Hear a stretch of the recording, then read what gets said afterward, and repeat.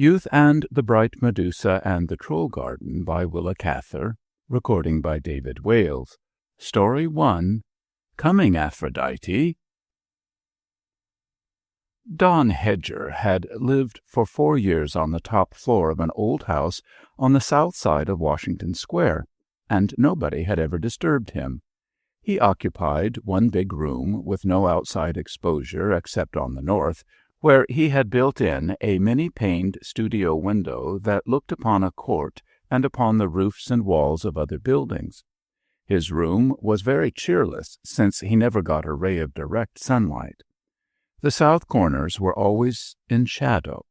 In one of the corners was a clothes closet, built against the partition, in another a wide divan, serving as a seat by day and a bed by night. In the front corner, the one farther from the window, was a sink and a table with 2 gas burners, where he sometimes cooked his food. There, too, in the perpetual dusk, was the dog's bed, and often a bone or two for his comfort. The dog was a Boston bull terrier, and Hedger explained his surly disposition by the fact that he had been bred to the point where it told on his nerves. His name was Caesar III, and he had taken prizes at very exclusive dog shows. When he and his master went out to prowl about University Place or to promenade along West Street, Caesar III was invariably fresh and shining. His pink skin showed through his mottled coat, which glistened as if it had just been rubbed with olive oil, and he wore a brass-studded collar bought at the smartest saddler's.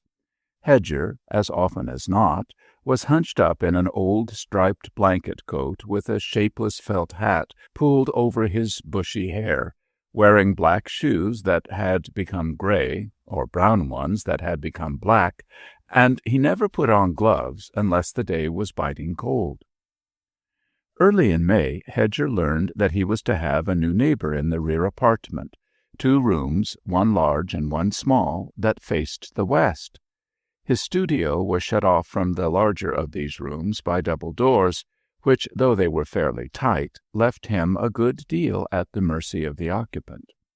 The rooms had been leased, long before he came there, by a trained nurse who considered herself knowing in old furniture. She went to auction sales and bought up mahogany and dirty brass and stored it away here, where she meant to live when she retired from nursing.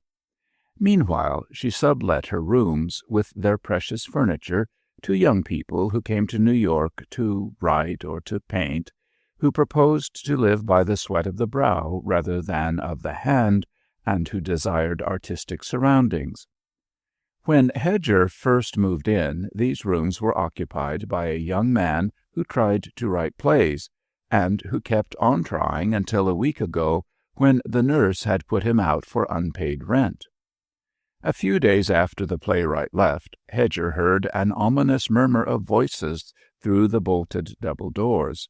The ladylike intonation of the nurse, doubtless exhibiting her treasures, and another voice, also a woman's, but very different, young, fresh, unguarded, confident.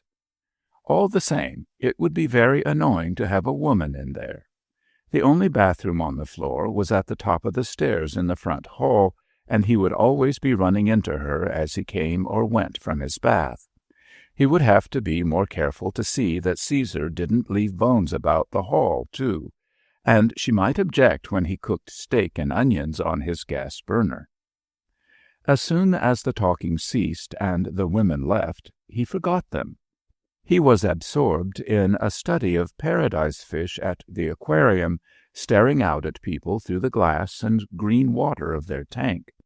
It was a highly gratifying idea, the incommunicability of one stratum of animal life with another, though Hedger pretended it was only an experiment in unusual lighting. When he heard trunks knocking against the sides of the narrow hall, then he realized that she was moving in at once. Toward noon, groans and deep gasps and the creaking of ropes made him aware that a piano was arriving.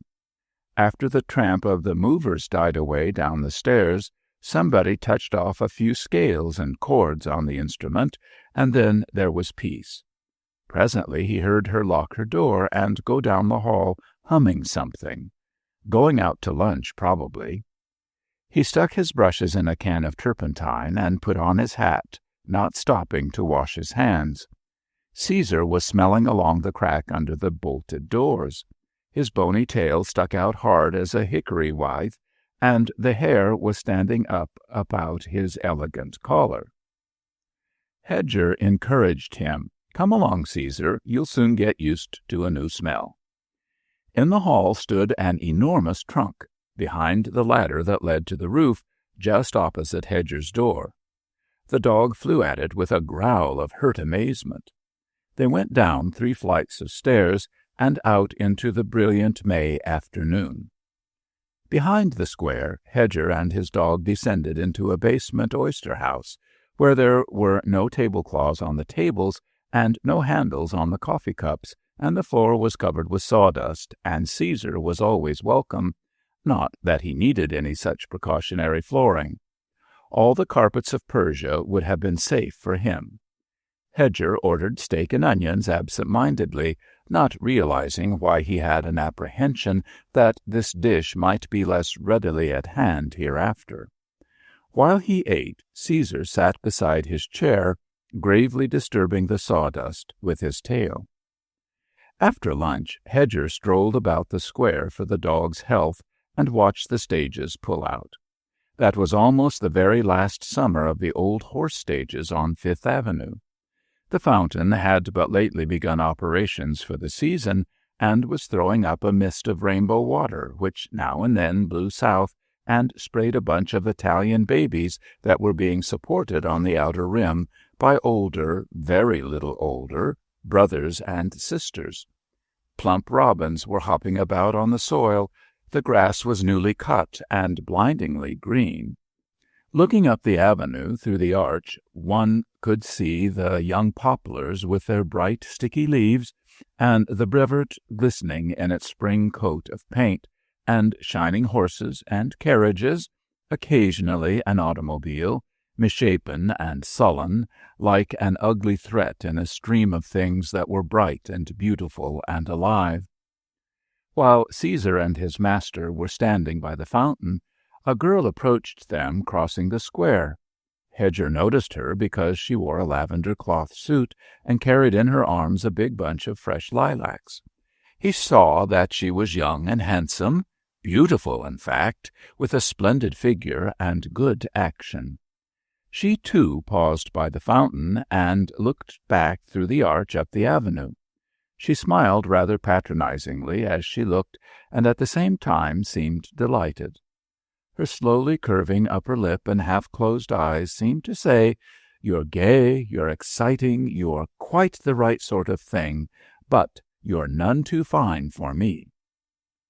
In the moment she tarried, Caesar stealthily approached her and sniffed at the hem of her lavender skirt. Then, when she went south like an arrow, he ran back to his master and lifted a face full of emotion and alarm, his lower lip twitching under his sharp white teeth, and his hazel eyes pointed with a very definite discovery. He stood thus, motionless, while Hedger watched the lavender girl go up the steps and through the door of the house in which he lived. "You're right, my boy, it's she. She might be worse looking, you know." When they mounted to the studio, the new lodger's door at the back of the hall was a little ajar, and Hedger caught the warm perfume of lilacs just brought in out of the sun. He was used to the musty smell of the old hall carpet. The nurse lessee had once knocked at his studio door and complained that Caesar must be somewhat responsible for the particular flavor of that mustiness, and Hedger had never spoken to her since. He was used to the old smell, and he preferred it to that of the lilacs, and so did his companion, whose nose was so much more discriminating. Hedger shut his door vehemently and fell to work. Most young men who dwell in obscure studios in New York have had a beginning, come out of something, have somewhere a home town, a family, a paternal roof. But Don Hedger had no such background. He was a foundling and had grown up in a school for homeless boys where book learning was a negligible part of the curriculum. When he was 16, a Catholic priest took him to Greensburg, Pennsylvania, to keep house for him. The priest did something to fill in the large gaps in the boy's education, taught him to like Don Quixote and the Golden Legend, and encouraged him to mess with paints and crayons in his room up under the slope of the mansard. When Don wanted to go to New York to study at the Art League, the priest got him a night job as a packer in one of the big department stores. Since then, Hedger had taken care of himself. That was his only responsibility. He was singularly unencumbered, had no family ties, no social ties, no obligations toward anyone but his landlord. Since he traveled light, he had traveled rather far. He had got over a good deal of the earth's surface, in spite of the fact that he never in his life had more than $300 a head at any one time, and he had already outlived a succession of convictions and revelations about his art. Though he was now but 26 years old, he had twice been on the verge of becoming a marketable product. Once through some studies of New York streets he did for a magazine, and once through a collection of pastels he brought home from New Mexico, which Remington, then at the height of his popularity, happened to see and generously tried to push.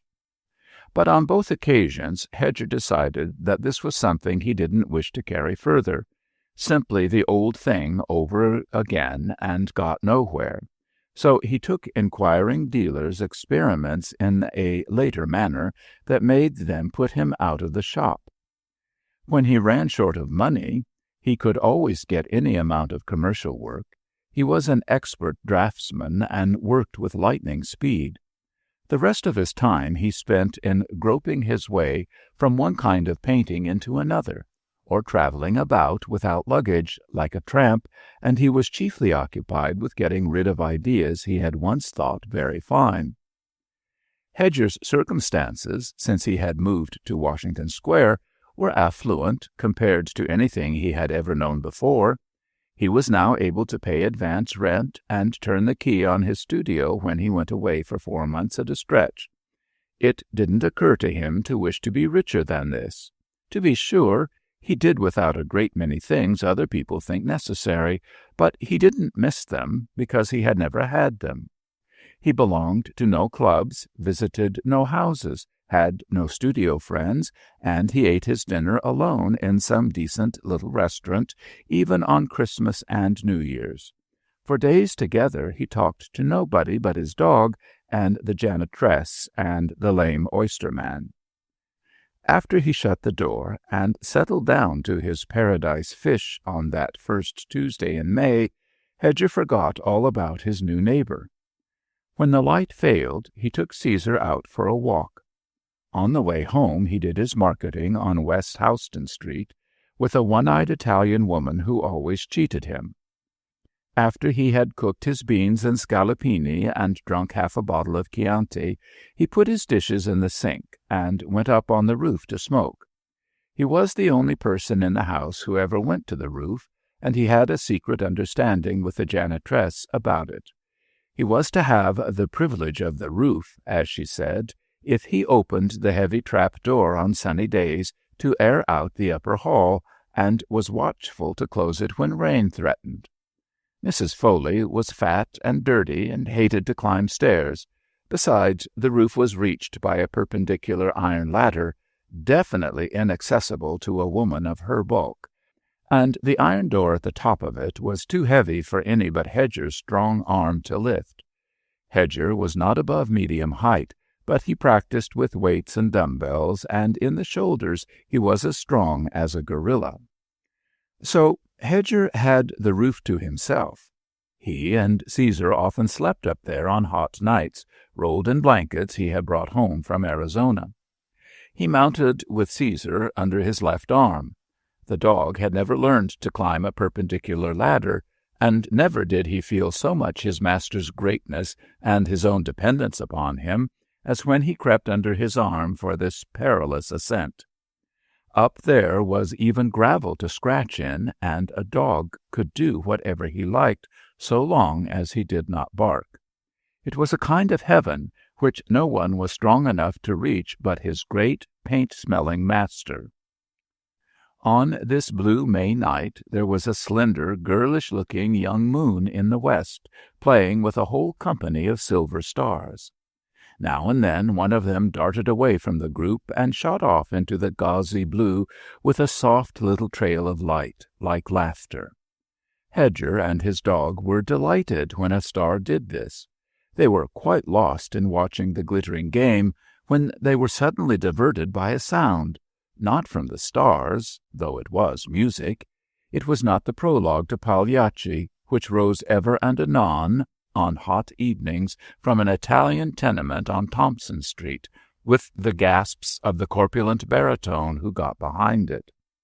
Nor was it the hurdy-gurdy man who often played at the corner in the balmy twilight.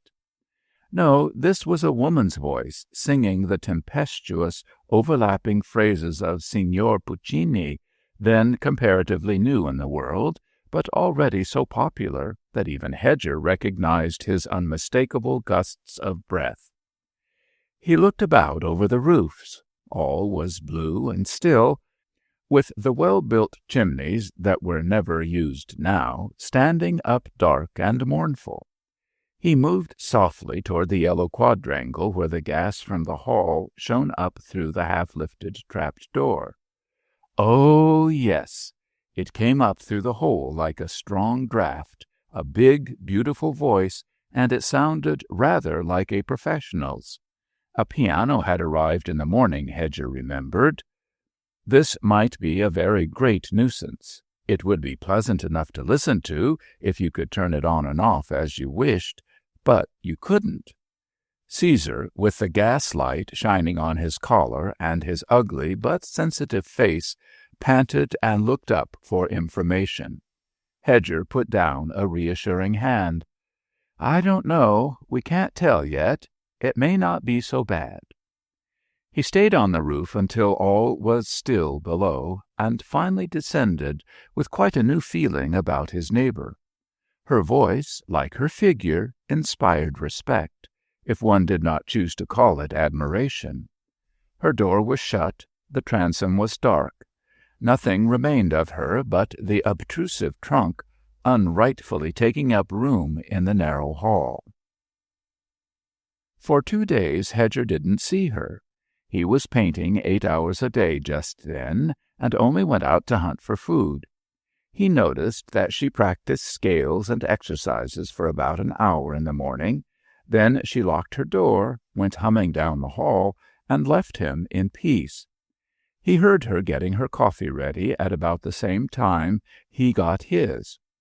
Earlier still, she passed his room on her way to her bath. In the evening she sometimes sang, but on the whole she didn't bother him. When he was working well, he did not notice anything much. The morning paper lay before his door until he reached out for his milk bottle. Then he kicked the sheet aside, and it lay on the floor until evening.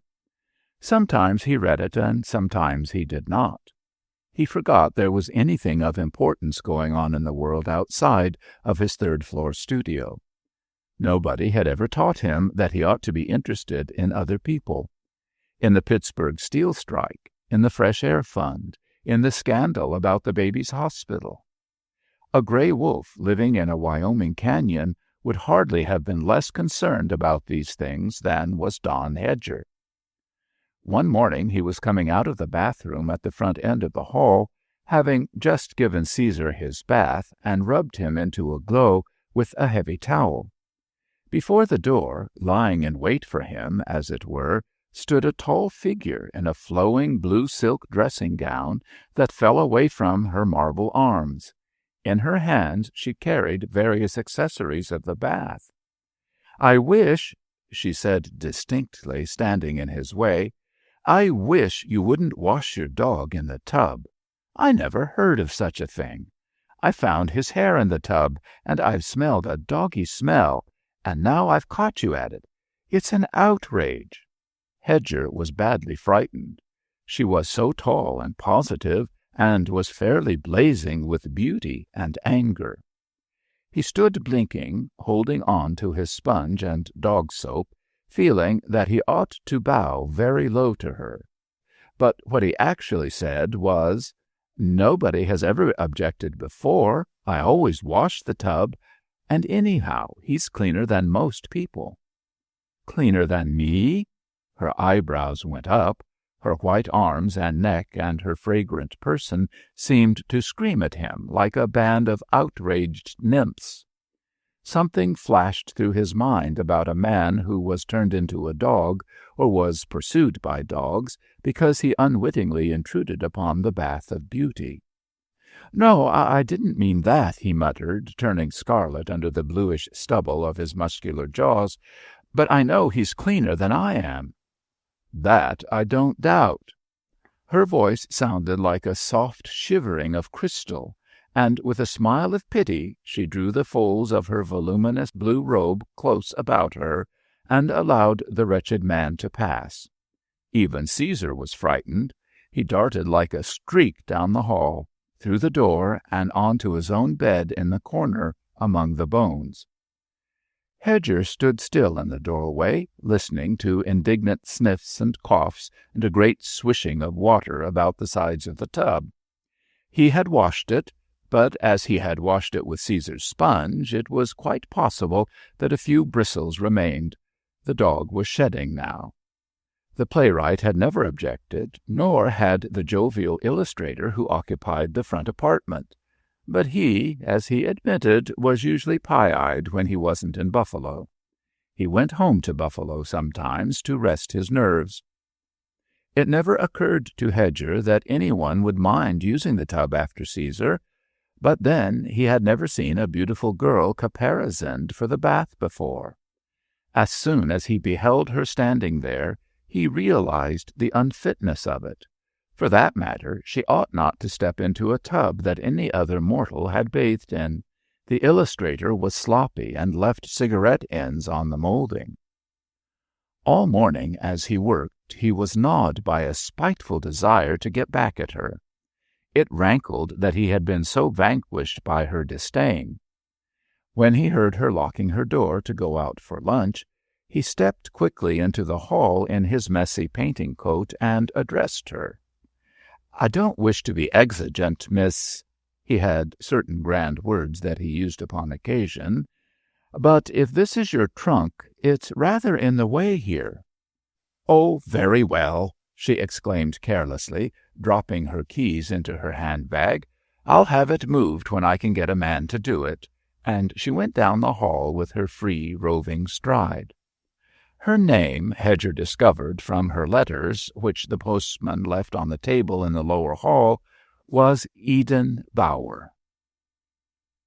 In the closet that was built against the partition separating his room from Miss Bower's, Hedger kept all his wearing apparel, some of it on hooks and hangers, some of it on the floor. When he opened his closet door nowadays, little dust-colored insects flew away on downy wings, and he suspected that a brood of moths were hatching in his winter overcoat. Mrs. Foley, the janitress, told him to bring down all his heavy clothes, and she would give them a beating and hang them in the court. The closet was in such disorder that he shunned the encounter, but one hot afternoon he set himself to the task. First he threw out a pile of forgotten laundry and tied it up in a sheet. The bundle stood as high as his middle when he had knotted the corners. Then he got his shoes and overshoes together. When he took his overcoat from its place against the partition, a long ray of yellow light shot across the dark enclosure, a knot-hole evidently in the high wainscoting of the west room. He had never noticed it before, and without realizing what he was doing, he stooped and squinted through it. Yonder, in a pool of sunlight, stood his new neighbor, wholly unclad, doing exercises of some sort before a long gilt mirror. Hedger did not happen to think how unpardonable it was of him to watch her, Nudity was not improper to anyone who had worked so much from the figure, and he continued to look, simply because he had never seen a woman's body so beautiful as this one, positively glorious in action. As she swung her arms and changed from one pivot of motion to another, muscular energy seemed to flow through her from her toes to her fingertips. The soft flush of exercise and the gold of afternoon sun played over her flesh together, enveloped her in a luminous mist which, as she turned and twisted, made now an arm, now a shoulder, now a thigh, dissolve in pure light and instantly recover its outline with the next gesture. Hedger's fingers curved as if he were holding a crayon. Mentally he was doing the whole figure in a single running line, and the charcoal seemed to explode in his hand at the point where the energy of each gesture was discharged into the whirling disk of light from a foot or shoulder, from the upthrust chin or the lifted breasts. He could not have told whether he watched her for 6 minutes or 16. When her gymnastics were over, she paused to catch up a lock of hair that had come down, and examined with solicitude a little reddish mole that grew under her left armpit. Then, with her hand on her hip, she walked unconcernedly across the room and disappeared through the door into her bedchamber. Disappeared. Don Hedger was crouching on his knees, staring at the golden shower which poured in through the west windows, at the lake of gold sleeping on the faded Turkish carpet. The spot was enchanted. A vision out of Alexandria, out of the remote pagan past, had bathed itself there in helianthine fire. When he crawled out of his closet, he stood blinking at the gray sheet stuffed with laundry, not knowing what had happened to him. He felt a little sick as he contemplated the bundle. Everything here was different. He hated the disorder of the place, the gray prison light, his old shoes and himself, and all his slovenly habits. The black calico curtains that ran on wires over his big windows were white with dust. There were 3 greasy frying pans in the sink, and the sink itself— He felt desperate. He couldn't stand this another minute. He took up an armful of winter clothes and ran down 4 flights into the basement. "Mrs. Foley," he began, "I want my room cleaned this afternoon, thoroughly cleaned. Can you get a woman for me right away?" "Is it company you're having?" the fat, dirty janitress inquired. Mrs. Foley was the widow of a useful Tammany man, and she owned real estate in Flatbush. She was huge and soft as a feather bed. Her face and arms were permanently coated with dust, grained like wood where the sweat had trickled. "Yes, company, that's it." "Well, this is a queer time of the day to be asking for a cleaning woman. It's likely I can get you old Lizzie if she's not drunk. I'll send Willie round to see." Willie, the son of 14, roused from the stupor and stain of his 5th box of cigarettes by the gleam of a quarter, went out. In 5 minutes he returned with old Lizzie, she smelling strong of spirits and wearing several jackets which she had put on, one over the other, and a number of skirts, long and short, which made her resemble an animated dishcloth. She had, of course, to borrow her equipment from Mrs. Foley, and toiled up the long flights, dragging mop and pail and broom. She told Hedger to be of good cheer, for he had got the right woman for the job, and showed him a great leather strap she wore about her wrist to prevent dislocation of tendons. She swished about the place, scattering dust and splashing soap suds, while he watched her in nervous despair. He stood over Lizzie and made her scour the sink, directing her roughly, then paid her and got rid of her. Shutting the door on his failure, he hurried off with his dog to lose himself among the stevedores and dock laborers on West Street. A strange chapter began for Don Hedger. Day after day, at that hour in the afternoon, the hour before his neighbor dressed for dinner, he crouched down in his closet to watch her go through her mysterious exercises. It did not occur to him that his conduct was detestable. There was nothing shy or retreating about this unclad girl, a bold body, studying itself quite coolly and evidently well pleased with itself, doing all this for a purpose. Hedger scarcely regarded his action as conduct at all. It was something that had happened to him.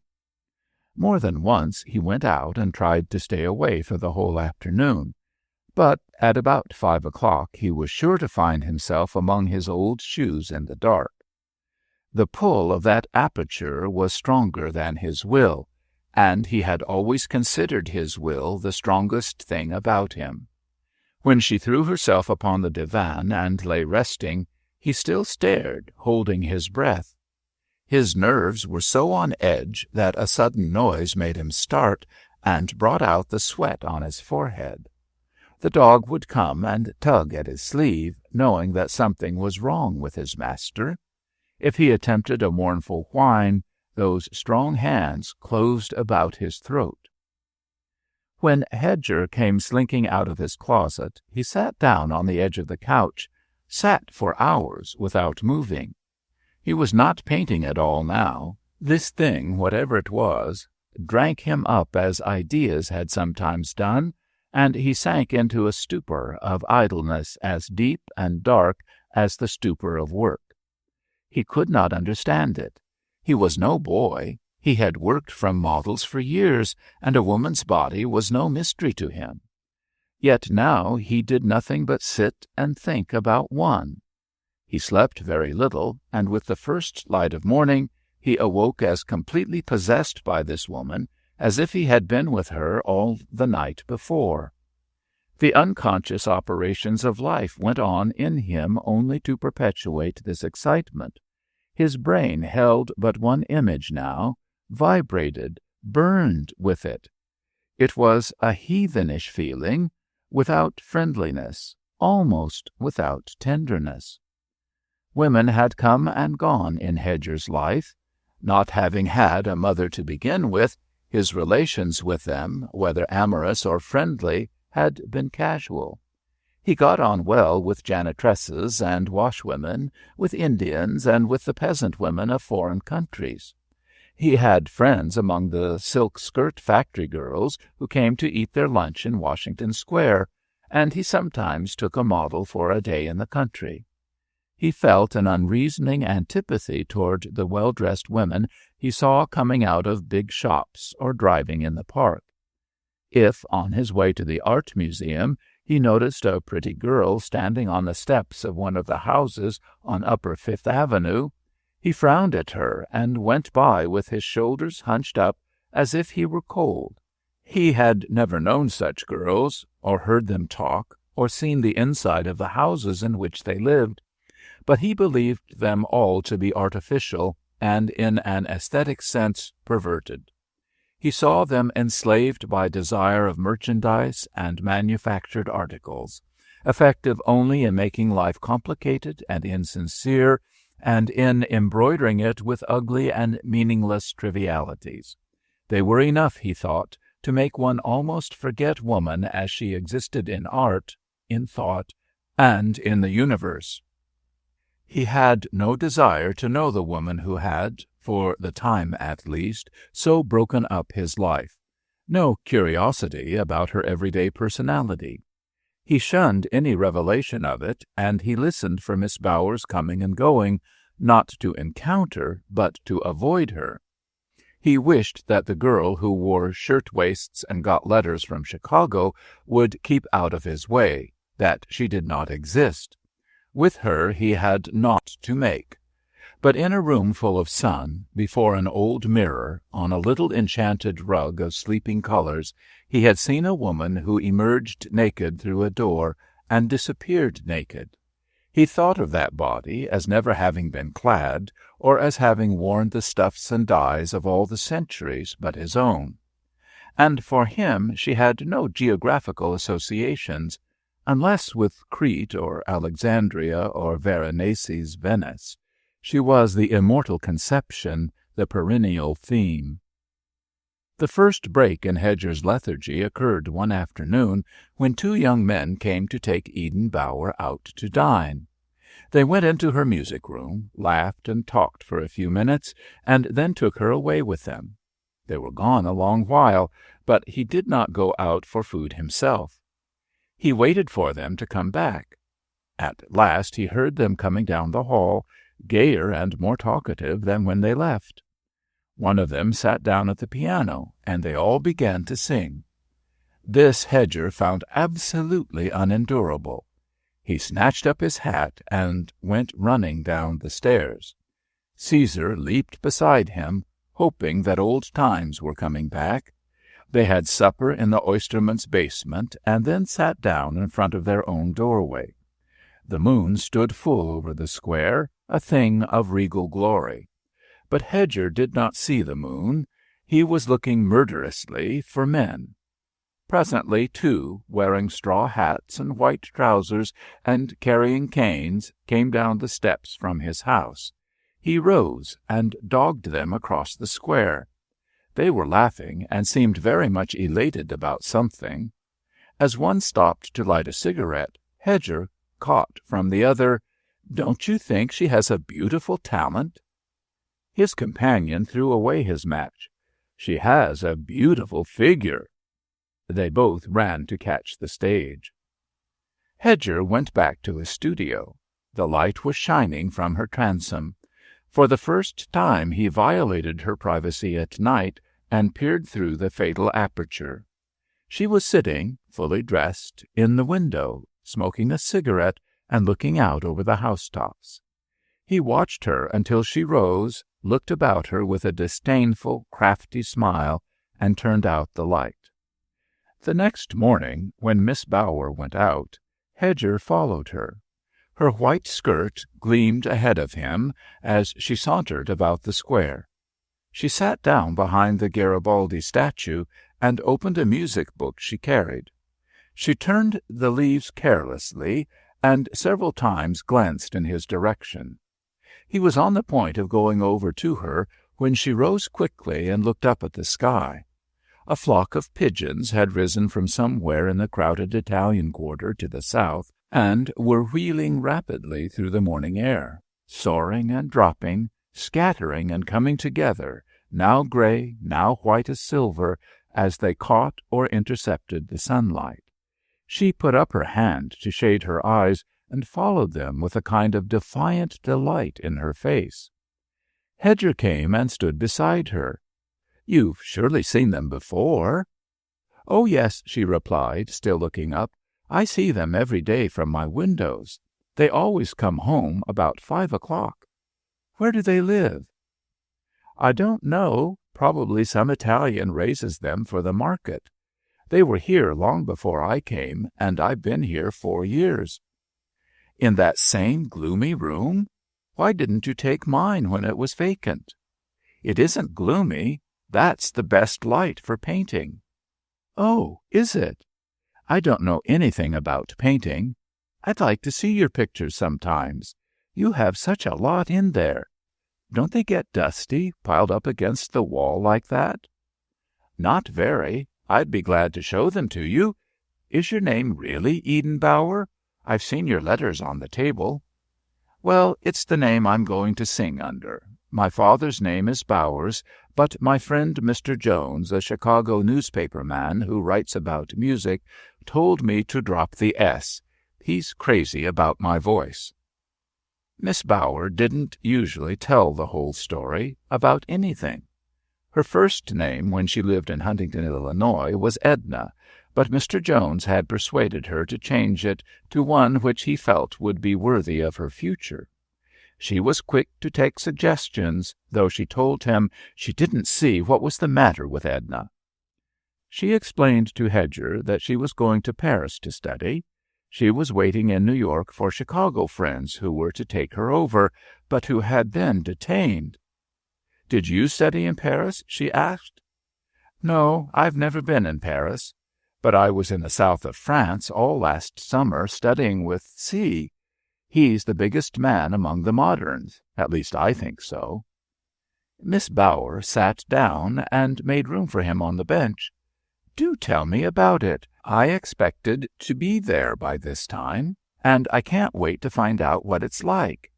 Hedger began to relate how he had seen some of this Frenchman's work in an exhibition, and decided at once that this was the man for him. He had taken a boat for Marseille the next week, going over steerage. He proceeded at once to the little town on the coast where his painter lived, and presented himself. The man never took pupils, but because Hedger had come so far, he let him stay. Hedger lived at the master's house, and every day they went out together to paint, sometimes on the blazing rocks down by the sea. They wrapped themselves in light woolen blankets and didn't feel the heat. Being there and working with C was being in paradise, Hedger concluded. He learned more in 3 months than in all his life before. Eden Bower laughed. "You're a funny fellow. Didn't you do anything but work? Are the women very beautiful? Did you have awfully good things to eat and drink?" Hedger said some of the women were fine-looking, especially one girl who went about selling fish and lobsters. About the food there was nothing remarkable, except the ripe figs. He liked those. They drank sour wine and used goat butter, which was strong and full of hair, as it was churned in a goatskin. "But don't they have parties or banquets? Aren't there any fine hotels down there?" "Yes, but they are all closed in summer, and the country people are poor. It's a beautiful country, though." "How beautiful?" she persisted. "If you want to go in, I'll show you some sketches, and you'll see." Miss Bowers rose. "All right, I won't go to my fencing class this morning. Do you fence? Here comes your dog. You can't move, but he's after you. He always makes a face at me when I meet him in the hall, and shows his nasty little teeth, as if he wanted to bite me." In the studio, Hedger got out his sketches, but to Miss Bower, whose favorite pictures were Christ before Pilate and a red-haired Magdalene of Henner, these landscapes were not at all beautiful, and they gave her no idea of any country whatsoever. She was careful not to commit herself, however. Her vocal teacher had already convinced her that she had a great deal to learn about many things. "Why don't we go out to lunch somewhere?" Hedger asked, and began to dust his fingers with a handkerchief, which he got out of sight as quickly as possible. "All right, the Brevoort," she said carelessly. "I think that's a good place, and they have good wine. I don't care for cocktails." Hedger felt his chin uneasily. "I'm afraid I haven't shaved this morning. If you could wait for me in the square, it won't take me 10 minutes." Left alone, he found a clean collar and handkerchief, brushed his coat and blacked his shoes, and, last of all, dug up $10 from the bottom of an old copper kettle he had brought from Spain. His winter hat was of such a complexion that the Brevoort hall boy winked at the porter as he took it and placed it on the rack in a row of fresh straw ones. That afternoon Eden Bower was lying on the couch in her music-room, her face turned to the window, watching the pigeons. Reclining thus, she could see none of the neighboring roofs, only the sky itself, and the birds that crossed and recrossed her field of vision, white as scraps of paper blowing in the wind. She was thinking that she was young and handsome and had had a good lunch, that a very easy-going, light-hearted city lay in the streets below her, and she was wondering why she found this queer painter chap, with his lean bluish cheeks and heavy black eyebrows, more interesting than the smart young men she met at her teacher's studio. Eden Bower was at 20 very much the same person that we all know her to be at 40, except that she knew a great deal less. But one thing she knew, that she was to be Eden Bower.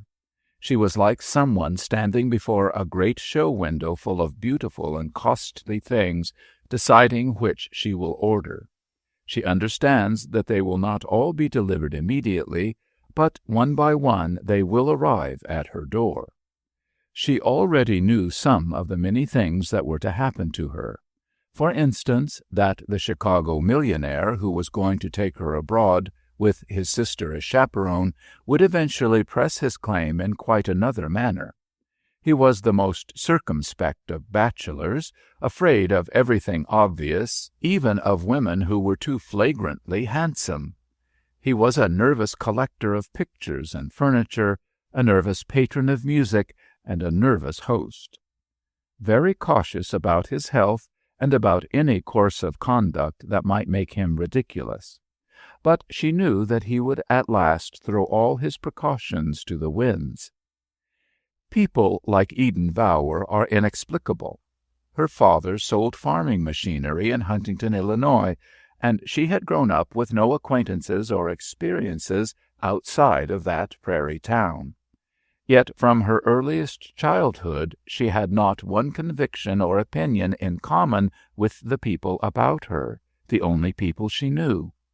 Before she was out of short dresses, she had made up her mind that she was going to be an actress, that she would live far away in great cities, that she would be much admired by men, and would have everything she wanted. When she was 13 and was already singing and reciting for church entertainments, she read in some illustrated magazine a long article about the late Tsar of Russia, then just come to the throne or about to come to it.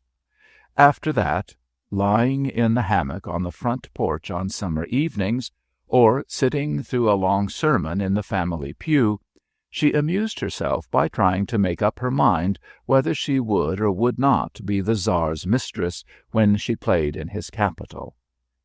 Now Edna had met this fascinating word only in the novels of Ouida. Her hard-worked little mother kept a long row of them in the upstairs storeroom behind the linen chest. In Huntington, women who bore that relation to men were called by a very different name, and their lot was not an enviable one. Of all the shabby and poor, they were the shabbiest. But then Edna had never lived in Huntington, not even before she began to find books like Sappho and Mademoiselle de Maupin, secretly sold in paper covers throughout Illinois. It was as if she had come into Huntington, into the Bowers family, on one of the trains that puffed over the marshes behind their back fence all day long, and was waiting for another train to take her out. As she grew older and handsomer, she had many beaux, but these small-town boys didn't interest her. If a lad kissed her when he brought her home from a dance, she was indulgent, and she rather liked it, but if he pressed her further, she slipped away from him, laughing. After she began to sing in Chicago, she was consistently discreet. She stayed as a guest in rich people's houses, and she knew that she was being watched like a rabbit in a laboratory. Covered up in bed, with the lights out, she thought her own thoughts and laughed. This summer in New York was her first taste of freedom. The Chicago capitalist, after all his arrangements were made for sailing, had been compelled to go to Mexico to look after oil interests. His sister knew an excellent singing master in New York. Why should not a discreet, well-balanced girl like Miss Bower spend the summer there, studying quietly? The capitalist suggested that his sister might enjoy a summer on Long Island. He would rent the Griffiths place for her, with all the servants, and Eden could stay there. But his sister met this proposal with a cold stare. So it fell out that between selfishness and greed, Eden got a summer all her own, which really did a great deal toward making her an artist and whatever else she was afterward to become. She had time to look about, to watch without being watched, to select diamonds in one window and furs in another, to select shoulders and mustaches in the big hotels where she went to lunch. She had the easy freedom of obscurity and the consciousness of power. She enjoyed both. She was in no hurry. While Eden Bower watched the pigeons, Don Hedger sat on the other side of the bolted doors, looking into a pool of dark turpentine at his idle brushes, wondering why a woman could do this to him. He, too, was sure of his future, and knew that he was a chosen man. He could not know, of course, that he was merely the first to fall under a fascination which was to be disastrous to a few men and pleasantly stimulating to many thousands. Each of these two young people sensed the future, but not completely. Don Hedger knew that nothing much would ever happen to him. Eden Bower understood that to her a great deal would happen. But she did not guess that her neighbor would have more tempestuous adventures sitting in his dark studio than she would find in all the capitals of Europe or in all the latitude of conduct she was preparing to permit herself. One Sunday morning, Eden was crossing the square with a spruce young man in a white flannel suit and a Panama hat. They had been breakfasting at the Brevoort, and he was coaxing her to let him come up to her rooms and sing for an hour. "No, I've got to write letters. You must run along now. I see a friend of mine over there, and I want to ask him about something before I go up." "That fellow with the dog? Where did you pick him up?" The young man glanced toward the seat under a sycamore where Hedger was reading the morning paper. "Oh, he's an old friend from the West," said Eden easily. "I won't introduce you because he doesn't like people. He's a recluse. Goodbye. I can't be sure about Tuesday. I'll go with you if I have time after my lesson." She nodded, left him, and went over to the seat littered with newspapers. The young man went up the avenue without looking back. "Well, what are you going to do today? Shampoo this animal all morning?" Eden inquired teasingly. Hedger made room for her on the seat. "No, at 12 o'clock I'm going out to Coney Island. One of my models is going up in a balloon this afternoon. I've often promised to go and see her, and now I'm going." Eden asked if models usually did such stunts. No, Hedger told her, but Molly Welch added to her earnings in that way. "I believe," he added, "she likes the excitement of it. She's got a good deal of spirit. That's why I like to paint her. So many models have flaccid bodies." "And she hasn't, eh? Is she the one who comes to see you? I can't help hearing her, she talks so loud." "Yes, she has a rough voice, but she's a fine girl. I don't suppose you'd be interested in going?" "Oh, I don't know." Eden sat tracing patterns on the asphalt with the end of her parasol. "Is it any fun? I got up feeling I'd like to do something different today. It's the first Sunday I've not had to sing in church. I had that engagement for breakfast at the Brevoort, but it wasn't very exciting. That chap can't talk about anything but himself." Hedger warmed a little. "If you've never been to Coney Island, you ought to go. It's nice to see all the people, tailors and bartenders and prize-fighters with their best girls, and all sorts of folks taking a holiday." Eden looked sideways at him. So one ought to be interested in people of that kind, ought one? He was certainly a funny fellow, yet he was never, somehow, tiresome. She had seen a good deal of him lately, but she kept wanting to know him better, to find out what made him different from men like the one she had just left, whether he really was as different as he seemed. "I'll go with you," she said at last, "if you'll leave that at home." She pointed to Caesar's flickering ears with her sunshade. "But he's half the fun. You'd like to hear him bark at the waves when they come in." "No, I wouldn't. He's jealous and disagreeable if he sees you talking to anyone else. Look at him now." "Of course, if you make a face at him, he knows what that means, and he makes a worse face. He likes Molly Welch, and she'll be disappointed if I don't bring him." Eden said decidedly that he couldn't take both of them. So at 12 o'clock, when she and Hedger got on the boat at Desbrosses Street, Caesar was lying on his pallet with a bone. Eden enjoyed the boat ride. It was the first time she had been on the water, and she felt as if she were embarking for France. The light, warm breeze and the plunge of the waves made her very wide awake, and she liked crowds of any kind. They went to the balcony of a big, noisy restaurant and had a shore dinner with tall steins of beer. Hedger had got a big advance from his advertising firm since he first lunched with Miss Bower 10 days ago, and he was ready for anything. After dinner, they went to the tent behind the bathing beach, where the tops of 2 balloons bulged out over the canvas. A red-faced man in a linen suit stood in front of the tent, shouting in a hoarse voice and telling the people that if the crowd was good for $5 more, a beautiful young woman would risk her life for their entertainment. 4 little boys in dirty red uniforms ran about taking contributions in their pillbox hats. One of the balloons was bobbing up and down in its tether, and people were shoving forward to get nearer the tent. "Is it dangerous, as he pretends?" Eden asked. "Molly says it's simple enough if nothing goes wrong with the balloon." "Then it would be all over, I suppose." "Wouldn't you like to go up with her?" "I?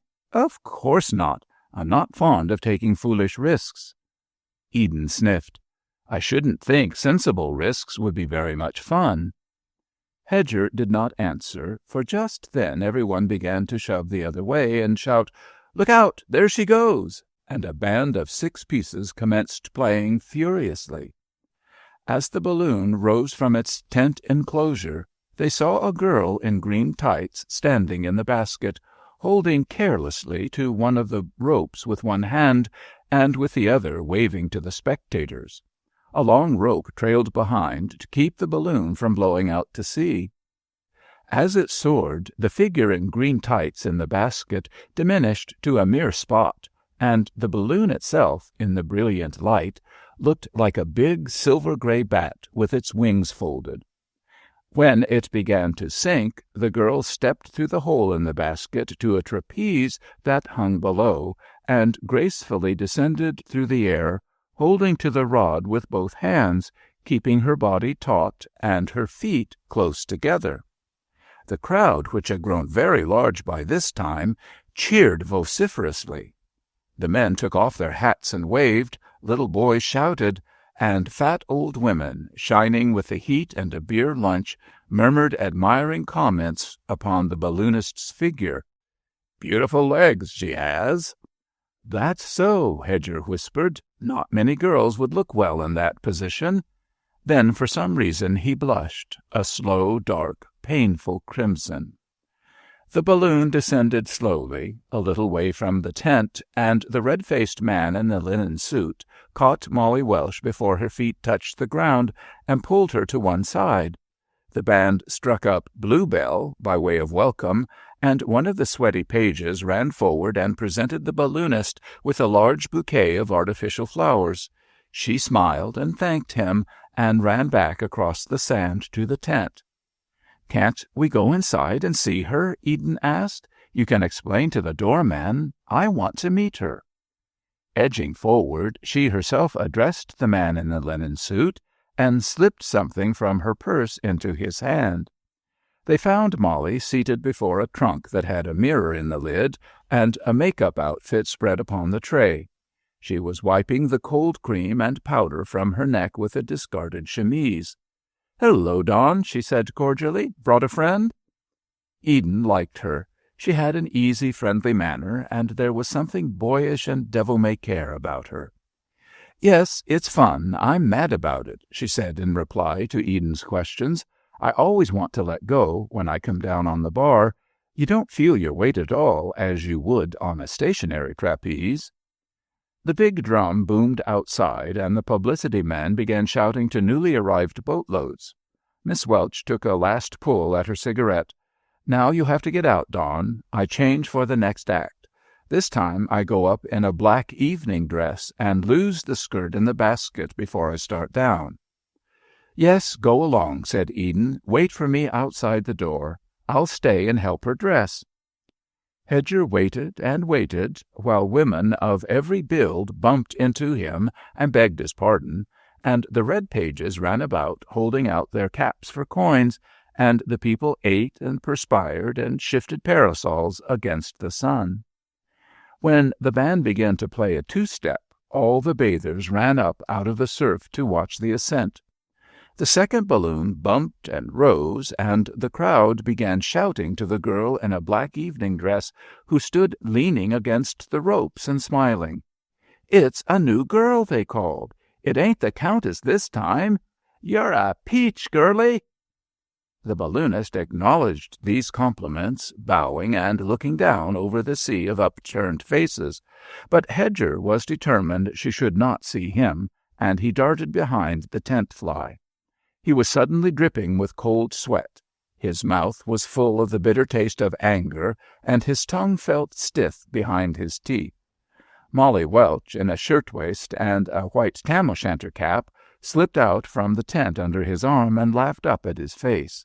"She's a crazy one you brought along. She'll get what she wants." "Oh, I'll settle with you all right," Hedger brought out with difficulty. "It's not my fault, Donnie. I couldn't do anything with her. She bought me off." "What's the matter with you? Are you soft on her?" "She's safe enough. It's as easy as rolling off a log if you keep cool." Molly Welch was rather excited herself, and she was chewing gum at a high speed as she stood beside him, looking up at the floating silver cone. "Now watch," she exclaimed suddenly. "She's coming down on the bar." I advised her to cut that out, but you see she does it first rate. And she got hold of the skirt, too. Those black tights show off her legs very well. She keeps her feet together like I told her, and makes a good line along the back. See the light on those silver slippers? That was a good idea I had. Come along to meet her. Don't be a grouch. She's done it fine." Molly tweaked his elbow, and then left him standing like a stump, while she ran down the beach with the crowd. Though Hedger was sulking, his eyes could not help seeing the low blue welter of the sea, the arrested bathers standing in the surf, their arms and legs stained red by the dropping sun, all shading their eyes and gazing upward at the slowly falling silver star. Molly Welch and the manager caught Eden under the arms and lifted her aside. A red page dashed up with a bouquet, and the band struck up Bluebell. Eden laughed and bowed, took Molly's arm, and ran up the sand in her black tights and silver slippers, dodging the friendly old women and the gallant sports who wanted to offer their homage on the spot. When she emerged from the tent, dressed in her own clothes, that part of the beach was almost deserted. She stepped to her companion's side and said carelessly, "Hadn't we better try to catch this boat? I hope you're not sore at me. Really, it was lots of fun." Hedger looked at his watch. "Yes, we have 15 minutes to get to the boat," he said politely. As they walked toward the pier, one of the pages ran up panting. "Lady, you're carrying off the bouquet," he said aggrievedly. Eden stopped and looked at the bunch of spotty cotton roses in her hand. "Of course, I want them for a souvenir. You gave them to me yourself." "I give 'em to you for looks, but you can't take 'em away. They belong to the show." "Oh, you always use the same bunch?" "Sure we do. There ain't too much money in this business." She laughed and tossed them back to him. "Why are you angry?" she asked Hedger. "I wouldn't have done it if I'd been with some fellas, but I thought you were the sort who wouldn't mind. Molly didn't for a minute think you would." "What possessed you to do such a fool thing?" he asked roughly. "I don't know. When I saw her coming down, I wanted to try it. It looked exciting. Didn't I hold myself as well as she did?" Hedger shrugged his shoulders, but in his heart he forgave her. The return boat was not crowded, though the boats that passed them going out were packed to the rails. The sun was setting. Boys and girls sat on the long benches with their arms about each other, singing. Eden felt a strong wish to propitiate her companion, to be alone with him. She had been curiously wrought up by her balloon trip. It was a lark, but not very satisfying unless one came back to something after the flight. She wanted to be admired and adored. Though Eden said nothing, and sat with her arms limp on the rail in front of her, looking languidly at the rising silhouette of the city and the bright path of the sun, Hedger felt a strange drawing near to her.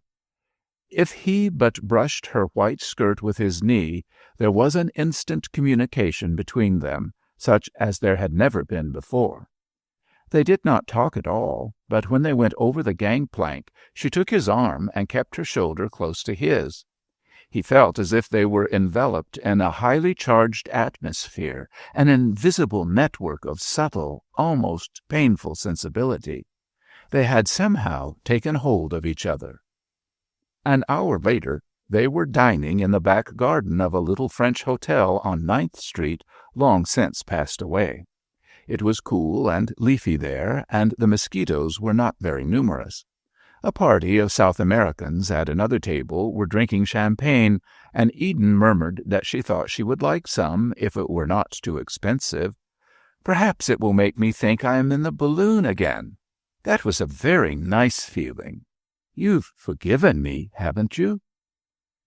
Hedger gave her a quick, straight look from under his black eyebrows, and something went over her that was like a chill, except that it was warm and feathery. She drank most of the wine. Her companion was indifferent to it. He was talking more to her tonight than he had ever done before. She asked him about a new picture she had seen in his room, a queer thing full of stiff, supplicating female figures. "It's Indian, isn't it?" "Yes, I call it rain spirits, or maybe Indian rain. In the Southwest, where I've been a good deal, the Indian traditions make women have to do with the rainfall. They were supposed to control it somehow, and to be able to find springs and make moisture come out of the earth. You see, I'm trying to learn to paint what people think and feel, to get away from all that photographic stuff. When I look at you, I don't see what a camera would see, do I?" "How can I tell?" "Well, if I should paint you, I could make you understand what I see." For the second time that day Hedger crimsoned unexpectedly, and his eyes fell and steadily contemplated a dish of little radishes. "That particular picture I got from a story a Mexican priest told me. He said he found it in an old manuscript book in a monastery down there, written by some Spanish missionary who got his stories from the Aztecs. This one he called The 40 Lovers of the Queen, and it was more or less about rain-making." "Aren't you going to tell it to me?" Eden asked. Hedger fumbled among the radishes. "I don't know if it's the proper kind of story to tell a girl." She smiled. "Oh, forget about that. I've been balloon riding today. I like to hear you talk." Her low voice was flattering. She had seemed like clay in his hands ever since they got on the boat to come home. He leaned back in his chair, forgot his food, and, looking at her intently, he began to tell his story, the theme of which he somehow felt was dangerous tonight. The tale began, he said, somewhere in ancient Mexico, and concerned the daughter of a king. The birth of this princess was preceded by unusual portents. 3 times her mother dreamed that she was delivered of serpents, which betokened that the child she carried would have power with the rain gods. The serpent was the symbol of water.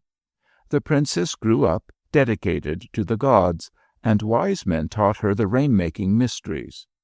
She was with difficulty restrained from men, and was guarded at all times, for it was the law of the thunder that she be maiden until her marriage. In the years of her adolescence, rain was abundant with her people. The oldest man could not remember such fertility. When the princess had counted 18 summers, her father went to drive out a war party that harried his borders on the north and troubled his prosperity. The king destroyed the invaders and brought home many prisoners. Among the prisoners was a young chief, taller than any of his captors, of such strength and ferocity that the king's people came a day's journey to look at him.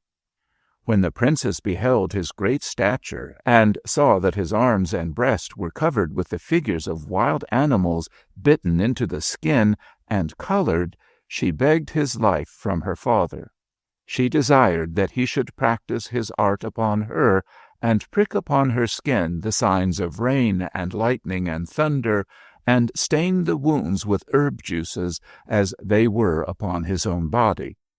For many days upon the roof of the king's house the princess submitted herself to the bone needle, and the women with her marveled at her fortitude.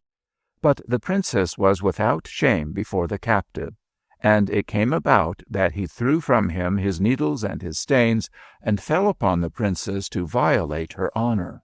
And her women ran down from the roof, screaming, to call the guard which stood at the gateway of the king's house, and none stayed to protect their mistress.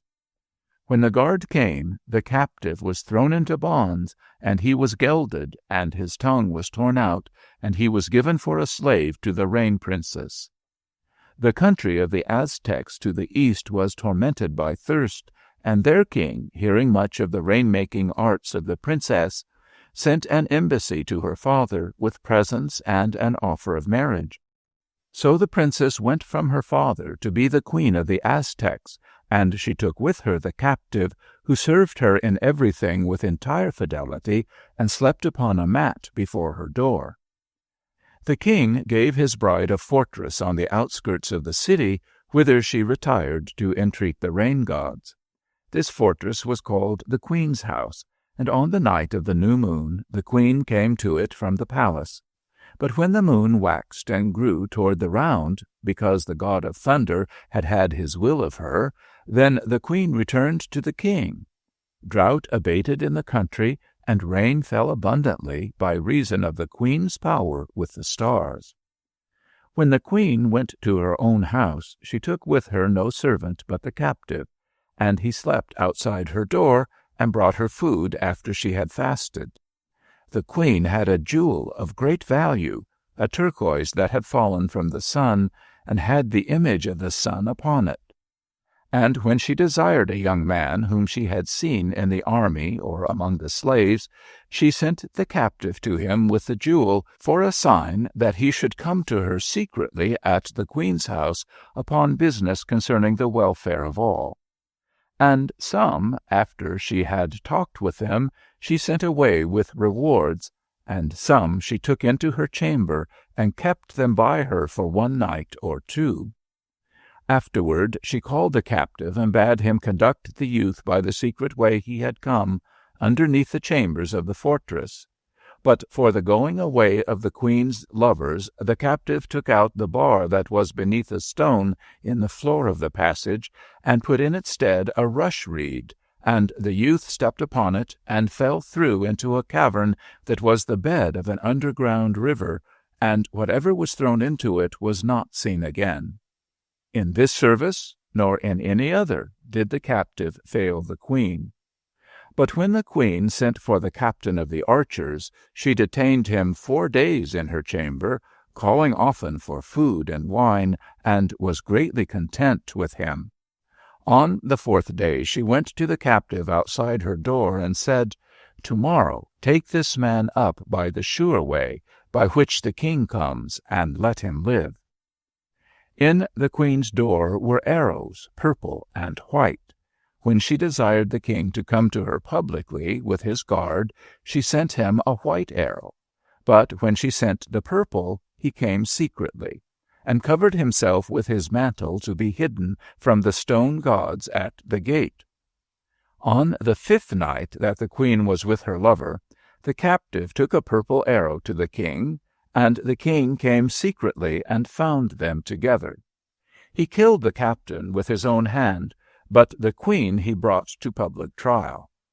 The captive, when he was put to the question, told on his fingers 40 men that he had let through the underground passage into the river. The captive and the queen were put to death by fire, both on the same day, and afterwards there was scarcity of rain. Eden Bower sat shivering a little as she listened. Hedger was not trying to please her, she thought, but to antagonize and frighten her by his brutal story. She had often told herself that his lean, big-boned lower jaw was like his bulldog's, but tonight his face made Caesar's most savage and determined expression seem an affectation. Now she was looking at the man he really was. Nobody's eyes had ever defied her like this. They were searching her and seeing everything. All she had concealed from Livingston and from the millionaire and his friends and from the newspaper men. He was testing her, trying her out, and she was more ill at ease than she wished to show. "That's quite a thrilling story," she said at last, rising and winding her scarf about her throat. "It must be getting late. Almost everyone has gone." They walked down the avenue like people who have quarreled or who wish to get rid of each other. Hedger did not take her arm at the street crossings, and they did not linger in the square. At her door he tried none of the old devices of the Livingston boys. He stood like a post, having forgotten to take off his hat, gave her a harsh, threatening glance, muttered "good night," and shut his own door noisily. There was no question of sleep for Eden Bower. Her brain was working like a machine that would never stop. After she undressed, she tried to calm her nerves by smoking a cigarette, lying on the divan by the open window. But she grew wider and wider awake, combating the challenge that had flamed all evening in Hedger's eyes. The balloon had been one kind of excitement, the wine another. But the one that had roused her, as a blow rouses a proud man, was the doubt, the contempt, the sneering hostility with which the painter had looked at her when he told his savage story. Crowds and balloons were all very well, she reflected, but woman's chief adventure is man. With a mind overactive and a sense of life overstrong, she wanted to walk across the roofs in the starlight, to sail over the sea and face at once a world of which she had never been afraid. Hedger must be asleep. His dog had stopped sniffing under the double doors. Eden put on her wrapper and slippers and stole silently down the hall over the old carpet. One loose board creaked just as she reached the ladder. The trapdoor was open, as always on hot nights. When she stepped out on the roof, she drew a long breath and walked across it, looking up at the sky. Her foot touched something soft. She heard a low growl, and on the instant Caesar's sharp little teeth caught her ankle and waited. His breath was like steam on her leg. Nobody had ever intruded upon his roof before, and he panted for the movement or the word that would let him spring his jaw. Instead, Hedger's hand seized his throat. "Wait a minute, I'll settle with him," he said grimly. He dragged the dog toward the manhole and disappeared. When he came back, he found Eden standing over by the dark chimney, looking away in an offended attitude. "I caned him unmercifully," he panted. "Of course you didn't hear anything. He never whines when I beat him. He didn't nip you, did he?" "I don't know whether he broke the skin or not," she answered aggrievedly, still looking off into the west. "If I were one of your friends in white pants, I'd strike a match to find whether you were hurt, though I know you are not, and then I'd see your ankle, wouldn't I?" "I suppose so." He shook his head and stood with his hands in the pockets of his old painting jacket. "I'm not up to such boy tricks. If you want the place to yourself, I'll clear out. There are plenty of places where I can spend the night, what's left of it. But if you stay here and I stay here—" He shrugged his shoulders. Eden did not stir, and she made no reply. Her head drooped slightly, as if she were considering, but the moment he put his arms about her they began to talk, both at once, as people do in an opera. The instant avowal brought out a flood of trivial admissions. Hedger confessed his crime, was reproached and forgiven, and now Eden knew what it was in his look that she had found so disturbing of late. Standing against the black chimney with the sky behind and blue shadows before, they looked like one of Hedger's own paintings of that period.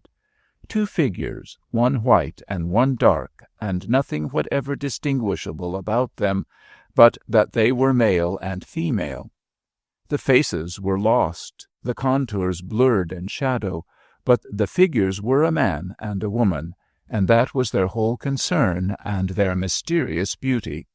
It was the rhythm in which they moved at last along the roof and down into the dark hole, he first, drawing her gently after him.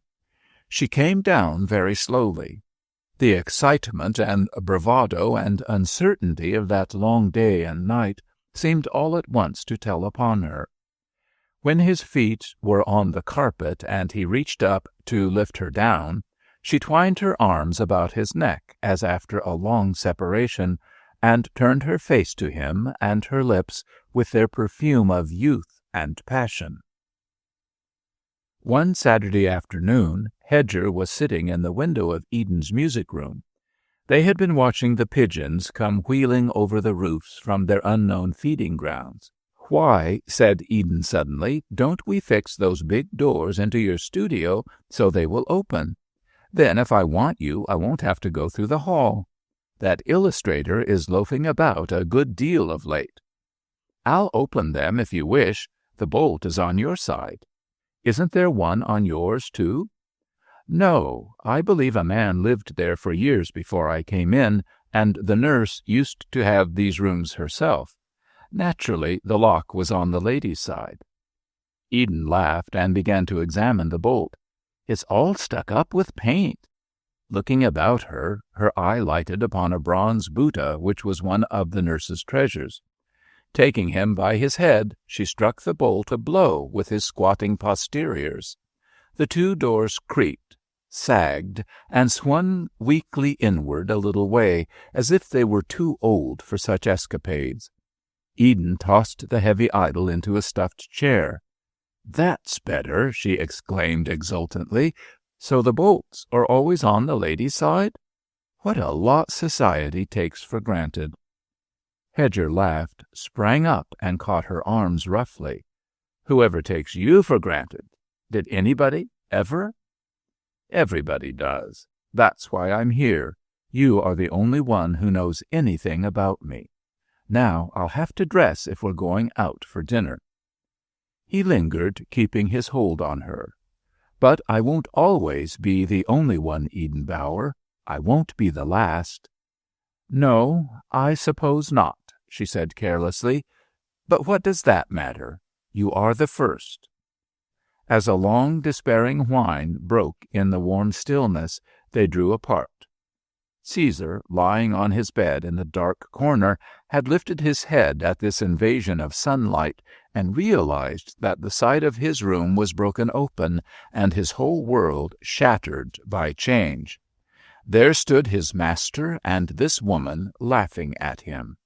The woman was pulling the long black hair of this mightiest of men, who bowed his head and permitted it. In time they quarreled, of course, and about an abstraction, as young people often do, as mature people almost never do. Eden came in late one afternoon. She had been with some of her musical friends to lunch at Burton Ives' studio, and she began telling Hedger about its splendors. He listened a moment and then threw down his brushes. "I know exactly what it's like," he said impatiently. "A very good department store conception of a studio. It's one of the show places." "Well, it's gorgeous, and he said I could bring you to see him. The boys tell me he's awfully kind about giving people a lift, and you might get something out of it." Hedger started up and pushed his canvas out of the way. "What could I possibly get from Burton Ives? He's almost the worst painter in the world. The stupidest, I mean." Eden was annoyed. Burton Ives had been very nice to her and had begged her to sit for him. "You must admit that he's a very successful one," she said coldly. "Of course he is, as anybody can be successful who will do that sort of thing. I wouldn't paint his pictures for all the money in New York." "Well, I saw a lot of them, and I think they are beautiful." Hedger bowed stiffly. "What's the use of being a great painter if nobody knows about you?" Eden went on persuasively. "Why don't you paint the kind of pictures people can understand, and then, after you're successful, do whatever you like?" "As I look at it," said Hedger brusquely, "I am successful." Eden glanced about. "Well, I don't see any evidences of it," she said, biting her lip. "He has a Japanese servant and a wine cellar and keeps a riding horse." Hedger melted a little. "My dear, I have the most expensive luxury in the world, and I am much more extravagant than Burton Ives, for I work to please nobody but myself." "You mean you could make money and don't? That you don't try to get a public?" "Exactly. A public only wants what has been done over and over. I'm painting for painters who haven't been born." "What would you do if I brought Mr. Ives down here to see your things?" "Well, for God's sake, don't. Before he left, I'd probably tell him what I thought of him." Eden rose. "I give you up. You know very well there's only one kind of success that's real." "Yes, but it's not the kind you mean. So you've been thinking me a scrub painter who needs a helping hand from some fashionable studio man. What the devil have you had anything to do with me for, then?" "There's no use talking to you," said Eden, walking slowly toward the door. "I've been trying to pull wires for you all afternoon, and this is what it comes to." She had expected that the tidings of a prospective call from the great man would be received very differently, and had been thinking as she came home in the stage how, as with a magic wand, she might gild Hedger's future, float him out of his dark hole on a tide of prosperity, see his name in the papers and his pictures in the windows on Fifth Avenue. Hedger mechanically snapped the midsummer leash on Caesar's collar, and they ran downstairs and hurried through Sullivan Street off toward the river. He wanted to be among rough, honest people, to get down where the big drays bumped over stone paving blocks, and the men wore corduroy trousers and kept their shirts open at the neck. He stopped for a drink in one of the sagging bar rooms on the waterfront. He had never in his life been so deeply wounded. He did not know he could be so hurt. He had told this girl all his secrets. On the roof, in these warm, heavy summer nights, with her hands locked in his, he had been able to explain all his misty ideas about an unborn art the world was waiting for, had been able to explain them better than he had ever done to himself, and she had looked away to the chattels of this uptown studio and coveted them for him. To her he was only an unsuccessful Burton Ives. Then why, as he had put it to her, did she take up with him? Young, beautiful, talented as she was, why had she wasted herself on a scrub? Pity? Hardly. She wasn't sentimental. There was no explaining her. But in this passion that had seemed so fearless and so fated to be, his own position now looked to him ridiculous. A poor dauber without money or fame. It was her caprice to load him with favors. Hedger ground his teeth so loud that his dog, trotting beside him, heard him and looked up. While they were having supper at the Oystermans', he planned his escape. Whenever he saw her again, everything he had told her, that he would never have told anyone, would come back to him. Ideas he had never whispered even to the painter whom he worshipped and had gone all the way to France to see. To her they must seem his apology for not having horses and a valet, or merely the puerile boastfulness of a weak man. Yet if she slipped the bolt tonight and came through the doors and said, "Oh, weak man, I belong to you," what could he do? That was the danger. He would catch the train out to Long Beach tonight, and tomorrow he would go on to the north end of Long Island, where an old friend of his had a summer studio among the sand dunes. He would stay until things came right in his mind, and she could find a smart painter, or take her punishment. When he went home, Eden's room was dark. She was dining out somewhere. He threw his things into a hold-all he had carried about the world with him, strapped up some colors and canvases, and ran downstairs. 5 days later, Hedger was a restless passenger on a dirty, crowded Sunday train coming back to town. Of course, he saw now how unreasonable he had been in expecting a Huntington girl to know anything about pictures. Here was a whole continent full of people who knew nothing about pictures, and he didn't hold it against them. What had such things to do with him and Eden Bower? When he lay out on the dunes, watching the moon come up out of the sea, it had seemed to him that there was no wonder in the world like the wonder of Eden Bower. He was going back to her because she was older than art, because she was the most overwhelming thing that had ever come into his life. He had written her yesterday, begging her to be at home this evening, telling her that he was contrite and wretched enough. Now that he was on his way to her, his stronger feeling unaccountably changed to a mood that was playful and tender. He wanted to share everything with her, even the most trivial things. He wanted to tell her about the people on the train, coming back tired from their holiday with bunches of wilted flowers and dirty daisies, to tell her that the fishman, to whom she had often sent him for lobsters, was among the passengers, disguised in a silk shirt and a spotted tie, and how his wife looked exactly like a fish, even to her eyes, on which cataracts were forming. He could tell her, too, that he hadn't as much as unstrapped his canvases. That ought to convince her. In those days, passengers from Long Island came into New York by ferry. Hedger had to be quick about getting his dog out of the express car in order to catch the first boat. The East River and the bridges and the city to the west were burning in the conflagration of the sunset. There was that great homecoming reach of evening in the air. The car changes from the 34th Street were too many and too perplexing. For the first time in his life, Hedger took a hansom cab for Washington Square. Caesar sat bolt upright on the worn leather cushion beside him, and they jogged off, looking down on the rest of the world. It was twilight when they drove down Lower Fifth Avenue into the square, and through the arch behind them were the 2 long rows of pale violet lights that used to bloom so beautifully against the gray stone and asphalt. Here and yonder about the square hung globes that shed a radiance not unlike the blue mists of evening, emerging softly when daylight died, as the stars emerged in the thin blue sky. Under them the sharp shadows of the trees fell on the cracked pavement and the sleeping grass.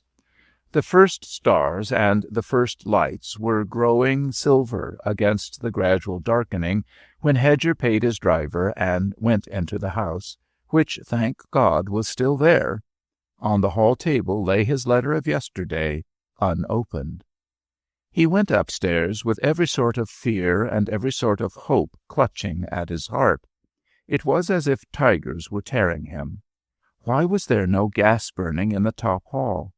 He found matches and the gas bracket. He knocked, but got no answer. Nobody was there.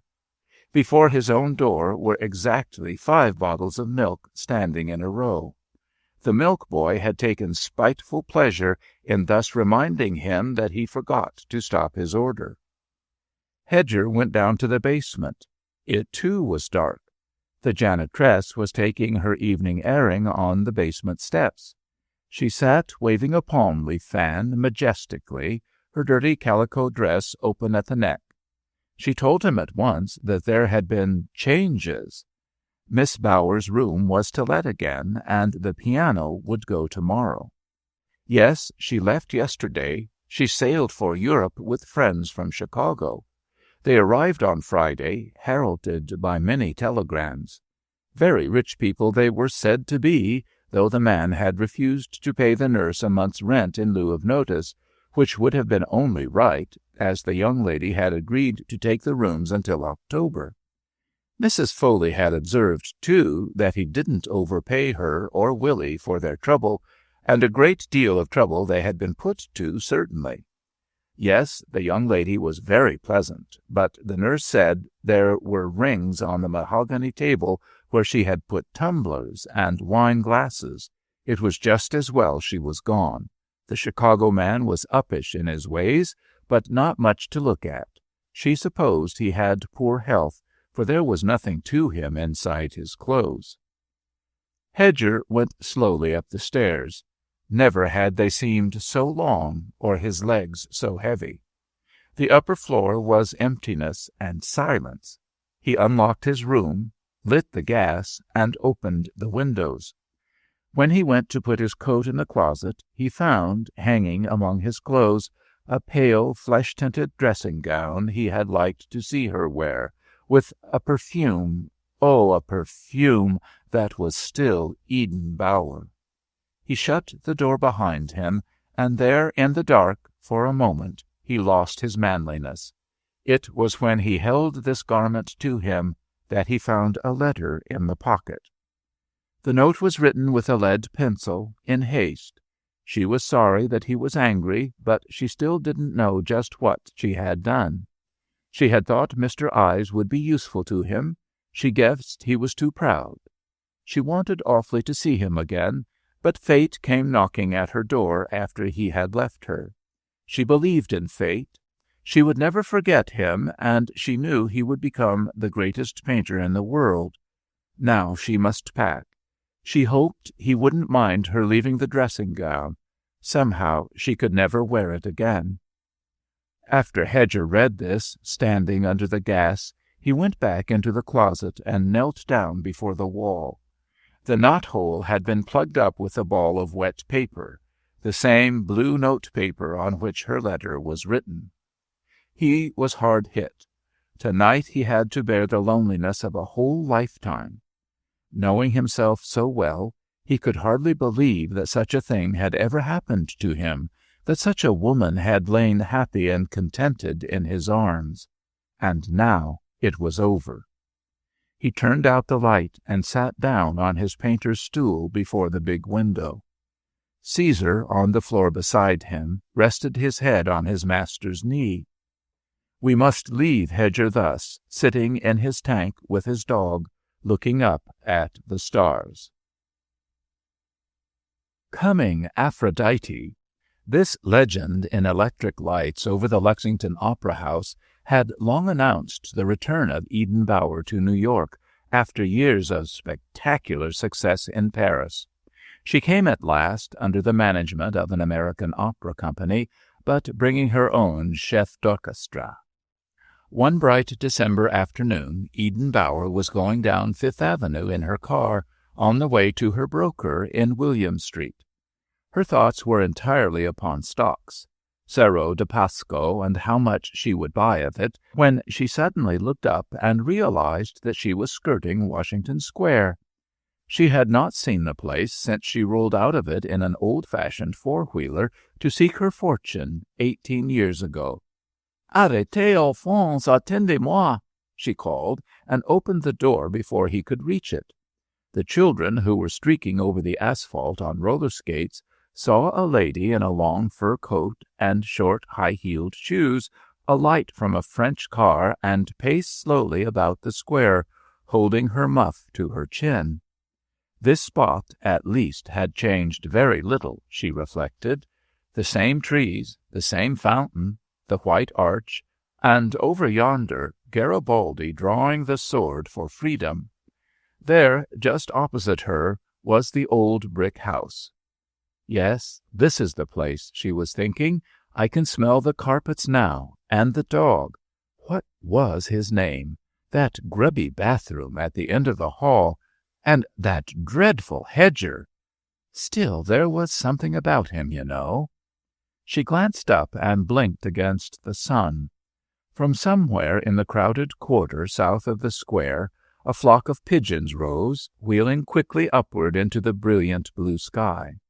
She threw back her head, pressed her muff closer to her chin, and watched them with a smile of amazement and delight. So they still rose out of all that dirt and noise and squalor, fleet and silvery, just as they used to rise that summer when she was 20 and went up in a balloon on Coney Island. Alphonse opened the door and tucked her robes about her. All the way downtown her mind wandered from Cerro de Pasco, and she kept smiling and looking up at the sky. When she had finished her business with the broker, she asked him to look in the telephone book for the address of Monsieur Gaston Jules, the picture dealer, and slipped the paper on which he wrote it into her glove. It was 5 o'clock when she reached the French Galeries, as they were called. On entering, she gave the attendant her card, asking him to take it to Monsieur Jules. The dealer appeared very promptly and begged her to come into his private office, where he pushed a great chair toward his desk for her and signaled his secretary to leave the room. "How good your lighting is in here," she observed, glancing about. "I met you at Simon's studio, didn't I?" "Oh, no, I never forget anybody who interests me." She threw her muff on his writing table and sank into the deep chair. "I have come to you for some information that's not in my line. Do you know anything about an American painter named Hedger?" He took the seat opposite her. "Don Hedger? But certainly. There are some very interesting things of his in an exhibit at B.'s. If you would care to—" She held up her hand. No, I've no time to go to exhibitions. Is he a man of any importance?" "Certainly. He is one of the first men among the moderns. That is to say, among the very moderns. He is always coming up with something different. He often exhibits in Paris. You must have seen—" "No, I tell you I don't go to exhibitions. Has he had great success? That is what I want to know." Monsieur Jules pulled at his short grey moustache. "But, madame, there are many kinds of success," he began cautiously. Madame gave a dry laugh. "Yes, so he used to say. We once quarrelled on that issue. And how would you define his particular kind?" Monsieur Jules grew thoughtful. "He is a great name with all the young men, and he is decidedly an influence in art. But one can't definitely place a man who is original, erratic, and who is changing all the time." She cut him short. "Is he much talked about at home? In Paris, I mean?" "Thanks. That's all I want to know." She rose and began buttoning her coat. One doesn't like to have been an utter fool, even at 20. "Mais non." Monsieur Jules handed her her muff with a quick, sympathetic glance. He followed her out through the carpeted show-room, now closed to the public, and draped in cheesecloth, and put her into her car with words appreciative of the honor she had done him in calling. Leaning back in the cushions, Eden Bower closed her eyes and her face as the street lamps flashed their ugly orange light upon it, became hard and settled like a plaster cast. So a sail that has been filled by a strong breeze behaves when the wind suddenly dies. Tomorrow night the wind would blow again, and this mask would be the golden face of Aphrodite. But a big career takes its toll, even with the best of luck. Story 2. The Diamond Mine. I first became aware that Cressida Garnet was on board when I saw young men with cameras going up to the boat deck. In that exposed spot she was good-naturedly posing for them, amid fluttering lavender scarfs, wearing a most unseaworthy hat, her broad, vigorous face wreathed in smiles. She was too much an American not to believe in publicity. All advertising was good. If it was good for breakfast foods, it was good for prima donna, especially for a prima donna who would never be any younger and who had just announced her intention of marrying a 4th time. Only a few days before, when I was lunching with some friends at Sherry's, I had seen Jerome Brown come in with several younger men, looking so pleased and prosperous that I exclaimed upon it. "His affairs," someone explained, "are looking up. He's going to marry Cressida Garnet. Nobody believed it at first, but since she confirms it, he's getting all sorts of credit. That woman's a diamond mine." If there was ever a man who needed a diamond mine at hand, immediately convenient, it was Jerome Brown. But as an old friend of Cressida Garnet, I was sorry to hear that mining operations were to be begun again. I had been away from New York and had not seen Cressida for a year. Now I paused on the gangplank to note how very like herself she still was, and with what undiminished zeal she went about even the most trifling things that pertained to her profession. From that distance I could recognize her carrying smile, and even what, in Columbus, we used to call the Garnet look. At the foot of the stairway leading up to the boat deck stood two of the factors in Cressida's destiny. One of them was her sister, Miss Julia, a woman of 50 with a relaxed, mournful face, an aging skin that browned slowly, like meerschaum, and the unmistakable look by which one knew a Garnet. Beside her, pointedly ignoring her, smoking a cigarette while he ran over the passenger list with supercilious almond eyes, stood a youth in a pink shirt and a green plush hat, holding a French bulldog on the leash. This was Horace, Cressida's only son. He, at any rate, had not the Garnet look. He was rich and ruddy, indolent and insolent, with soft oval cheeks and the blooming complexion of 22. There was the beginning of a silky shadow on his upper lip. He seemed like a ripe fruit grown out of a rich soil. Oriental, his mother called his peculiar lusciousness. His aunt's restless and aggrieved glance kept flecking him from the side, but the two were as motionless as the bulldog, standing there on his bench legs and surveying his traveling basket with loathing. They were waiting, in constrained immobility, for Cressida to descend and reanimate them, will them to do or to be something. Forward, by the rail, I saw the stooped, eager back for which I was unconsciously looking, Meletus Poppas, the Greek Jew, Cressida's accompanist and shadow. We were all there, I thought with a smile, except Jerome Brown. The first member of Cressida's party with whom I had speech was Mr. Poppas. When we were 2 hours out, I came upon him in the act of dropping overboard a steamer cushion made of American flags. Cressida never sailed, I think, that one of these vivid comforts of travel did not reach her at the dock. Poppas recognized me just as the striped object left his hand. He was standing with his arms still extended over the rail, his fingers contemptuously sprung back. "Lest we forget," he said with a shrug, "does Madame Cressida know we are to have the pleasure of your company for this voyage?" He spoke deliberate grammatical English. He despised the American rendering of the language, but there was an indescribably foreign quality in his voice, a something muted.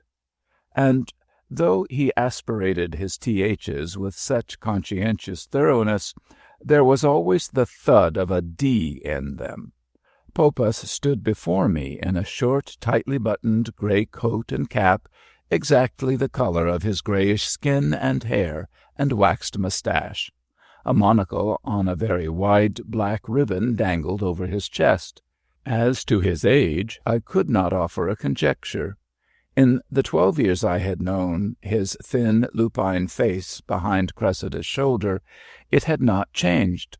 I was used to his cold, supercilious manner, to his alarming, deep-set eyes, very close together, in color a yellowish green, and always gleaming with something like defeated fury, as if he were actually on the point of having it out with you, or with the world, at last. I asked him if Cressida had engagements in London. Quite so. The Manchester Festival, some concerts at Queen Hall, and the opera at Covent Garden, a rather special production of the operas of Mozart. That she can still do quite well, which is not at all, of course, what we might have expected, and only goes to show that our Madame Cressida is now, as always, a charming exception to rules. Papa's tone about his client was consistently patronizing, and he was always trying to draw one into a conspiracy of two based on a mutual understanding of her shortcomings.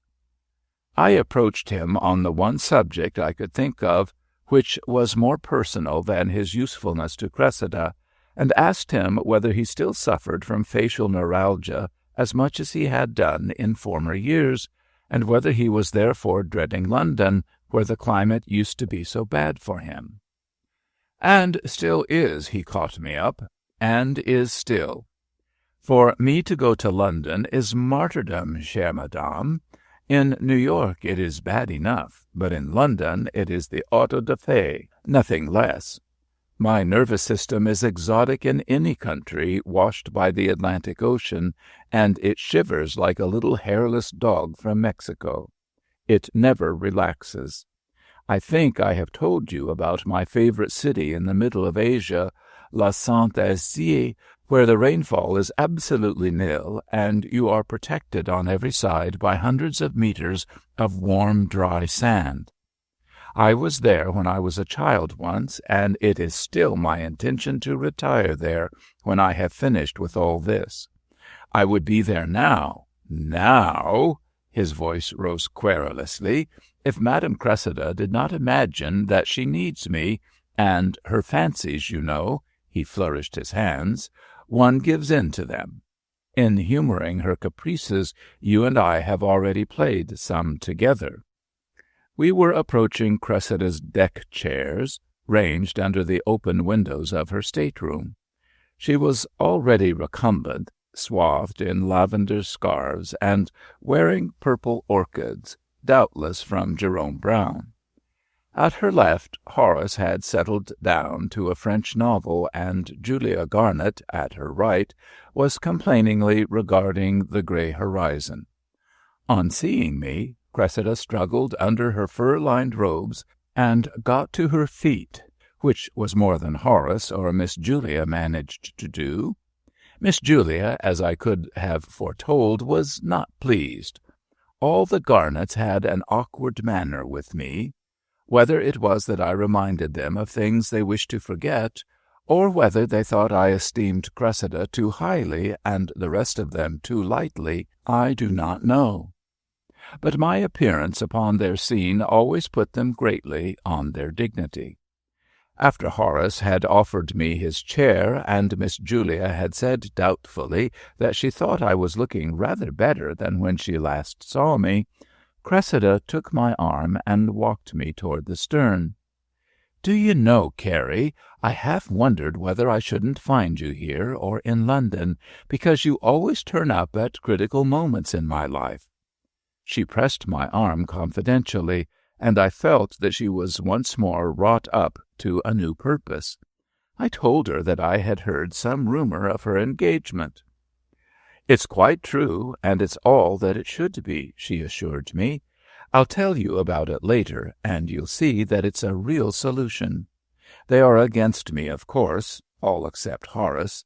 He has been such a comfort."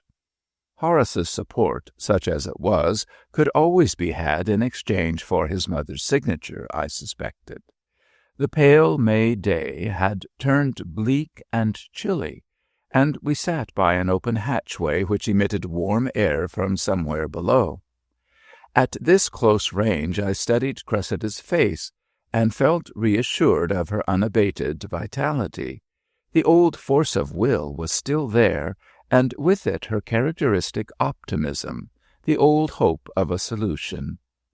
"You have been in Columbus lately?" she was saying. "No, you needn't tell me about it," with a sigh. "Why is it, Caroline, that there is so little of my life I would be willing to live over again? so little that I can even think of without depression. Yet I've really not such a bad conscience. It may mean that I still belong to the future more than to the past, do you think?" My assent was not warm enough to fix her attention, and she went on thoughtfully. "Of course, it was a bleak country and a bleak period, but I've sometimes wondered whether the bleakness may not have been in me, too, for it has certainly followed me. There, that is no way to talk." She drew herself up from a momentary attitude of dejection. "Sea air always lets me down at first. That's why it's so good for me in the end." "I think Julia always lets you down, too," I said bluntly, "but perhaps that depression works out in the same way." Cressida laughed. "Julia is rather more depressing than Georgie, isn't she? But it was Julia's turn. I can't come alone, and they've grown to expect it. They haven't, either of them, much else to expect." At this point the deck steward approached us with a blue envelope. "A wireless for you, Madam Garnet." Cressida put out her hand with impatience, thanked him graciously, and with every indication of pleasure tore open the blue envelope. "It's from Jerome Brown," she said, with some confusion, as she folded the paper small and tucked it between the buttons of her close-fitting gown. "Something he forgot to tell me. How long shall you be in London?" "Oh, good. I want you to meet him. We shall probably be married there as soon as my engagements are over." She rose. "Now I must write some letters. Keep 2 places at your table so that I can slip away from my party and dine with you sometimes." I walked with her toward her chair, in which Mr. Poppas was now reclining. He indicated his readiness to rise, but she shook her head and entered the door of her deck suite. As she passed him, his eye went over her with assurance until it rested upon the folded bit of blue paper in her corsage. He must have seen the original rectangle in the steward's hand. Having found it again, he dropped back between Horace and Miss Julia, whom I think he disliked no more than he did the rest of the world. He liked Julia quite as well as he liked me, and he liked me quite as well as he liked any of the women to whom he would be fitfully agreeable upon the voyage. Once or twice during each crossing he did his best and made himself very charming indeed to keep his hand in, for the same reason that he kept a dummy keyboard in his stateroom somewhere down in the bowels of the boat. He practiced all the small economies, paid the minimum rate, and never took a deck chair because, as Horace was usually in the card-room, he could sit in Horace's. The 3 of them sat staring at the swell, which was steadily growing heavier. Both men had covered themselves with rugs after dutifully bundling up Miss Julia. As I walked back and forth on the deck, I was struck by their various degrees of inexpressiveness. Opaque brown eyes, almond-shaped and only half open. Wolfish green eyes, close set and always doing something, with a crooked gleam boring in this direction or in that. Watery gray eyes, like the thick edges of broken skylight glass. I would have given a great deal to know what was going on behind each pair of them. These 3 were sitting there in a row because they were all woven into the pattern of one large and rather splendid life. Each had a bond, and each had a grievance. If they could have their will, what would they do with the generous, credulous creature who nourished them, I wondered. How deep a humiliation would each egotism exact? They would scarcely have harmed her in fortune or in person, though I think Miss Julia looked forward to the day when Cressida would break and could be mourned over.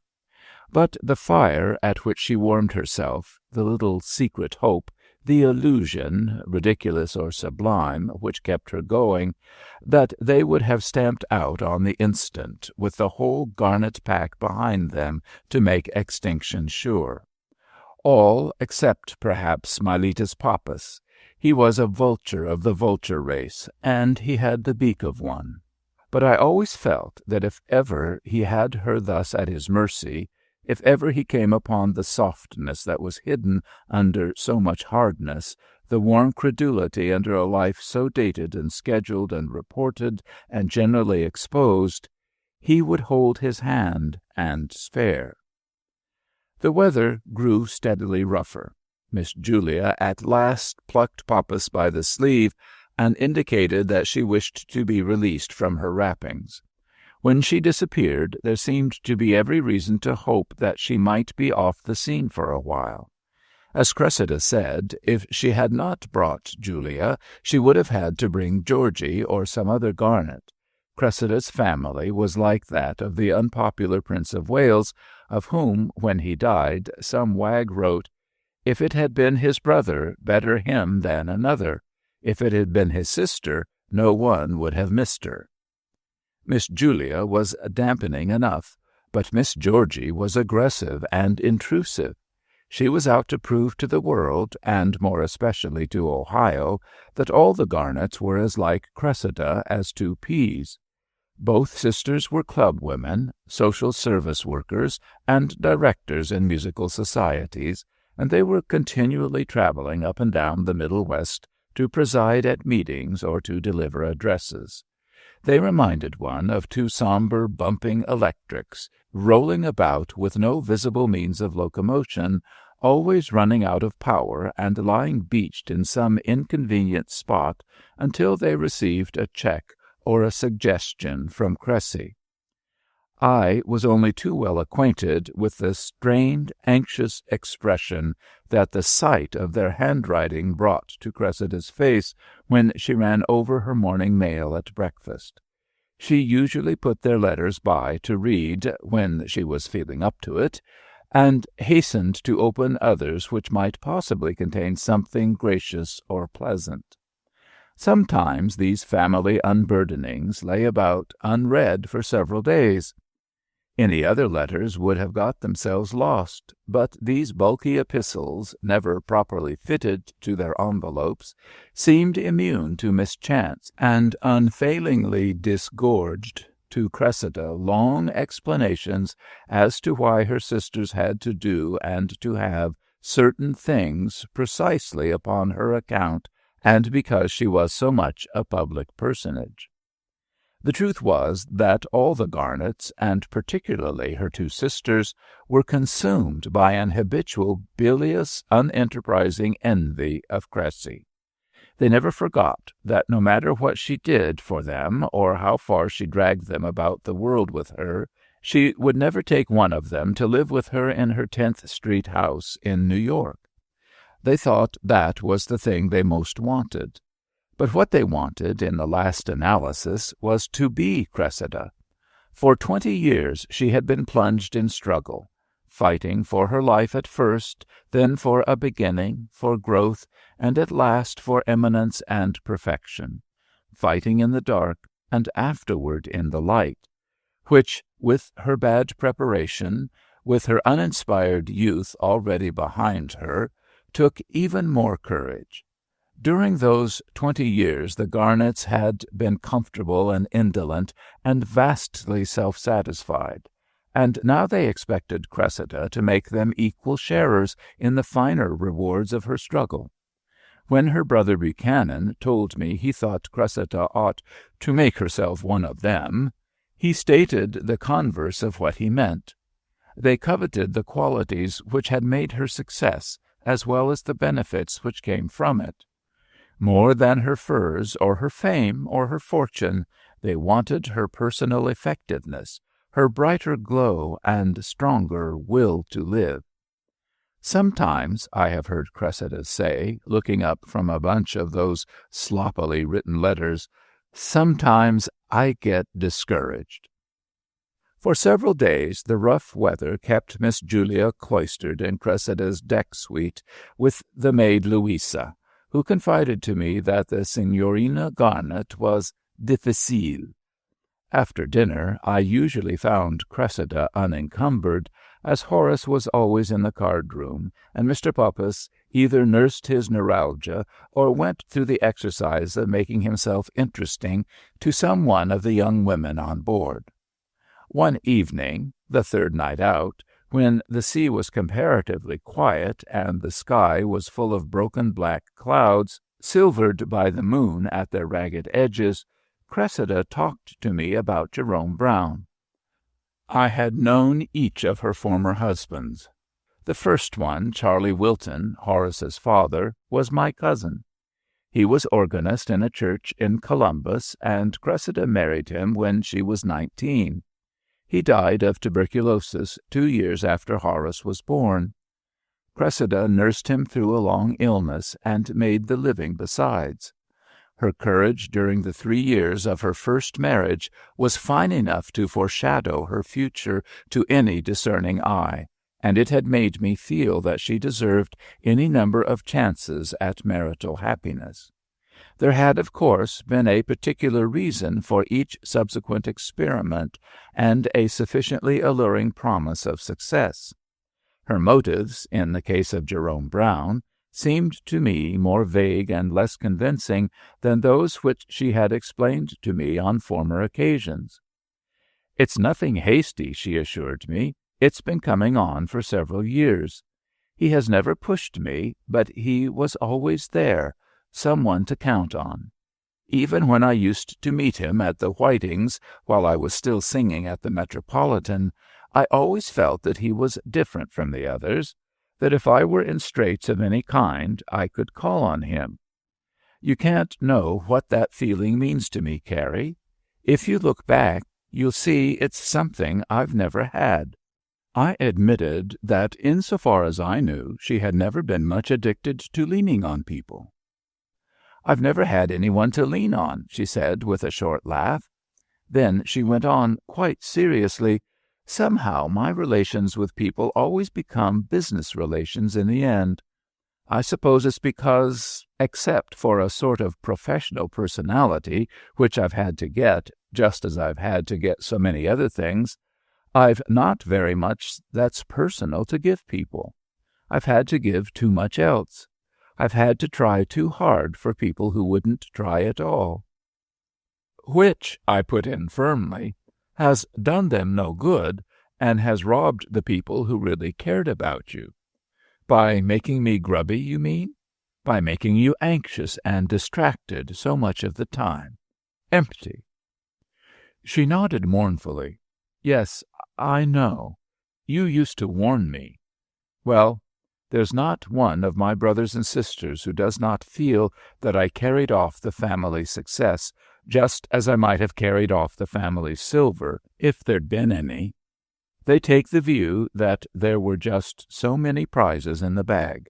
I reached in and took them, so there were none left for the others. At my age, that's a dismal truth to waken up to." Cressida reached for my hand and held it a moment, as if she needed courage to face the facts in her case. When one remembers one's first success, how one hoped to go home like a Christmas tree full of presents, how much one learns in a lifetime. That year when Horace was a baby and Charlie was dying and I was touring the West with the Williams Band, it was my feeling about my own people that made me go at all. Why I didn't drop myself into one of those muddy rivers or turn on the gas in one of those dirty hotel rooms, I don't know to this day. At 22, you must hope for something more than to be able to bury your husband decently, and what I hoped for was to make my family happy. It was the same afterward in Germany. A young woman must live for human people. Horace wasn't enough. I might have had lovers, of course. I suppose you will say it would have been better if I had. Though there seemed no need for me to say anything, I murmured that I thought there was more likely to be limits to the rapacity of a lover than to that of a discontented and envious family. "Well," Cressida gathered herself up, "once I got out from under it all, didn't I? And perhaps in a milder way, such a release can come again. You were the first person I told when I ran away with Charlie, and for a long while you were the only one who knew about Blasius Buchalka. That time, at least, I shook the Garnets. I wasn't distracted or empty. That time I was all there." "Yes," I echoed her, "that time you were all there. It's the greatest possible satisfaction to remember it." "But even that," she sighed, "was nothing but lawyers and accounts in the end, and a hurt that has lasted. I wonder what is the matter with me." The matter with Cressida was that more than any woman I have ever known, she appealed to the acquisitive instinct in men. But this was not easily said, even in the brutal frankness of a long friendship. We would probably have gone further into the Buchalka chapter of her life had not Horace appeared and nervously asked us if we did not wish to take a turn before we went inside. I pleaded indolence, but Cressida rose and disappeared with him. Later I came upon them, standing at the stern above the huddled steerage deck, which was by this time bathed in moonlight under an almost clear sky. Down there on the silvery floor, little hillocks were scattered about under quilts and shawls, family units presumably, male, female, and young. Here and there a black shawl sat alone, nodding. They crouched submissively under the moonlight as if it were a spell. In one of those hillocks a baby was crying, but the sound was faint and thin, a slender protest which aroused no response. Everything was so still that I could hear snatches of the low talk between my friends. Cressida's voice was deep and entreating. She was remonstrating with Horace about his losses at bridge, begging him to keep away from the card-room. "But what else is there to do on a trip like this, my lady?" he expostulated, tossing his spark of a cigarette end overboard. "What is there now to do?" "Oh, Horace," she murmured, "how can you be so? If I were 22 and a boy with someone to back me—" Horace drew his shoulders together and buttoned his top-coat. "Oh, I've not your energy, mother dear. We make no secret of that. I am as I am. I didn't ask to be born into this charming world." To this gallant speech Cressida made no answer. She stood with her hand on the rail and her head bent forward, as if she had lost herself in thought. The ends of her scarf, lifted by the breeze, fluttered upward, almost transparent in the argent light. Presently she turned away, as if she had been alone and were leaving only the night sea behind her, and walked slowly forward, a strong, solitary figure on the white deck, the smoke-like scarf twisting and climbing and falling back upon itself in the light over her head. She reached the door of her stateroom and disappeared. Yes, she was a Garnet, but she was also Cressida, and she had done what she had done. My first recollections of Cressida Garnet have to do with the Columbus public schools, a little girl with sunny brown hair and eager bright eyes, looking anxiously at the teacher and reciting the names and dates of the presidents. James Buchanan, 1857 to 1861, Abraham Lincoln, 1861 to 1865, etc. Her family came from North Carolina, and they had that to feel superior about before they had Cressy. The Garnet look, indeed, though not based upon a strong family resemblance, was nothing more than the restless, preoccupied expression of an inflamed sense of importance. The father was a Democrat, in the sense that other men were doctors or lawyers. He scratched up some sort of poor living for his family behind office windows inscribed with the words real estate, insurance, investments. But it was his political faith that in a Republican community gave him his feeling of eminence and originality. The Garnet children were all in school then, scattered along from the first grade to the 9th. In almost any room of our school building you might chance to enter, You saw the self-conscious little face of one or another of them. They were restrained, uncomfortable children, not frankly boastful, but insinuating, and somehow forever demanding special consideration and holding grudges against teachers and classmates who did not show it them. All but Cressida, who was naturally as sunny and open as a May morning. It was no wonder that Cressy ran away with young Charlie Wilton, who hadn't a shabby thing about him except his health. He was her first music teacher, the choir-master of the church in which she sang. Charlie was very handsome, the romantic son of an old impoverished family. He had refused to go into a good business with his uncles, and had gone abroad to study music when that was an extravagant and picturesque thing for an Ohio boy to do.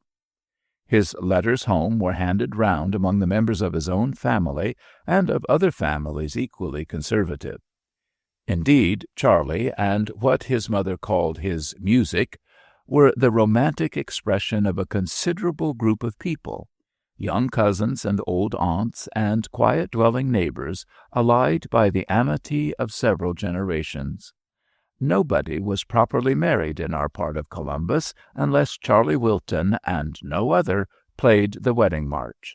The old ladies of the First Church used to say that he hovered over the keys like a spirit. At 19, Cressida was beautiful enough to turn a much harder head than the pale, ethereal one Charlie Wilton bent above the organ. That the chapter which began so gracefully ran on into such a stretch of grim, hard prose was simply Cressida's relentless bad luck. In her undertakings, in whatever she could lay hold of with her two hands, she was successful. But whatever happened to her was almost sure to be bad. Her family, her husbands, her son, would have crushed any other woman I have ever known. Cressida lived, more than most of us, for others, and what she seemed to promote among her beneficiaries was indolence and envy and discord, even dishonesty and turpitude. Her sisters were fond of saying, at club luncheons, that Cressida had remained untouched by the breath of scandal, which was not strictly true. There were captious people who objected to her long and close association with Miletus Poppas. Her second husband, Ransom McCord, the foreign representative of the great McCord Harvester Company, whom she married in Germany, had so persistently objected to Poppas that she was eventually forced to choose between them. Anyone who knew her well could easily understand why she chose Poppas. While her actual self was the least changed, the least modified by experience that it would be possible to imagine, there had been, professionally, two Cressida Garnets. The big, handsome girl, already a popular favorite of the concert stage, who took with her to Germany the raw material of a great voice, and the accomplished artist who came back. The singer that returned was largely the work of Miletus Poppas. Cressida had at least known what she needed, hunted for it, found it, and held fast to it. After experimenting with a score of teachers and accompanists, she settled down to work her problems out with Poppas. Other coaches came and went. She was always trying new ones, but Poppas survived them all. Cressida was not musically intelligent. She never became so. Who does not remember the countless rehearsals which were necessary before she first sang Isolde in Berlin? The disgust of the conductor, the sullenness of the tenor, the rages of the blonde Teufelin boiling with the impatience of youth and genius who sang her Brongina.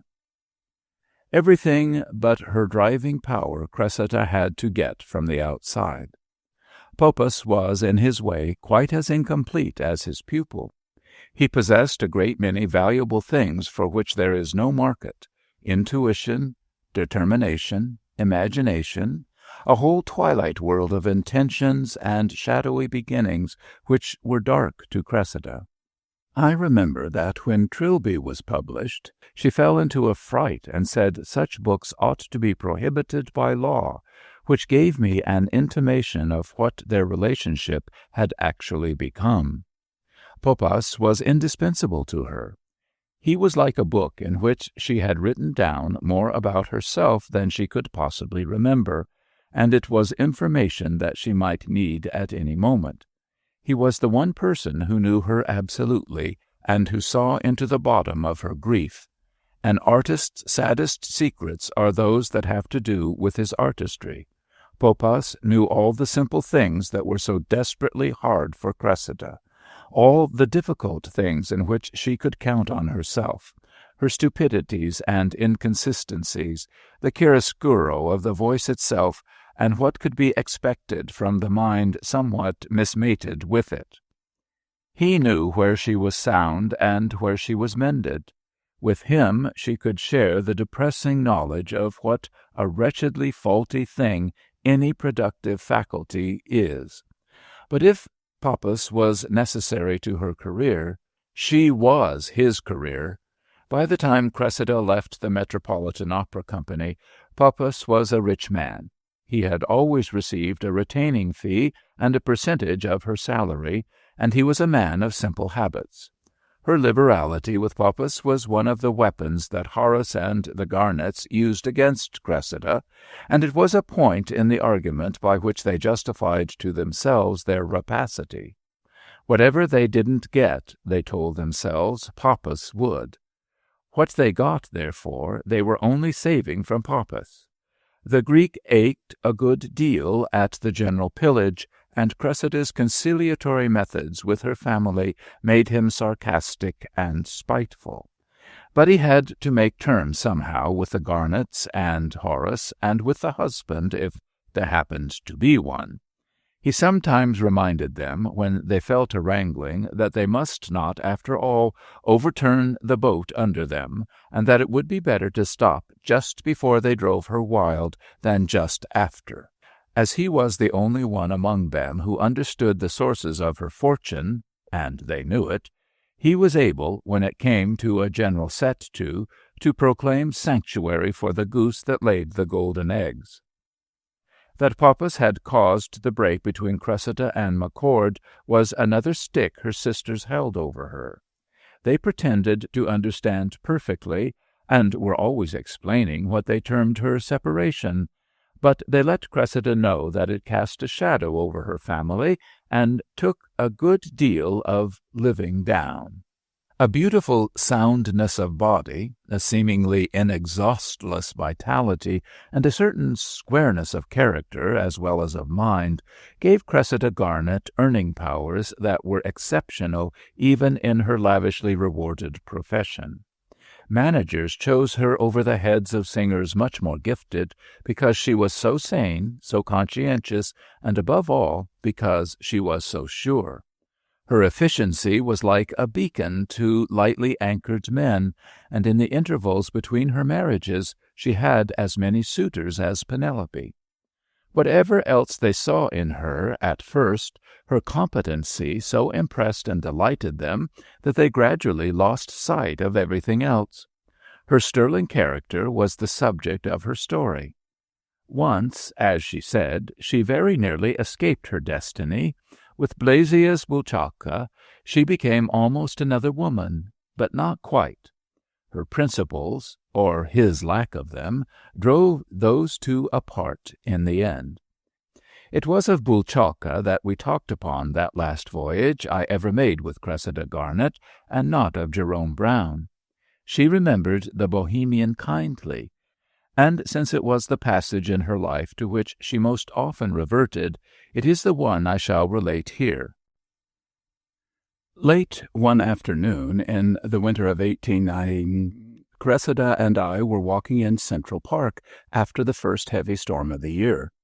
The snow had been falling thickly all the night before, and all day until about 4 o'clock. Then the air grew much warmer, and the sky cleared. Overhead it was a soft, rainy blue, and to the west a smoky gold. All around the horizon everything became misty and silvery. Even the big, brutal buildings looked like pale violet watercolors on a silver ground. Under the elm trees along the mall, the air was purple as wistarias. The sheep field toward Broadway was smooth and white, with a thin gold wash over it. At 5 o'clock the carriage came for us, but Cressida sent the driver home to the 10th Street house with the message that she would dine uptown, and that Horace and Mr. Pappas were not to wait for her. As the horses trotted away, we turned up the mall. "I won't go indoors this evening for anyone," Cressida declared, "not while the sky is like that.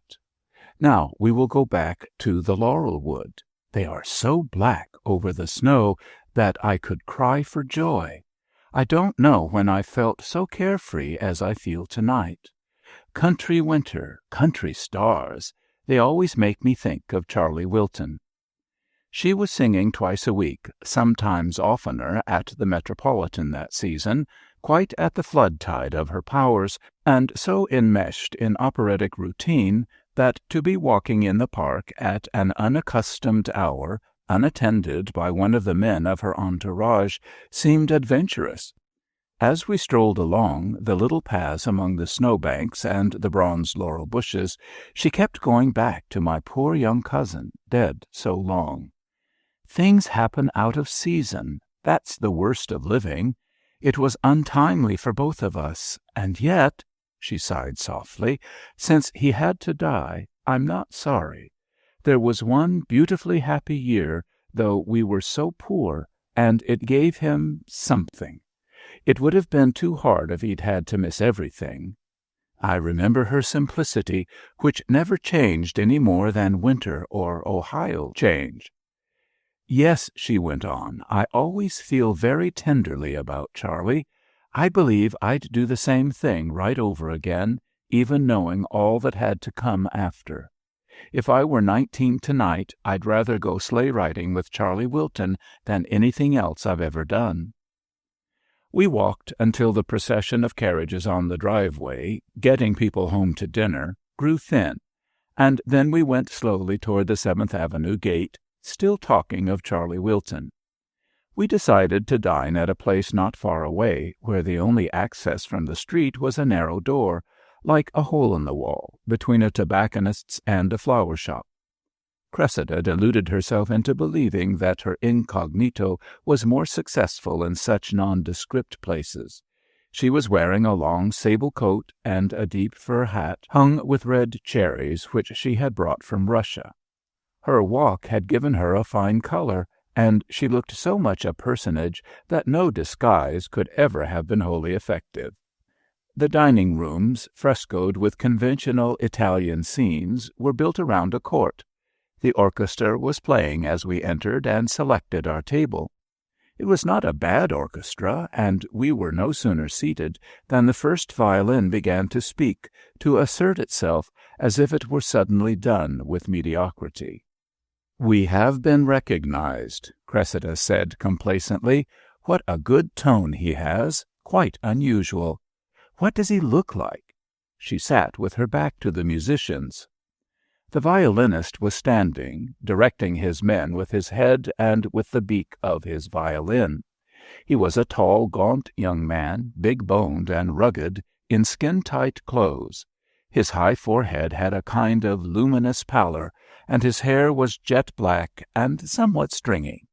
His manner was excited and dramatic. At the end of the number he acknowledged the applause, and Cressida looked at him graciously over her shoulder.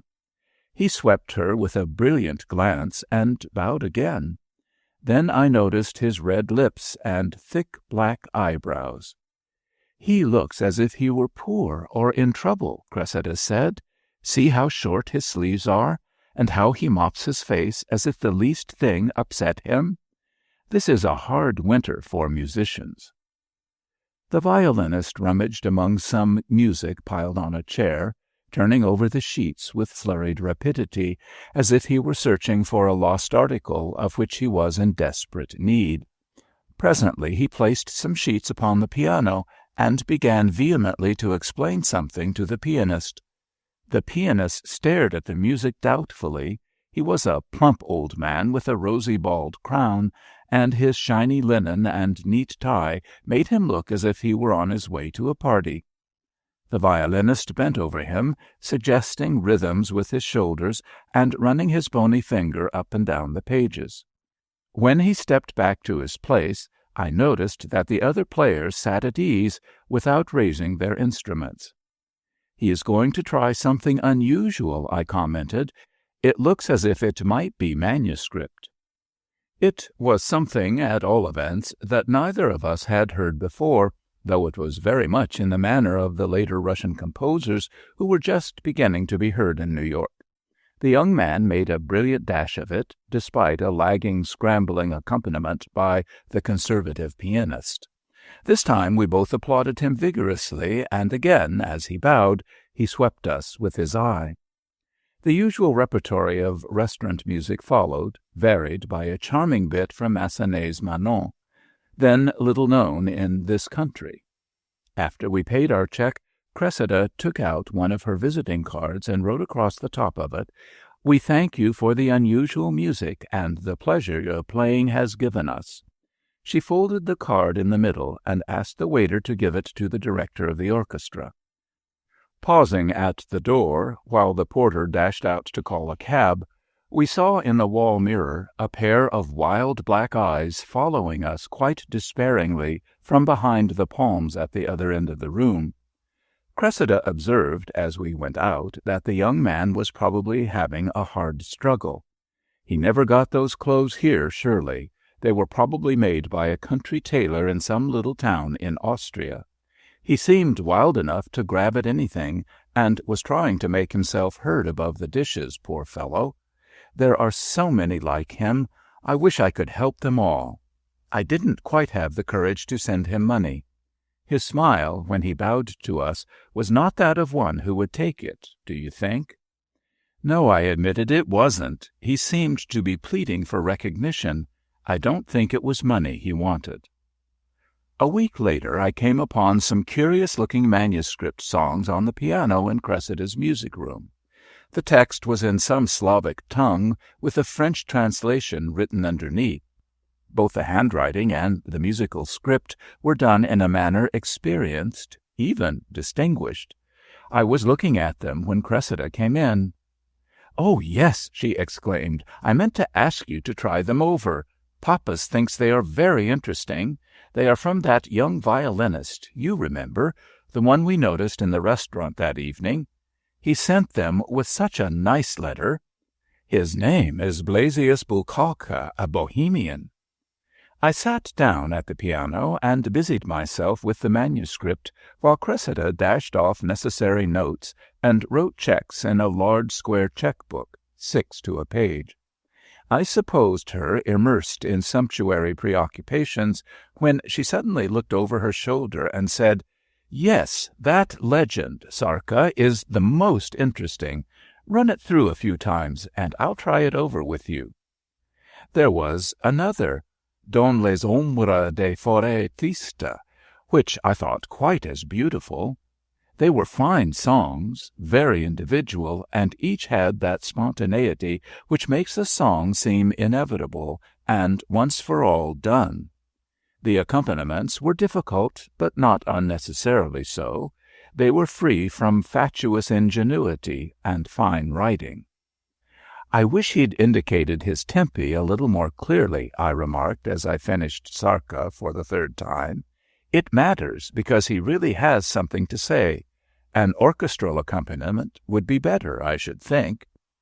"Yes, he sent the orchestral arrangement. Pappas has it. It works out beautifully. So much color in the instrumentation. The English horn comes in so effectively there," she rose and indicated the passage, "just right with the voice. I've asked him to come next Sunday, so please be here if you can. I want to know what you think of him."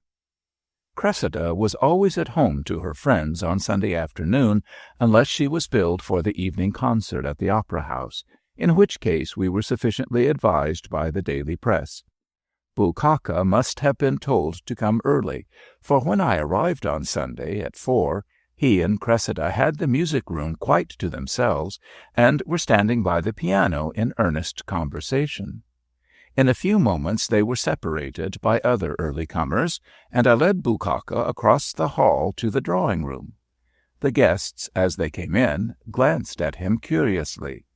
He wore a dark blue suit, soft and rather baggy, with a short coat, and a high double-breasted vest with 2 rows of buttons coming up to the loops of his black tie. This costume was even more foreign-looking than his skin-tight dress clothes, but it was more becoming. He spoke hurried, elliptical English and very good French. All his sympathies were French rather than German. The Czechs leaned to the one culture or to the other. I found him a fierce, a transfixing talker. His brilliant eyes, his gaunt hands, his white, deeply lined forehead, all entered into his speech. I asked him whether he had not recognized Madame Garnet at once when we entered the restaurant that evening more than a week ago. Mais certainement, I heard her twice when she sings in the afternoon, and sometimes at night for the last act. I have a friend who buys a ticket for the first part, and he comes out and gives to me his passbook check, and I return for the last act. That is convenient if I am broke. He explained the trick with amusement, but without embarrassment, as if it were a shift that we might any of us be put to. I told him that I admired his skill with the violin, but his songs much more. He threw out his red underlip and frowned. "Oh, I have no instrument. The violin I play from necessity, the flute, the piano, as it happens. For 3 years now I write all the time, and it spoils the hand for violin."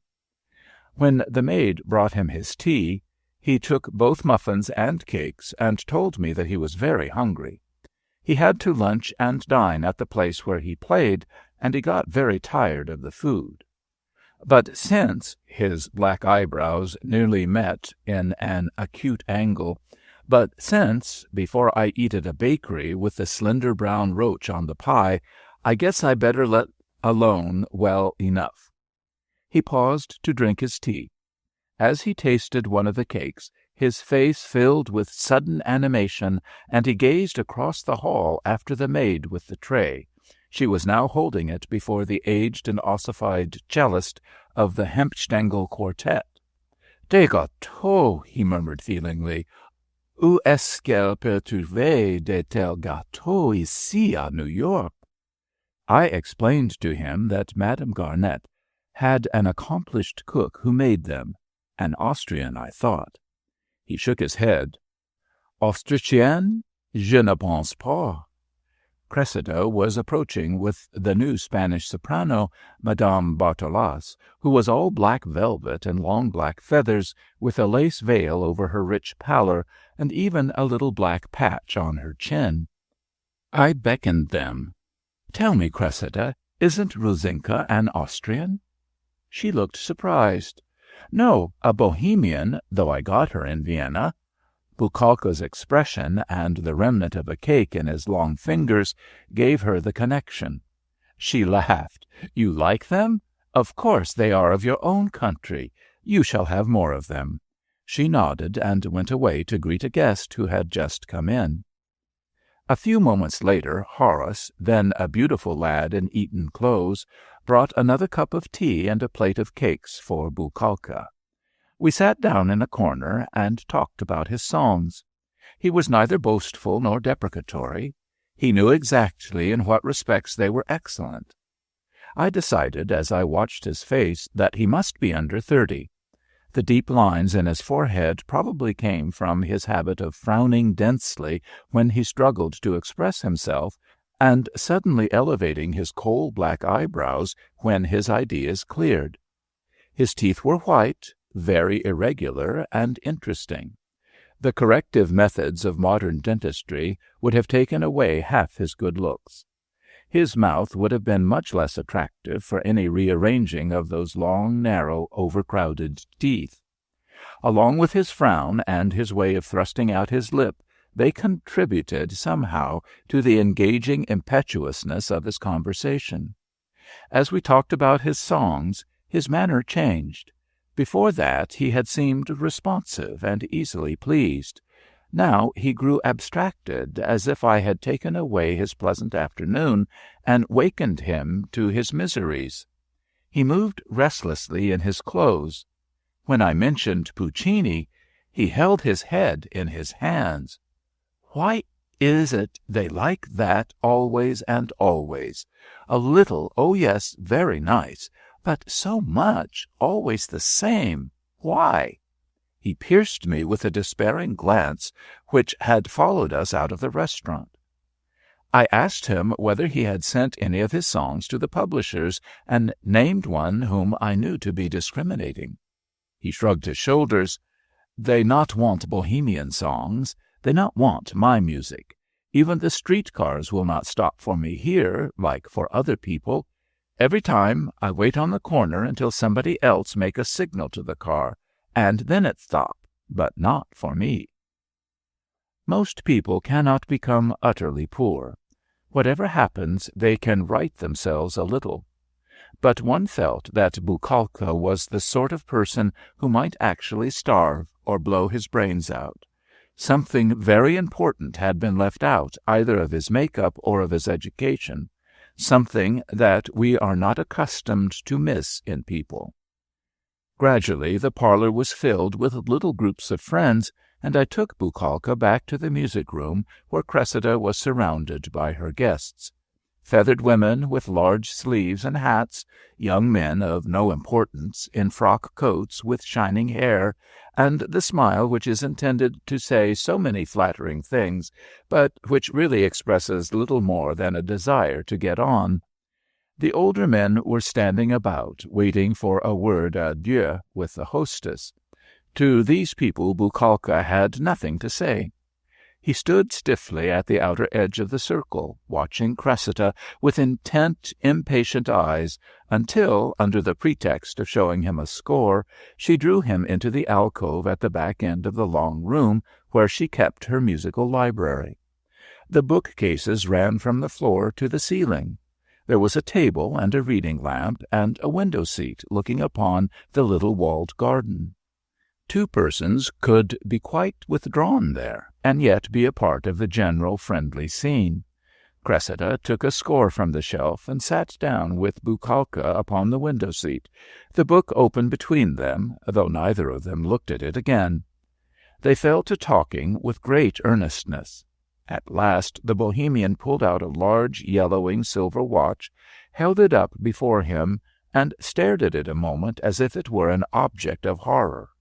He sprang up, bent over Cressida's hand, and murmured something, dashed into the hall and out of the front door without waiting for the maid to open it. He had worn no overcoat, apparently. It was then 7 o'clock. He would surely be late at his post in the uptown restaurant. I hoped he would have wit enough to take the elevated. After supper, Cressida told me his story. His parents, both poor musicians, his mother a singer, died while he was yet a baby, and he was left to the care of an arbitrary uncle who resolved to make a priest of him. He was put into a monastery school and kept there. The organist and choir director, fortunately for Blasius, was an excellent musician, a man who had begun his career brilliantly, but who had met with crushing sorrows and disappointments in the world. He devoted himself to his talented pupil, and was the only teacher the young man ever had. At 21, when he was ready for the novitiate, Blasius felt that the call of life was too strong for him, and he ran away out into a world of which he knew nothing. He tramped southward to Vienna, begging and playing his fiddle from town to town. In Vienna, he fell in with a gypsy band which was being recruited for a Paris restaurant, and went with them to Paris. He played in cafes and in cheap theaters, did transcribing for a music publisher, tried to get pupils. For 4 years he was the mouse, and hunger was the cat. She kept him on the jump. When he got work, he did not understand why. When he lost a job, he did not understand why. During the time when most of us acquire a practical sense, get a half-unconscious knowledge of hard facts and market values, he had been shut away from the world, fed like the pigeons in the bell tower of his monastery. Buchalka had now been in New York a year, and for all he knew about it, Cressida said, he might have landed the day before yesterday. Several weeks went by. As Buchalka did not reappear on 10th Street, Cressida and I went once more to the place where he had played, only to find another violinist leading the orchestra. We summoned the proprietor, a Swiss-Italian, polite and solicitous. He told us the gentleman was not playing there any more, was playing somewhere else, but he had forgotten where. We insisted upon talking to the old pianist, who at last reluctantly admitted that the Bohemian had been dismissed.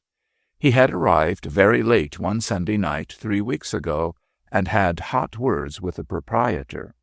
He had been late before, and had been warned. He was a very talented fellow, but wild and not to be depended upon.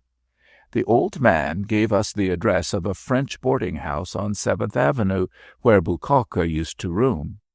We drove there at once, but the woman who kept the place said he had gone away 2 weeks before, leaving no address, as he never got letters. Another Bohemian, who did engraving on glass, had a room with her, and when he came home, perhaps he could tell where Buchalka was, for they were friends. It took us several days to run Buchalka down, but when we did find him, Cressida promptly busied herself in his behalf. She sang his Sarka with the Metropolitan Opera Orchestra at a Sunday night concert. She got him a position with the Symphony Orchestra, and persuaded the conservative Hempstengel Quartet to play one of his chamber compositions from manuscript. She aroused the interest of a publisher in his work, and introduced him to people who were helpful to him. By the new year, Buchalka was fairly on his feet. He had proper clothes now, and Cressida's friends found him attractive. He was usually at her house on Sunday afternoons, so usually, indeed, that Pappas began pointedly to absent himself. When other guests arrived, the Bohemian and his patroness were always found at the critical point of discussion, at the piano, by the fire, in the alcove at the end of the room, both of them interested and animated. He was invariably respectful and admiring, deferring to her in every tone and gesture, and she was perceptibly pleased and flattered, as if all this were new to her and she were tasting the sweetness of a first success. One wild day in March, Cressida burst tempestuously into my apartment and threw herself down, declaring that she had just come from the most trying rehearsal she had ever lived through. When I tried to question her about it, she replied absently, and continued to shiver and crouch by the fire.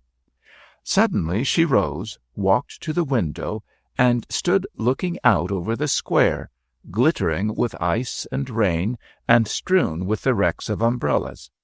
When she turned again, she approached me with determination. "I shall have to ask you to go with me," she said firmly. "That crazy Buchalka has gone and got a pleurisy or something. It may be pneumonia. There is an epidemic of it just now. I've sent Dr. Brooks to him, but I can never tell anything from what a doctor says. I've got to see Buchalka and his nurse, and what sort of place he's in. I've been rehearsing all day, and I'm singing tomorrow night. I can't have so much on my mind. Can you come with me? It will save time in the end." I put on my furs, and we went down to Cressida's carriage, waiting below. She gave the driver a number on 7th Avenue, and then began feeling her throat with the alarmed expression which meant that she was not going to talk. We drove in silence to the address, and by this time it was growing dark. The French landlady was a cordial, comfortable person, who took Cressida in at a glance and seemed much impressed. Cressida's incognito was never successful. Her black gown was inconspicuous enough, but over it she wore a dark purple velvet carriage coat, lined with fur, and furred at the cuffs and collar. The Frenchwoman's eyes ran over it delightedly and scrutinized the veil which only half concealed the well-known face behind it. She insisted upon conducting us up to the 4th floor herself, running ahead of us and turning up the gas jets in the dark, musty-smelling halls. I suspect that she tarried outside the door after we sent the nurse for her walk. We found the sick man in a great walnut bed, a relic of the better days which this lodging-house must have seen. The grimy red plush carpet, the red velvet chairs with broken springs, the double gilt-framed mirror above the mantel had all been respectable, substantial contributions to comfort in their time. The fireplace was now empty and grateless, and an ill-smelling gas stove burned in its sooty recess under the cracked marble. The huge arched windows were hung with heavy red curtains, pinned together and lightly stirred by the wind which rattled the loose frames. I was examining these things while Cressida bent over Buchalka. Her carriage cloak she threw over the foot of his bed, either from a protective impulse or because there was no place else to put it. After she had greeted him and seated herself, the sick man reached down and drew the cloak up over him, looking at it with weak, childish pleasure and stroking the velvet with his long fingers. "Couleur de gloire, couleur de reine," I heard him murmur.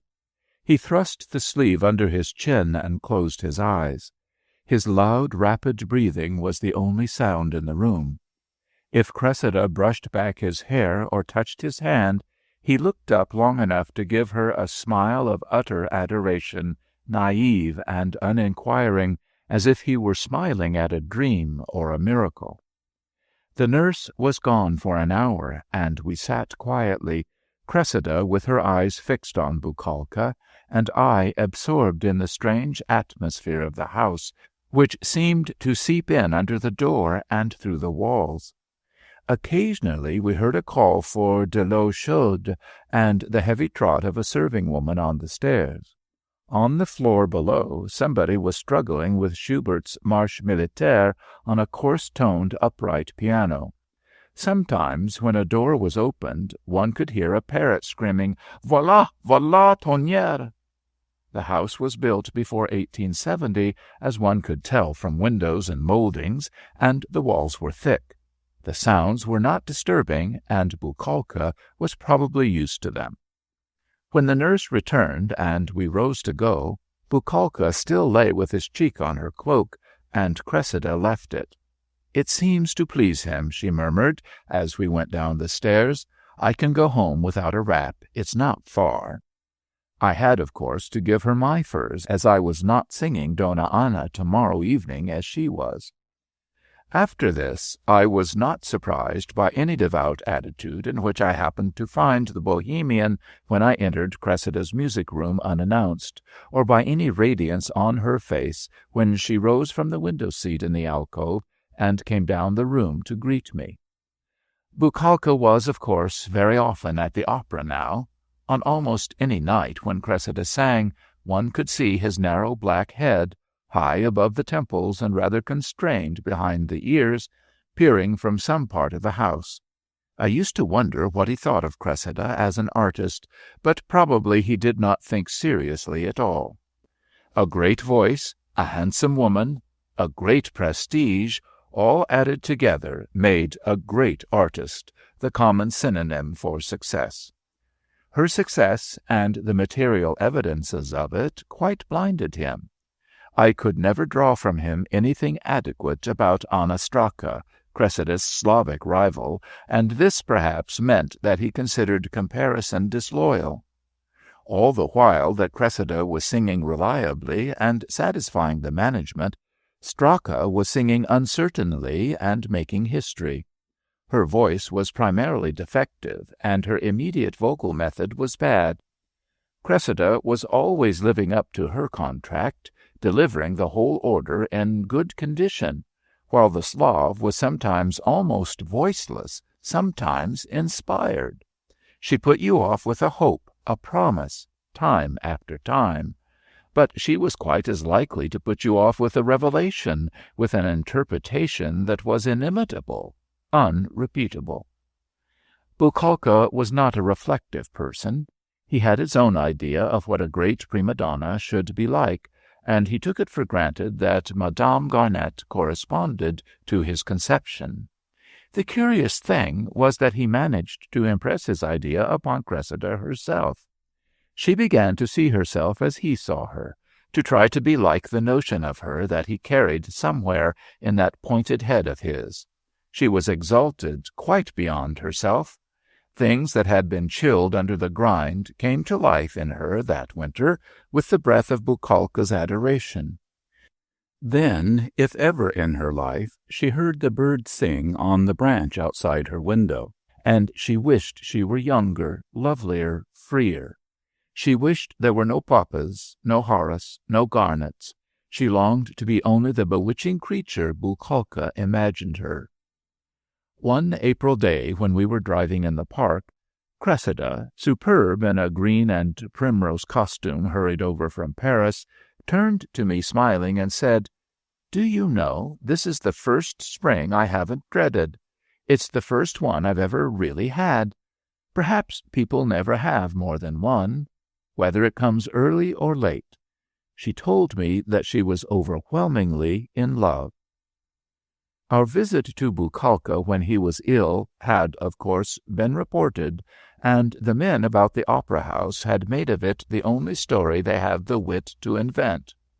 They could no more change the pattern of that story than the spider could change the design of its web.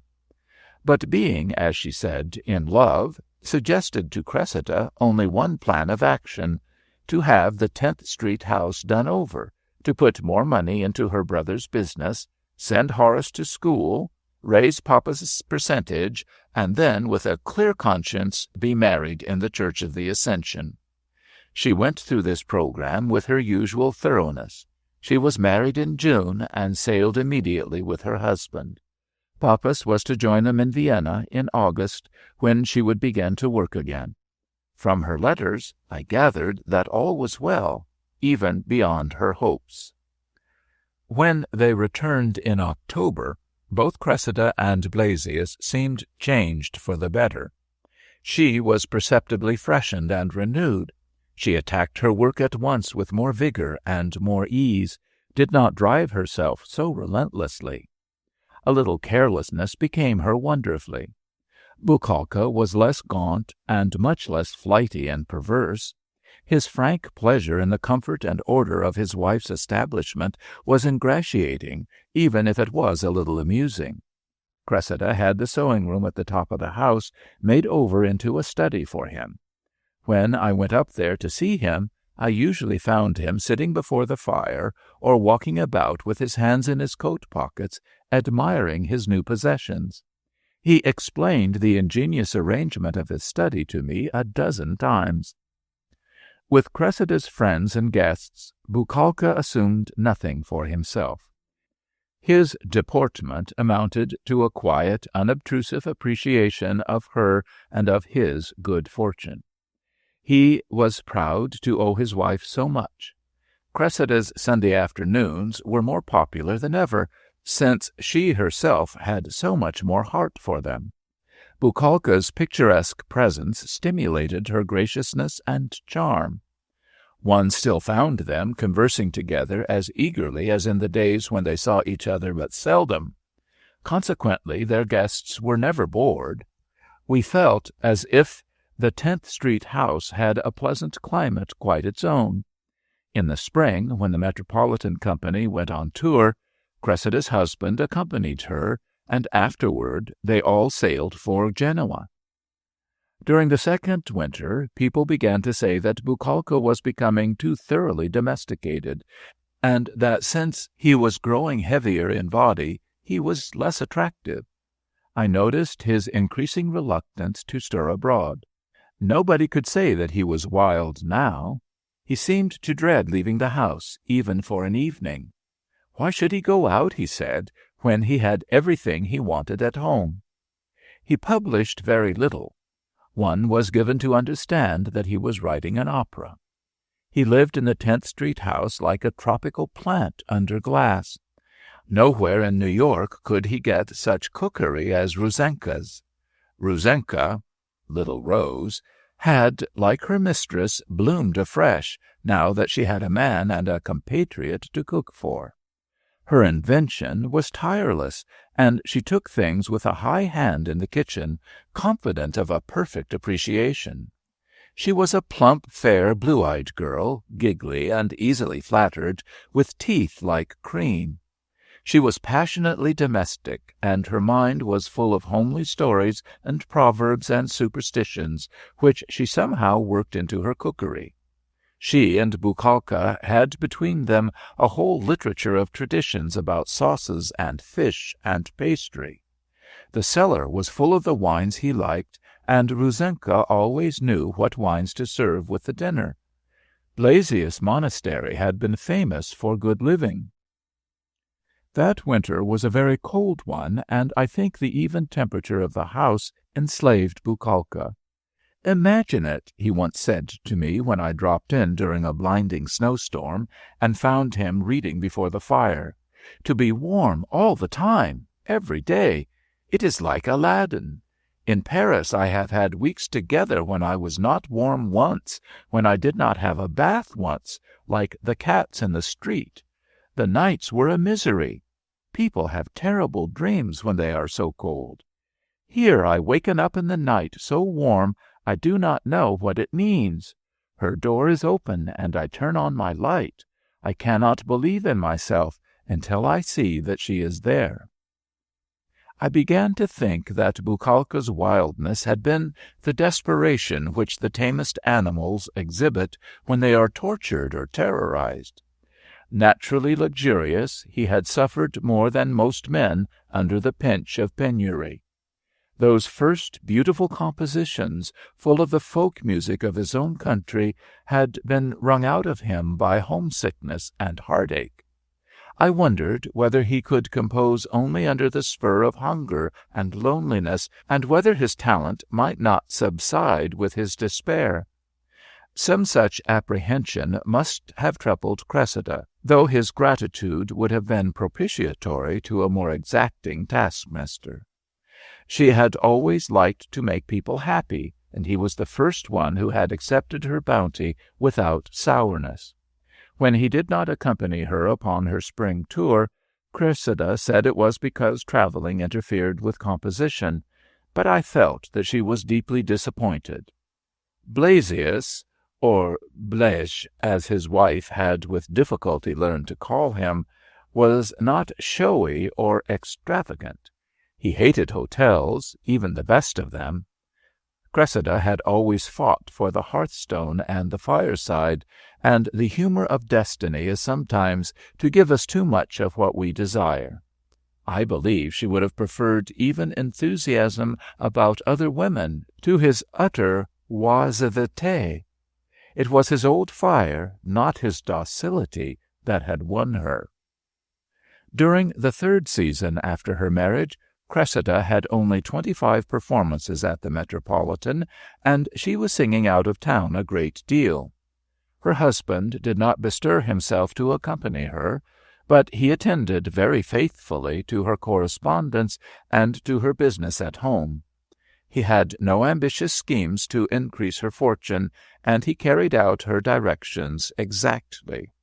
Nevertheless, Cressida faced her concert tours somewhat grimly, and she seldom talked now about their plans for the future. The crisis in this growing estrangement came about by accident, one of those chance occurrences that affect our lives more than years of ordered effort, and it came in an inverted form of a situation old to comedy. Cressida had been on the road for several weeks, singing in Minneapolis, Cleveland, St. Paul, then up into Canada and back to Boston. From Boston she was to go directly to Chicago, coming down on the 5 o'clock train and taking the 11 over the lake shore for the West. By her schedule she would have time to change cars comfortably at the Grand Central Station. On the journey down from Boston, she was seized with a great desire to see Blasius. She decided, against her custom, one might say against her principles, to risk a performance with the Chicago orchestra without rehearsal, to stay the night in New York, and go west by the afternoon train the next day. She telegraphed Chicago, but she did not telegraph Blasius, because she wished, the old fallacy of affection, to surprise him.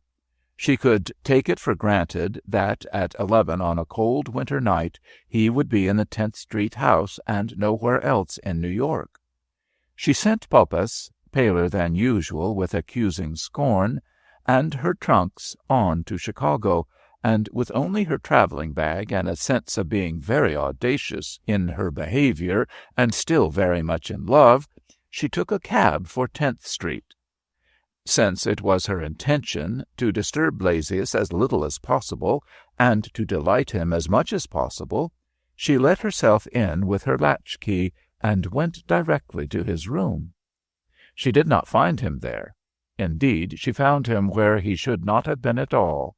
There must have been a trying scene. Ruzenka was sent away in the morning, and the other two maids as well.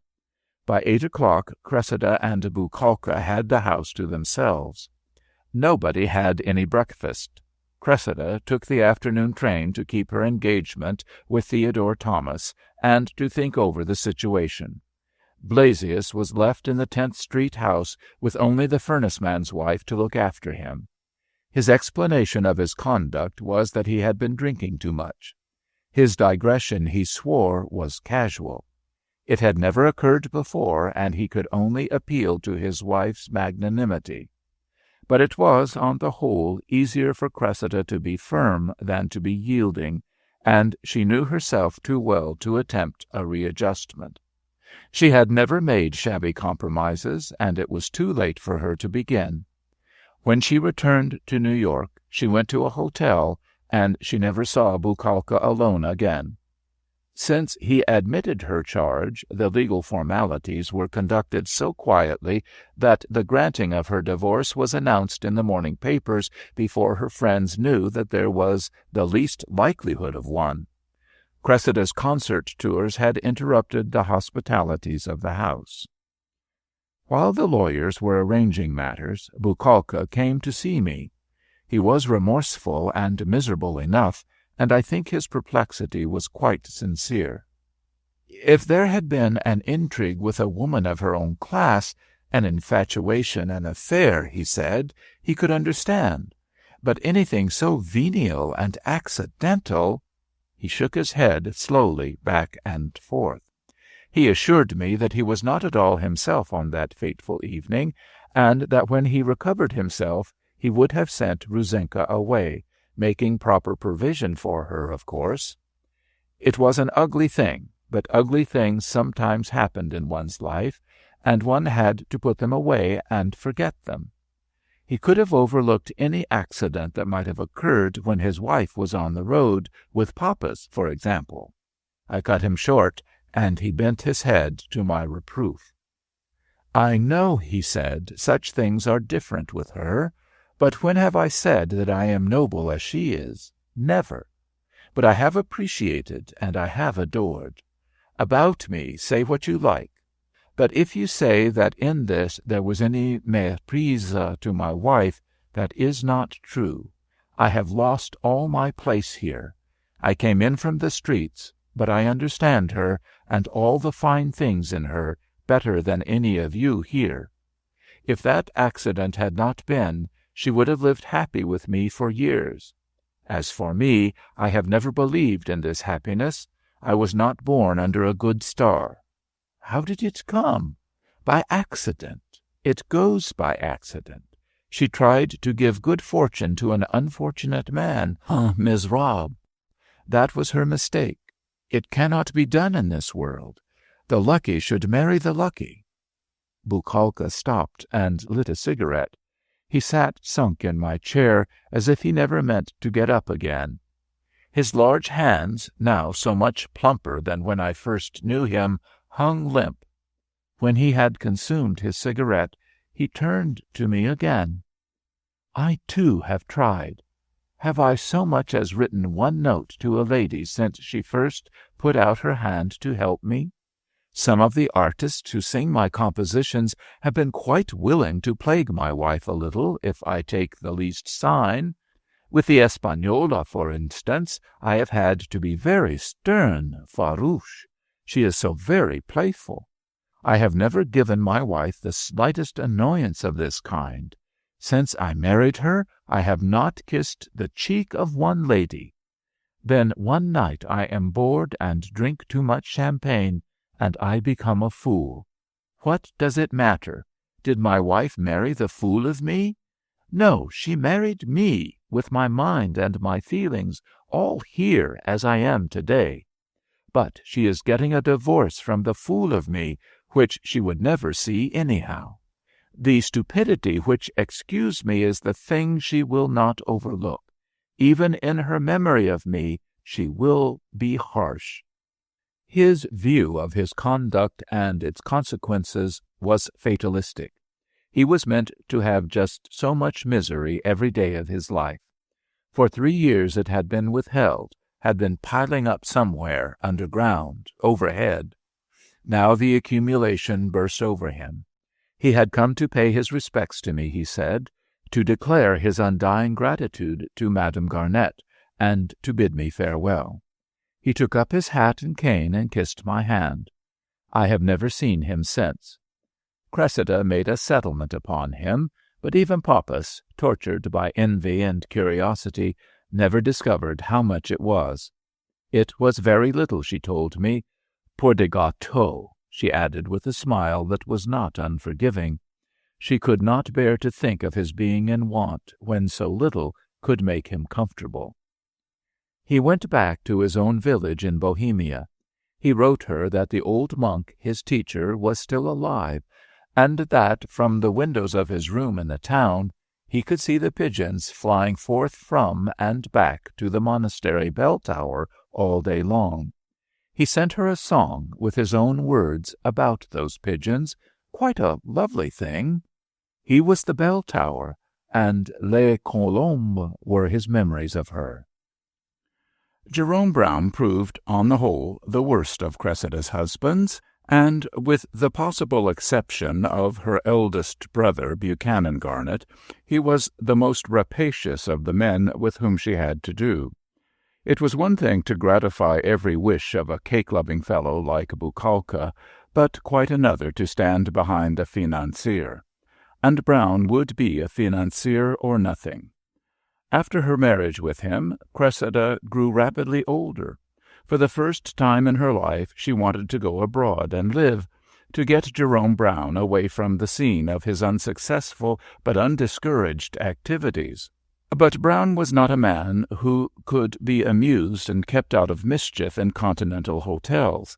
He had to be a figure, if only a mark, in Wall Street. Nothing else would gratify his peculiar vanity. The deeper he went in, the more affectionately he told Cressida that now all her cares and anxieties were over.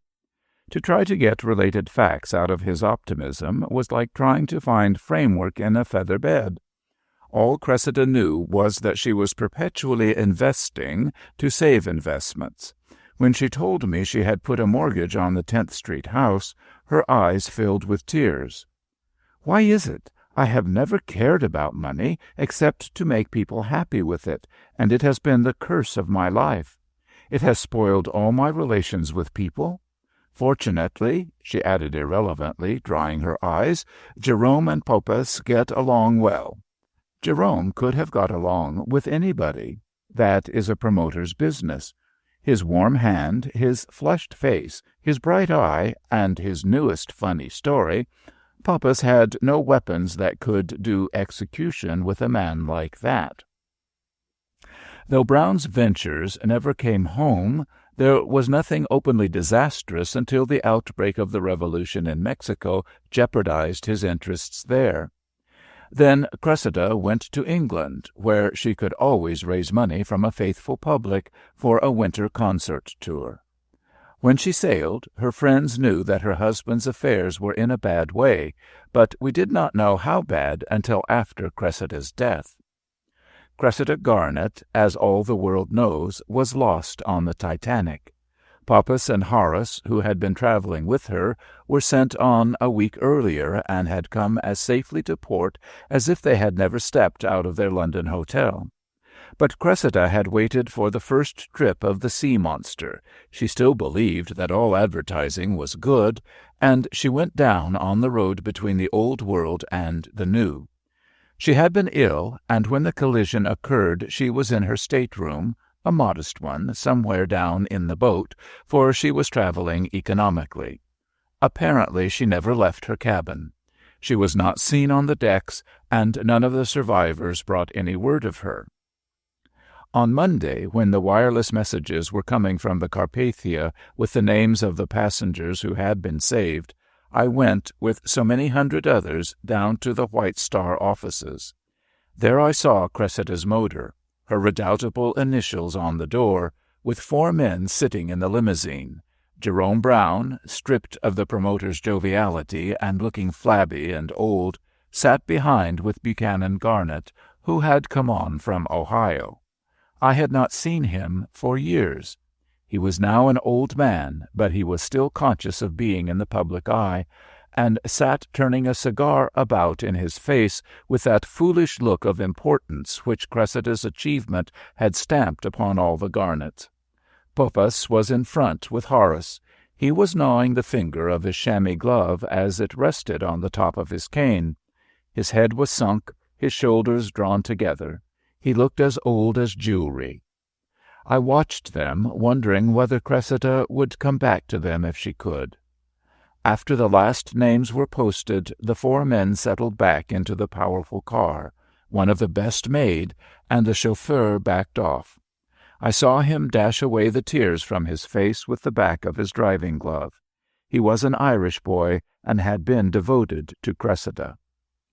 When the will was read, Henry Gilbert, the lawyer, an old friend of her early youth, and I were named executors. A nice job we had of it.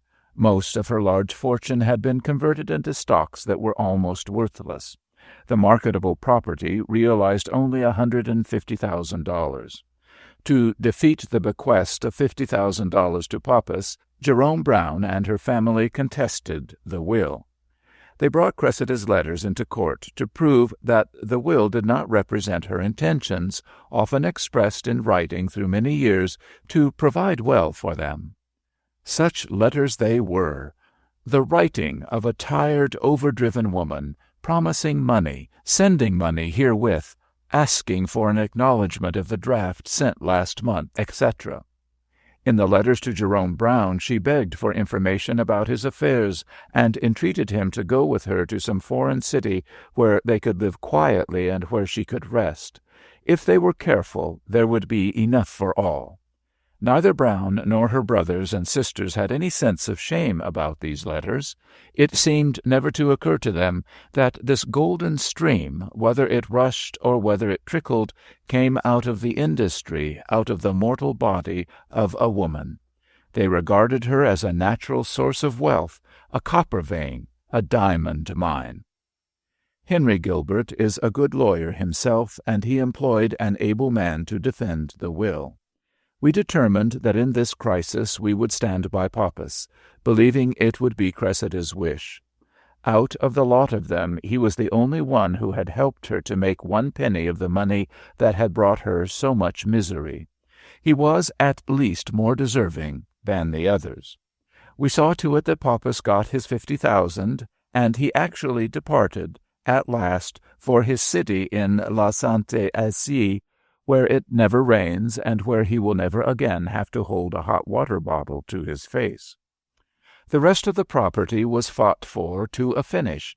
Poppas out of the way, Horace and Brown and the Garnets quarreled over her personal effects. They went from floor to floor of the 10th Street house. The will provided that Cressida's jewels and furs and gowns were to go to her sisters. Georgie and Julia wrangled over them down to the last moleskin. They were deeply disappointed that some of the muffs and stoles, which they remembered as very large, proved, when exhumed from storage and exhibited beside furs of a modern cut, to be ridiculously scant. A year ago the sisters were still reasoning with each other about pearls and opals and emeralds. I wrote Poppas some account of these horrors, as during the court proceedings we had become rather better friends than of old. His reply arrived only a few days ago, a photograph of himself upon a camel, under which is written, Traulich und treu ist's nur in der Tiefe, falsch und feig ist, was dort oben sich freut. His reply, and the memories it awakens, memories which have followed Poppas into the middle of Asia, seemingly, prompted this informal narration.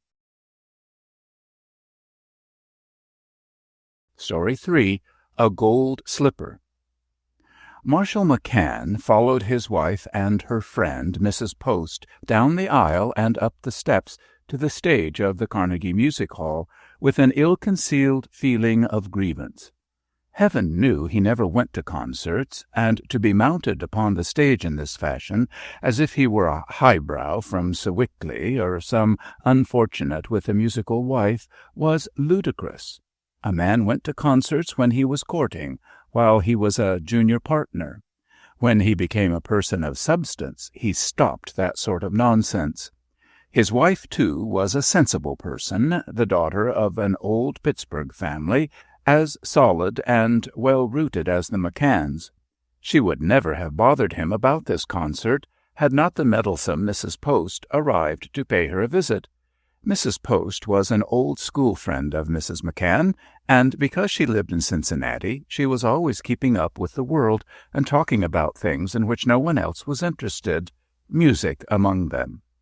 She was an aggressive lady, with weighty opinions and a deep voice like a jovial bassoon. She had arrived only last night, and at dinner she brought it out that she could on no account miss Kitty Ayrshires' recital. It was, she said, the sort of thing no one could afford to miss. When McCann went into town in the morning, he found that every seat in the music hall was sold. He telephoned his wife to that effect, and, thinking he had settled the matter, made his reservation on the 11:25 train for New York. He was unable to get a drawing-room because this same Kitty Ayrshire had taken the last one. He had not intended going to New York until the following week, but he preferred to be absent during Mrs. Post's incumbency. In the middle of the morning, when he was deep in his correspondence, his wife called him up to say the enterprising Mrs. Post had telephoned some musical friends in Sewickley and had found that 200 folding chairs were to be placed on the stage of the concert hall behind the piano, and that they would be on sale at noon. Would he please get seats in the front row? McCann asked if they would not excuse him, since he was going over to New York on the late train, would be tired, and would not have time to dress, etc. No, not at all. It would be foolish for two women to trail up to the stage unattended. Mrs. Post's husband always accompanied her to concerts, and she expected that much attention from her host. He needn't dress, and he could take a taxi from the concert hall to the East Liberty station. The outcome of it all was that though his bag was at the station, here was McCann in the worst possible humor, facing the large audience to which he was well known, and sitting among a lot of music students and excitable old maids. Only the desperately zealous or the morbidly curious would endure 2 hours in those wooden chairs, and he sat in the front row of this hectic body, somehow made a party to a transaction for which he had the utmost contempt. When McCann had been in Paris, Kitty Ayrshire was singing at the Comique, and he wouldn't go to hear her, even there, where one found so little that was better to do. She was too much talked about, too much advertised, always being thrust in an American's face as if she were something to be proud of. Perfumes and petticoats and cutlets were named for her. Someone had pointed Kitty out to him one afternoon when she was driving in the Bois with a French composer, old enough, he judged, to be her father, who was said to be infatuated, carried away by her. McCann was told that this was one of the historic passions of old age.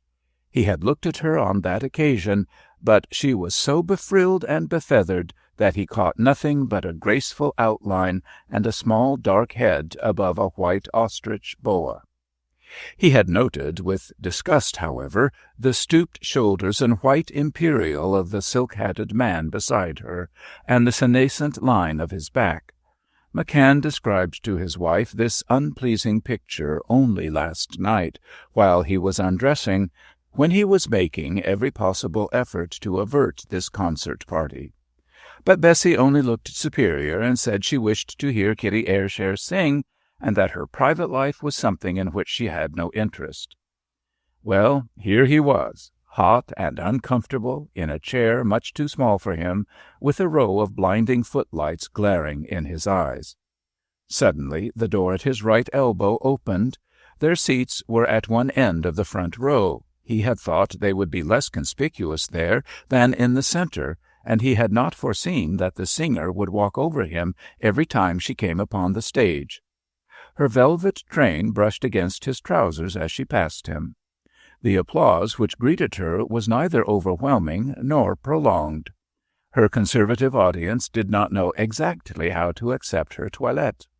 They were accustomed to dignified concert gowns, like those which Pittsburgh matrons, in those days, wore at their daughters' coming-out teas. Kitty's gown that evening was really quite outrageous, the repartee of a conscienceless Parisian designer who took her hint that she wished something that would be entirely novel in the States. Today, after we have all of us, even in the uttermost provinces, been educated by Basque and the various ballets russes, we would accept such a gown without distrust, but then it was a little disconcerting, even to the well-disposed. It was constructed of a yard or two of green velvet, a reviling, shrieking green, which would have made a fright of any woman who had not inextinguishable beauty, and it was made without armholes, a device to which we were then so unaccustomed that it was nothing less than alarming. The velvet skirt split back from a transparent gold lace petticoat, gold stockings, gold slippers. The narrow train was apparently looped to both ankles, and it kept curling about her feet like a serpent's tail, turning up its gold lining as if it were squirming on its back. It was not, we felt, a costume in which to sing Mozart and Handel and Beethoven. Kitty sensed the chill in the air, and it amused her. She liked to be thought a brilliant artist by other artists, but by the world at large she liked to be thought a daring creature. She had every reason to believe, from experience and from example, that to shock the great crowd was the surest way to get its money and to make her name a household word. Nobody ever became a household word of being an artist, surely, and you were not a thoroughly paying proposition until your name meant something on the sidewalk and in the barber shop. Kitty studied her audience with an appraising eye. She liked the stimulus of this disapprobation. As she faced this hard-shelled public, she felt keen and interested. She knew that she would give such a recital as cannot often be heard for money. She nodded gaily to the young man at the piano, fell into an attitude of seriousness, and began the group of Beethoven and Mozart songs. Though McCann would not have admitted it, there were really a great many people in the concert hall who knew what the prodigal daughter of their country was singing, and how well she was doing it. They thawed gradually under the beauty of her voice and the subtlety of her interpretation. She had sung seldom in concert then, and they had supposed her very dependent upon the accessories of the opera. Clean singing, finished artistry, were not what they expected from her. They began to feel even the wayward charm of her personality. McCann, who stared coldly up at the balconies during her first song, during the second glanced cautiously at the green apparition before him. He was vexed with her for having retained a debutante figure. He comfortably classed all singers, especially operatic singers, as fat Dutchwomen or shifty Sadies, and Kitty would not fit into his clever generalization. She displayed, under his nose, the only kind of figure he considered worth looking at, that of a very young girl, supple and sinuous and quicksilverish, thin, eager shoulders, polished white arms that were nowhere too fat and nowhere too thin. McCann found it agreeable to look at Kitty, but when he saw that the authoritative Mrs. Post, red as a turkey-cock with opinions she was bursting to impart, was studying and appraising the singer through her lorgnette, he gazed indifferently out into the house again. He felt for his watch, but his wife touched him warningly with her elbow, which, he noticed, was not at all like Kitty's. When Miss Ayrshire finished her first group of songs, her audience expressed its approval positively, but guardedly. She smiled bewitchingly upon the people in front, glanced up at the balconies, and then turned to the company huddled on the stage behind her. After her gay and careless bows, she retreated toward the stage door. As she passed McCann, she again brushed lightly against him, and this time she paused long enough to glance down at him and murmur, "Pardon." In the moment her bright, curious eyes rested upon him, McCann seemed to see himself as if she were holding a mirror up before him. He beheld himself, a heavy, solid figure, unsuitably clad for the time and place, with a florid, square face, well-visored with good living and sane opinions, an inexpressive countenance. Not a rock face exactly, but a kind of pressed brick and cement face, a business face upon which years and feelings had made no mark, in which cocktails might eventually blast out a few hollows. He had never seen himself so distinctly in his shaving-glass as he did in that instant when Kitty Ayrshire's liquid eyes beheld him, when her bright, inquiring glance roamed over his person. After her prehensile tail curled over his boot, and she was gone, his wife turned to him and said in the tone of approbation one uses when an infant manifests its groping intelligence, "Very gracious of her, I'm sure." Mrs. Post nodded oracularly. McCann grunted. Kitty began her second number, a group of romantic German songs which were altogether more her affair than her first number. When she turned once to acknowledge the applause behind her, she caught McCann in the act of yawning behind his hand. He, of course, wore no gloves, and he thought she frowned a little. This did not embarrass him. It somehow made him feel important. When she retired after the second part of the program, she again looked him over curiously as she passed, and she took marked precaution that her dress did not touch him. Mrs. Post and his wife again commented upon her consideration. The final number was made up of modern French songs, which Kitty sang enchantingly, and at last her frigid public was thoroughly aroused. While she was coming back again and again to smile and curtsy, McCann whispered to his wife that if there were to be encores he had better make a dash for his train. "Oh, not at all," put in Mrs. Post. "Kitty is going on the same train. She sings in Faust at the opera tomorrow night, so she'll take no chances." McCann once more told himself how sorry he felt for Post. At last Miss Ayrshire returned, escorted by her accompanist, and gave the people what she, of course, knew they wanted, the most popular aria from the French opera of which the title role had become synonymous with her name. An opera written for her and to her and round about her by the veteran French composer who adored her, the last and not the palest flash of his creative fire. This brought her audience all the way. They clamored for more of it, but she was not to be coerced. She had been unyielding through storms to which this was a summer breeze.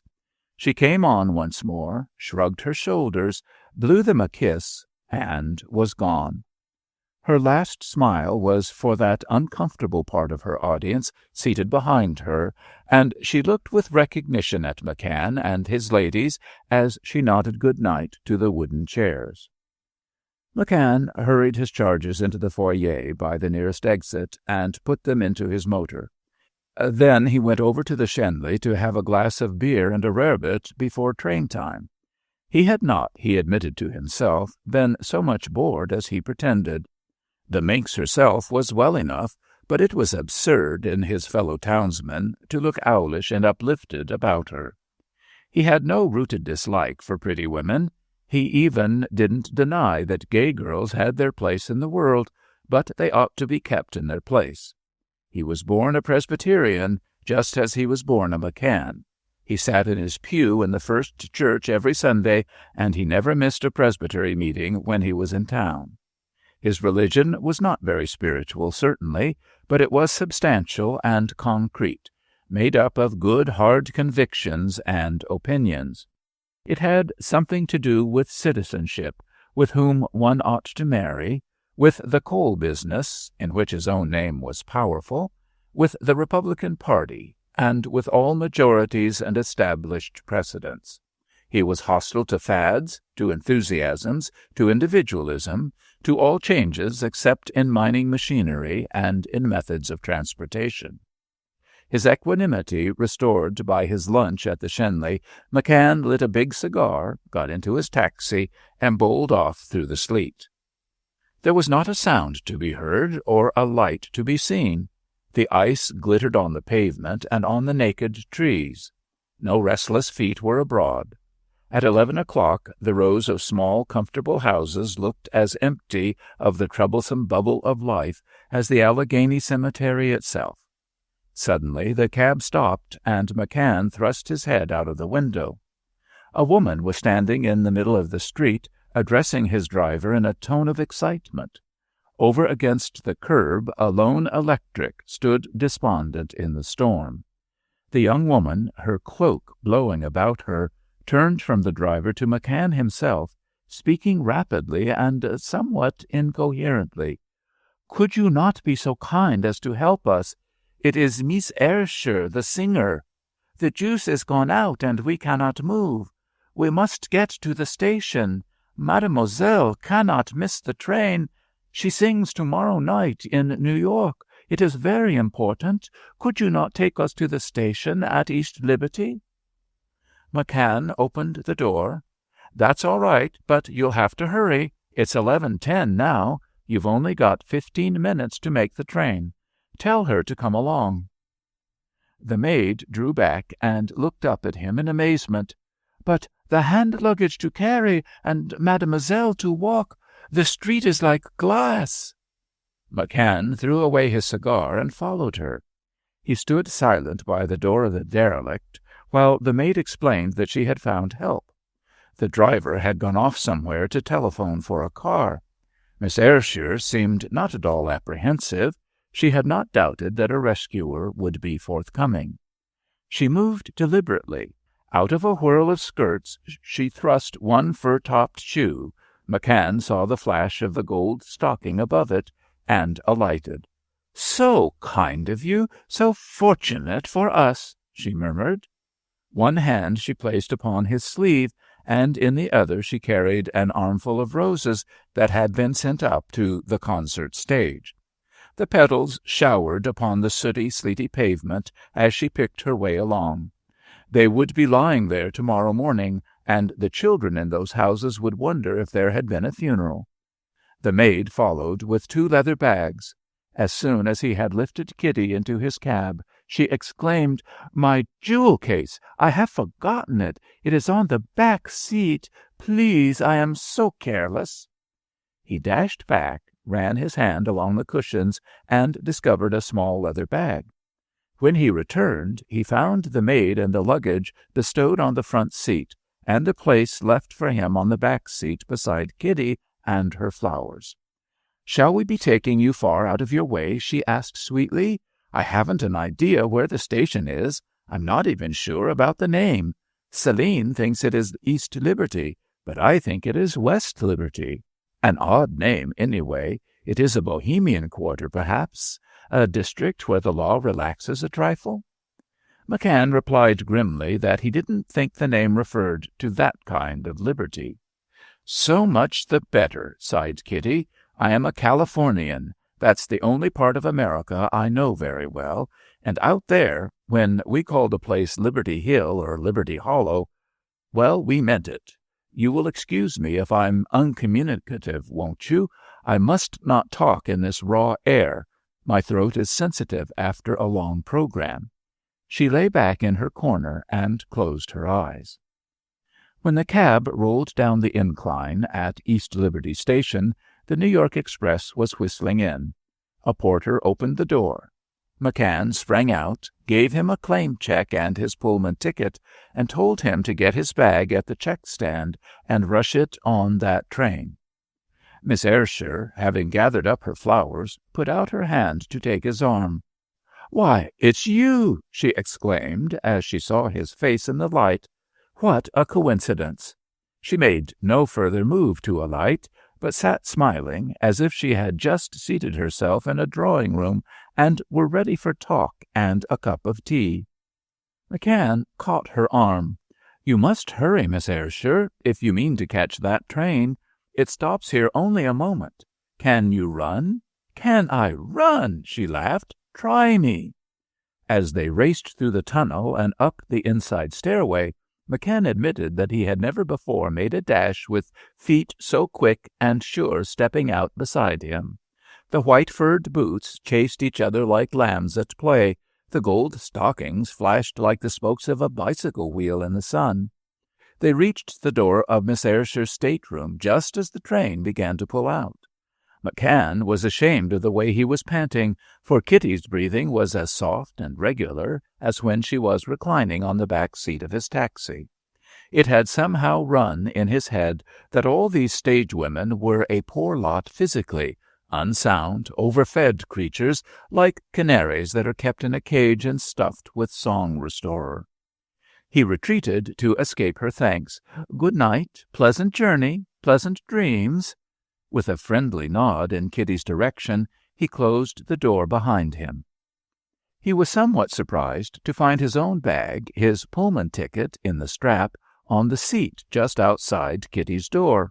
But there was nothing strange about it. He had got the last section left on the train, number 13, next the drawing-room. Every other berth in the car was made up. He was just starting to look for the porter when the door of the stateroom opened and Kitty Ayrshire came out. She seated herself carelessly in the front seat beside his bag. "Please talk to me a little," she said coaxingly. "I'm always wakeful after I sing, and I have to hunt someone to talk to. Céline and I get so tired of each other. We can speak very low, and we shall not disturb anyone." She crossed her feet and rested her elbow on his Gladstone. Though she still wore her gold slippers and stockings, she did not, he thanked heaven, have on her concert gown, but a very demure black velvet with some sort of pearl trimming about the neck. "Wasn't it funny," she proceeded, "that it happened to be you who picked me up? I wanted a word with you anyway." McCann smiled in a way that meant he wasn't being taken in. "Did you? We are not very old acquaintances." "No, perhaps not. But you disapproved tonight, and I thought I was singing very well. You are very critical in such matters." He had been standing, but now he sat down. "My dear young lady, I am not critical at all. I know nothing about such matters." "And care less?" she said for him. "Well, then, we know where we are, in so far as that is concerned. What did displease you? My gown, perhaps? It may seem a little outré here, but it's the sort of thing all the imaginative designers abroad are doing. You like the English sort of concert gown better." "About gowns," said McCann, "I know even less than about music. If I looked uncomfortable, it was probably because I was uncomfortable. The seats were bad, and the lights were annoying." Kitty looked up with solicitude. "I was sorry they sold those seats. I don't like to make people uncomfortable in any way. Did the lights give you a headache? They are very trying. They burn one's eyes out in the end, I believe." She paused and waved the porter away with a smile as he came toward them. Half-clad Pittsburghers were tramping up and down the aisle, casting sidelong glances at McCann and his companion. "How much better they look with all their clothes on," she murmured. Then, turning directly to McCann again, "I saw you were not well seated, but I felt something quite hostile and personal. You were displeased with me. Doubtless many people are, but I seldom get an opportunity to question them. It would be nice if you took the trouble to tell me why you were displeased." She spoke frankly, pleasantly, without a shadow of challenge or hauteur. She did not seem to be angling for compliments. McCann settled himself in his seat. He thought he would try her out. She had come for it, and he would let her have it. He found, however, that it was harder to formulate the grounds of his disapproval than he would have supposed. Now that he sat face to face with her, now that she was leaning against his bag, he had no wish to hurt her. "I'm a hard-headed businessman," he said evasively, "and I don't much believe in any of you fluffy ruffles people. I have a sort of natural distrust of them all, the men more than the women." She looked thoughtful. "Artists, you mean?" drawing her words slowly. "What is your business?" "Coal." "I don't feel any natural distrust of businessmen, and I know ever so many. I don't know any coal men, but I think I could become very much interested in coal. Am I larger-minded than you?" McCann laughed. "I don't think you know when you are interested or when you are not. I don't believe you know what it feels like to be really interested. There is so much fake about your profession. It's an affectation on both sides. I know a great many of the people who went to hear you tonight, and I know that most of them neither know nor care anything about music. They imagine they do, because it's supposed to be the proper thing." Kitty sat upright and looked interested. She was certainly a lovely creature, the only one of her tribe he had ever seen that he would cross the street to see again.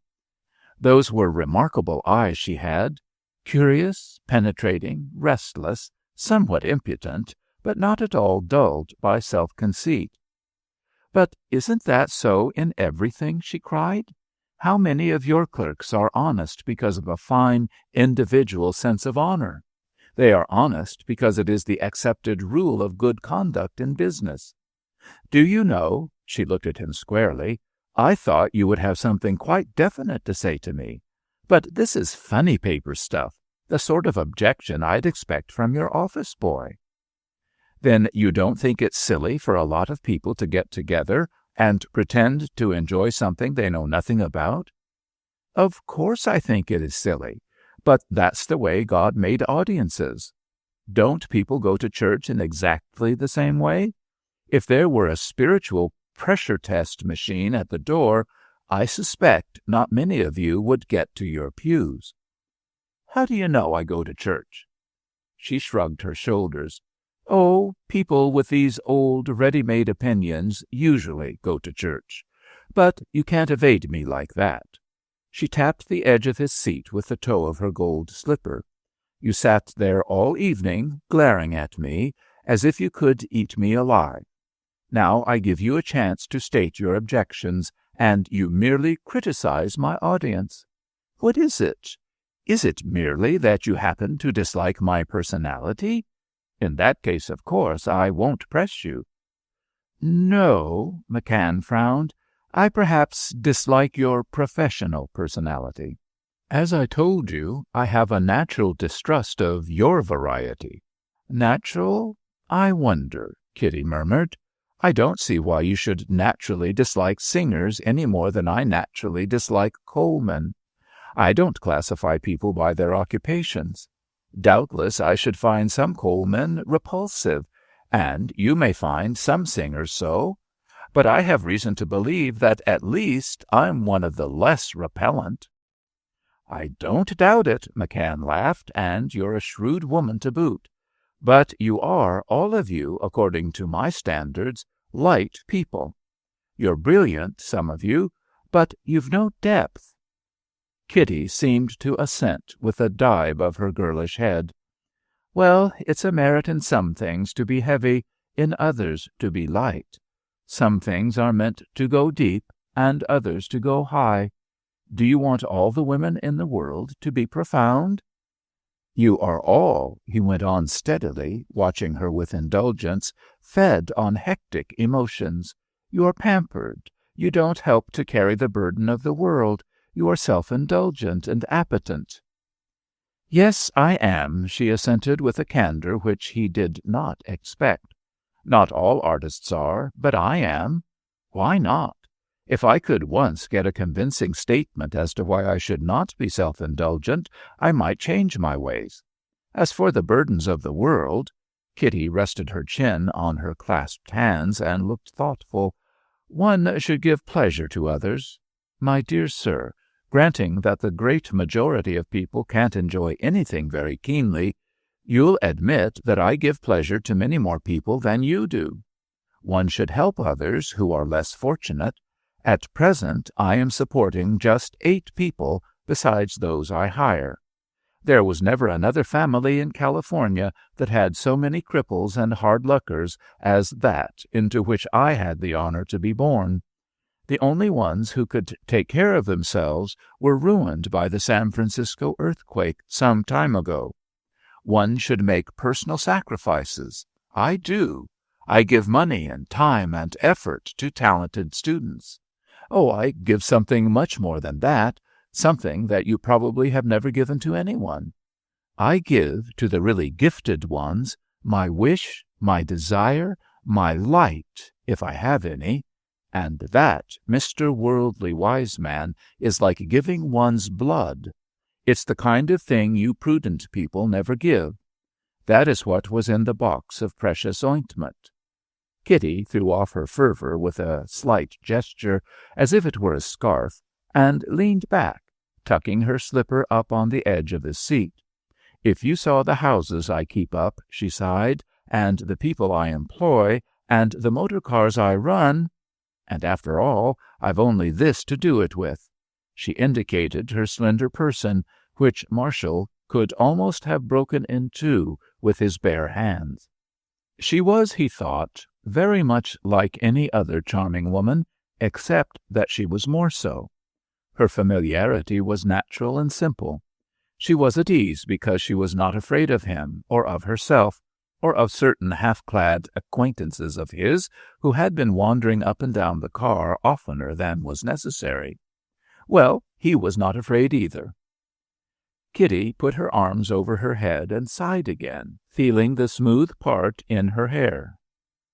Her head was small, capable of great agitation, like a bird's, or of great resignation, like a nun's. "I can't see why I shouldn't be self-indulgent when I indulge others. I can't understand your equivocal scheme of ethics. Now, I can understand Count Tolstoy's perfectly. I had a long talk with him once about his book, What is Art? As nearly as I could get it, he believes that we are a race who can exist only by gratifying appetites. The appetites are evil, and the existence they carry on is evil. We were always sad, he says, without knowing why, even in the Stone Age. In some miraculous way, a divine ideal was disclosed to us, directly at variance with our appetites. It gave us a new craving, which we could only satisfy by starving all the other hungers in us. Happiness lies in ceasing to be and to cause being, because the thing revealed to us is dearer than any existence our appetites can ever get for us. I can understand that. It's something one often feels in art. It is even the subject of the greatest of all operas, which, because I can never hope to sing it, I love more than all the others. Kitty pulled herself up. "Perhaps you agree with Tolstoy?" she added languidly. "No, I think he's a crank," said McCann cheerfully. "What do you mean by a crank?" "I mean an extremist." Kitty laughed. Weighty word!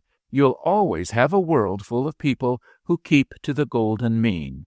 Why bother yourself about me and Tolstoy? I don't, except when you bother me. Poor man. It's true this isn't your fault. Still, you did provoke it by glaring at me. Why did you go to the concert? I was dragged. I might have known, she chuckled and shook her head. No, you don't give me any good reasons. Your morality seems to me the compromise of cowardice, apologetic, and sneaking. When righteousness becomes alive and burning, you hate it as much as you do beauty. You want a little of each in your life, perhaps, adulterated, sterilized, with the sting taken out. It's true enough they are both fearsome things when they get loose in the world. They don't often. McCann hated tall talk. My views on women, he said slowly, are simple. Doubtless, Kitty responded dryly, but are they consistent? Do you apply them to your stenographers as well as to me? I take it for granted you have unmarried stenographers. Their position economically is the same as mine. McCann studied the toe of her shoe. With a woman, everything comes back to one thing. His manner was judicial. She laughed indulgently. So we are getting down to brass tacks, eh? I have beaten you in argument, and now you are leading trumps. She put her hands behind her head, and her lips parted in a half-yawn. Does everything come back to one thing? I wish I knew. It's more than likely that under the same conditions I should have been very like your stenographers, if they are good ones. Whatever I was, I would have been a good one. I think people are very much alike. You are more different than anyone I have met for some time, but I know that there are a great many more at home like you. And even you, I believe there is a real creature down under these custom-made prejudices that save you the trouble of thinking. If you and I were shipwrecked on a desert island, I have no doubt that we would come to a simple and natural understanding. I'm neither a coward nor a shirk. You would find, if you had to undertake any enterprise of danger or difficulty with a woman, that there are several qualifications quite as important as the one to which you doubtless refer. McCann felt nervously for his watch-chain. Of course, he brought out, I am not laying down any generalizations. His brows wrinkled. Oh, aren't you? Murmured Kitty. Then I totally misunderstood. But remember, holding up a finger, it is you, not I, who are afraid to pursue this subject further. Now, I'll tell you something. She leaned forward and clasped her slim white hands about her velvet knee. I am as much a victim of these ineradicable prejudices as you. Your stenographer seems to you a better sort. Well, she does to me. Just because her life is presumably grayer than mine, she seems better. My mind tells me that dullness and a mediocre order of ability and poverty are not in themselves admirable things. Yet in my heart I always feel that the saleswomen in shops and the working girls in factories are more meritorious than I. Many of them, with my opportunities, would be more selfish than I am. Some of them, with their own opportunities, are more selfish.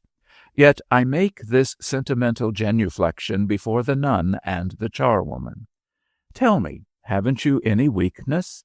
Isn't there any foolish, natural thing that unbends you a trifle and makes you feel gay? I like to go fishing. To see how many fish you can catch? No, I like the woods and the weather. I like to play a fish and work hard for him.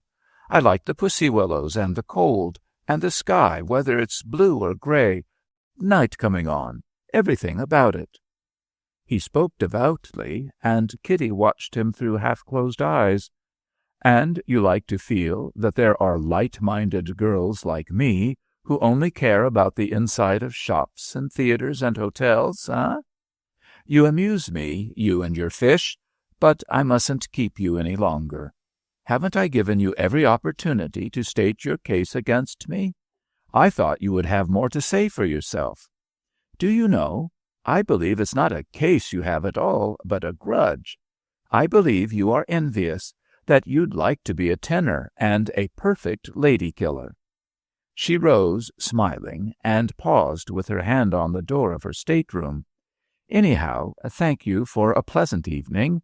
And, by the way, dream of me tonight, and not of either of those ladies who sat beside you. It does not matter much whom we live with in this world, but it matters a great deal whom we dream of." She noticed his bricky flush. "You are very naive after all, but oh, so cautious. You are naturally afraid of everything new, just as I naturally want to try everything. New people, new religions, new miseries even. If only there were more new things, if only you were really new, I might learn something. I'm like the Queen of Sheba. I'm not above learning. But you, my friend, would be afraid to try a new shaving soap. It isn't gravitation that holds the world in place. It's the lazy, obese cowardice of the people on it. All the same," taking his hand and smiling encouragingly, "I'm going to haunt you a little. Adios." When Kitty entered her stateroom, Céline, in her dressing-gown, was nodding by the window. "Mademoiselle found the fat gentleman interesting?" she asked. "It is nearly 1. "Negatively interesting. His kind always say the same thing. If I could find one really intelligent man who held his views, I should adopt them." "Monsieur did not look like an original," murmured Céline, as she began to take down her lady's hair. McCann slept heavily, as usual, and the porter had to shake him in the morning. He sat up in his berth, and after composing his hair with his fingers, began to hunt about for his clothes. As he put up the window blind, some bright object in the little hammock over his bed caught the sunlight and glittered. He stared and picked up a delicately turned gold slipper. "Minx! Hussy!" he ejaculated. "All that tall talk. Probably got it from some man who hangs about. Learned it off like a parrot. Did she poke this in here herself last night, or did she send that sneak-faced Frenchwoman? I like her nerve." He wondered whether he might have been breathing audibly when the intruder thrust her head between his curtains. He was conscious that he did not look a Prince Charming in his sleep. He dressed as fast as he could, and when he was ready to go to the washroom, glared at the slipper. If the porter should start to make up his berth in his absence— He caught the slipper, wrapped it in his pajama jacket, and thrust it into his bag. He escaped from the train without seeing his tormentor again. Later, McCann threw the slipper into the waste-basket in his room at the Knickerbocker, but the chambermaid, seeing that it was new and mateless, thought there must be a mistake, and placed it in his clothes-closet. He found it there when he returned from the theatre that evening. Considerably mellowed by food and drink and cheerful company, he took the slipper in his hand and decided to keep it as a reminder that absurd things could happen to people of the most clock-like deportment. When he got back to Pittsburgh, he stuck it in a lock-box in his vault, safe from prying clerks. McCann has been ill for 5 years now, poor fellow. He still goes to the office, because it is the only place that interests him, but his partners do most of the work, and his clerks find him sadly changed. Morbid, they call his state of mind. He has had the pine trees in his yard cut down because they remind him of cemeteries. On Sundays or holidays, when the office is empty and he takes his will or his insurance policies out of his lock-box, he often puts the tarnished gold slipper on his desk and looks at it. Somehow it suggests life to his tired mind, and his pine trees suggested death, life and youth. When he drops over some day, his executors will be puzzled by the slipper. As for Kitty Ayrshire, She has played so many jokes, practical and impractical, since then, that she has long ago forgotten the night when she threw away a slipper to be a thorn in the side of a just man. Story 4. Scandal. Kitty Ayrshire had a cold, a persistent inflammation of the vocal cords which defied the throat specialist. Week after week her name was posted at the opera, and week after week it was cancelled, and the name of one of her rivals was substituted. For nearly 2 months she had been deprived of everything she liked, even of the people she liked, and had been shut up until she had come to hate the glass windows between her and the world, and the wintry stretch of the park they looked out upon. She was losing a great deal of money, and what was worse, she was losing life. Days of which she wanted to make the utmost were slipping by, and nights which were to have crowned the days, nights of incalculable possibilities, were being stolen from her by women for whom she had no great affection. At first she had been courageous, but the strain of prolonged uncertainty was telling on her, and her nervous condition did not improve her larynx. Every morning Miles Creedon looked down her throat, only to put her off with evasions, to pronounce improvement that apparently never got her anywhere, to say that tomorrow he might be able to promise something definite. Her illness, of course, gave rise to rumors that she had lost her voice, that at some time last summer she must have lost her discretion. Kitty herself was frightened by the way in which this cold hung on. She had had many sharp illnesses in her life, but always before this she had rallied quickly. Was she beginning to lose her resiliency? Was she, by any cursed chance, facing a bleak time when she would have to cherish herself?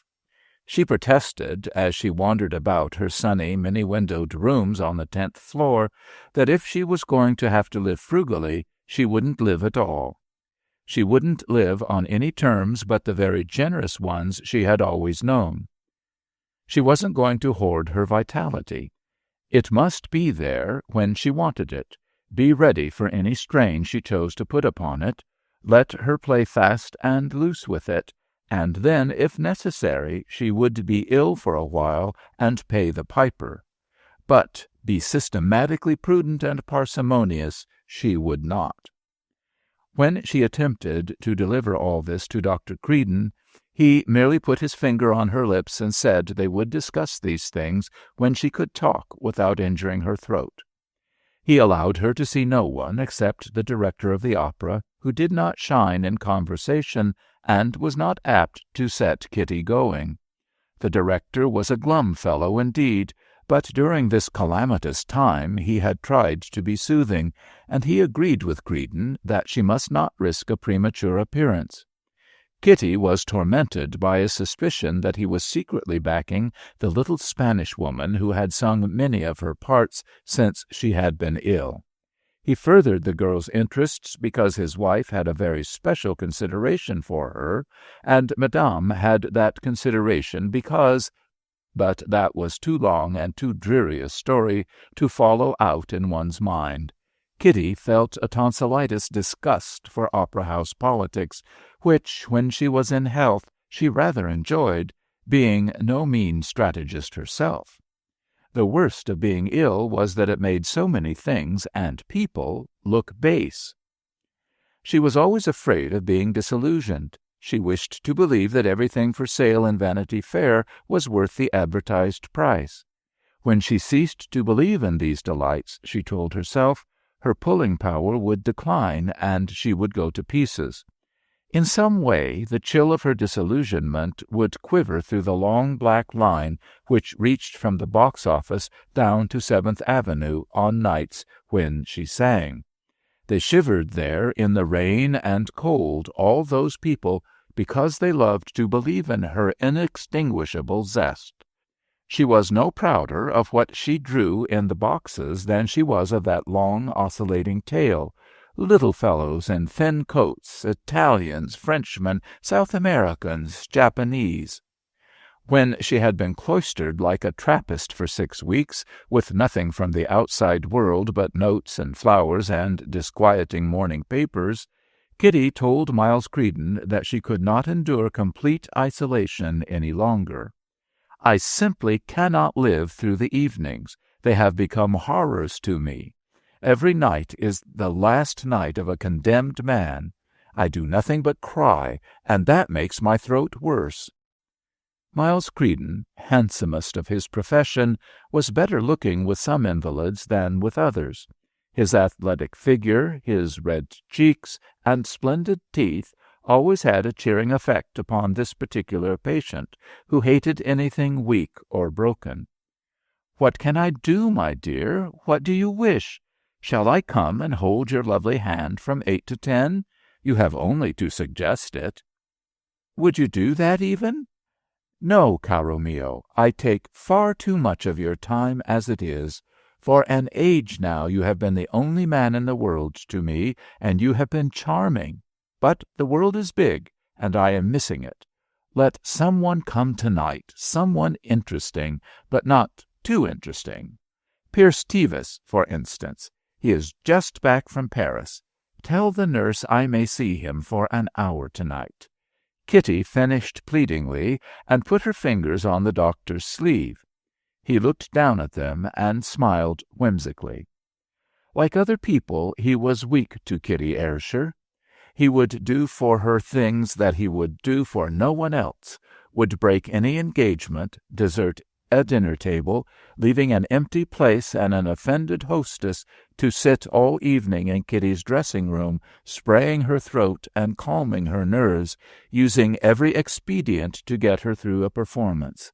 He had studied her voice like a singing master, knew all its idiosyncrasies and the emotional and nervous perturbations which affected it. When it was permissible, sometimes when it was not permissible, he indulged her caprices. On this sunny morning her wan, disconsolate face moved him. "Yes, you may see Tevis this evening, if you will assure me that you will not shed one tear for 24 hours. I may depend on your word?"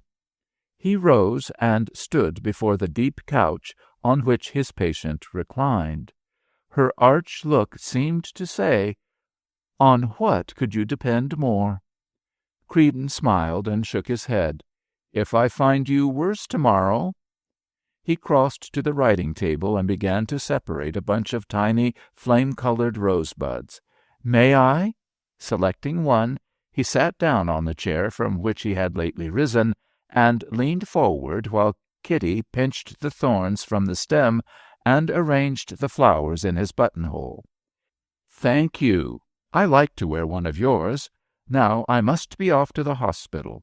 I've a nasty little operation to do this morning. I'm glad it's not you. Shall I telephone Tevis about this evening?" Kitty hesitated. Her eyes ran rapidly about, seeking a likely pretext. Creedon laughed. "Oh, I see. You've already asked him to come. You were so sure of me. 2 hours in bed after lunch, with all the windows open, remember. Read something diverting, but not exciting. Some homely British author. Nothing abandonné. And don't make faces at me. Until tomorrow."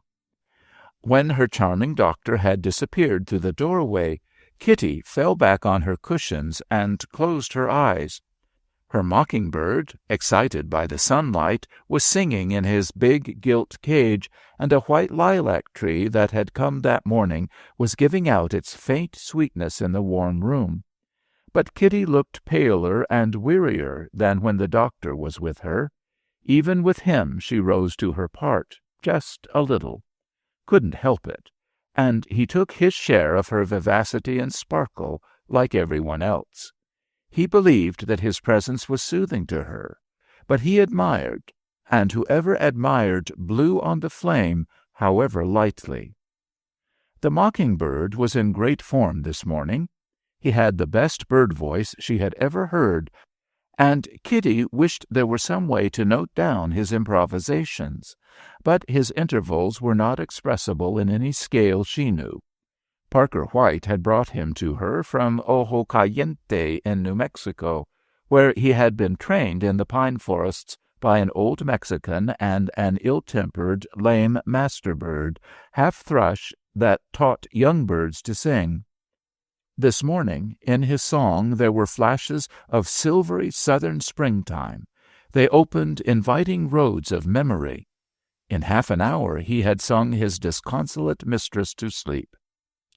That evening Kitty sat curled up on the deep couch before the fire, awaiting Pierce Tevis.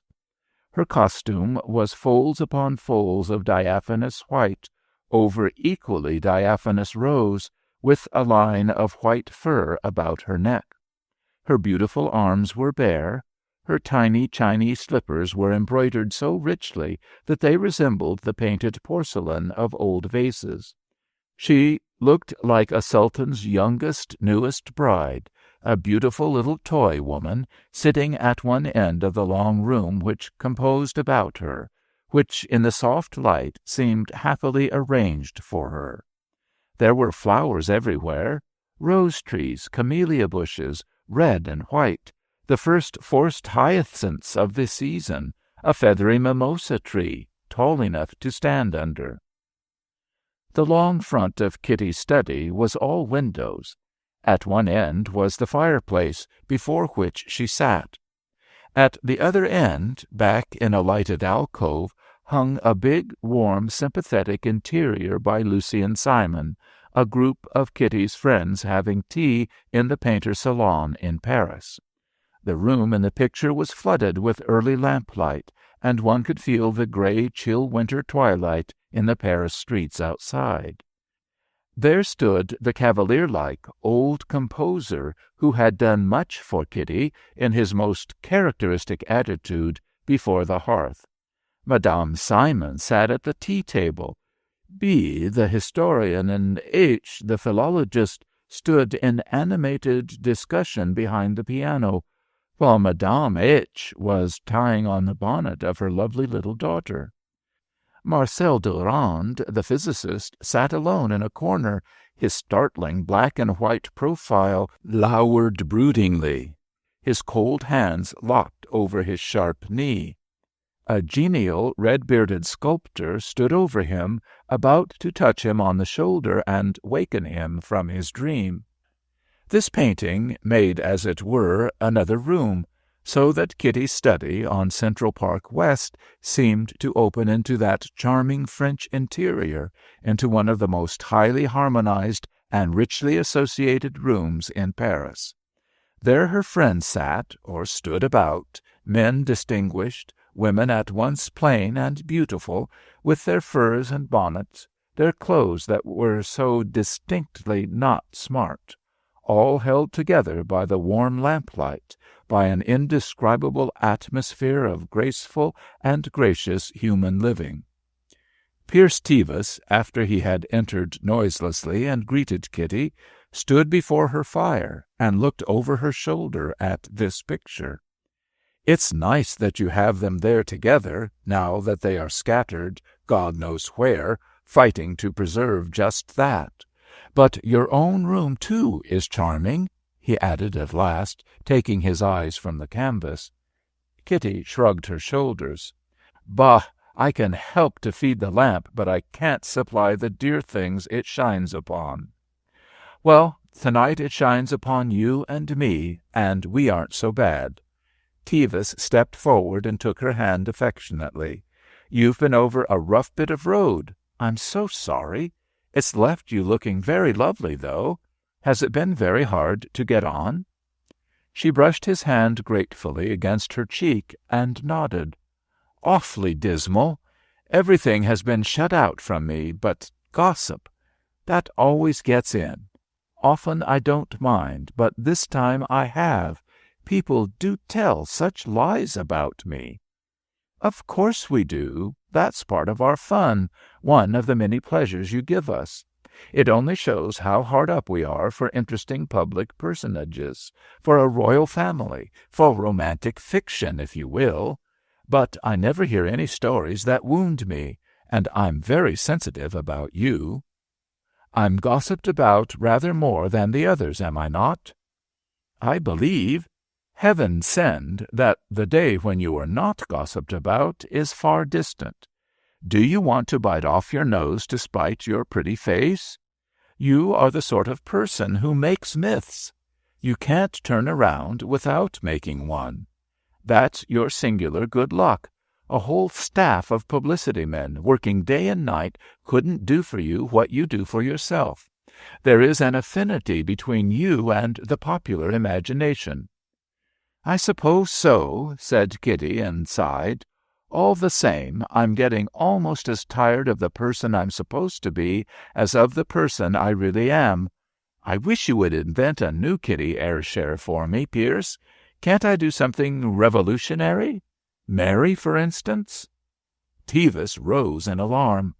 Whatever you do, don't try to change your legend.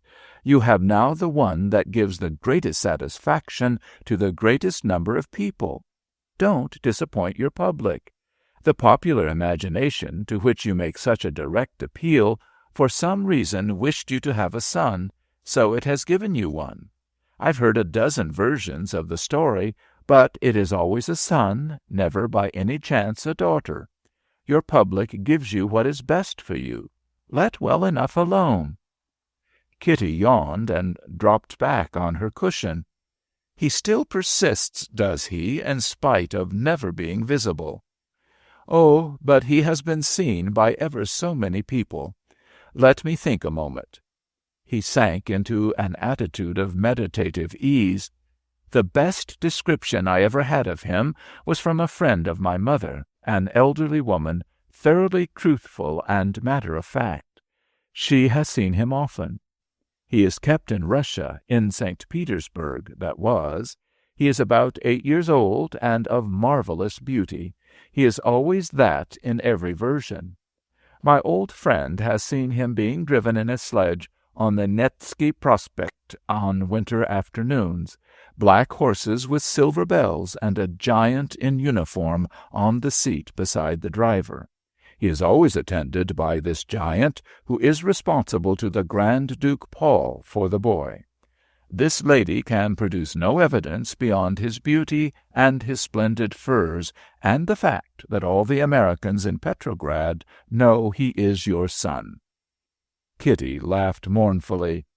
If the Grand Duke Paul had a son, any old rag of a son, the province of Moscow couldn't contain him. He may, for aught I know, actually pretend to have a son. It would be very like him. She looked at her fingertips and her rings disapprovingly for a moment. Do you know, I've been thinking that I would rather like to lay hands on that youngster. I believe he'd be interesting. I'm bored with the world. Tevis looked up and said quickly, Would you like him, really? Of course I should, she said indignantly. But then I like other things, too, and one has to choose.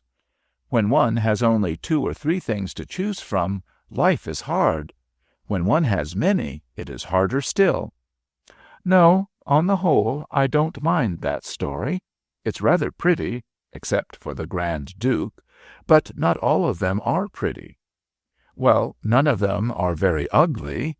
At least I never heard but one that troubled me, and that was long ago. She looked interested. That is what I want to know. How do the ugly ones get started? How did that one get going, and what was it about? Is it too dreadful to repeat? No, it's not especially dreadful, merely rather shabby. If you really wish to know and won't be vexed, I can tell you exactly how it got going, for I took the trouble to find out. But it's a long story, and you really had nothing whatever to do with it. Then who did have to do with it? Tell me. I should like to know exactly how even one of them originated. Will you be comfortable and quiet and not get into a rage and let me look at you as much as I please? Kitty nodded, and Tevis sat watching her indolently while he debated how much of his story he ought not to tell her. Kitty liked being looked at by intelligent persons. She knew exactly how good-looking she was, And she knew, too, that, pretty as she was, some of those rather sallow women in the Simon painting had a kind of beauty which she would never have.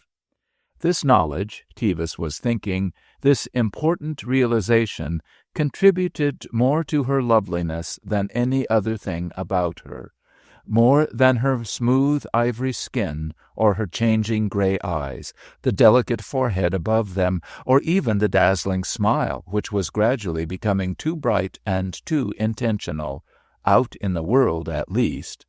Here, by her own fire, she still had for her friends a smile less electric than the one she flashed from stages. She could still be, in short, intime, a quality which few artists keep, which few ever had. Kitty broke in on her friend's meditations. "You may smoke. I had rather you did. I hate to deprive people of things they like." "No, thanks. May I have those chocolates on the tea-table? They are quite as bad for me." "May you?" "No, I suppose not." He settled himself by the fire, with the candy beside him, and began in the agreeable voice which always soothed his listener. "As I said, it was a long while ago, when you first came back to this country, and were singing at the Manhattan. I dropped in at the Metropolitan one evening to hear something new they were trying out. It was an off night, no pullers in the cast, and nobody in the boxes but governesses and poor relations. At the end of the first act, 2 people entered one of the boxes in the second tier. The man was Sigmund Stein, the department store millionaire, and the girl, so the men about me in the omnibus box began to whisper, was Kitty Ayrshire. I didn't know you then, but I was unwilling to believe that you were with Stein. I could not contradict them at the time, however, for the resemblance, if it was merely a resemblance, was absolute, and all the world knew that you were not singing at the Manhattan that night.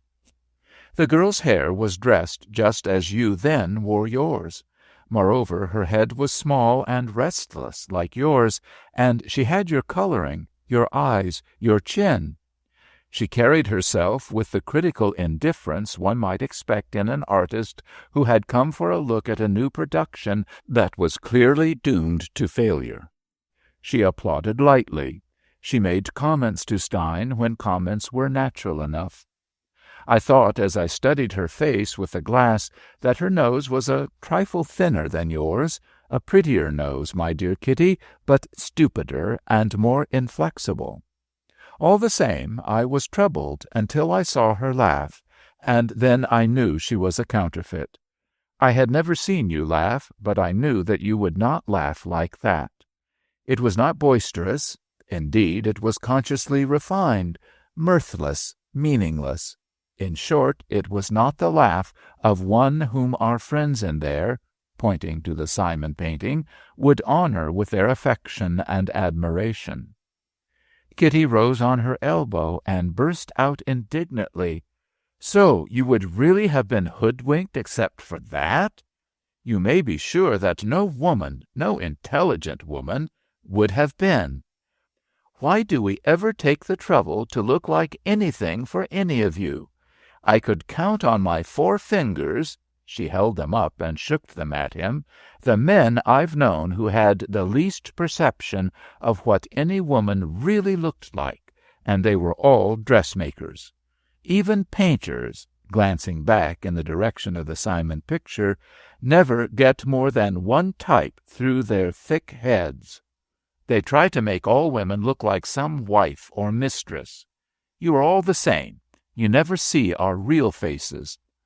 What you do see is some cheap conception of prettiness you got from a colored supplement when you were adolescents.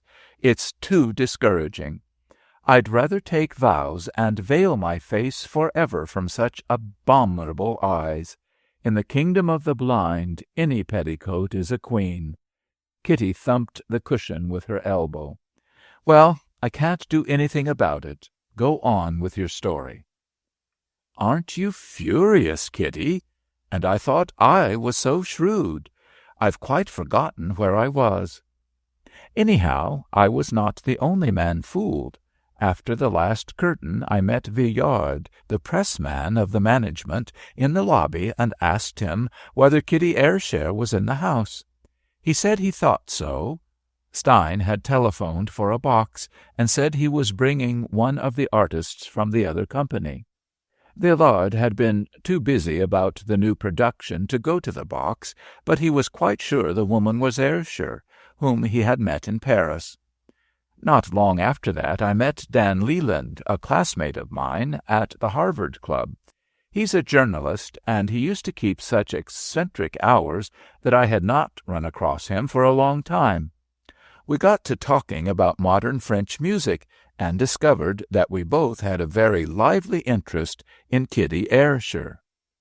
"Could you tell me," Dan asked abruptly, "why, with pretty much all the known world to choose her friends from, this young woman should flit about with Sigmund Stein? It prejudices people against her. He's a most objectionable person." "Have you," I asked, "seen her with him yourself?" Yes, he had seen her driving with Stein, and some of the men on his paper had seen her dining with him at rather queer places downtown. Stein was always hanging about the Manhattan on nights when Kitty sang. I told Dan that I suspected a masquerade. That interested him, and he said he thought he would look into the matter.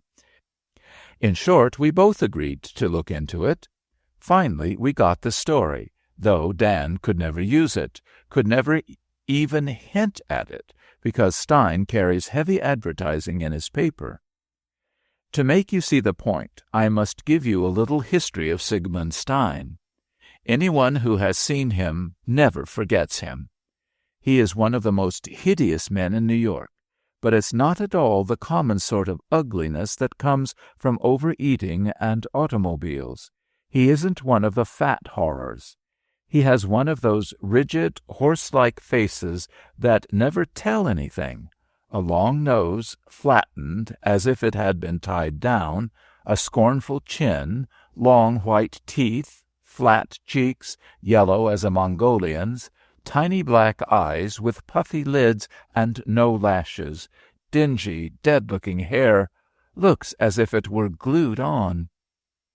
Stein came here a beggar from somewhere in Austria. He began by working on the machines in old Rosenthal's garment factory.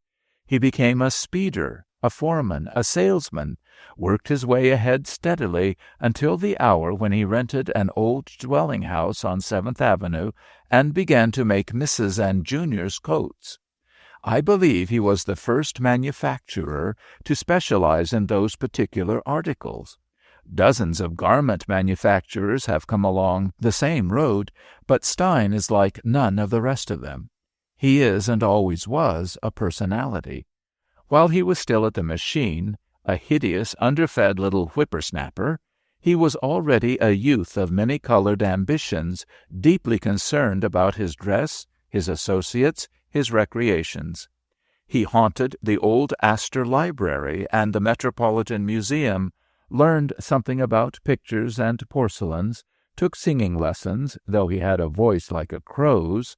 When he sat down to his baked apple and doughnut in a basement lunchroom, he would prop a book up before him and address his food with as much leisure and ceremony as if he were dining at his club. He held himself at a distance from his fellow workmen, and somehow always managed to impress them with his superiority.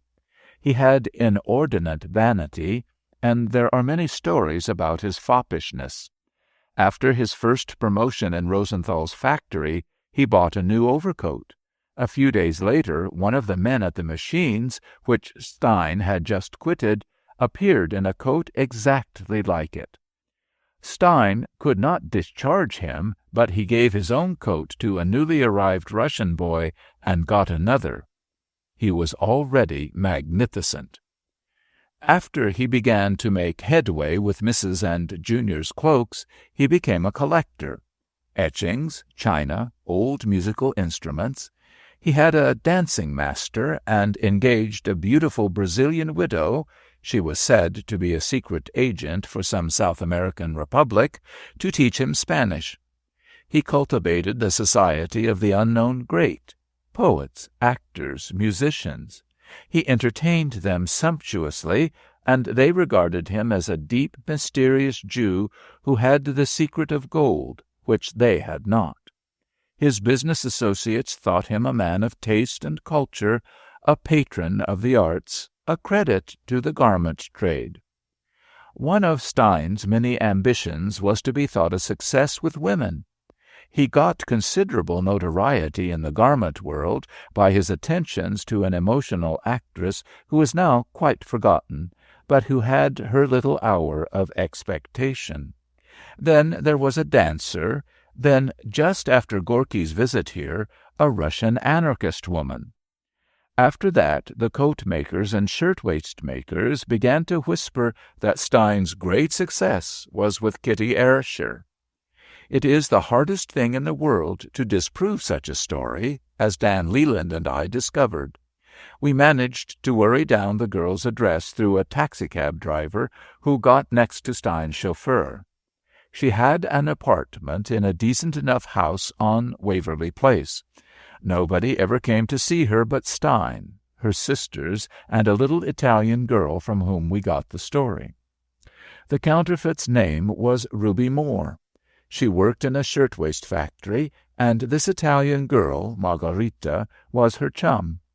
Stein came to the factory when he was hunting for living models for his new department store. He looked the girls over and picked Ruby out from several hundred. He had her call at his office after business hours, tried her out in cloaks and evening gowns, and offered her a position. She never, however, appeared as a model in the Sixth Avenue store. Her likeness to the newly arrived prima donna suggested to Stein another act in the play he was always putting on. He gave two of her sisters positions as saleswomen, but Ruby he established in an apartment on Waverly Place. To the outside world, Stein became more mysterious in his behavior than ever. He dropped his bohemian friends, no more suppers and theater parties. Whenever Kitty sang, he was in his box at the Manhattan, usually alone, but not always. Sometimes he took 2 or 3 good customers, large buyers from St. Louis or Kansas City. His coat factory is still the biggest earner of his properties.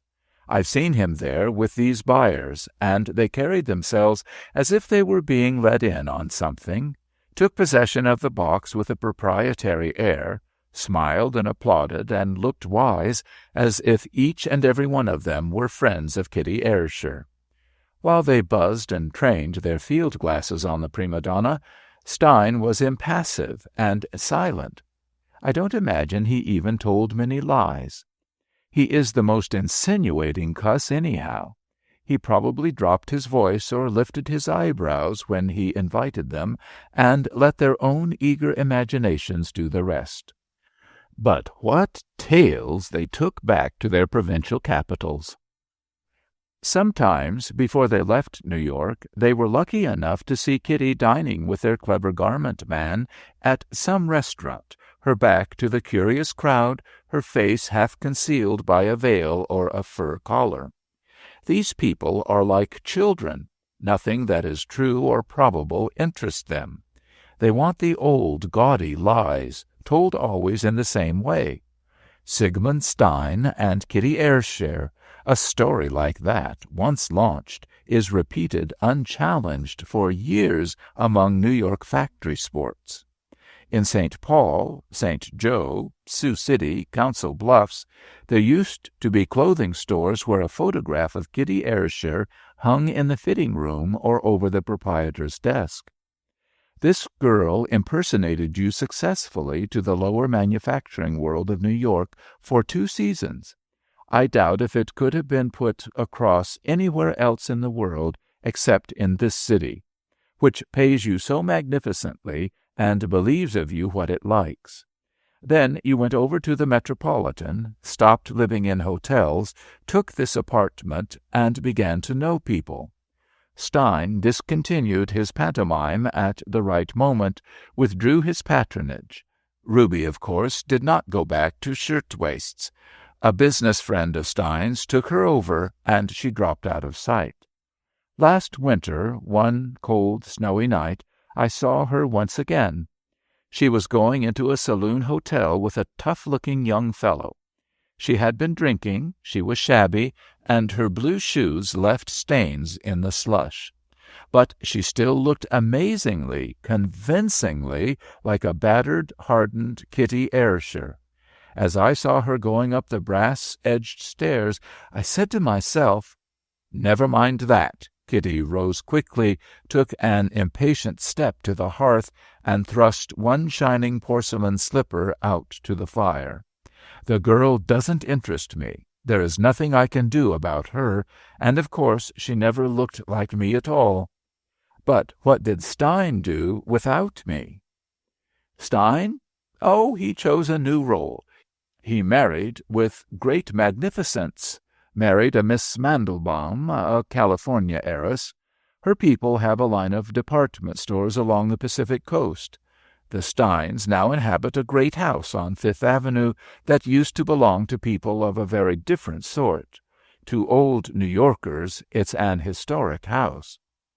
Kitty laughed and sat down on the end of her couch nearest her guest, sat upright, without cushions. "I imagine I know more about that house than you do. Let me tell you how I made the sequel to your story. It has to do with Peppo Amoretti. You may remember that I brought Peppo to this country, and brought him in, too, the year the war broke out, when it wasn't easy to get boys who hadn't done military service out of Italy. I had taken him to Munich to have some singing lessons. After the war came on, we had to get from Munich to Naples in order to sail at all. We were told that we could take only hand luggage on the railways, but I took 9 trunks and Peppo. I dressed Peppo in knickerbockers and made him brush his curls down over his ears like doughnuts and carry a little violin case. It took us 11 days to reach Naples. I got my trunks through purely by personal persuasion. Once at Naples, I had a frightful time getting Peppo on the boat. I declared him as hand luggage. He was so travel-worn and so crushed by his absurd appearance that he did not look like much else. One inspector had a sense of humor and passed him at that, but the other was inflexible. I had to be very dramatic. Peppo was frightened, and there is no fight in him anyhow. "Per me tutto I indifferente, signorina," he kept whimpering. "Why should I go without it? I have lost it." "Which?" I screamed. "Not the hat trunk?" "No, no, mia voce, it is gone since Ravenna." He thought he had lost his voice somewhere along the way. At last I told the inspector that I couldn't live without Peppo, and that I would throw myself into the bay. I took him into my confidence. Of course, when I found I had to play on that string, I wished I hadn't made the boy such a spectacle. But ridiculous as he was, I managed to make the inspector believe that I had kidnapped him and that he was indispensable to my happiness. I found that incorruptible official, like most people, willing to aid one so utterly depraved. I could never have got that boy out for any proper, reasonable purpose, such as giving him a job or sending him to school. Well, it's a queer world, but I must cut all that and get to the Steins. That first winter, Peppo had no chance at the opera. There was an iron ring about him, and my interest in him only made it all the more difficult. We've become a nest of intrigues down there, worse than the Scala. Peppo had to scratch along just anyway. One evening he came to me and said he could get an engagement to sing for the grand rich Steins, but the condition was that I should sing with him. They would pay, anything, and the fact that I had sung a private engagement with him would give him other engagements of the same sort. As you know, I never sing private engagements, but to help the boy along, I consented. On the night of the party, Peppo and I went to the house together in a taxi. My car was ailing. At the hour when the music was about to begin, the host and hostess appeared at my dressing-room upstairs. "Isn't he wonderful? Your description was most inadequate. I never encountered such restrained, frozen, sculptured vanity. My hostess struck me as extremely good-natured and jolly, though somewhat intimate in her manner. Her reassuring pats and smiles puzzled me at the time, I remember, when I didn't know that she had anything in particular to be large-minded and charitable about. Her husband had shown his willingness to conduct me to the music-room, and we ceremoniously descended a staircase blooming like the hanging gardens of Babylon. From there I had my first glimpse of the company. They were strange people. The women glittered like Christmas trees. When we were halfway down the stairs, the buzz of conversation stopped so suddenly that some foolish remark I happened to be making rang out like oratory. Every face was lifted towards us.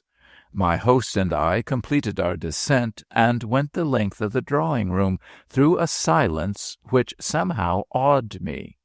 I couldn't help wishing that one could ever get that kind of attention in a concert hall. In the music-room, Stein insisted upon arranging things for me. I must say that he was neither awkward nor stupid, nor so wooden as most rich men who rent singers. I was properly affable. One has, under such circumstances, to be either gracious or pouty. Either you have to stand and sulk like an old-fashioned German singer who wants the piano moved about for her like a tea-wagon, and the lights turned up and the lights turned down, or you have to be a trifle forced, like a debutante trying to make good. The fixed attention of my audience affected me. I was aware of unusual interest, of a thoroughly enlisted public. When, however, my host at last left me, I felt the tension relax to such an extent that I wondered whether by any chance he and not I was the object of so much curiosity. But at any rate, their cordiality pleased me so well that after Peppo and I had finished our numbers, I sang an encore or two, and I stayed through Peppo's performance because I felt that they liked to look at me. I had asked not to be presented to people, but Mrs. Stein, of course, brought up a few friends. The throng began closing in upon me, glowing faces bore down from every direction, and I realized that among people of such unscrupulous cordiality I must look out for myself. I ran through the drawing-room and fled up the stairway, which was thronged with Old Testament characters. As I passed them, they all looked at me with delighted, cherishing eyes, as if I had at last come back to my native hamlet. At the top of the stairway, a young man, who looked like a camel, with its hair parted on one side, stopped me, seized my hands, and said he must present himself, as he was such an old friend of Sigmund's bachelor days. I said, "Yes, how interesting." The atmosphere was somehow so thick and personal that I felt uncomfortable. When I reached my dressing-room, Mrs. Stein followed me to say that I would, of course, come down to supper, as a special table had been prepared for me. I replied that it was not my custom. "But here it is different. With us you must feel perfect freedom. Sigmund will never forgive me if you do not stay. After supper our car will take you home." She was overpowering. She had the manner of an intimate and indulgent friend of long standing. She seemed to have come to make me a visit. I could only get rid of her by telling her that I must see Peppo at once, if she would be good enough to send him to me. She did not come back, and I began to fear that I would actually be dragged down to supper. It was as if I had been kidnapped. I felt like Gulliver among the giants. These people were all too much what they were. No chill of manner could hold them off. I was defenseless. I must get away. I ran to the top of the staircase and looked down. There was that fool Peppo, beleaguered by a bevy of fair women. They were simply looting him, and he was grinning like an idiot. I gathered up my train, ran down, and made a dash at him, yanked him out of that circle of rich contours, and dragged him by a limp cuff up the stairs after me. I told him that I must escape from that house at once. If he could get to the telephone, well and good, but if he couldn't get past so many deep-breathing ladies, then he must break out of the front door and hunt me a cab on foot. I felt as if I were about to be immured within a harem. He had scarcely dashed off when the host called my name several times outside the door. Then he knocked and walked in, uninvited. I told him that I would be inflexible about supper. He must make my excuses to his charming friends, any pretext he chose. He did not insist. He took up his stand by the fireplace and began to talk, said rather intelligent things. I did not drive him out. It was his own house, and he made himself agreeable. After a time, a deputation of his friends came down the hall, somewhat boisterously, to say that supper could not be served until we came down. Stein was still standing by the mantel, I remember. He scattered them, without moving or speaking to them, by a portentous look. There is something hideously forceful about him. He took a very profound leave of me, and said he would order his car at once. In a moment Peppo arrived, splashed to the ankles, and we made our escape together. A week later Peppo came to me in a rage with a paper called The American Gentleman, and showed me a page devoted to 3 photographs, Mr. and Mrs. Sigmund Stein, lately married in New York City, and Kitty Ayrshire, operatic soprano, who sang at their housewarming. Mrs. Stein and I were grinning our best, looked frantic with delight, and Sigmund frowned inscrutably between us. Poor Peppo wasn't mentioned. Stein has a publicity sense. Tevis rose. And you have enormous publicity value and no discretion. It was just like you to fall for such a plot, Kitty. You'd be sure to. What's the use of discretion? She murmured behind her hand. If the Steins want to adopt you into their family circle, they'll get you in the end. That's why I don't feel compassionate about your Ruby. She and I are in the same boat. We are both the victims of circumstance, and in New York, so many of the circumstances are Steins. Story 5. Paul's Case. It was Paul's afternoon to appear before the faculty of the Pittsburgh High School to account for his various misdemeanors. He had been suspended a week ago, and his father had called at the principal's office and confessed his perplexity about his son. Paul entered the faculty room suave and smiling. His clothes were a trifle outgrown, and the tan velvet on the collar of his open overcoat was frayed and worn. But for all that, there was something of the dandy about him, and he wore an opal pin in his neatly knotted black four-in-hand, and a red carnation in his buttonhole. This latter adornment the faculty somehow felt was not properly significant of the contrite spirit befitting a boy under the ban of suspension.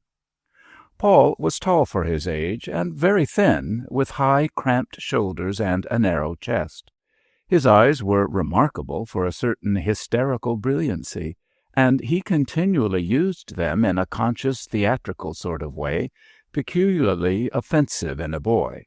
The pupils were abnormally large, as though he were addicted to belladonna, but there was a glassy glitter about them which that drug does not produce.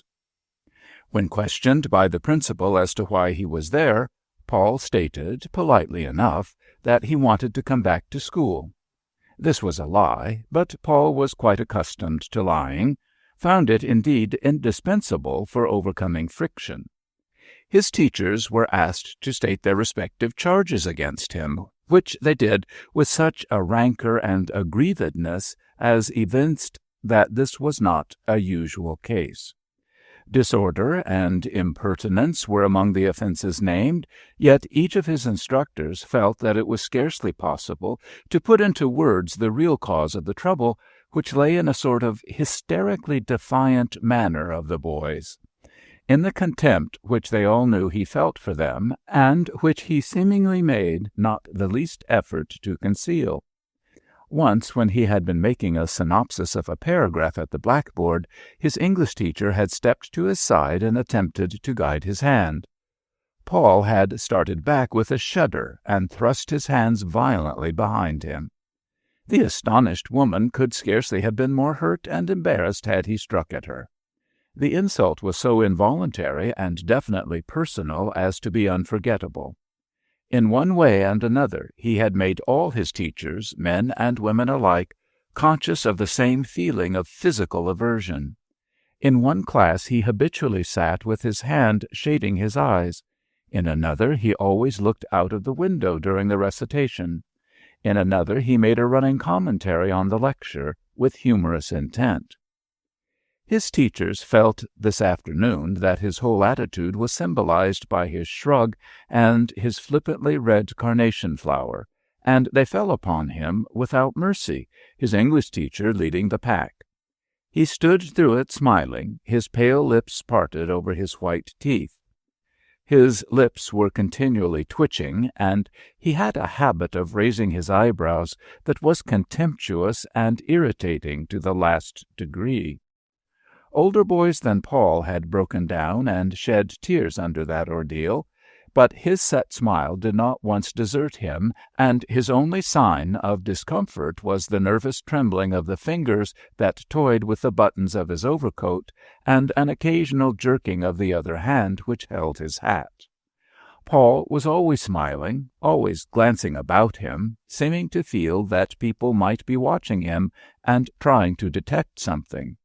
This conscious expression, since it was as far as possible from boyish mirthfulness, was usually attributed to insolence or smartness.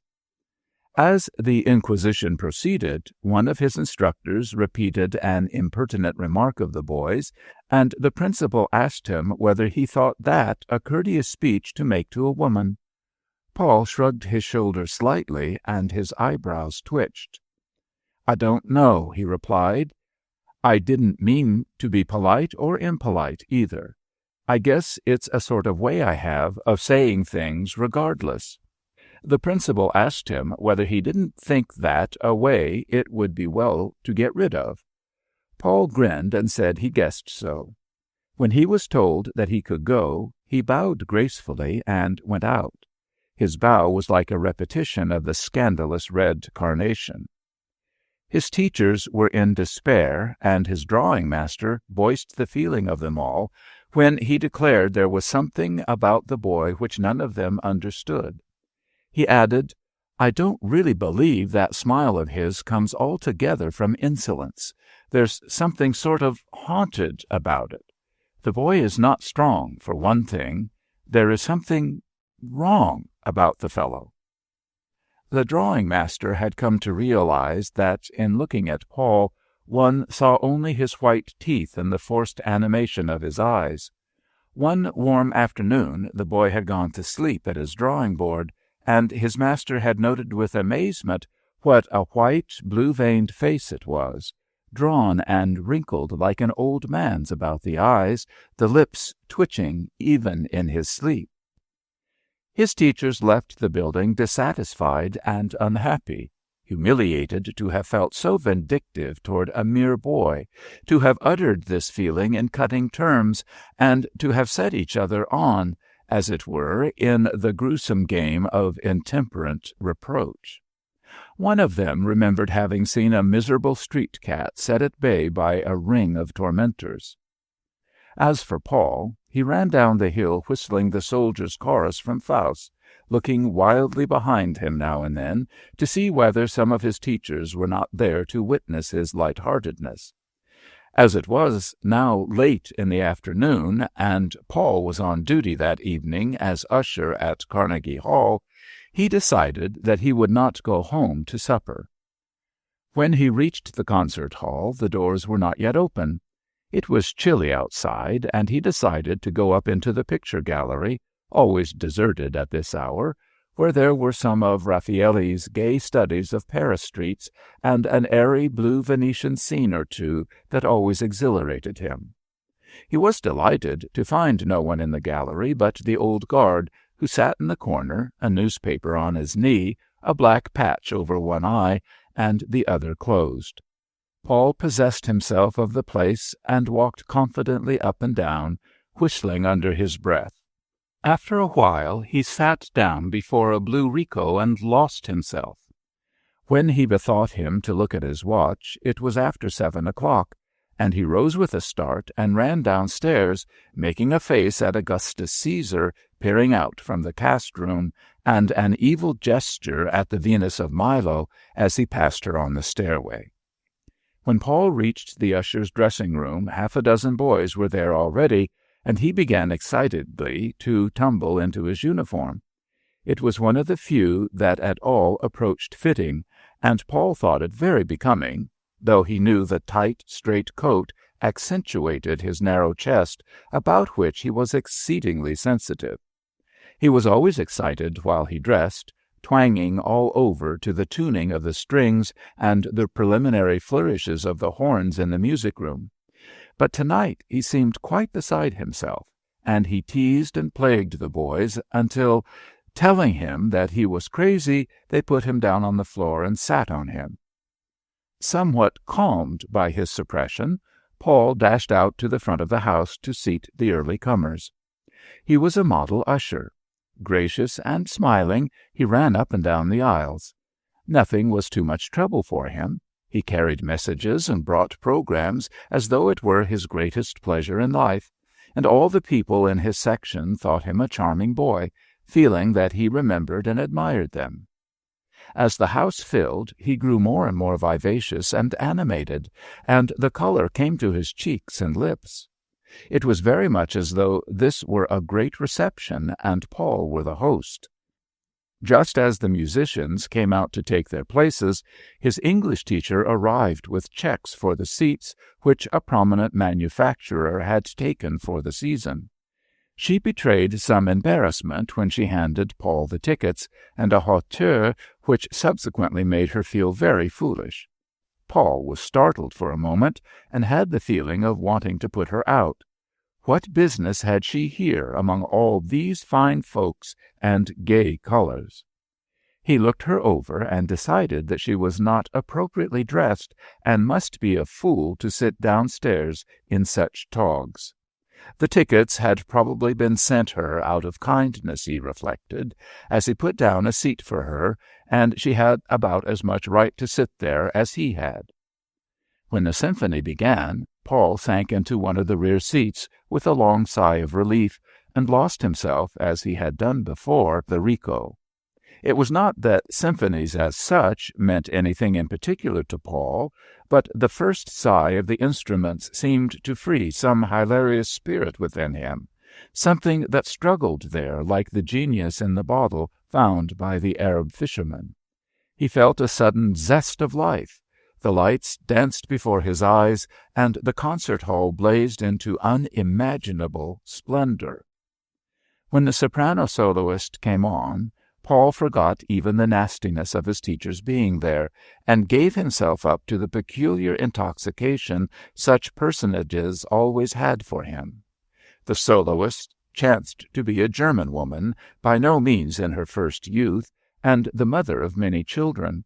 But she wore a satin gown and a tiara, and she had that indefinable air of achievement, that world shine upon her, which always blinded Paul to any possible defects. After a concert was over, Paul was often irritable and wretched until he got to sleep, and tonight he was even more than usually restless. He had the feeling of not being able to let down, of its being impossible to give up this delicious excitement which was the only thing that could be called living at all.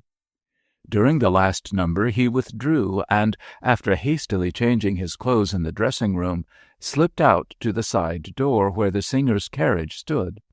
Here he began pacing rapidly up and down the walk, waiting to see her come out.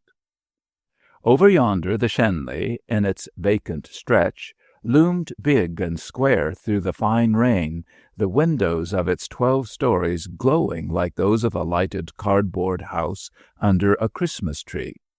All the actors and singers of any importance stayed there when they were in the city, and a number of the big manufacturers of the place lived there in the winter. Paul had often hung about the hotel, watching the people go in and out, longing to enter and leave schoolmasters and dull care behind him forever. At last the singer came out, accompanied by the conductor, who helped her into her carriage and closed the door with their cordial Auf Wiedersehen, which set Paul to wondering whether she were not an old sweetheart of his. Paul followed the carriage over to the hotel, walking so rapidly as not to be far from the entrance when the singer alighted and disappeared behind the swinging glass doors, which were opened by a negro in a tall hat and a long coat. In the moment that the door was ajar, it seemed to Paul that he too entered. He seemed to feel himself go after her up the steps, into the warm, lighted building, into an exotic, a tropical world of shiny, glistening surfaces and basking ease. He reflected upon the mysterious dishes that were brought into the dining room, the green bottles and buckets of ice, as he had seen them in the supper party pictures of the Sunday supplement. A quick gust of wind brought the rain down with sudden vehemence, and Paul was startled to find that he was still outside in the slush of the gravel driveway, that his boots were letting in the water, and his scanty overcoat was clinging wet about him, that the lights in front of the concert hall were out, and that the rain was driving in sheets between him and the orange glow of the windows above him. There it was, what he wanted, tangibly before him, like the fairy world of a Christmas pantomime. As the rain beat in his face, Paul wondered whether he were destined always to shiver in the black night outside, looking up at it. He turned and walked reluctantly toward the car tracks. The end had to come some time. His father in his night clothes at the top of the stairs, explanations that did not explain, hastily improvised fictions that were forever tripping him up, his upstairs room and its horrible yellow wallpaper, the creaking bureau with the greasy plush collar box, and over his painted wooden bed the picture of George Washington and John Calvin, and the framed motto, "Feed my lambs," which had been worked in red worsted by his mother, whom Paul could not remember. Half an hour later, Paul alighted from the Negley Avenue car and went slowly down one of the side streets off the main thoroughfare. It was a highly respectable street, where all the houses were exactly alike, and where businessmen of moderate means begot and reared large families of children, all of whom went to Sabbath school and learned the shorter catechism and were interested in arithmetic, all of whom were as exactly alike as their homes and of a piece with the monotony in which they lived. Paul never went up Cordelia Street without a shudder of loathing. His home was next the house of the Cumberland minister. He approached it tonight with the nerveless sense of defeat, the hopeless feeling of sinking back forever into ugliness and commonness that he had always had when he came home. The moment he turned into Cordelia Street, he felt the waters close above his head. After each of these orgies of living, he experienced all the physical depression which follows a debauch. The loathing of respectable beds, of common food, of a house permeated by kitchen odors, a shuddering repulsion for the flavorless, colorless mass of everyday existence, a morbid desire for cool things and soft lights and fresh flowers. The nearer he approached the house, the more absolutely unequal Paul felt to the sight of it all. His ugly sleeping chamber, The cold bathroom with the grimy zinc tub, the cracked mirror, the dripping spigots, his father at the top of the stairs, his hairy legs sticking out from his nightshirt, his feet thrust into carpet slippers. He was so much later than usual that there would certainly be inquiries and reproaches. Paul stopped short before the door. He felt that he could not be accosted by his father tonight, that he could not toss again on that miserable bed. He would not go in.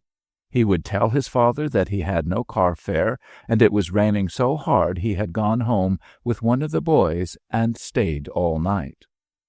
Meanwhile, he was wet and cold. He went around to the back of the house and tried one of the basement windows, found it open, raised it cautiously, and scrambled down the cellar wall to the floor. There he stood, holding his breath, terrified by the noise he had made. But the floor above him was silent, and there was no creak on the stairs. He found a soap box and carried it over to the soft ring of light that streamed from the furnace door, and sat down. He was horribly afraid of rats, so he did not try to sleep, but sat looking distrustfully at the dark, still terrified lest he might have awakened his father. In such reactions, after one of the experiences which made days and nights out of the dreary blanks of the calendar, when his senses were deadened, Paul's head was always singularly clear. Suppose his father had heard him getting in at the window, and had come down and shot him for a burglar. Then again, suppose his father had come down, pistol in hand, and he had cried out in time to save himself, and his father had been horrified to think how nearly he had killed him. Then again, suppose a day should come when his father would remember that night, and wish there had been no warning cry to stay his hand. With this last supposition, Paul entertained himself until daybreak. The following Sunday was fine. The sodden November chill was broken by the last flash of autumnal summer. In the morning, Paul had to go to church and Sabbath school, as always. On seasonable Sunday afternoons, the burghers of Cordelia Street usually sat out on their front stoops and talked to their neighbors on the next stoop, or called to those across the street in neighborly fashion. The men sat placidly on gay cushions placed upon the steps that led down to the sidewalk, while the women, in their Sunday waists, sat in rockers on the cramped porches, pretending to be greatly at their ease. The children played in the streets. There were so many of them that the place resembled the recreation grounds of a kindergarten. The men on the steps, all in their shirt-sleeves, their vests unbuttoned, sat with their legs well apart, their stomachs comfortably protruding, and talked of the prices of things, or told anecdotes of the sagacity of their various chiefs and overlords. They occasionally looked over the multitude of squabbling children, listened affectionately to their high-pitched nasal voices, smiling to see their own proclivities reproduced in their offspring, and interspersed their legends of the Iron Kings with remarks about their sons' progress at school, their grades in arithmetic, and the amounts they had saved in their toy banks. On this last Sunday of November, Paul sat all the afternoon on the lowest step of his stoop, staring into the street, while his sisters, in their rockers, were talking to the minister's daughters next door about how many shirtwaists they had made in the last week, and how many waffles someone had eaten at the last church supper. When the weather was warm, and his father was in a particularly jovial frame of mind, the girls made lemonade, which was always brought out in a red glass pitcher ornamented with forget-me-nots in blue enamel. This the girls thought very fine, and the neighbors joked about the suspicious color of the pitcher.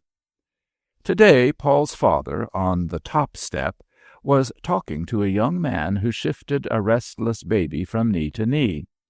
He happened to be the young man who was daily held up to Paul as a model, and after whom it was his father's dearest hope that he would pattern. This young man was of a ruddy complexion, with a compressed red mouth and faded, near-sighted eyes, over which he wore thick spectacles with gold bows that curved about his ears. He was clerk to one of the magnates of a great steel corporation, and was looked upon in Cordelia Street as a young man with a future. There was a story that some 5 years ago, he was now barely 26, he had been a trifle dissipated, but in order to curb his appetites and save the loss of time and strength that a sowing of wild oats might have entailed, he had taken his chief's advice, oft reiterated to his employees, and at 21 had married the first woman whom he could persuade to share his fortunes. She happened to be an angular schoolmistress, much older than he, who also wore thick glasses, and who had now borne him 4 children, all nearsighted, like herself. The young man was relating how his chief, now cruising in the Mediterranean, kept in touch with all the details of the business, arranging his office hours on his yacht just as though he were at home, and knocking off work enough to keep 2 stenographers busy. His father told, in return, the plan his corporation was considering of putting in an electric railway plant at Cairo. Paul snapped his teeth.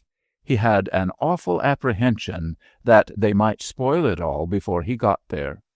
Yet he rather liked to hear these legends of the Iron Kings that were told and retold on Sundays and holidays, these stories of palaces in Venice, yachts on the Mediterranean, and high play at Monte Carlo, appealed to his fancy, and he was interested in the triumphs of cash boys who had become famous, though he had no mind for the cash boy stage.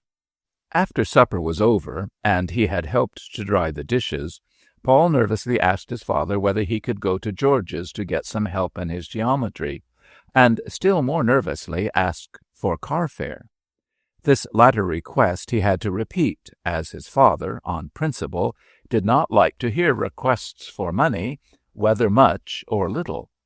He asked Paul whether he could not go to some boy who lived nearer, and told him that he ought not to leave his schoolwork until Sunday, but he gave him the dime. He was not a poor man, but he had a worthy ambition to come up in the world. His only reason for allowing Paul to usher was that he thought a boy ought to be earning a little. Paul bounded upstairs, scrubbed the greasy odor of the dishwater from his hands with the ill-smelling soap he hated, and then shook over his fingers a few drops of violet water from the bottle he kept hidden in his drawer. He left the house with his geometry conspicuously under his arm, and the moment he got out of Cordelia Street and boarded a downtown car, he shook off the lethargy of 2 deadening days and began to live again. The leading juvenile of the permanent stock company, which played at one of the downtown theaters, was an acquaintance of Paul's, and the boy had been invited to drop in at the Sunday night rehearsals whenever he could. For more than a year, Paul had spent every available moment loitering about Charlie Edwards' dressing room. He had won a place among Edwards' following, not only because the young actor, who could not afford to employ a dresser, often found him useful, but because he recognized in Paul something akin to what churchmen term vocation. It was at the theater and at Carnegie Hall that Paul really lived. The rest was but a sleep and a forgetting. This was Paul's fairy tale, and it had for him all the allurement of a secret love. The moment he inhaled the gassy, painty, dusty odor behind the scenes, he breathed like a prisoner set free, and felt within him the possibility of doing or saying splendid, brilliant things. The moment the cracked orchestra beat out the overture from Martha, or jerked at the serenade from Rigoletto, all stupid and ugly things slid from him, and his senses were deliciously, yet delicately, fired. Perhaps it was because, in Paul's world, the natural nearly always wore the guise of ugliness, that a certain element of artificiality seemed to him necessary in beauty. Perhaps it was because his experience of life elsewhere was so full of Sabbath school picnics, petty economies, wholesome advice as to how to succeed in life, and the unescapable odors of cooking, that he found this existence so alluring, these smartly clad men and women so attractive, that he was so moved by these starry apple orchards that bloomed perennially under the limelight. It would be difficult to put it strongly enough how convincingly the stage entrance of that theatre was for Paul the actual portal of romance. Certainly none of the company ever suspected it, least of all Charlie Edwards. It was very like the old stories that used to float about London of fabulously rich Jews who had subterranean halls with palms and fountains and soft lamps and richly apparelled women who never saw the disenchanting light of London day. So, in the midst of that smoke-palled city, enamored of figures and grimy toil, Paul had his secret temple, his wishing carpet, his bit of blue and white Mediterranean shore, bathed in perpetual sunshine.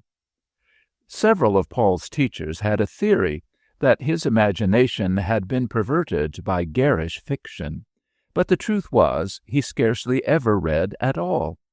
The books at home were not such as would either tempt or corrupt a youthful mind, and as for reading the novels that some of his friends urged upon him, well, he got what he wanted much more quickly from music, any sort of music, from an orchestra to a barrel organ. He needed only the spark, the indescribable thrill that made his imagination master of his senses, and he could make plots and pictures enough of his own. It was equally true that he was not stage-struck, not, at any rate, in the usual acceptation of that expression.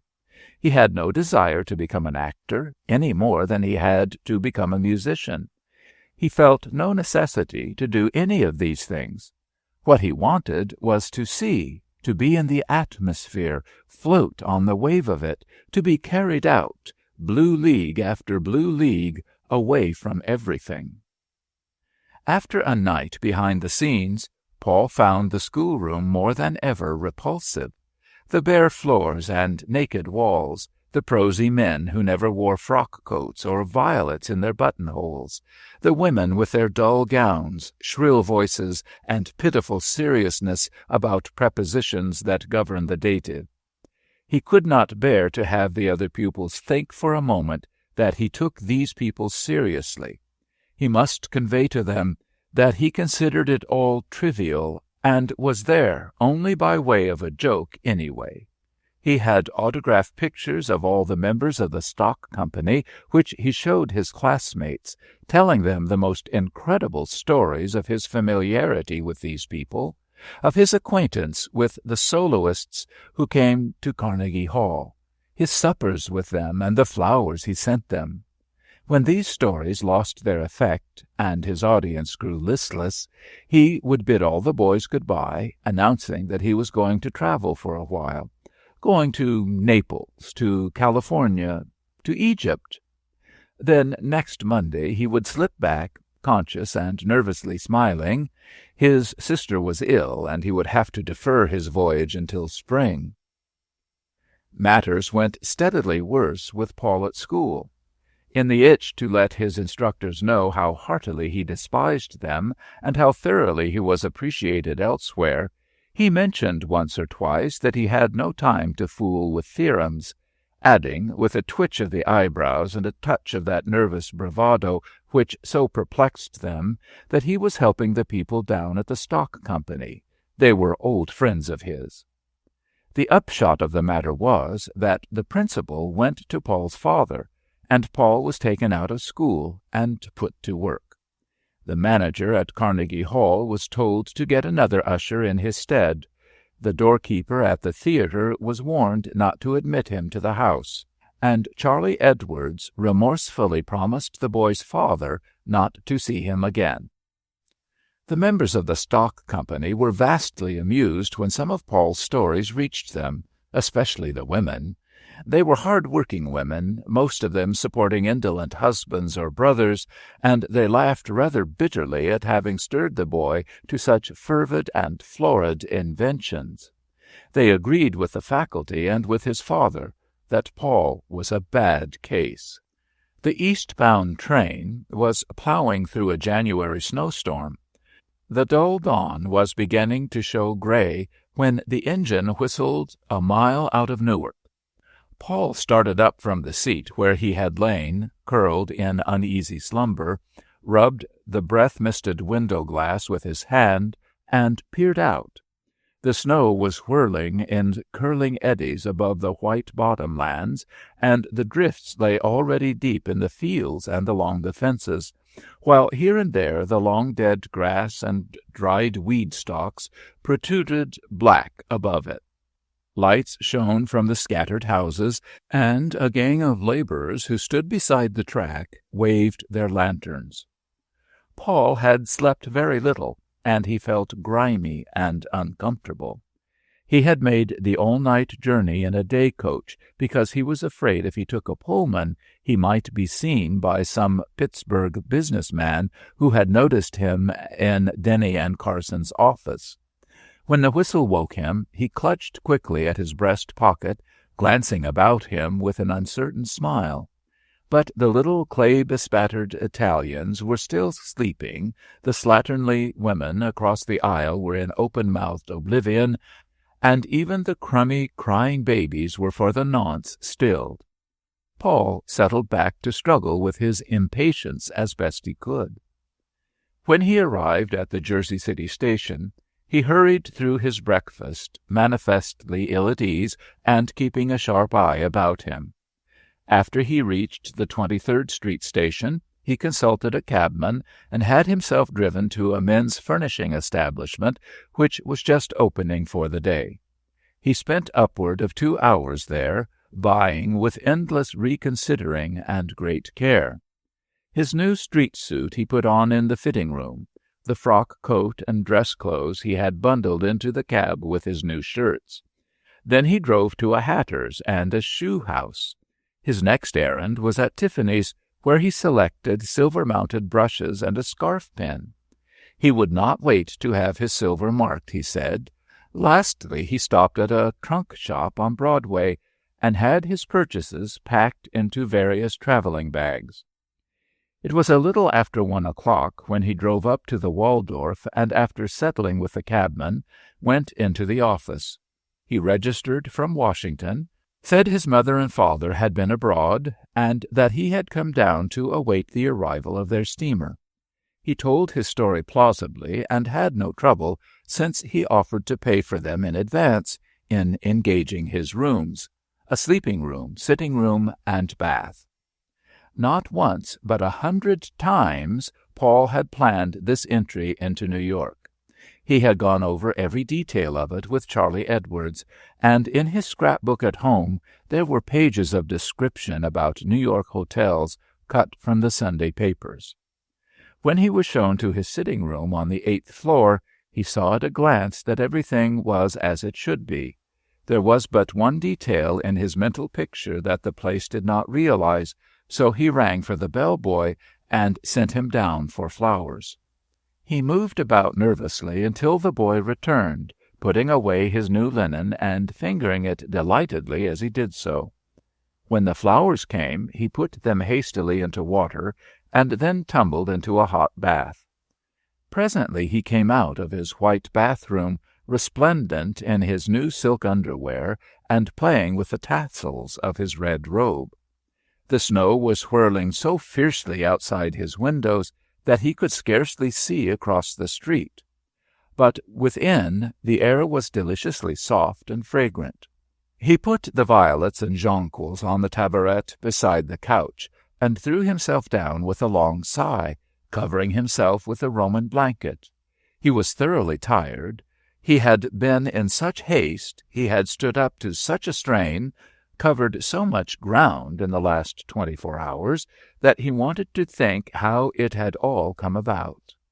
Lulled by the sound of the wind, the warm air, and the cool fragrance of the flowers, he sank into deep, drowsy retrospection. It had been wonderfully simple. When they had shut him out of the theater and concert hall, when they had taken away his bone, The whole thing was virtually determined. The rest was a mere matter of opportunity. The only thing that at all surprised him was his own courage, for he realized well enough that he had always been tormented by fear, a sort of apprehensive dread that of late years, as the meshes of the lies he had told closed about him, had been pulling the muscles of his body tighter and tighter. Until now he could not remember a time when he had not been dreading something. Even when he was a little boy, it was always there, behind him, or before, or on either side. There had always been the shadowed corner, the dark place into which he dared not look, but from which something seemed always to be watching him. And Paul had done things that were not pretty to watch, he knew. But now he had a curious sense of relief, as though he had at last thrown down the gauntlet to the thing in the corner. Yet it was but a day since he had been sulking in the traces, but yesterday afternoon that he had been sent to the bank with Denny and Carson's deposit, as usual, but this time he was instructed to leave the book to be balanced. There was above $2,000 in checks, and nearly 1,000 in the bank notes which he had taken from the book and quietly transferred to his pocket. At the bank he had made out a new deposit slip. His nerves had been steady enough to permit of his returning to the office, where he had finished his work and asked for a full day's holiday tomorrow, Saturday, giving a perfectly reasonable pretext. The bank book, he knew, would not be returned before Monday or Tuesday, and his father would be out of town for the next week. From the time he slipped the bank notes into his pocket until he boarded the night train for New York, he had not known a moment's hesitation. How astonishingly easy it had all been! Here he was, the thing done. And this time there would be no awakening, no figure at the top of the stairs.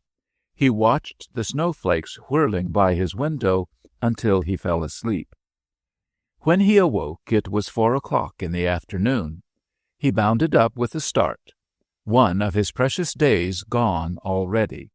He spent nearly an hour in dressing, watching every stage of his toilette carefully in the mirror. Everything was quite perfect. He was exactly the kind of boy he had always wanted to be. When he went downstairs, Paul took a carriage and drove up Fifth Avenue toward the park. The snow had somewhat abated. Carriages and tradesmen's wagons were hurrying soundlessly to and fro in the winter twilight. Boys in woolen mufflers were shoveling off the doorsteps. The avenue stages made fine spots of color against the white street. Here and there on the corners, whole flower gardens bloomed behind glass windows, against which the snowflakes stuck and melted. Violets, roses, carnations, lilies of the valley, somehow vastly more lovely and alluring that they blossomed thus unnaturally in the snow. The park itself was a wonderful stage winter piece. When he returned, the pause of the twilight had ceased, and the tune of the streets had changed. The snow was falling faster, lights streamed from the hotels that reared their many stories fearlessly up into the storm, defying the raging Atlantic winds. A long black stream of carriages poured down the avenue, intersected here and there by other streams tending horizontally. There were a score of cabs about the entrance of his hotel, and his driver had to wait. Boys in livery were running in and out of the awning stretched across the sidewalk, up and down the red velvet carpet laid from the door to the street. Above, about, within it all was the rumble and roar, the hurry and toss of thousands of human beings as hot for pleasure as himself, and on every side of him towered the glaring affirmation of the omnipotence of wealth. The boy set his teeth and drew his shoulders together in a spasm of realization. The plot of all dramas, the text of all romances, the nerve stuff of all sensations was whirling about him like the snowflakes. He burnt like a faggot in a tempest. When Paul came down to dinner, The music of the orchestra floated up the elevator shaft to greet him. As he stepped into the thronged corridor, he sank back into one of the chairs against the wall to get his breath. The lights, the chatter, the perfumes, the bewildering medley of color. He had for a moment the feeling of not being able to stand it. But only for a moment. These were his own people, he told himself. He went slowly about the corridors, through the writing rooms, smoking rooms, reception rooms, as though he were exploring the chambers of an enchanted palace, built and peopled for him alone. When he reached the dining room, he sat down at a table near a window. The flowers, the white linen, the many-colored wine-glasses, the gay toilettes of the women, the low popping of corks, the undulating repetitions of the Blue Danube from the orchestra, all flooded Paul's dream with bewildering radiance. When the roseate tinge of his champagne was added, that cold, precious, bubbling stuff that creamed and foamed in his glass, Paul wondered that there were honest men in the world at all. This was what all the world was fighting for, he reflected. This was what all the struggle was about. He doubted the reality of his past. Had he ever known a place called Cordelia Street, a place where fagged-looking businessmen boarded the early car? Mere rivets in a machine they seemed to Paul, sickening men with combings of children's hair always hanging to their coats, and the smell of cooking in their clothes. Cordelia Street. Ah, that belonged to another time and country. Had he not always been thus? Had he not sat there night after night, from as far back as he could remember, looking pensively over just such shimmering textures, and slowly twirling the stem of a glass like this one between his thumb and middle finger? He rather thought he had. He was not in the least abashed or lonely. He had no especial desire to meet or to know any of these people. All he demanded was the right to look on and conjecture, to watch the pageant. The mere stage properties were all he contended for. Nor was he lonely later in the evening in his loge at the opera. He was entirely rid of his nervous misgivings, of his forced aggressiveness, of the imperative desire to show himself different from his surroundings. He felt now that his surroundings explained him. Nobody questioned the purple. He had only to wear it passively. He had only to glance down at his dress coat to reassure himself that here it would be impossible for anyone to humiliate him. He found it hard to leave his beautiful sitting-room to go to bed that night, and sat long watching the raging storm from his turret window. When he went to sleep, it was with the lights turned on in his bedroom, partly because of his old timidity, and partly so that, if he should wake in the night, there would be no wretched moment of doubt, no horrible suspicion of yellow wallpaper or of Washington and Calvin above his bed. On Sunday morning the city was practically snowbound. Paul breakfasted late, and in the afternoon he fell in with a wild San Francisco boy, a freshman at Yale, who said he had run down for a little flyer over Sunday.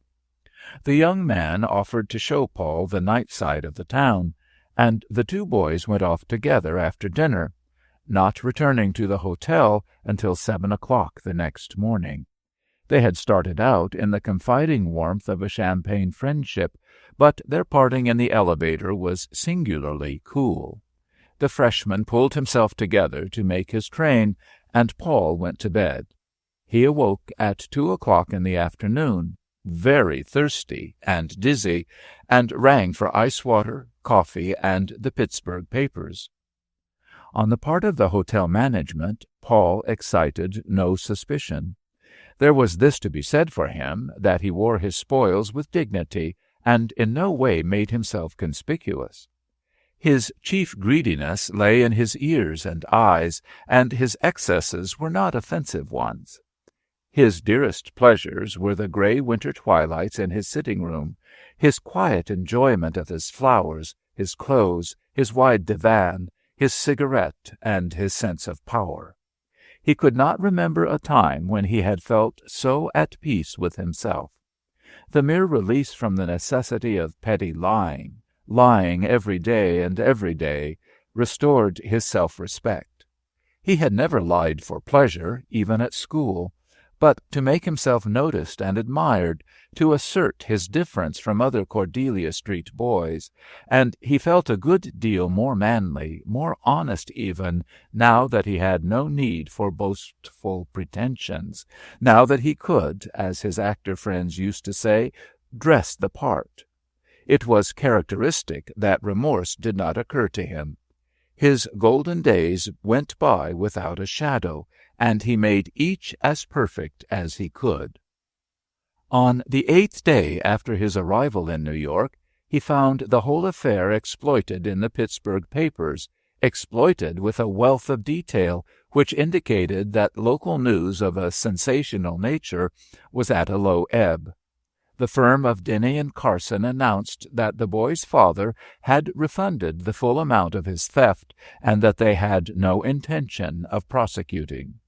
The Cumberland minister had been interviewed, and expressed his hope of yet reclaiming the motherless lad, and Paul's Sabbath school teacher declared that she would spare no effort to that end. The rumor had reached Pittsburgh that the boy had been seen in a New York hotel, and his father had gone east to find him and bring him home. Paul had just come in to dress for dinner. He sank into a chair, weak in the knees, and clasped his head in his hands. It was to be worse than jail even. The tepid waters of Cordelia Street were to close over him finally and forever. The gray monotony stretched before him in hopeless, unrelieved years. Sabbath school, young people's meeting, the yellow-papered room, the damp dish-towels. It all rushed back upon him with sickening vividness. He had the old feeling that the orchestra had suddenly stopped, the sinking sensation that the play was over. The sweat broke out on his face, and he sprang to his feet, looked about him with his white, conscious smile, and winked at himself in the mirror.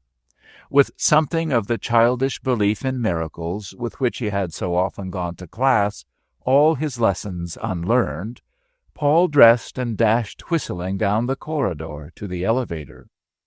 He had no sooner entered the dining-room and caught the measure of the music than his remembrance was lightened by his old elastic power of claiming the moment, mounting with it, and finding it all sufficient. The glare and glitter about him, the mere scenic accessories, had again, and for the last time, their old potency. He would show himself that he was game. He would finish the thing splendidly. He doubted, more than ever, the existence of Cordelia Street, and for the first time he drank his wine recklessly. Was he not, after all, one of these fortunate beings? Was he not still himself, and in his own place?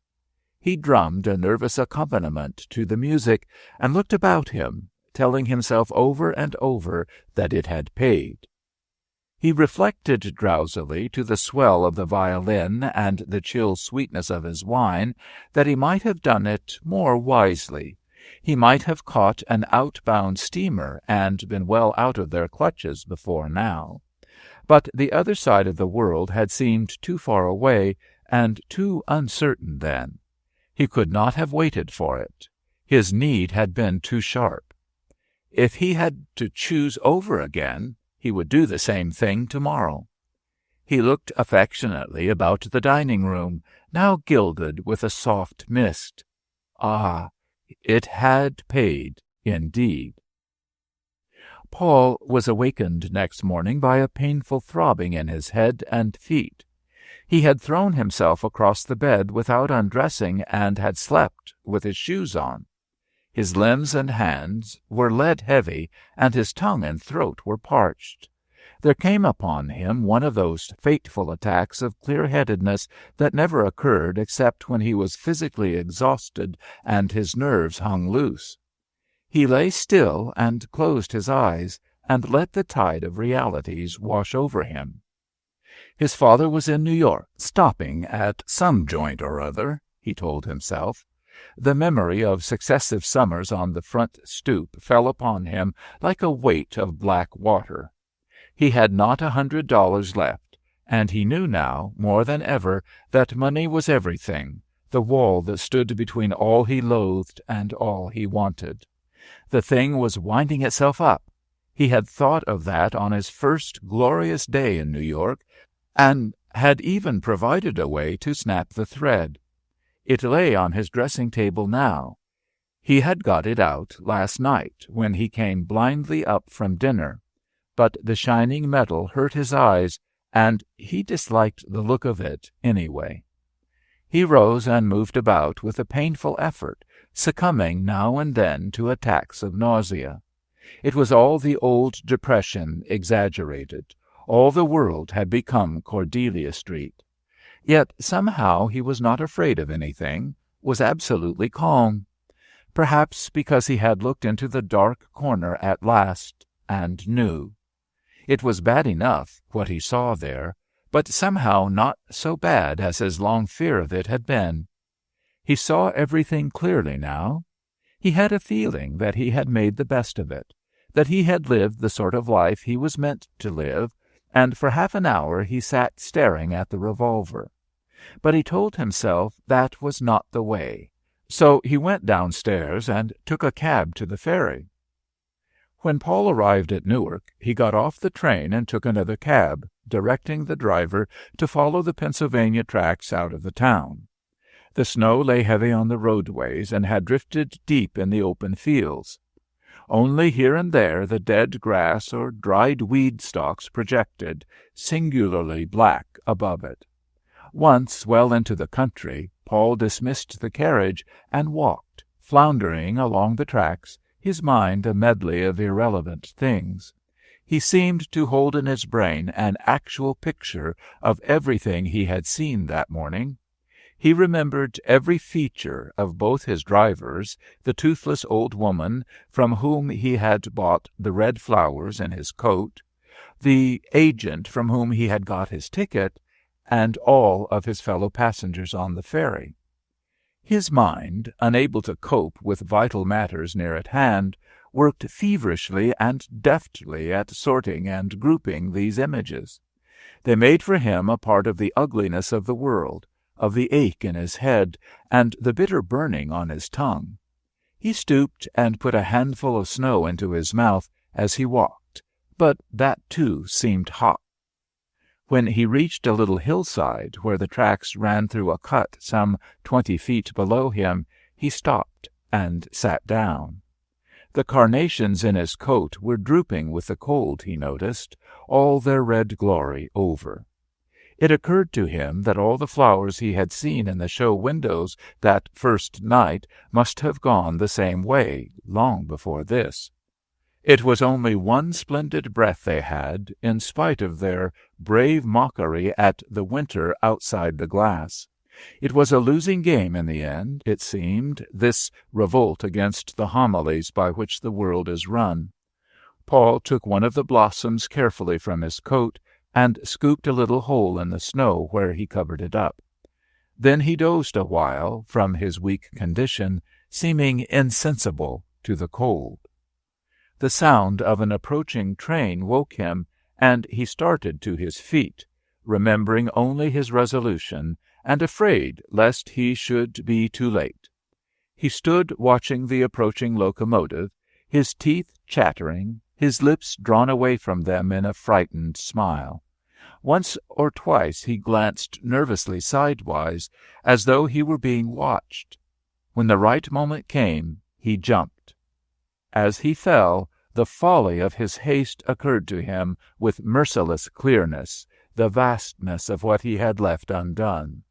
There flashed through his brain, clearer than ever before, the blue of Adriatic water, the yellow of Algerian sands. He felt something strike his chest.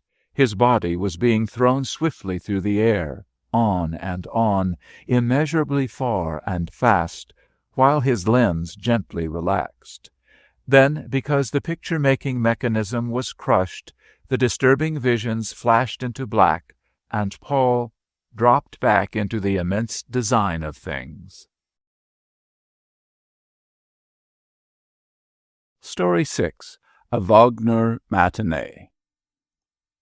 I received one morning a letter written in pale ink on glassy blue-lined notepaper and bearing the postmark of a little Nebraska village. This communication, worn and rubbed, looking as if it had been carried for some days in a coat pocket that was none too clean, was from my Uncle Howard, and informed me that his wife had been left a small legacy by a bachelor relative, and that it would be necessary for her to go to Boston to attend to the settling of the estate. He requested me to meet her at the station and render her whatever services might be necessary. On examining the date indicated as that of her arrival, I found it to be no later than tomorrow. He had characteristically delayed writing until, had I been away from home for a day, I must have missed my aunt altogether. The name of my Aunt Georgiana opened before me a gulf of recollection so wide and deep that, as the letter dropped from my hand, I felt suddenly a stranger to all the present conditions of my existence, wholly ill at ease and out of place amid the familiar surroundings of my study. I became, in short, the gangling farmer boy my aunt had known, scourged with chilblains and bashfulness, my hands cracked and sore from the corn-husking. I sat again before her parlor organ, fumbling the scales with my stiff red fingers, while she, beside me, made canvas mittens for the huskers. The next morning, after preparing my landlady for a visitor, I set out for the station. When the train arrived, I had some difficulty in finding my aunt. She was the last of the passengers to alight, and it was not until I got her into the carriage that she seemed really to recognize me. She had come all the way in a day coach. Her linen duster had become black with soot, and her black bonnet gray with dust during the journey. When we arrived at my boarding-house, the landlady put her to bed at once, and I did not see her again until the next morning. Whatever shock Mrs. Springer experienced at my aunt's appearance, she considerately concealed. As for myself, I saw my aunt's battered figure with that feeling of awe and respect with which we behold explorers who have left their ears and fingers north of Franz Joseph Land, or their health somewhere along the upper Congo. My Aunt Georgiana had been a music teacher at the Boston Conservatory, somewhere back in the latter 60s. One summer, while visiting in the little village among the green mountains where her ancestors had dwelt for generations, she had kindled the callow fancy of my uncle, Howard Carpenter, then an idle, shiftless boy of 21.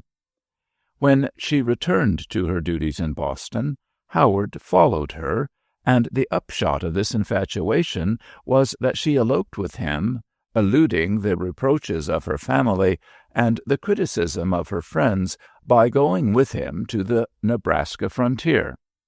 Carpenter, who of course had no money, took up a homestead in Red Willow County, 50 miles from the railroad.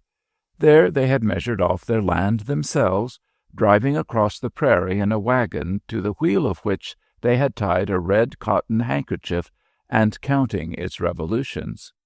They built a dugout in the red hillside, one of those cave dwellings whose inmates so often reverted to primitive conditions. Their water they got from the lagoons where the buffalo drank, and their slender stock of provisions was always at the mercy of bands of roving Indians. For 30 years my aunt had not been farther than 50 miles from the homestead. I owed to this woman most of the good that ever came my way in my boyhood, and had a reverential affection for her. During the years when I was riding herd for my uncle, my aunt, after cooking the 3 meals, the first of which was ready at 6 o'clock in the morning, and putting the 6 children to bed, would often stand until midnight at her ironing-board with me at the kitchen table beside her, hearing me recite Latin declensions and conjugations, gently shaking me when my drowsy head sank down over a page of irregular verbs. It was to her at her ironing or mending that I read my first Shakespeare, and her old textbook on mythology was the first that ever came into my empty hands. She taught me my scales and exercises on the little parlor organ which her husband had bought her after 15 years, during which she had not so much as seen a musical instrument. She would sit beside me by the hour, darning and counting, while I struggled with the joyous farmer. She seldom talked to me about music, and I understood why. Once, when I had been doggedly beating out some easy passages from an old score of Euryanthe I had found among her music books, she came up to me and, putting her hands over my eyes, gently drew my head backward upon her shoulder, saying tremulously, "Don't love it so well, Clark, or it may be taken from you." When my aunt appeared on the morning after her arrival in Boston, she was still in a semi-somnambulant state. She seemed not to realize that she was in the city where she had spent her youth, the place longed for hungrily half a lifetime. She had been so wretchedly train-sick throughout the journey that she had no recollection of anything but her discomfort, and to all intents and purposes there were but a few hours of nightmares between the farm at Red Willow County and my study on Newbury Street. I had planned a little pleasure for her that afternoon, to repay her for some of the glorious moments she had given me when we used to milk together in the straw-thatched cowshed, and she, because I was more than usually tired, or because her husband had spoken sharply to me, would tell me of the splendid performance of the Huguenots she had seen in Paris in her youth. At 2:00 the symphony orchestra was to give a Wagner program, and I intended to take my aunt, though as I conversed with her I grew doubtful about her enjoyment of it. I suggested our visiting the conservatory and the common before lunch, but she seemed altogether too timid to wish to venture out. She questioned me absently about various changes in the city, but she was chiefly concerned that she had forgotten to leave instructions about feeding half-skimmed milk to a certain weakling calf. "Old Maggie's calf, you know, Clark," she explained, evidently having forgotten how long I had been away.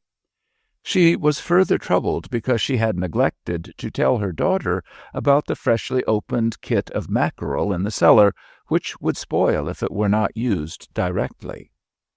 I asked her whether she had ever heard any of the Wagnerian operas, and found that she had not, though she was perfectly familiar with their respective situations, and had once possessed the piano score of the Flying Dutchman. I began to think it would be best to get her back to Red Willow County without waking her, and regretted having suggested the concert. From the time we entered the concert hall, however, she was a trifle less passive and inert, and for the first time seemed to perceive her surroundings. I had felt some trepidation lest she might become aware of her queer country clothes, or might experience some painful embarrassment at stepping suddenly into the world to which she had been dead for a quarter of a century. But again I found how superficially I had judged her. She sat looking about her with eyes as impersonal, almost as stony, as those with which the granite Rameses in a museum watches the froth and fret that ebbs and flows about his pedestal. I have seen this same aloofness in old miners who drift into the Brown Hotel at Denver, their pockets full of bullion, their linen soiled, their haggard faces unshaven, standing in the thronged corridors as solitary as though they were still in a frozen camp on the Yukon. The matinee audience was made up chiefly of women. One lost the contour of faces and figures, indeed any effect of line whatever, and there was only the color of bodices past counting, the shimmer of fabrics soft and firm, silky and sheer. Red, mauve, pink, blue, lilac, purple, ecru, rose, yellow, cream, and white, all the colors that an impressionist finds in a sunlit landscape, with here and there the dead shadow of a frock coat. My Aunt Georgiana regarded them as though they had been so many daubs of tube paint on a palette.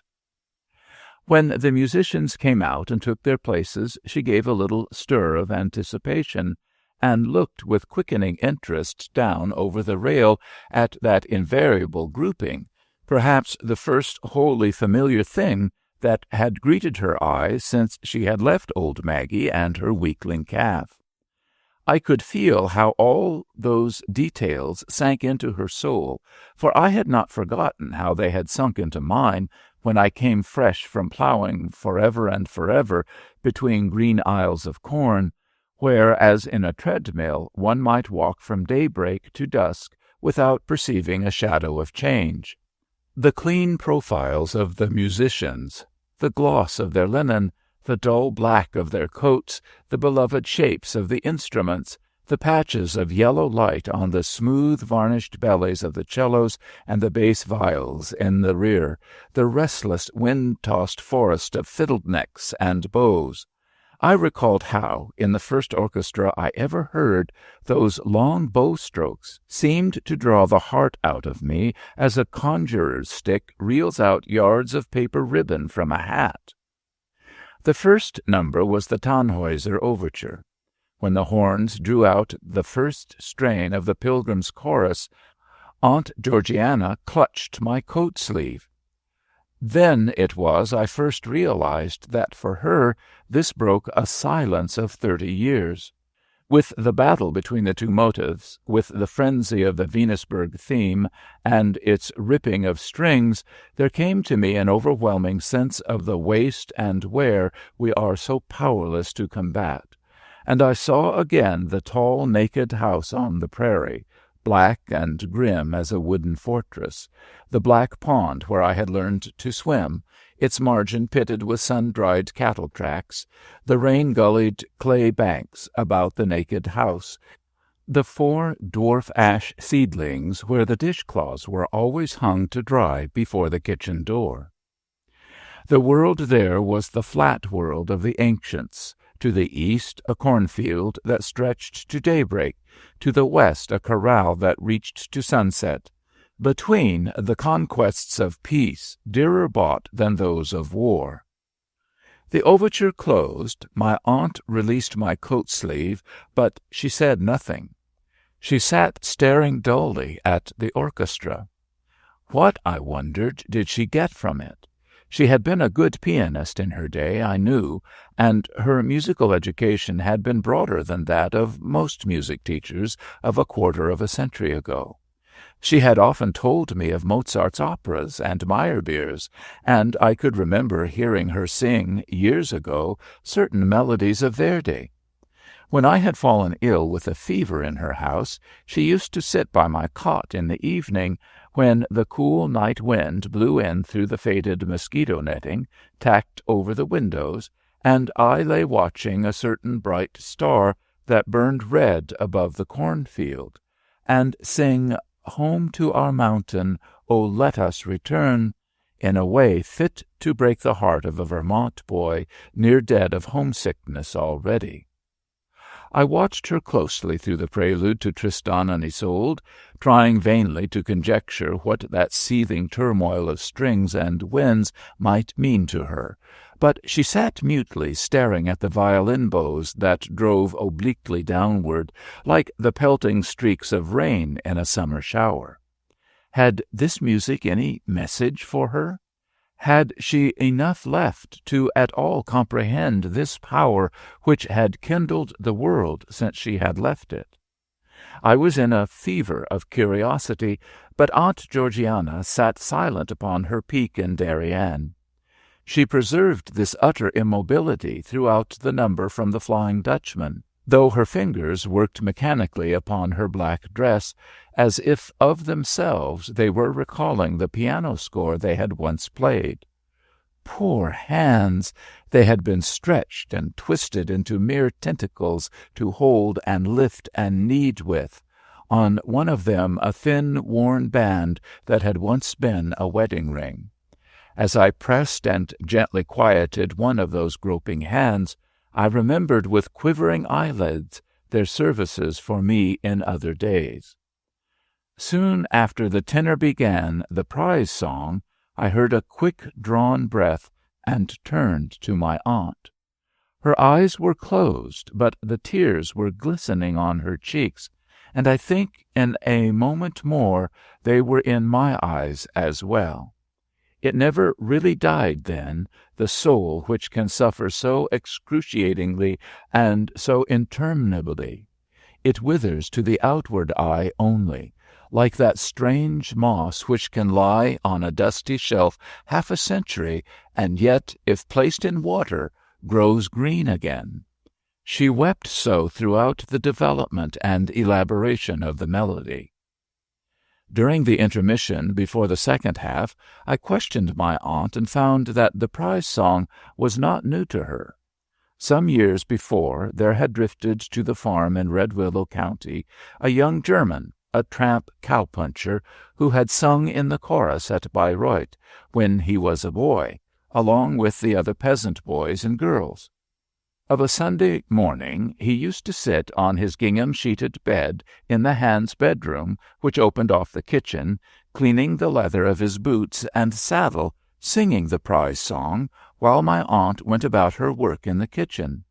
She had hovered over him until she had prevailed upon him to join the country church, though his sole fitness for this step, insofar as I could gather, lay in his boyish face and his possession of this divine melody.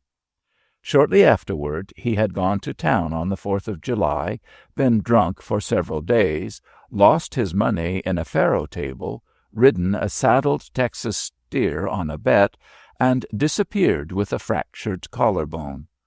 All this my aunt told me huskily, wanderingly, as though she were talking in the weak lapses of illness. "Well, we have come to better things than the old Trovatore, at any rate, Aunt Georgie?" I queried, with a well-meant effort at jocularity. Her lip quivered, and she hastily put her handkerchief up to her mouth.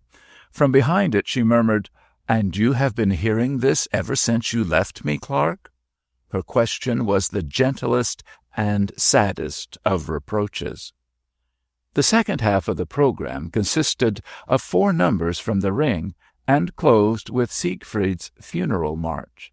My aunt wept quietly, but almost continuously, as a shallow vessel overflows in a rainstorm. From time to time her dim eyes looked up at the lights, burning softly under their dull glass globes. The deluge of sound poured on and on. I never knew what she found in the shining current of it.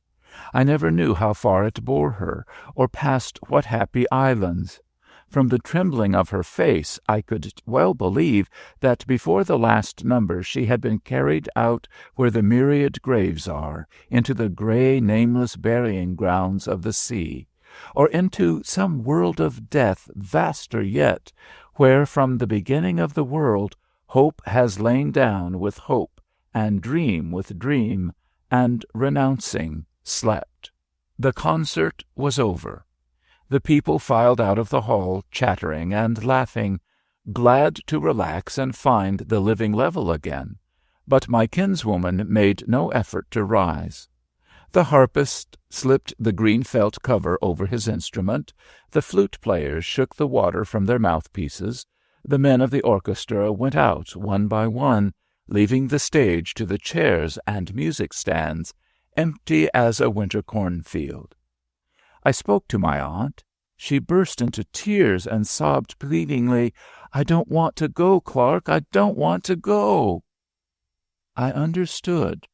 For her, just outside the concert hall, lay the black pond with the cattle-tracked bluffs, the tall, unpainted house with weather-curled boards, naked as a tower, the crook-backed ash seedlings where the ditch-claws hung to dry, the gaunt, molting turkeys picking up refuse about the kitchen door. Story 7.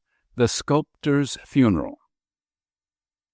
A group of the townspeople stood on the station siding of a little Kansas town, awaiting the coming of the night train, which was already 20 minutes overdue. The snow had fallen thick over everything. In the pale starlight, the line of bluffs across the wide white meadows south of the town made soft, smoke-colored curves against the clear sky. The men on the siding stood first on one foot and then on the other, their hands thrust deep into their trousers' pockets, their overcoats open, their shoulders screwed up with the cold, and they glanced from time to time toward the southeast, where the railroad track wound along the river shore. They conversed in low tones and moved about restlessly, seeming uncertain as to what was expected of them. There was but one of the company who looked as if he knew exactly why he was there, and he kept conspicuously apart, walking to the far end of the platform, returning to the station door, then pacing up the track again, his chin sunk in the high collar of his overcoat, his burly shoulders drooping forward, his gait heavy and dogged. Presently he was approached by a tall, spare, grizzled man, clad in a faded Grand Army suit, who shuffled out from the group and advanced with a certain deference, craning his neck forward until his back made the angle of a jackknife 3/4 open. "I reckon she's going to be pretty late again tonight, Jim," he remarked in a squeaky falsetto. "Suppose it's the snow?" "I don't know," responded the other man with a shade of annoyance, speaking from out an astonishing cataract of red beard that grew fiercely and thickly in all directions. The spare man shifted the quill toothpick he was chewing to the other side of his mouth. "It ain't likely anybody from the east will come with the corpse, I suppose," he went on reflectively. "I don't know," responded the other, more curtly than before. "It's too bad he didn't belong to some lodge or other. I'd like an order funeral myself. They seem more appropriate for people of some reputation," the spare man continued, with an ingratiating concession in his shrill voice, as he carefully placed his toothpick in his vest pocket. He always carried the flag at the GAR funerals in the town. The heavy man turned on his heel, without replying, and walked up the siding. The spare man rejoined the uneasy group. "Jim's as full as a tick as usual," he commented commiseratingly. Just then a distant whistle sounded, and there was a shuffling of feet on the platform. A number of lanky boys of all ages appeared as suddenly and slimily as eels wakened by the crack of thunder. Some came from the waiting-room, where they had been warming themselves by the red stove, or half asleep on the slat benches. Others uncoiled themselves from baggage trucks or slid out of express wagons. Two clambered down from the driver's seat of a hearse that stood backed up against the siding. They straightened their stooping shoulders and lifted their heads, and a flash of momentary animation kindled their dull eyes at that cold, vibrant scream, the worldwide call for men. It stirred them like the note of a trumpet, just as it had often stirred the man who was coming home tonight in his boyhood. The night express shot, red as a rocket, from out the eastward marshlands, and wound along the river shore, along the long lines of shivering poplars that sentineled the meadows, the escaping steam hanging in gray masses against the pale sky and blotting out the Milky Way. In a moment the red glare from the headlight streamed up the snow-covered track before the siding and glittered on the wet black rails. The burly man with the disheveled red beard walked swiftly up the platform toward the approaching train, uncovering his head as he went. The group of men behind him hesitated, glanced questioningly at one another, and awkwardly followed his example. The train stopped, and the crowd shuffled up to the express car just as the door was thrown open, the man in the GAR suit thrusting his head forward with curiosity. The express messenger appeared in the doorway, accompanied by a young man in a long ulster and traveling cap. "Are Mr. Merrick's friends here?" inquired the young man. The group on the platform swayed uneasily. Philip Phelps, the banker, responded with dignity, "We have come to take charge of the body. Mr. Merrick's father is very feeble and can't be about." "Send the agent out here," growled the express messenger, "and tell the operator to lend a hand." The coffin was got out of its rough box and down on the snowy platform. The townspeople drew back enough to make room for it, and then formed a close semicircle about it, looking curiously at the palm leaf which lay across the black cover. No one said anything. The baggage man stood by his truck, waiting to get at the trunks. The engine panted heavily, and the fireman dodged in and out among the wheels with his yellow torch and long oil can, snapping the spindle boxes. The young Bostonian, one of the dead sculptor's pupils who had come with the body, looked about him helplessly. He turned to the banker, the only one of that black, uneasy, stoop-shouldered group who seemed enough of an individual to be addressed. "None of Mr. Merrick's brothers are here?" he asked uncertainly. The man with the red beard for the first time stepped up and joined the others. "No, they have not come yet. The family is scattered. The body will be taken directly to the house." He stooped and took hold of one of the handles of the coffin. "Take the long hill road up, Thompson. It will be easier on the horses," called the liveryman, as the undertaker snapped the door of the hearse and prepared to mount the driver's seat. Laird, the red-bearded lawyer, turned again to the stranger. "We didn't know whether there would be anyone with him or not," he explained. "It's a long walk, so you'd better go up in the hack." He pointed to a single, battered conveyance, but the young man replied stiffly, "Thank you, but I think I will go up with the hearse. If you don't object," turning to the undertaker, "I'll ride with you." They clambered up over the wheels and drove off in the starlight up the long white hill toward the town. The lamps in the still village were shining from under the low, snow-burdened roofs, and beyond, on every side, the plains reached out into emptiness, peaceful and wide as the soft sky itself, and wrapped in a tangible white silence. When the hearse backed up to a wooden sidewalk before a naked, weather-beaten frame house, the same composite, ill-defined group that had stood upon the station siding was huddled about the gate. The front yard was an icy swamp, and a couple of warped planks extending from the sidewalk to the door made a sort of rickety footbridge. The gate hung on one hinge and was opened wide with difficulty. Stevens, the young stranger, noticed that something black was tied to the knob of the front door. The grating sound made by the casket as it was drawn from the hearse was answered by a scream from the house. The front door was wrenched open, and a tall, corpulent woman rushed out bareheaded into the snow and flung herself upon the coffin, shrieking, "My boy, my boy! And this is how you've come home to me!" As Stevens turned away and closed his eyes with a shudder of unutterable repulsion, another woman, also tall but flat and angular, dressed entirely in black, darted out of the house and caught Mrs. Merrick by the shoulders, crying sharply, "Come, come, mother, you mustn't go on like this." Her tone changed to one of obsequious solemnity as she turned to the banker. "The parlor is ready, Mr. Phelps." The bearers carried the coffin along the narrow boards, while the undertaker ran ahead with the coffin rests. They bore it into a large, unheated room that smelled of dampness and disuse and furniture polish, and set it down under a hanging lamp ornamented with jingling glass prisms, and before a Rogers group of John Alden and Priscilla wreathed with smilax. Henry Stevens stared about him with a sickening conviction that there had been a mistake, and that he had somehow arrived at the wrong destination.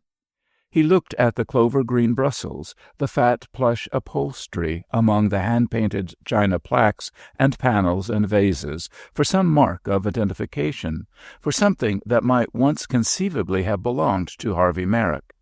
It was not until he recognized his friend in the crayon portrait of a little boy in kilts and curls hanging above the piano that he felt willing to let any of these people approach the coffin. "Take the lid off, Mr. Thompson. Let me see my boy's face," wailed the elder woman between her sobs. This time Stevens looked fearfully, almost beseechingly, into her face, red and swollen under its masses of strong, black, shiny hair. He flushed, dropped his eyes, and then almost incredulously looked again. There was a kind of power about her face, a kind of brutal handsomeness even. But it was scarred and furrowed by violence, and so colored and coarsened by fiercer passions that grief seemed never to have laid a gentle finger there. The long nose was distended and knobbed at the end, and there were deep lines on either side of it. Her heavy black brows almost met across her forehead. Her teeth were large and square and set far apart, teeth that could tear. She filled the room. The men were obliterated, seemed tossed about like twigs in an angry water, and even Stevens felt himself being drawn into the whirlpool. The daughter, the tall, raw-boned woman in crêpe, with a morning comb in her hair, which curiously lengthened her long face, sat stiffly upon the sofa, her hands, conspicuous for their large knuckles, folded in her lap, her mouth and eyes drawn down, solemnly awaiting the opening of the coffin. Near the door stood a mulatto woman, evidently a servant in the house, with a timid bearing and an emaciated face, pitifully sad and gentle. She was weeping silently, the corner of her calico apron lifted to her eyes, occasionally suppressing a long, quivering sob. Stevens walked over and stood beside her. Feeble steps were heard on the stairs, and an old man, tall and frail, odorous of pipe smoke, with shaggy, unkempt gray hair and a dingy beard, tobacco-stained about the mouth, entered uncertainly. He went slowly up to the coffin and stood rolling a blue cotton handkerchief between his hands, seeming so pained and embarrassed by his wife's orgy of grief that he had no consciousness of anything else. "There, Annie, dear, don't take on so," he quavered timidly, putting out a shaking hand and awkwardly patting her elbow. She turned and sank upon his shoulder with such violence that he tottered a little. He did not even glance toward the coffin, but continued to look at her with a dull, frightened, appealing expression, as a spaniel looks at the whip. His sunken cheeks slowly reddened and burned with miserable shame. When his wife rushed from the room, her daughter strode after her with set lips. The servant stole up to the coffin, bent over it for a moment, and then slipped away to the kitchen, leaving Stevens, the lawyer, and the father to themselves. The old man stood looking down at his dead son's face. The sculptor's splendid head seemed even more noble in its rigid stillness than in life. The dark hair had crept down upon the wide forehead. The face seemed strangely long, but in it there was not that repose we expect to find in the faces of the dead. The brows were so drawn that there were 2 deep lines above the beaked nose, and the chin was thrust forward defiantly. It was as though the strain of life had been so sharp and bitter that death could not at once relax the tension and smooth the countenance into perfect peace, as though he were still guarding something precious which might even yet be wrested from him. The old man's lips were working under his stained beard. He turned to the lawyer with timid deference. "Phelps and the rest are coming back to sit up with Harve, ain't they?" he asked. "Thank ye, Jim, thank ye." He brushed the hair back gently from his son's forehead. "He was a good boy, Jim, always a good boy. He was as gentle as a child and the kindest of 'em all, only we didn't none of us ever understand him." The tears trickled slowly down his beard and dropped upon the sculptor's coat. "Martin, oh, Martin, come here," his wife wailed from the top of the stairs. The old man started timorously. "Yes, Annie, I'm coming." He turned away, hesitated, stood for a moment in miserable indecision, then reached back and patted the dead man's hair softly, and stumbled from the room. Poor old man, I didn't think he had any tears left. Seems as if his eyes would have gone dry long ago. At his age nothing cuts very deep, remarked the lawyer. Something in his tone made Stevens glance up. While the mother had been in the room, the young man had scarcely seen anyone else. But now, from the moment he first glanced into Jim Laird's florid face and bloodshot eyes, he knew that he had found what he had been heartsick at not finding before, the feeling, the understanding that must exist in someone, even here. The man was red as his beard, with features swollen and blurred by dissipation, and a hot, blazing blue eye. His face was strained, that of a man who is controlling himself with difficulty, and he kept plucking at his beard with a sort of fierce resentment. Stevens, sitting by the window, watched him turn down the glaring lamp, still its jangling pendants with an angry gesture, and then stand with his hands locked behind him, staring down into the master's face. He could not help wondering what link there had been between the porcelain vessel and so sooty a lump of potter's clay. From the kitchen an uproar was sounding. When the dining-room door opened, the import of it was clear. The mother was abusing the maid for having forgotten to make the dressing for the chicken salad which had been prepared for the watchers. Stevens had never heard anything in the least like it. It was injured, emotional, dramatic abuse, unique and masterly in its excruciating cruelty, as violent and unrestrained as had been her grief of 20 minutes before. With a shudder of disgust, the lawyer went into the dining-room and closed the door into the kitchen. "Poor Roxy's getting it now," he remarked when he came back. "The Merricks took her out of the poorhouse years ago, and if her loyalty would let her, I guess the poor old thing could tell tales that would curdle your blood. She's the mulatto woman who was standing in here a while ago with her apron to her eyes. The old woman is a fury. There never was anybody like her. She made Harvey's life a hell for him when he lived at home. He was so sick, ashamed of it. I never could see how he kept himself sweet." "He was wonderful," said Stephen slowly, "wonderful. But until tonight I have never known how wonderful." "That is the eternal wonder of it, anyway, that it can come even from such a dung-heap as this," the lawyer cried, with a sweeping gesture which seemed to indicate much more than the 4 walls within which they stood. "I think I'll see whether I can get a little air. The room is so close I am beginning to feel rather faint," murmured Stevens, struggling with one of the windows. The sash was stuck, however, and would not yield, so he sat down dejectedly and began pulling at his collar. The lawyer came over, loosened the sash with one blow of his red fist, and sent the window up a few inches. Stevens thanked him, but the nausea which had been gradually climbing into his throat for the last half-hour left him with but one desire, a desperate feeling that he must get away from this place with what was left of Harvey Merrick. Oh, he comprehended well enough now the quiet bitterness of the smile that he had seen so often on his master's lips.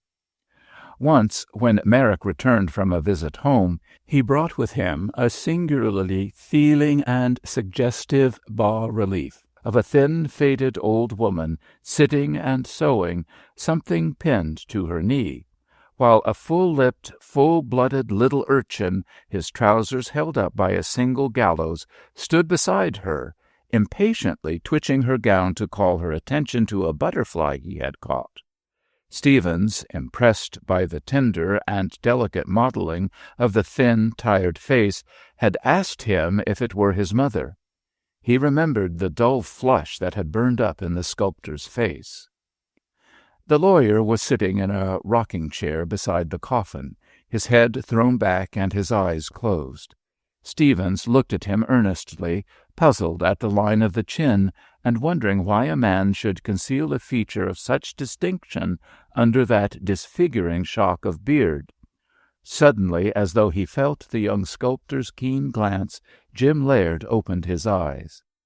"Was he always a good deal of an oyster?" he asked abruptly. "He was terribly shy as a boy." "Yes, he was an oyster, since you put it so," rejoined Stevens. "Although he could be very fond of people, He always gave one the impression of being detached. He disliked violent emotion. He was reflective and rather distrustful of himself, except, of course, as regarded his work. He was sure enough there. He distrusted men pretty thoroughly, and women even more, yet somehow without believing ill of them. He was determined, indeed, to believe the best, but he seemed afraid to investigate. "A burnt dog dreads the fire," said the lawyer grimly, and closed his eyes. Stevens went on and on, reconstructing that whole miserable boyhood. All this raw, biting ugliness had been the portion of the man whose mind was to become an exhaustless gallery of beautiful impressions, so sensitive that the mere shadow of a poplar leaf flickering against a sunny wall would be etched and held there forever. Surely, if ever a man had the magic word in his fingertips, it was Merrick. Whatever he touched, he revealed its holiest secret, liberated it from enchantment, and restored it to its pristine loveliness. Upon whatever he had come in contact with, he had left a beautiful record of the experience, a sort of ethereal signature, a scent, a sound, a color that was his own. Stevens understood now the real tragedy of his master's life. Neither love nor wine, as many had conjectured, but a blow which had fallen earlier and cut deeper than anything else could have done. A shame not his, and yet so unescapably his, to bide in his heart from his very boyhood. And without, the frontier warfare, the yearning of a boy, cast ashore upon a desert of newness and ugliness and sordidness for all that is chastened and old and noble with traditions. At 11 o'clock, the tall, flat woman in black announced that the watchers were arriving, and asked them to step into the dining-room. As Stevens rose, the lawyer said dryly, "You go on. It'll be a good experience for you. I'm not equal to that crowd tonight. I've got 20 years of them." As Stevens closed the door after him, he glanced back at the lawyer, sitting by the coffin in the dim light, with his chin resting on his hand. The same misty group that had stood before the door of the express car shuffled into the dining-room. In the light of the kerosene lamp they separated and became individuals. The minister, a pale, feeble-looking man with white hair and blond chin-whiskers, took his seat beside a small side table and placed his Bible upon it. The Grand Army man sat down behind the stove and tilted his chair back comfortably against the wall, fishing his quill toothpick from his waistcoat pocket. The two bankers, Phelps and Elder, sat off in a corner behind the dinner table where they could finish their discussion of the new usury law and its effect on chattel security loans. The real estate agent, an old man with a smiling, hypocritical face, soon joined them. The coal and lumber dealer and the cattle shipper sat on opposite sides of the hard coal burner, their feet on the nickel work. Stevens took a book from his pocket and began to read. The talk around him ranged through various topics of local interest while the house was quieting down. When it was clear that the members of the family were in bed, the Grand Army man hitched his shoulders and, untangling his long legs, caught his heels on the rounds of his chair. "Suppose there'll be a will, Phelps?" he queried in his weak falsetto. The banker laughed disagreeably and began trimming his nails with a pearl-handled pocket-knife. "There'll scarcely be any need for one, will there?" he queried in his turn. The restless Grand Army man shifted his position again, getting his knees still nearer his chin. "Why, the old man says Harve's done right well lately," he chirped. The other banker spoke up. "I reckon he means by that Harve ain't asked him to mortgage any more farms lately, so that he could go on with his education." "Seems like my mind don't reach back to a time when Harve wa'n't being edicated," tittered the Grand Army man. There was a general chuckle.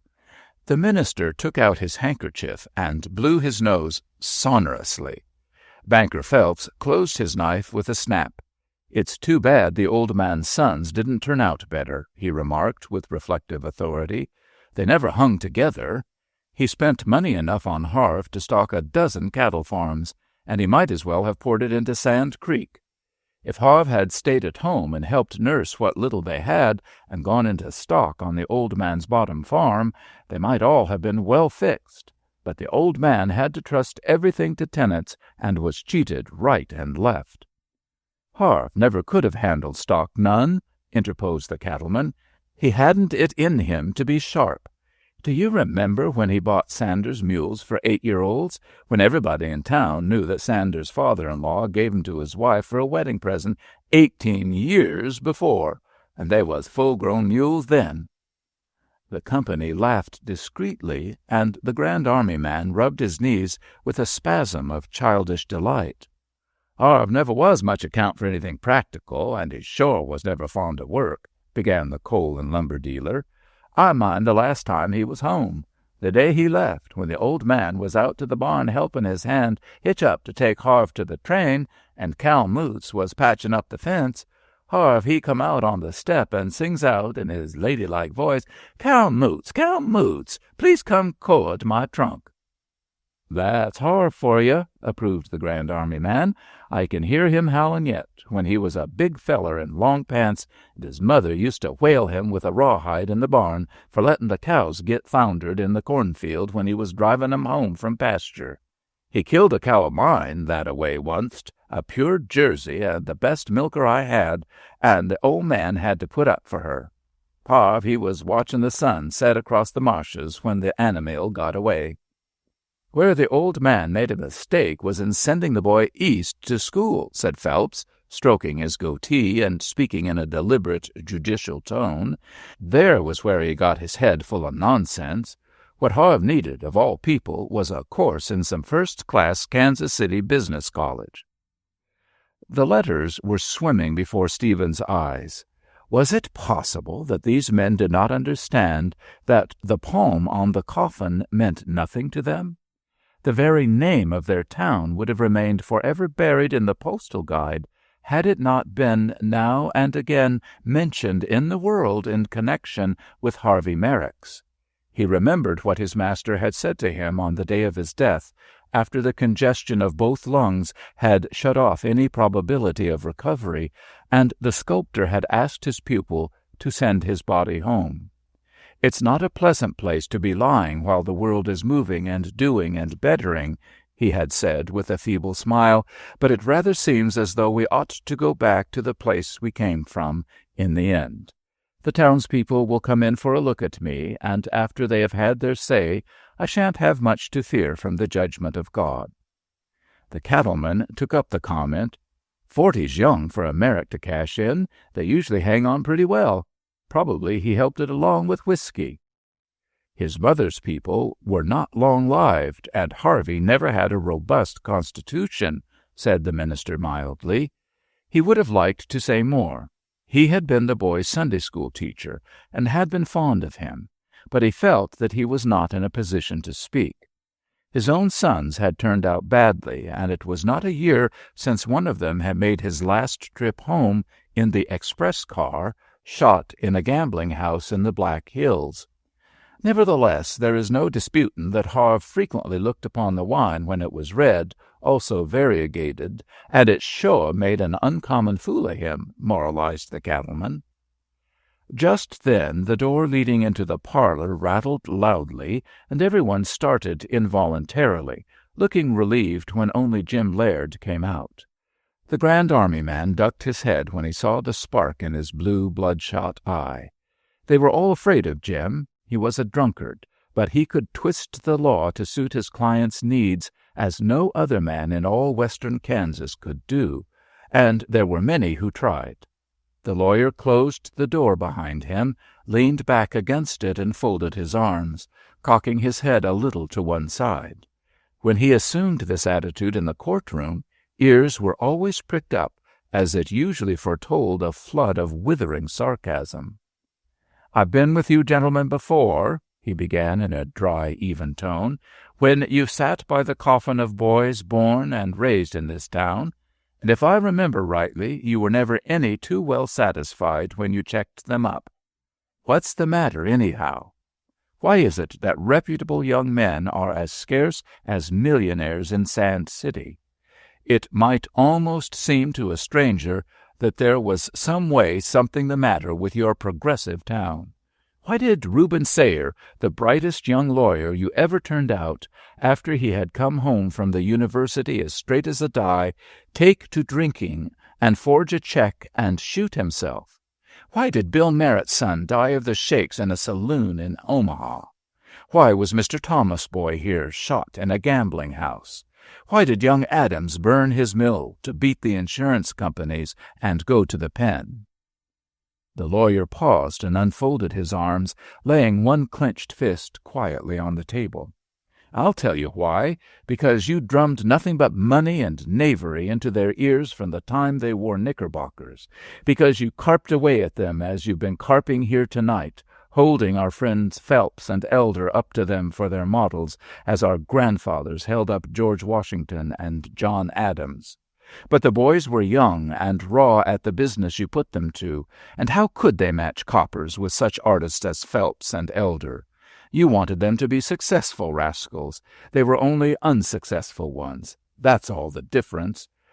There was only one boy ever raised in this borderland between ruffianism and civilization who didn't come to grief, and you hated Harvey Merrick more for winning out than you hated all the other boys who got under the wheels.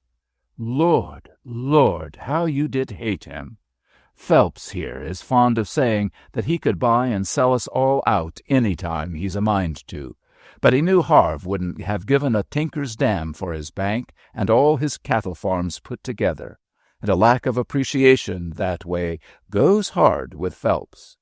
Old Nimrod thinks Harv drank too much, and this from such as Nimrod and me.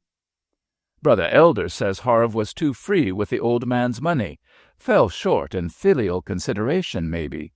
Well, we can all remember the very tone in which Brother Elder swore his own father was a liar in the county court, and we all know that the old man came out of that partnership with his son as bare as a sheared lamb. But maybe I'm getting personal, and I'd better be driving ahead at what I want to say.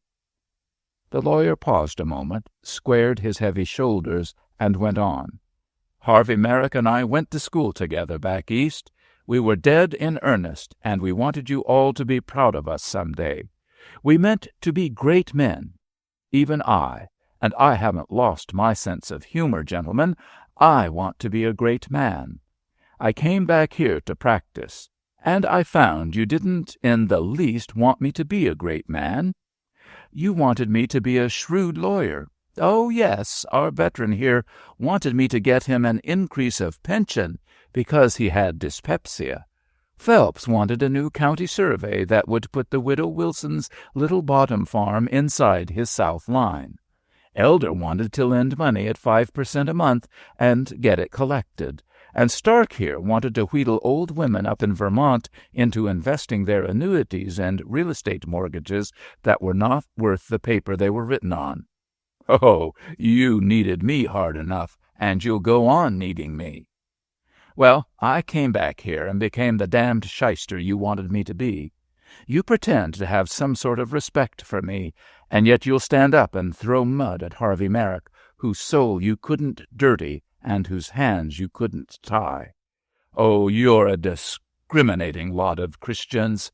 There have been times when the sight of Harvey's name in some Eastern paper has made me hang my head like a whipped dog, and again times when I liked to think of him off there in the world, away from all this hog-wallow, climbing the big, clean upgrade he'd set for himself. And we, now that we fought and lied and sweated and stolen and hated as only the disappointed strugglers in a bitter, dead little Western town know how to do, what have we got to show for it? Harvey Merrick wouldn't have given one sunset over your marshes for all you've got put together, and you know it. It's not for me to say why, in the inscrutable wisdom of God, a genius should ever have been called from this place of hatred and bitter waters, but I want this Boston man to know that the drivel he's been hearing here tonight is the only tribute any truly great man could have from such a lot of sick, sidetracked, burnt-dog, land-poor sharks as the here present financiers of Sand City, upon which town may God have mercy. The lawyer thrust out his hand to Stevens as he passed him, caught up his overcoat in the hall, and had left the house before the Grand Army man had had time to lift his ducked head and crane his long neck about at his fellows. Next day Jim Laird was drunk and unable to attend the funeral services. Stevens called twice at his office, but was compelled to start east without seeing him. He had a presentiment that he would hear from him again, and left his address on the lawyer's table. But if Laird found it, he never acknowledged it. The thing in him that Harvey Merrick had loved must have gone underground with Harvey Merrick's coffin, for it never spoke again, and Jim got the cold he died of, driving across the Colorado mountains to defend one of Phelps' sons who had got into trouble out there by cutting government timber. Story 8. A Death in the Desert. Everett Hilgard was conscious that the man in the seat across the aisle was looking at him intently. He was a large, florid man, wore a conspicuous diamond solitaire upon his third finger, and Everett judged him to be a traveling salesman of some sort. He had the air of an adaptable fellow who had been about the world and who could keep cool and clean under almost any circumstances. The High Line Flyer, as this train was derisively called among railroad men, was jerking along through the hot afternoon over the monotonous country between Holdridge and Cheyenne. Besides the blond man and himself, the only occupants of the car were two dusty, bedraggled-looking girls who had been to the exposition at Chicago, and who were earnestly discussing the cost of their first trip out of Colorado. The four uncomfortable passengers were covered with a sediment of fine yellow dust, which clung to their hair and eyebrows like gold powder. It blew up in clouds from the bleak, lifeless country through which they passed, until they were one color with the sagebrush and sand hills. The gray and yellow desert was varied only by occasional ruins of deserted towns and the little red boxes of station houses, where the spindling trees and sickly vines in the bluegrass yards made little green reserves fenced off in that confusing wilderness of sand. As the slanting rays of the sun beat in stronger and stronger through the car windows, the blond gentleman asked the lady's permission to remove his coat, and sat in his lavender-striped shirt-sleeves with a black silk handkerchief tucked about his collar. He had seemed interested in Everett since they had boarded the train at Holdridge, kept glancing at him curiously, and then looking reflectively out of the window, as though he were trying to recall something. But wherever Everett went, someone was almost sure to look at him with that curious interest, and it had ceased to embarrass or annoy him. Presently the stranger, seeming satisfied with his observation, leaned back in his seat, half-closed his eyes, and began softly to whistle the spring song from Proserpine, the cantata that a dozen years before had made its young composer famous in a night. Everett had heard that air on guitars in Old Mexico, on mandolins at college glees, on cottage organs in New England hamlets, and only 2 weeks ago he had heard it played on sleigh bells at a variety theater in Denver. There was literally no way of escaping his brother's precocity. Adriance could live on the other side of the Atlantic, where his youthful indiscretions were forgotten in his mature achievements, but his brother had never been able to outrun Proserpine, and here he found it again in the Colorado sandhills. Not that Everett was exactly ashamed of Proserpine. Only a man of genius could have written it, but it was the sort of thing that a man of genius outgrows as soon as he can. Everett unbent a trifle and smiled at his neighbor across the aisle. Immediately the large man rose and, coming over, dropped into the seat facing Hildegarde, extending his card. "Dusty ride, isn't it? I don't mind it myself. I'm used to it. Born and bred in de briar patch like Brer Rabbit. I've been trying to place you for a long time. I think I must have met you before." "Thank you," said Everett, taking the card. "My name is Hildegarde. You've probably met my brother Adriance. People often mistake me for him." The traveling man brought his hand down upon his knee with such vehemence that the solitaire blazed. "So I was right, after all, and if you're not Adriance Hildegarde, you're his double. I thought I couldn't be mistaken. Seen him? Well, I guess. I never missed one of his recitals at the auditorium, and he played the piano score of Proserpine through to us once at the Chicago Press Club. I used to be on the commercial there before I began to travel for the publishing department of the concern. So you're Hildegarde's brother, and here I've run into you at the jumping-off place. Sounds like a newspaper yarn, doesn't it?" The traveling man laughed, and, offering Everett a cigar, plied him with questions on the only subject that people ever seemed to care to talk to him about. At length the salesman and the two girls alighted at a Colorado way station, and Everett went on to Cheyenne alone. The train pulled into Cheyenne at 9 o'clock, late by a matter of 4 hours or so, but no one seemed particularly concerned at its tardiness except the station agent, who grumbled at being kept in the office overtime on a summer night. When Everett alighted from the train, he walked down the platform and stopped at the track crossing, uncertain as to what direction he should take to reach a hotel. A phaeton stood near the crossing, and a woman held the reins. She was dressed in white, and her figure was clearly silhouetted against the cushions, though it was too dark to see her face.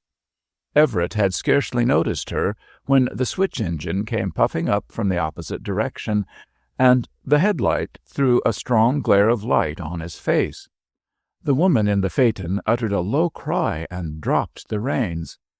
Everett started forward and caught the horse's head, but the animal only lifted its ears and whisked its tail in impatient surprise. The woman sat perfectly still, her head sunk between her shoulders and her handkerchief pressed to her face. Another woman came out of the depot and hurried toward the phaeton, crying, "Catherine, dear, what is the matter?" Everett hesitated a moment in painful embarrassment, then lifted his hat and passed on. He was accustomed to sudden recognitions in the most impossible places, especially from women. While he was breakfasting the next morning, the head waiter leaned over his chair to murmur that there was a gentleman waiting to see him in the parlor. Everett finished his coffee and went in the direction indicated, where he found his visitor restlessly pacing the floor. His whole manner betrayed a high degree of agitation, though his physique was not that of a man whose nerves lie near the surface. He was something below medium height, square-shouldered and solidly built. His thick, closely cut hair was beginning to show gray about the ears, and his bronzed face was heavily lined. His square brown hands were locked behind him, and he held his shoulders like a man conscious of responsibilities. Yet, as he turned to greet Everett, there was an incongruous diffidence in his address. "Good morning, Mr. Hildegarde," he said, extending his hand. "I found your name on the hotel register. My name is Gaylord. I'm afraid my sister startled you at the station last night, and I've come around to explain." "Ah, the young lady in the phaeton. I'm sure I didn't know whether I had anything to do with her alarm or not. If I did, it is I who owe an apology." The man colored a little under the dark brown of his face. "Oh, it's nothing you could help, sir. I fully understand that. You see, my sister used to be a pupil of your brother's, and it seems you favor him. When the switch engine threw a light on your face, it startled her." Everett wheeled about in his chair. "Oh, Catherine Gaylord! Is it possible? Why, I used to know her when I was a boy. What on earth is she doing here? Gaylord grimly filled out the pause. You've got at the heart of the matter. You know my sister had been in bad health for a long time. No, the last I knew of her she was singing in London. My brother and I correspond infrequently, and seldom get beyond family matters. I am deeply sorry to hear this. The lines in Charlie Gaylord's brow relaxed a little. What I'm trying to say, Mr. Hilgard, is that she wants to see you. She's set on it. We live several miles out of town, but my rig's below, and I can take you out any time you can go. At once, then. I'll get my hat and be with you in a moment. When he came downstairs, Everett found a cart at the door, and Charlie Gaylord drew a long sigh of relief as he gathered up the reins and settled back into his own element. I think I'd better tell you something about my sister before you see her, and I don't know just where to begin. She traveled in Europe with your brother and his wife, and sang at a lot of his concerts, but I don't know just how much you know about her. Oh, very little, except that my brother always thought her the most gifted of his pupils. When I knew her, she was very young and very beautiful, and quite turned my head for a while. Everett saw that Gaylord's mind was entirely taken up by his grief. That's the whole thing, he went on, flecking his horses with the whip. She was a great woman, as you say, and she didn't come of a great family. She had to fight her own way from the first. She got to Chicago, and then to New York, and then to Europe, and got a taste for it all. And now she's dying here, like a rat in a hole, out of her own world, and she can't fall back into ours. We've grown apart some way, miles and miles apart, and I'm afraid she's fearfully unhappy. It's a tragic story you're telling me, Gaylord, said Everett.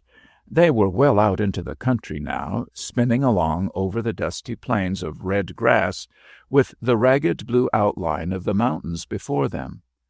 Tragic! Cried Gaylord, starting up in his seat. My God, nobody will ever know how tragic. It's a tragedy I live with and eat with and sleep with until I've lost my grip on everything. You see, she had made a good bit of money, but she spent it all going to health resorts. It's her lungs.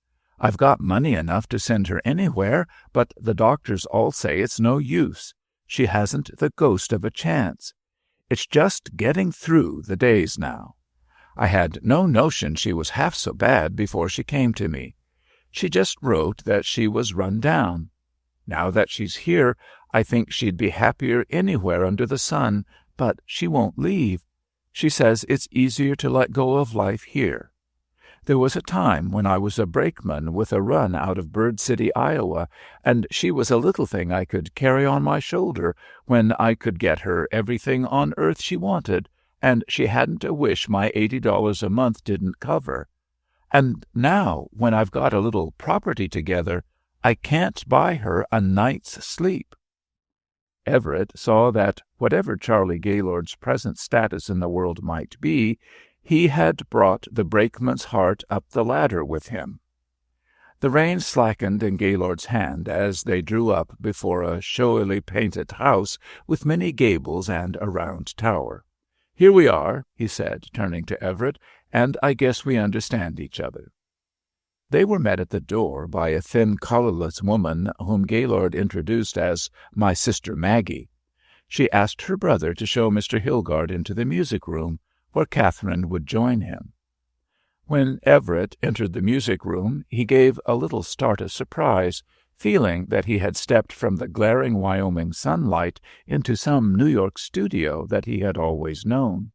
He looked incredulously out of the window at the gray plain that ended in the great upheaval of the Rockies. The haunting air of familiarity perplexed him. Suddenly his eye fell upon a large photograph of his brother above the piano. Then it all became clear enough. This was veritably his brother's room. If it were not an exact copy of one of the many studios that Adrian's had fitted up in various parts of the world, wearying of them and leaving almost before the renovator's varnish had dried, it was at least in the same tone. In every detail, Adrian's taste was so manifest that the room seemed to exhale his personality.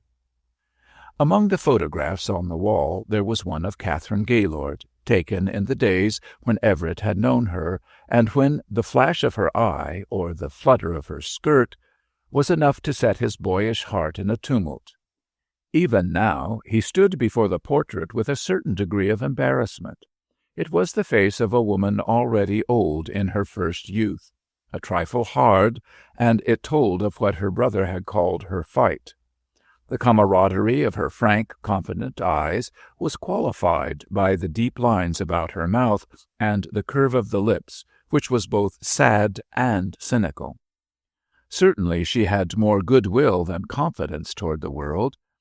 The chief charm of the woman, as Everett had known her, lay in her superb figure and in her eyes, which possessed a warm, life-giving quality like the sunlight, eyes which glowed with a perpetual salutat to the world. Everett was still standing before the picture, his hands behind him and his head inclined, when he heard the door open. A tall woman advanced toward him, holding out her hand.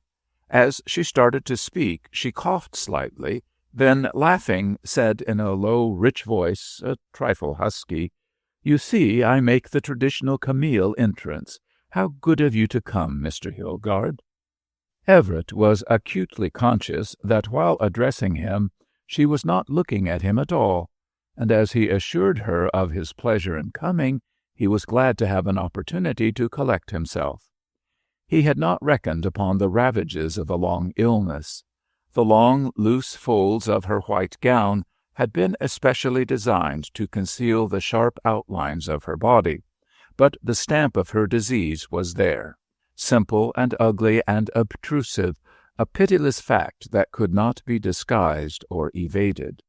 The splendid shoulders were stooped, there was a swaying unevenness in her gait, her arms seemed disproportionately long, and her hands were transparently white and cold to the touch. The changes in her face were less obvious.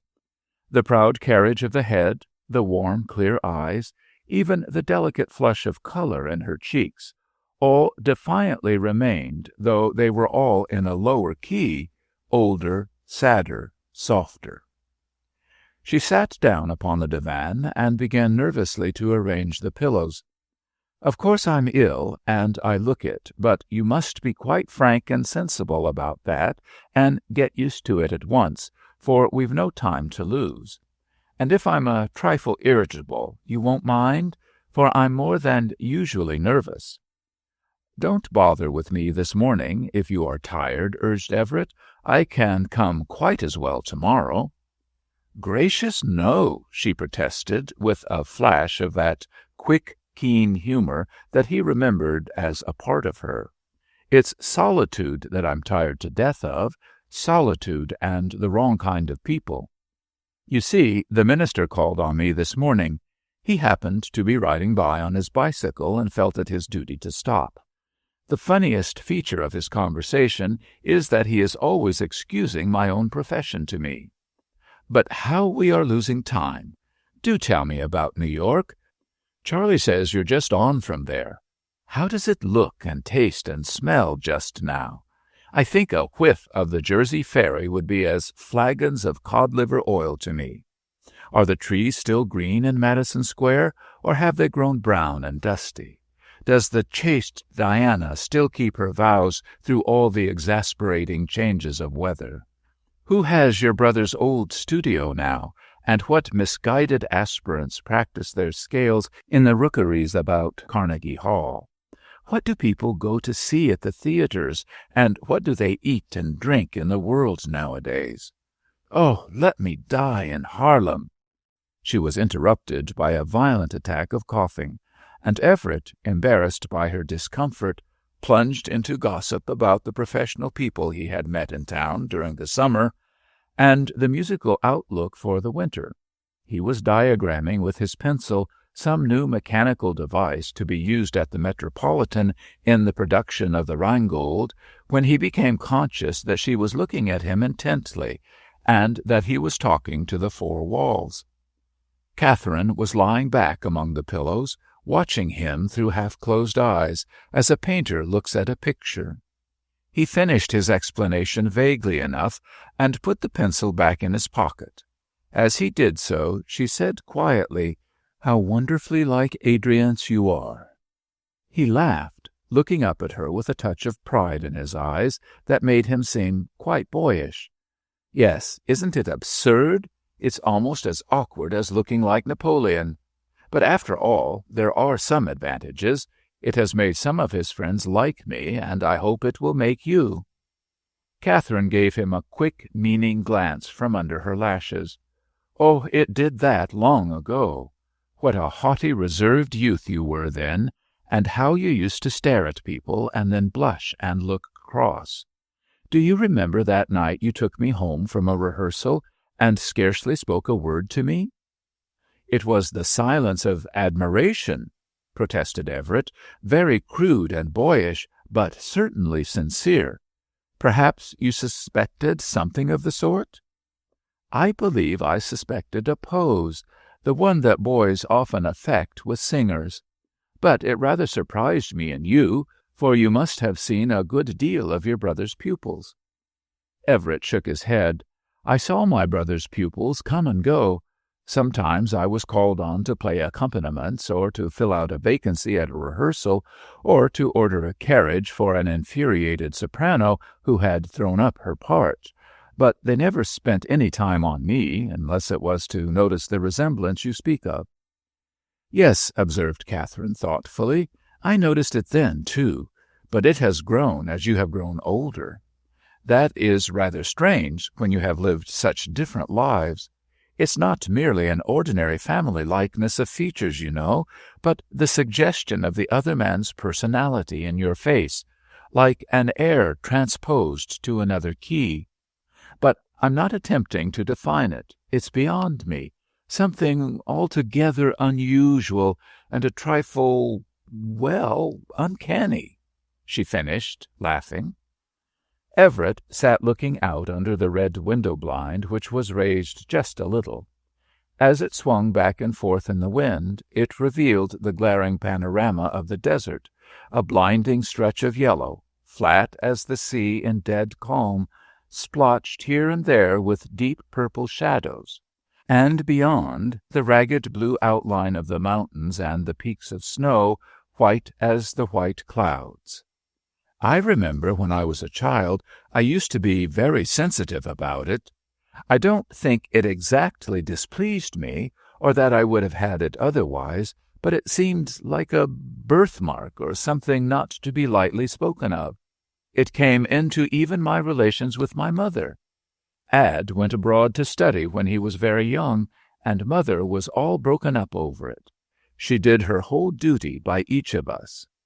But it was generally understood among us that she'd have made burnt offerings of us all for him any day.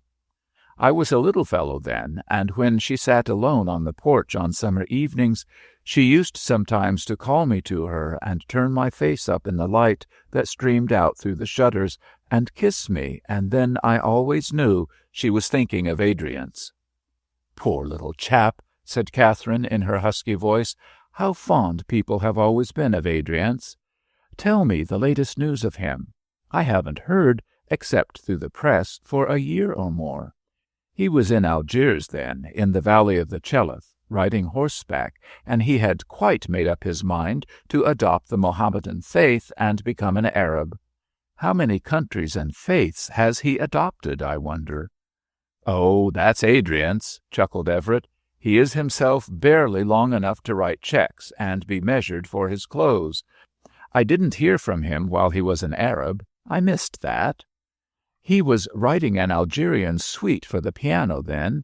It must be in the publisher's hands by this time. I have been too ill to answer his letter and have lost touch with him." Everett drew an envelope from his pocket. "This came a month ago. Read it at your leisure." "Thanks. I shall keep it as a hostage. Now I want you to play for me, whatever you like, but if there's anything new in the world, in mercy let me hear it." He sat down at the piano, and Catherine sat near him, absorbed in his remarkable physical likeness to his brother, and trying to discover in just what it consisted. He was of a larger build than Adrian's, and much heavier. His face was of the same oval mold, but it was gray and darkened about the mouth by continual shaving. His eyes were of the same inconstant April color, but they were reflective and rather dull, while Adrian's were always points of highlight, and always meaning another thing than the thing they meant yesterday. It was hard to see why this earnest man should so continually suggest that lyric, youthful face, as gay as his own was grave. For Adrian's, though he was 10 years the elder, and though his hair was streaked with silver, had the face of a boy of 20, so mobile that it told his thoughts before he could put them into words. A contralto, famous for the extravagance of her vocal methods and of her affections, once said that the shepherd boys who sang in the Vale of Tempe must certainly have looked like young Hilgard. Everett sat smoking on the veranda of the Inter-Ocean house that night, the victim of mournful recollections. His infatuation for Catherine Gaylord, visionary as it was, had been the most serious of his boyish love affairs. The fact that it was all so done and dead and far behind him, and that the woman had lived her life out since then, gave him an oppressive sense of age and loss. He remembered how bitter and morose he had grown during his stay at his brother's studio when Catherine Gaylord was working there, and how he had wounded Adriance on the night of his last concert in New York. He had sat there in the box, while his brother and Catherine were called back again and again, and the flowers went up over the footlights until they were stacked half as high as the piano, brooding in his sullen boy's heart upon the pride those two felt in each other's work, spurring each other to their best and beautifully contending in song. The footlights had seemed a hard, glittering line drawn sharply between their life and his. He walked back to his hotel alone, and sat in his window staring out on Madison Square until long after midnight, and resolved to beat no more at doors that he could never enter. Everett's week in Cheyenne stretched to 3, and he saw no prospect of release except through the thing he dreaded. The bright, windy days of the Wyoming autumn passed swiftly. Letters and telegrams came, urging him to hasten his trip to the coast, but he resolutely postponed his business engagements. The mornings he spent on one of Charlie Gaylord's ponies or fishing in the mountains. In the afternoon he was usually at his post of duty. Destiny, he reflected, seems to have very positive notions about the sort of parts we are fitted to play. The scene changes and the compensation varies, but in the end we usually find that we have played the same class of business from first to last. Everett had been a stopgap all his life. He remembered going through a looking-glass labyrinth when he was a boy, and trying gallery after gallery, only at every turn to bump his nose against his own face, which indeed was not his own, but his brother's. No matter what his mission, east or west, by land or sea, he was sure to find himself employed in his brother's business, one of the tributary lives which helped to swell the shining current of Adriance Hilgard's. It was not the first time that his duty had been to comfort, as best he could, one of the broken things his brother's imperious speed had cast aside and forgotten. He made no attempt to analyze the situation or to state it in exact terms, but he accepted it as a commission from his brother to help this woman to die. Day by day he felt her need for him grow more acute and positive, and day by day he felt that in his peculiar relation to her his own individuality played a smaller part. His power to minister to her comfort lay solely in his link with his brother's life. He knew that she sat by him, always watching for some trick of gesture, some familiar play of expression, some illusion of light and shadow, in which he should seem wholly Adrian's. He knew that she lived upon this, and that in the exhaustion which followed this turmoil of her dying senses, she slept deep and sweet, and dreamed of youth and art and days in a certain old Florentine garden, and not of bitterness and death. A few days after his first meeting with Catherine Gaylord, he had cabled his brother to write her. He merely said that she was mortally ill. He could depend on Adriance to say the right thing. That was a part of his gift. Adriance always said not only the right thing, but the opportune, graceful, exquisite thing. He caught the lyric essence of the moment, the poetic suggestion of every situation. Moreover, he usually did the right thing, except when he did very cruel things, bent upon making people happy when their existence touched his, just as he insisted that his material environment should be beautiful, lavishing upon those near him all the warmth and radiance of his rich nature, all the homage of the poet and troubadour, and when they were no longer near, forgetting, for that also was a part of Adriance's gift. 3 weeks after Everett had sent his cable, when he made his daily call at the gaily painted ranch house, he found Catherine laughing like a girl. "Have you ever thought," she said as he entered the music-room, "how much these séances of ours are like Heine's Florentine nights, except that I don't give you an opportunity to monopolize the conversation?" She held his hand longer than usual as she greeted him. "You are the kindest man living, the kindest," she added softly. Everett's gray face colored faintly as he drew his hand away, for he felt that this time she was looking at him, and not at a whimsical caricature of his brother. She drew a letter with a foreign postmark from between the leaves of a book, and held it out, smiling. "You got him to write it. Don't say you didn't, for it came direct, you see, and the last address I gave him was a place in Florida. This deed shall be remembered of you when I am with the just in paradise. But one thing you did not ask him to do, for you didn't know about it. He has sent me his latest work, the new sonata, and you are to play it for me directly. But first, for the letter. I think you would better read it aloud to me." Everett sat down in a low chair facing the window-seat in which she reclined with a barricade of pillows behind her. He opened the letter, his lashes half veiling his kind eyes, and saw to his satisfaction that it was a long one, wonderfully tactful and tender, even for Adriance, who was tender with his valet and his stable-boy, with his old gondolier and the beggar-women who prayed to the saints for him. The letter was from Granada, written in the Alhambra as he sat by the fountain of the Patio de Lindaraja. The air was heavy with the warm fragrance of the south, and full of the sound of splashing running water, as it had been in a certain old garden in Florence long ago. The sky was one great turquoise, heated until it glowed. The wonderful Moorish arches threw graceful blue shadows all about him.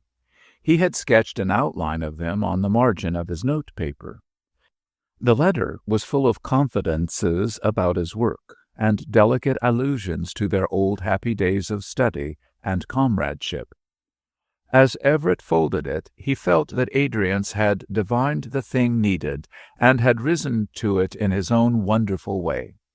The letter was consistently egotistical, and seemed to him even a trifle patronizing, yet it was just what she had wanted. A strong realization of his brother's charm and intensity and power came over him. He felt the breath of that whirlwind of flame in which Adriance passed, consuming all in his path, and himself even more resolutely than he consumed others. Then he looked down at this white, burnt-out brand that lay before him. "Like him, isn't it?" she said quietly. "I think I can scarcely answer his letter, but when you see him next you can do that for me.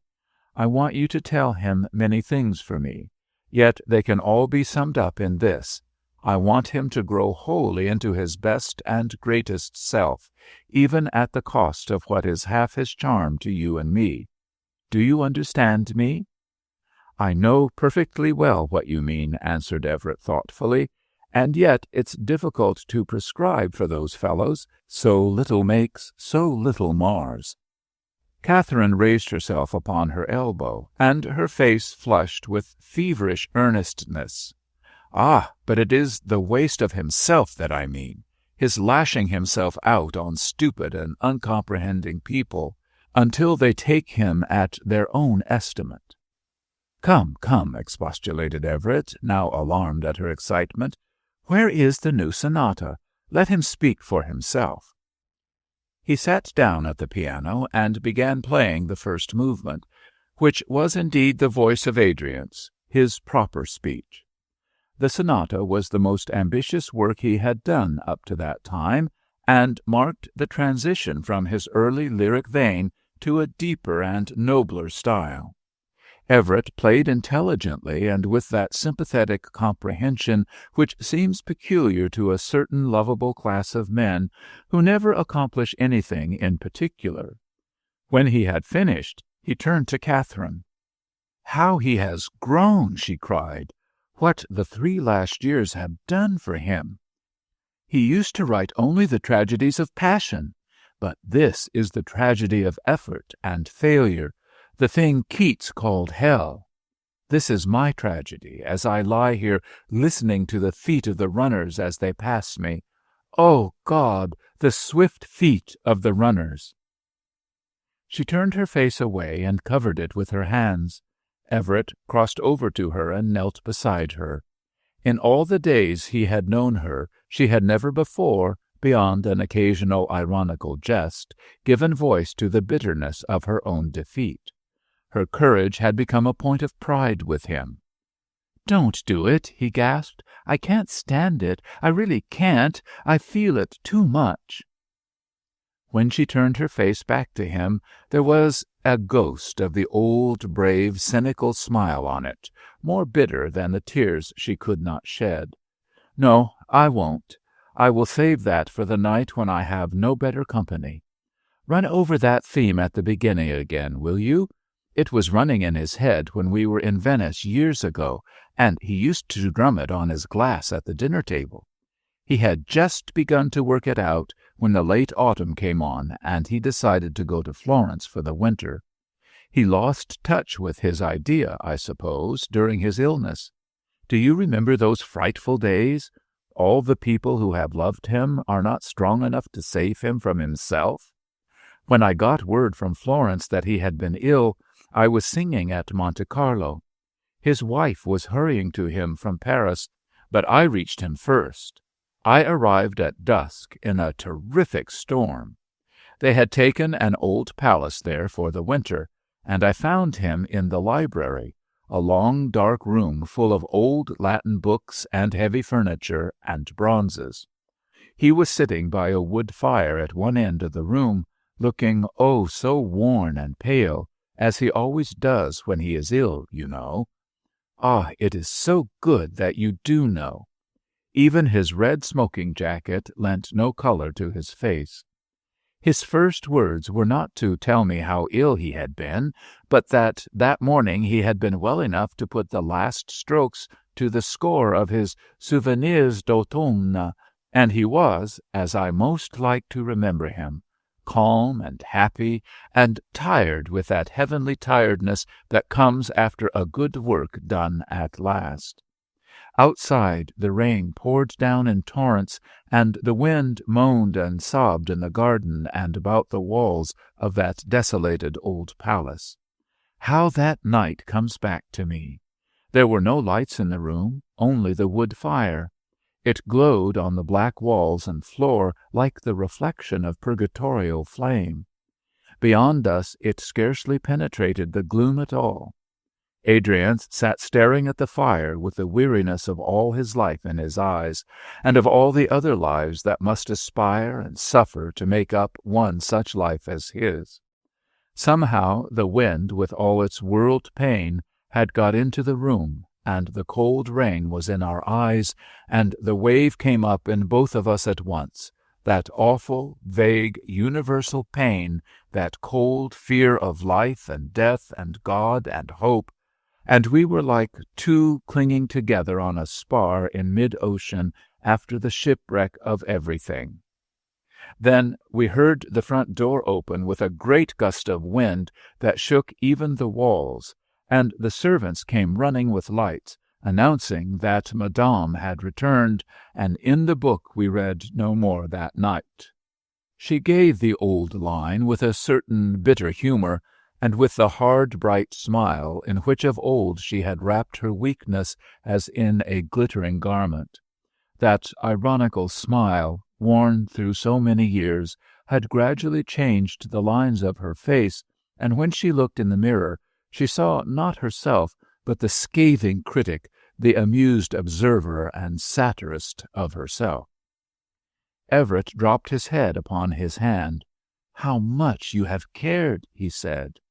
"Ah, yes, I cared," she replied, closing her eyes. "You can't imagine what a comfort it is to have you know how I cared, what a relief it is to be able to tell it to someone."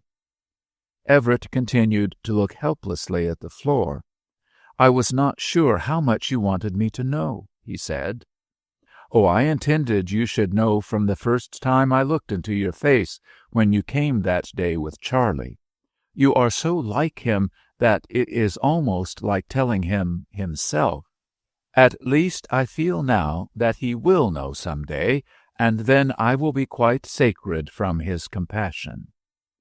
"And has he never known at all?" asked Everett in a thick voice. "Oh, never at all in the way that you mean. Of course, he is accustomed to looking into the eyes of women and finding love there. When he doesn't find it there, he thinks he must have been guilty of some discourtesy. He has a genuine fondness for every woman who is not stupid or gloomy or old or preternaturally ugly. I shared with the rest, shared the smiles and the gallantries and the droll little sermons. It was quite like a Sunday school picnic. We wore our best clothes and a smile and took our turns. It was his kindness that was hardest." "Don't! You'll make me hate him," groaned Everett. Catherine laughed and began to play nervously with her fan. "It wasn't in the slightest degree his fault. That is the most grotesque part of it. Why, it had really begun before I ever met him. I fought my way to him, and I drank my doom greedily enough." Everett rose and stood hesitating. "I think I must go. You ought to be quiet, and I don't think I can hear any more just now." She put out her hand and took his playfully.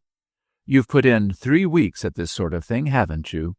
Well, it ought to square accounts for a much worse life than yours will ever be." He knelt beside her, saying brokenly, "I stayed because I wanted to be with you, that's all. I have never cared about other women since I knew you in New York, when I was a lad. You are a part of my destiny, and I could not leave you if I would." She put her hands on his shoulders and shook her head. "No, no, don't tell me that. I have seen enough tragedy. It was only a boy's fancy, and your divine pity and my utter pitiableness have recalled it for a moment. One does not love the dying, dear friend. Now go, and you will come again tomorrow, as long as there are tomorrows."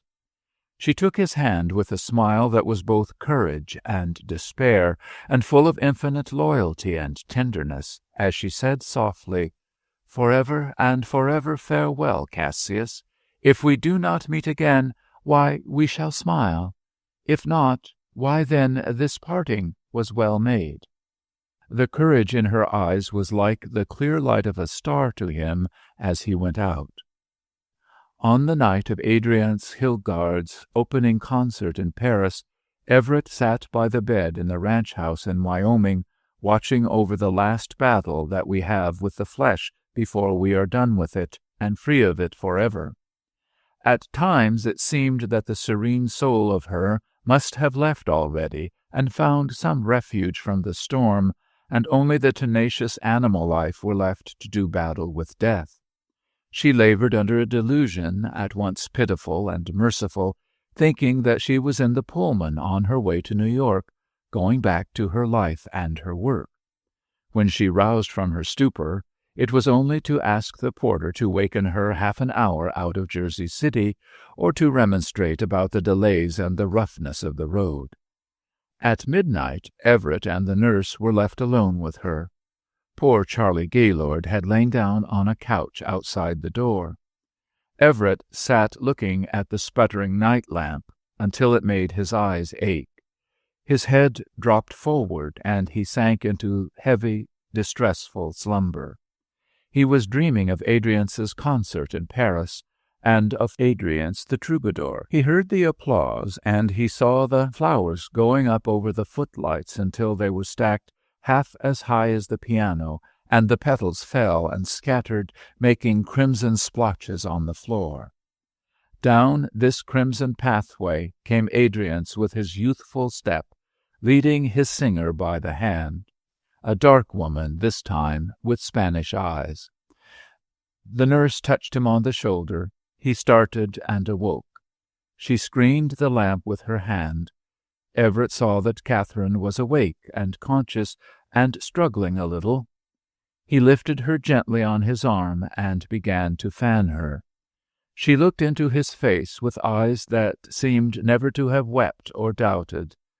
"Ah, dear Adriance, dear, dear," she whispered. Everett went to call her brother, but when they came back, the madness of art was over for Catherine. 2 days later, Everett was pacing the station siding, waiting for the westbound train. Charlie Gaylord walked beside him, but the two men had nothing to say to each other. Everett's bags were piled on the truck, and his step was hurried, and his eyes were full of impatience as he gazed again and again up the track, waiting for the train. Gaylord's impatience was not less than his own. These two, who had grown so close, had now become painful and impossible to each other, and longed for the wrench of farewell. As the train pulled in, Everett wrung Gaylord's hand among the crowd of alighting passengers. The people of a German opera company, en route for the coast, rushed by them in frantic haste to snatch their breakfast during the stop. Everett heard an exclamation, and a stout woman rushed up to him, glowing with joyful surprise, and caught his coat-sleeve with her tightly gloved hands. "Herr Gott, Adrians lieber Freund!" she cried. Everett lifted his hat, blushing. "Pardon me, madam. I see that you have mistaken me for Adriance Hilgard. I am his brother." Turning from the crestfallen singer, he hurried into the car.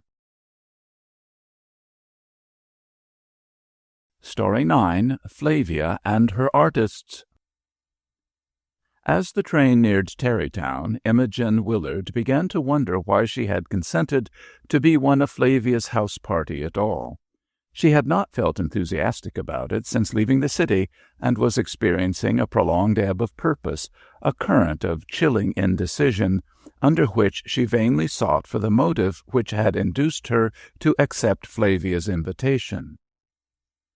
Perhaps it was a vague curiosity to see Flavia's husband, who had been the magician of her childhood and the hero of innumerable Arabian fairy tales. Perhaps it was a desire to see Monsieur Roux, whom Flavia had announced as the especial attraction of the occasion. Perhaps it was a wish to study that remarkable woman in her own setting. Imogen admitted a mild curiosity concerning Flavia. She was in the habit of taking people rather seriously, but somehow found it impossible to take Flavia so, because of the very vehemence and insistence with which Flavia demanded it. Submerged in her studies, Imogen had, of late years, seen very little of Flavia, but Flavia, in her hurried visits to New York, between her excursions from studio to studio, her luncheons with this lady who had to play at a matinée, and her dinners with that singer who had an evening concert, had seen enough of her friend's handsome daughter to conceive for her an inclination of such violence and assurance as only Flavia could afford.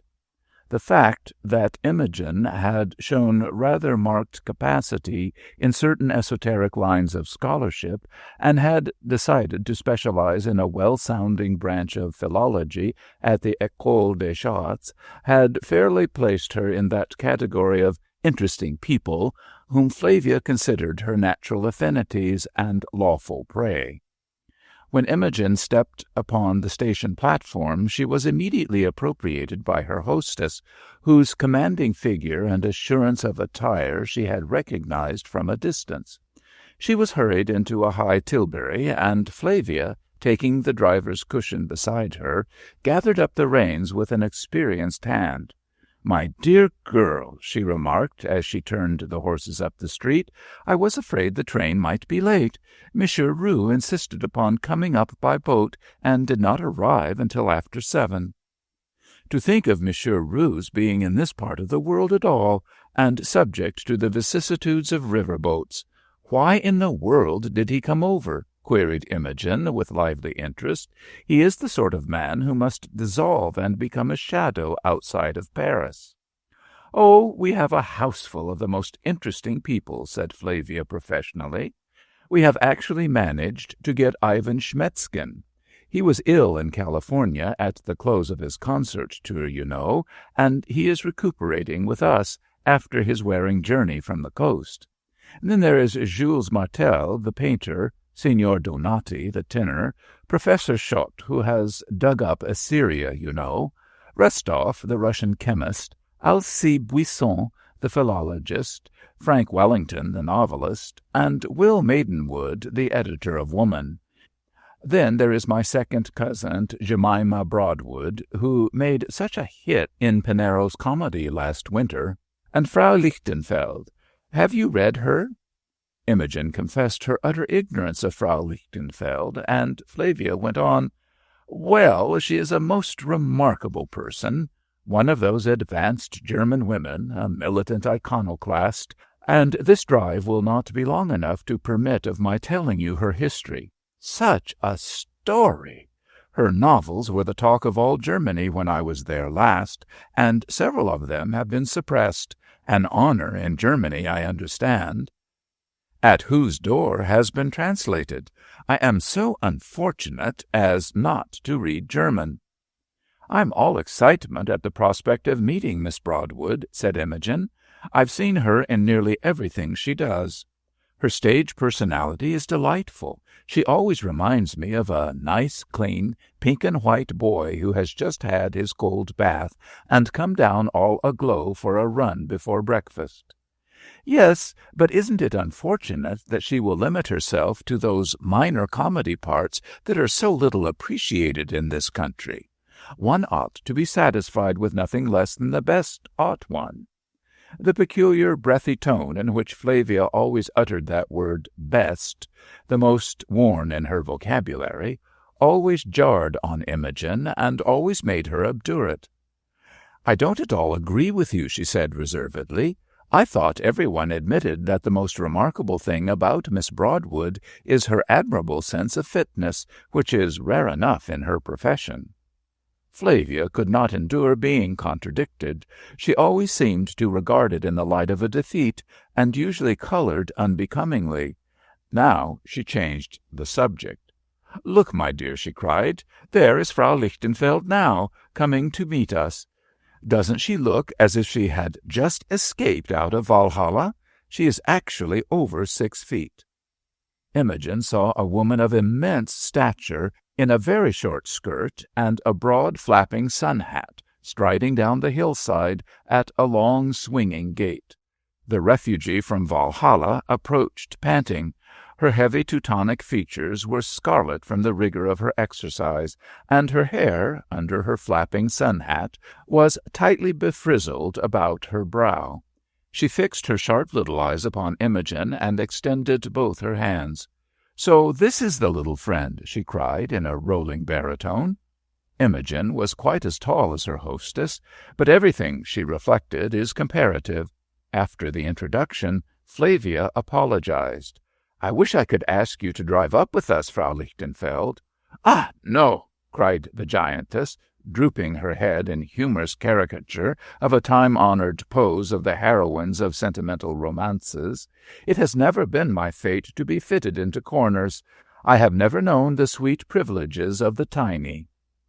Laughing, Flavia started the ponies, and the colossal woman, standing in the middle of the dusty road, took off her wide hat and waved them a farewell, which, in scope of gesture, recalled the salute of a plumed cavalier. When they arrived at the house, Imogen looked about her with keen curiosity, for this was veritably the work of Flavia's hands, the materialization of hopes long deferred. They passed directly into a large square hall, with a gallery on 3 sides, studio fashion. This opened at one end into a Dutch breakfast-room, beyond which was a large dining-room. At the other end of the hall was the music-room. There was a smoking-room, which one entered through the library behind the staircase.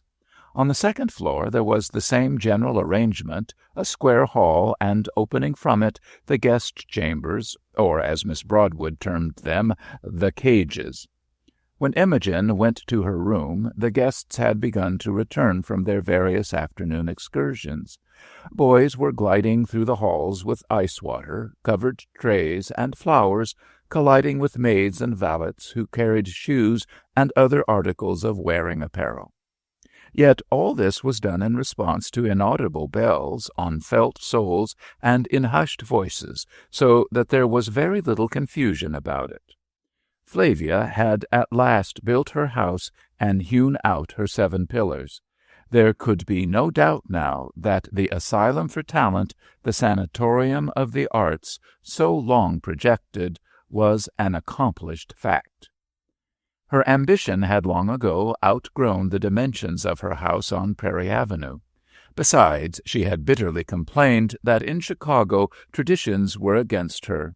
Her project had been delayed by Arthur's doggedly standing out for the Michigan woods, but Flavia knew well enough that certain of the rare aves, the best, could not be lured so far away from the seaport, so she declared herself for the historic Hudson and knew no retreat.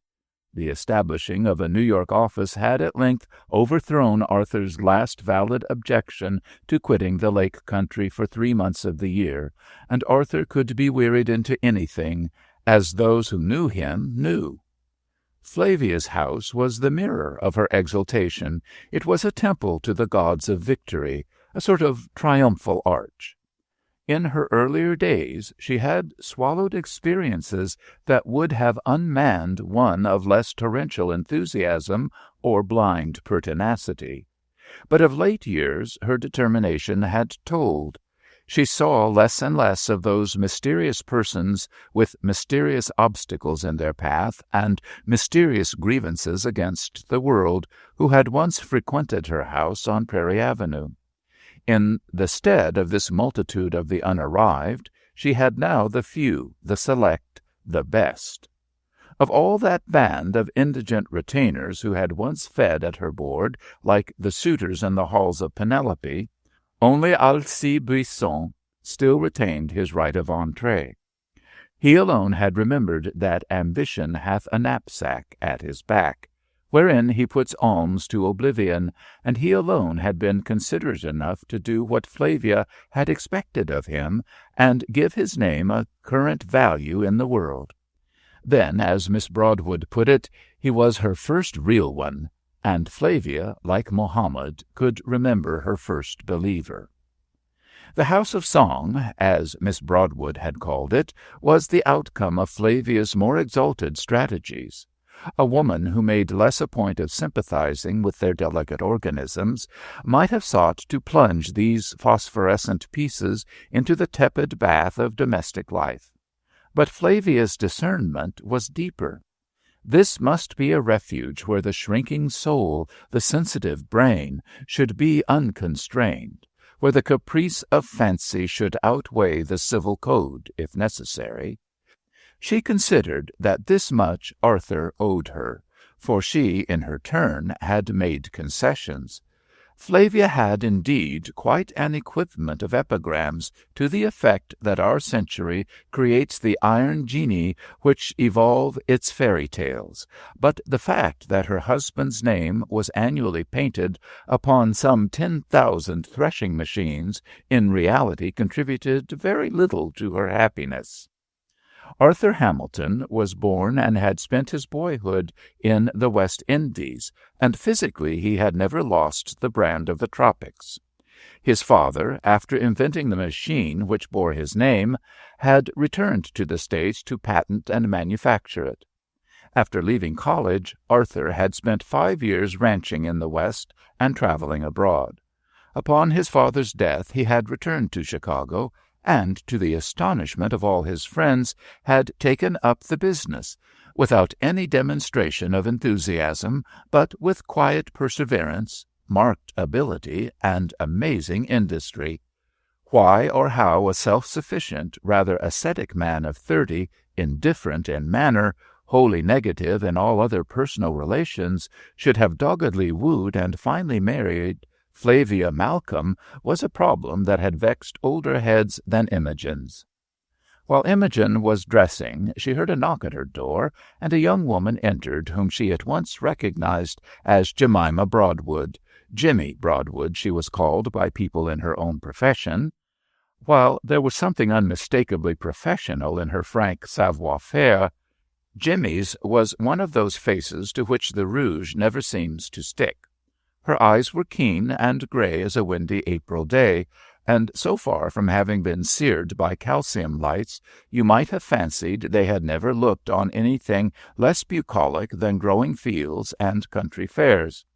She wore her thick brown hair short and parted at the side, and rather than hinting at freakishness, this seemed admirably in keeping with her fresh, boyish countenance. She extended to Imogen a large, well-shaped hand, which it was a pleasure to clasp. "Ah, you are Miss Willard, and I see I need not introduce myself. Flavia said you were kind enough to express a wish to meet me, and I preferred to meet you alone. Do you mind if I smoke?" "Why, certainly not," said Imogen, somewhat disconcerted, and looking hurriedly about for matches. "There, be calm. I'm always prepared," said Miss Broadwood, checking Imogen's flurry with a soothing gesture and producing an oddly fashioned silver match-case from some mysterious recess in her dinner-gown. She sat down in a deep chair, crossed her patent-leather Oxfords, and lit her cigarette. "This match-box," she went on meditatively, "once belonged to a Prussian officer. He shot himself in his bathtub, and I bought it at the sale of his effects." Imogen had not yet found any suitable reply to make to this rather irrelevant confidence, when Miss Broadwood turned to her cordially. "I'm awfully glad you've come, Miss Willard, though I've not quite decided why you did it. I wanted very much to meet you. Flavia gave me your thesis to read." "Why, how funny!" ejaculated Imogen. "On the contrary," remarked Miss Broadwood, "I thought it decidedly lacked humor." "I meant," stammered Imogen, beginning to feel very much like Alice in Wonderland, "I meant that I thought it rather strange Mrs. Hamilton should fancy you would be interested." Miss Broadwood laughed heartily.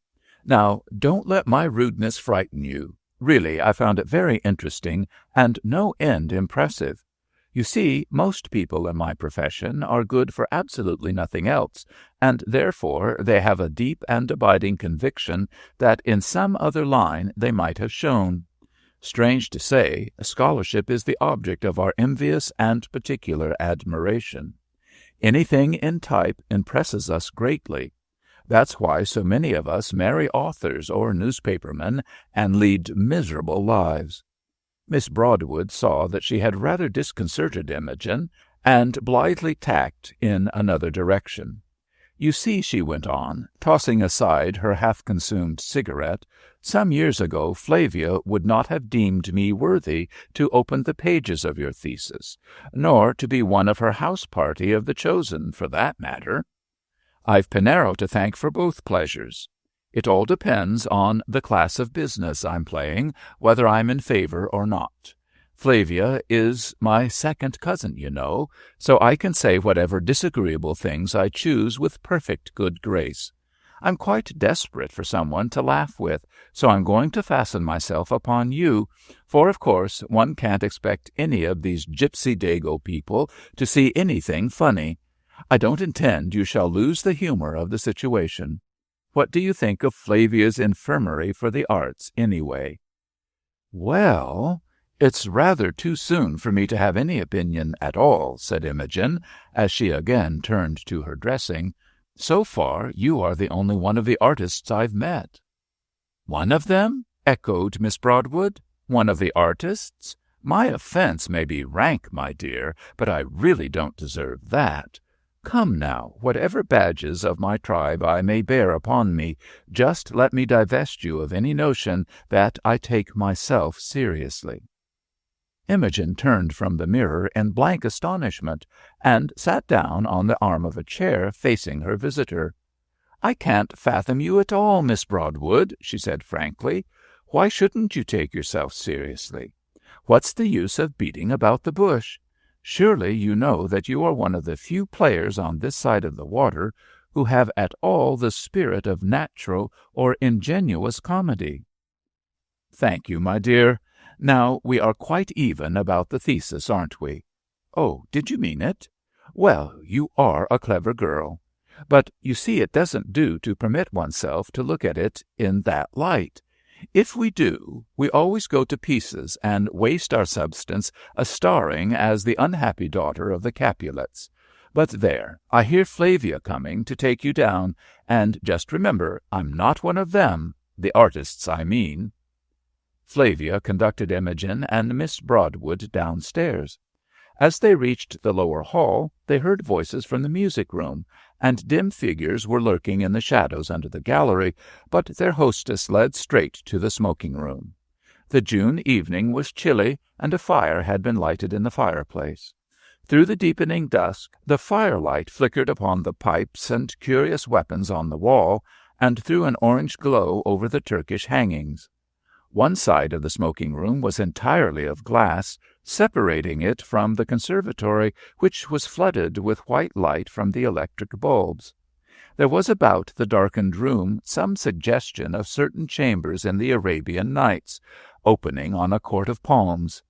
Perhaps it was partially this memory-evoking suggestion that caused Imogen to start so violently when she saw dimly, in a blur of shadow, the figure of a man who sat smoking in a low, deep chair before the fire. He was long and thin and brown. His long, nerveless hands drooped from the arms of his chair. A brown mustache shaded his mouth, and his eyes were sleepy and apathetic.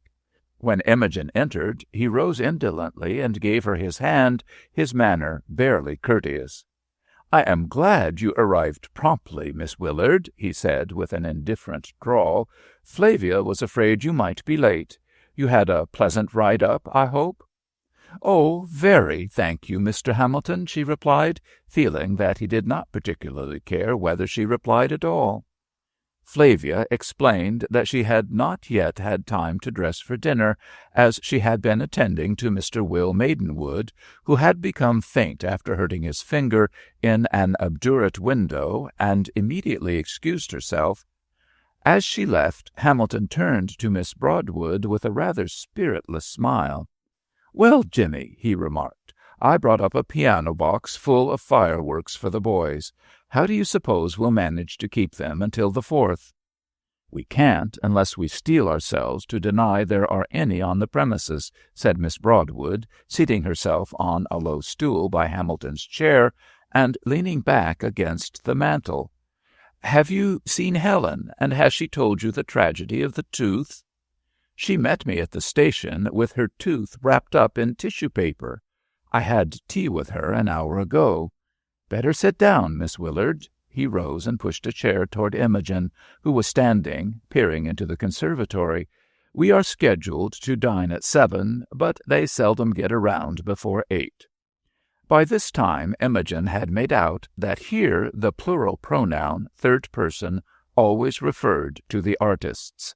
As Hamilton's manner did not spur one to cordial intercourse, and as his attention seemed directed to Miss Broadwood, in so far as it could be said to be directed to anyone, she sat down facing the conservatory and watched him, unable to decide in how far he was identical with the man who had first met Flavia Malcolm in her mother's house 12 years ago. Did he at all remember having known her as a little girl? And why did his indifference hurt her so, after all these years? Had some remnant of her childish affection for him gone on living somewhere down in the sealed caves of her consciousness, and had she really expected to find it possible to be fond of him again? Suddenly she saw a light in the man's sleepy eyes, an unmistakable expression of interest and pleasure that fairly startled her. She turned quickly in the direction of his glance, and saw Flavia just entering, dressed for dinner, and lit by the effulgence of her most radiant manner. Most people considered Flavia handsome, and there was no gainsaying that she carried her 35 years splendidly. Her figure had never grown matronly, and her face was of the sort that does not show wear. Its blonde tints were as fresh and enduring as enamel, and quite as hard. Its usual expression was one of tense, often strained animation, which compressed her lips nervously. A perfect scream of animation, Miss Broadwood had called it, created and maintained by sheer indomitable force of will. Flavia's appearance on any scene whatever made a ripple, caused a certain agitation and recognition, and among impressionable people a certain uneasiness. For all her sparkling assurance of manner, Flavia was certainly always ill at ease, and even more certainly anxious. She seemed not convinced of the established order of material things, seemed always trying to conceal her feeling that walls might crumble, chasms open, or the fabric of her life fly to the winds in irretrievable entanglement. At least this was the impression Imogen got from the note in Flavia which was so manifestly false. Hamilton's keen, quick, satisfied glance at his wife had recalled to Imogen all her inventory of speculations about them. She looked at him with compassionate surprise. As a child, she had never permitted herself to believe that Hamilton cared at all for the woman who had taken him away from her. And since she had begun to think about them again, it had never occurred to her that anyone could become attached to Flavia in that deeply personal and exclusive sense.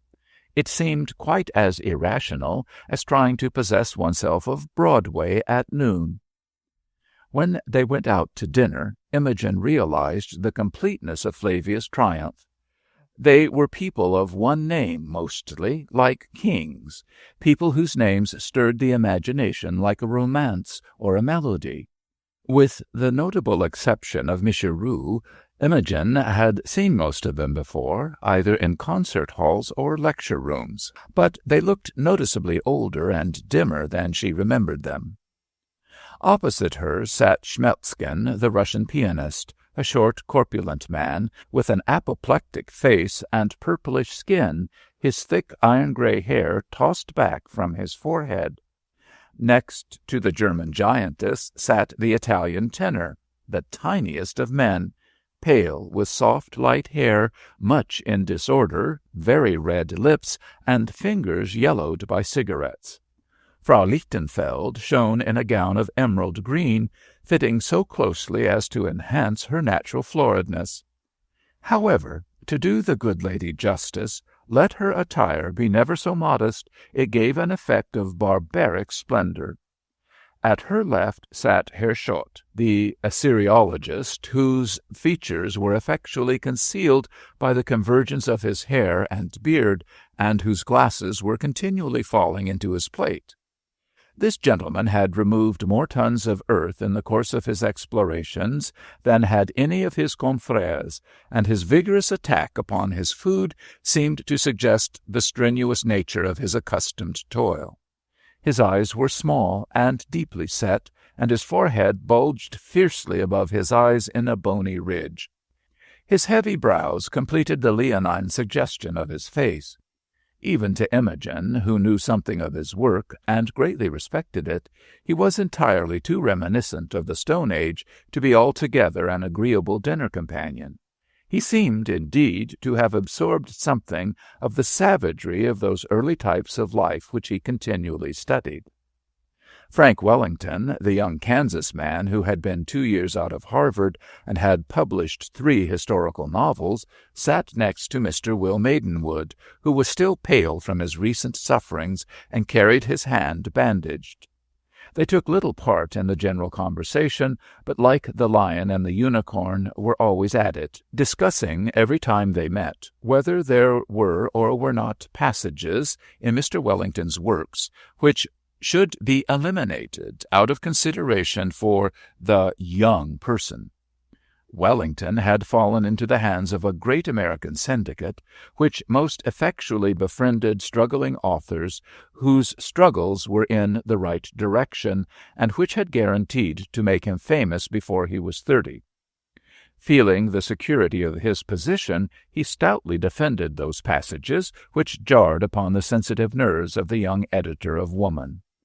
Maidenwood, in the smoothest of voices, urged the necessity of the author's recognizing certain restrictions at the outset, and Miss Broadwood, who joined the argument quite without invitation or encouragement, seconded him with pointed and malicious remarks which caused the young editor manifest discomfort.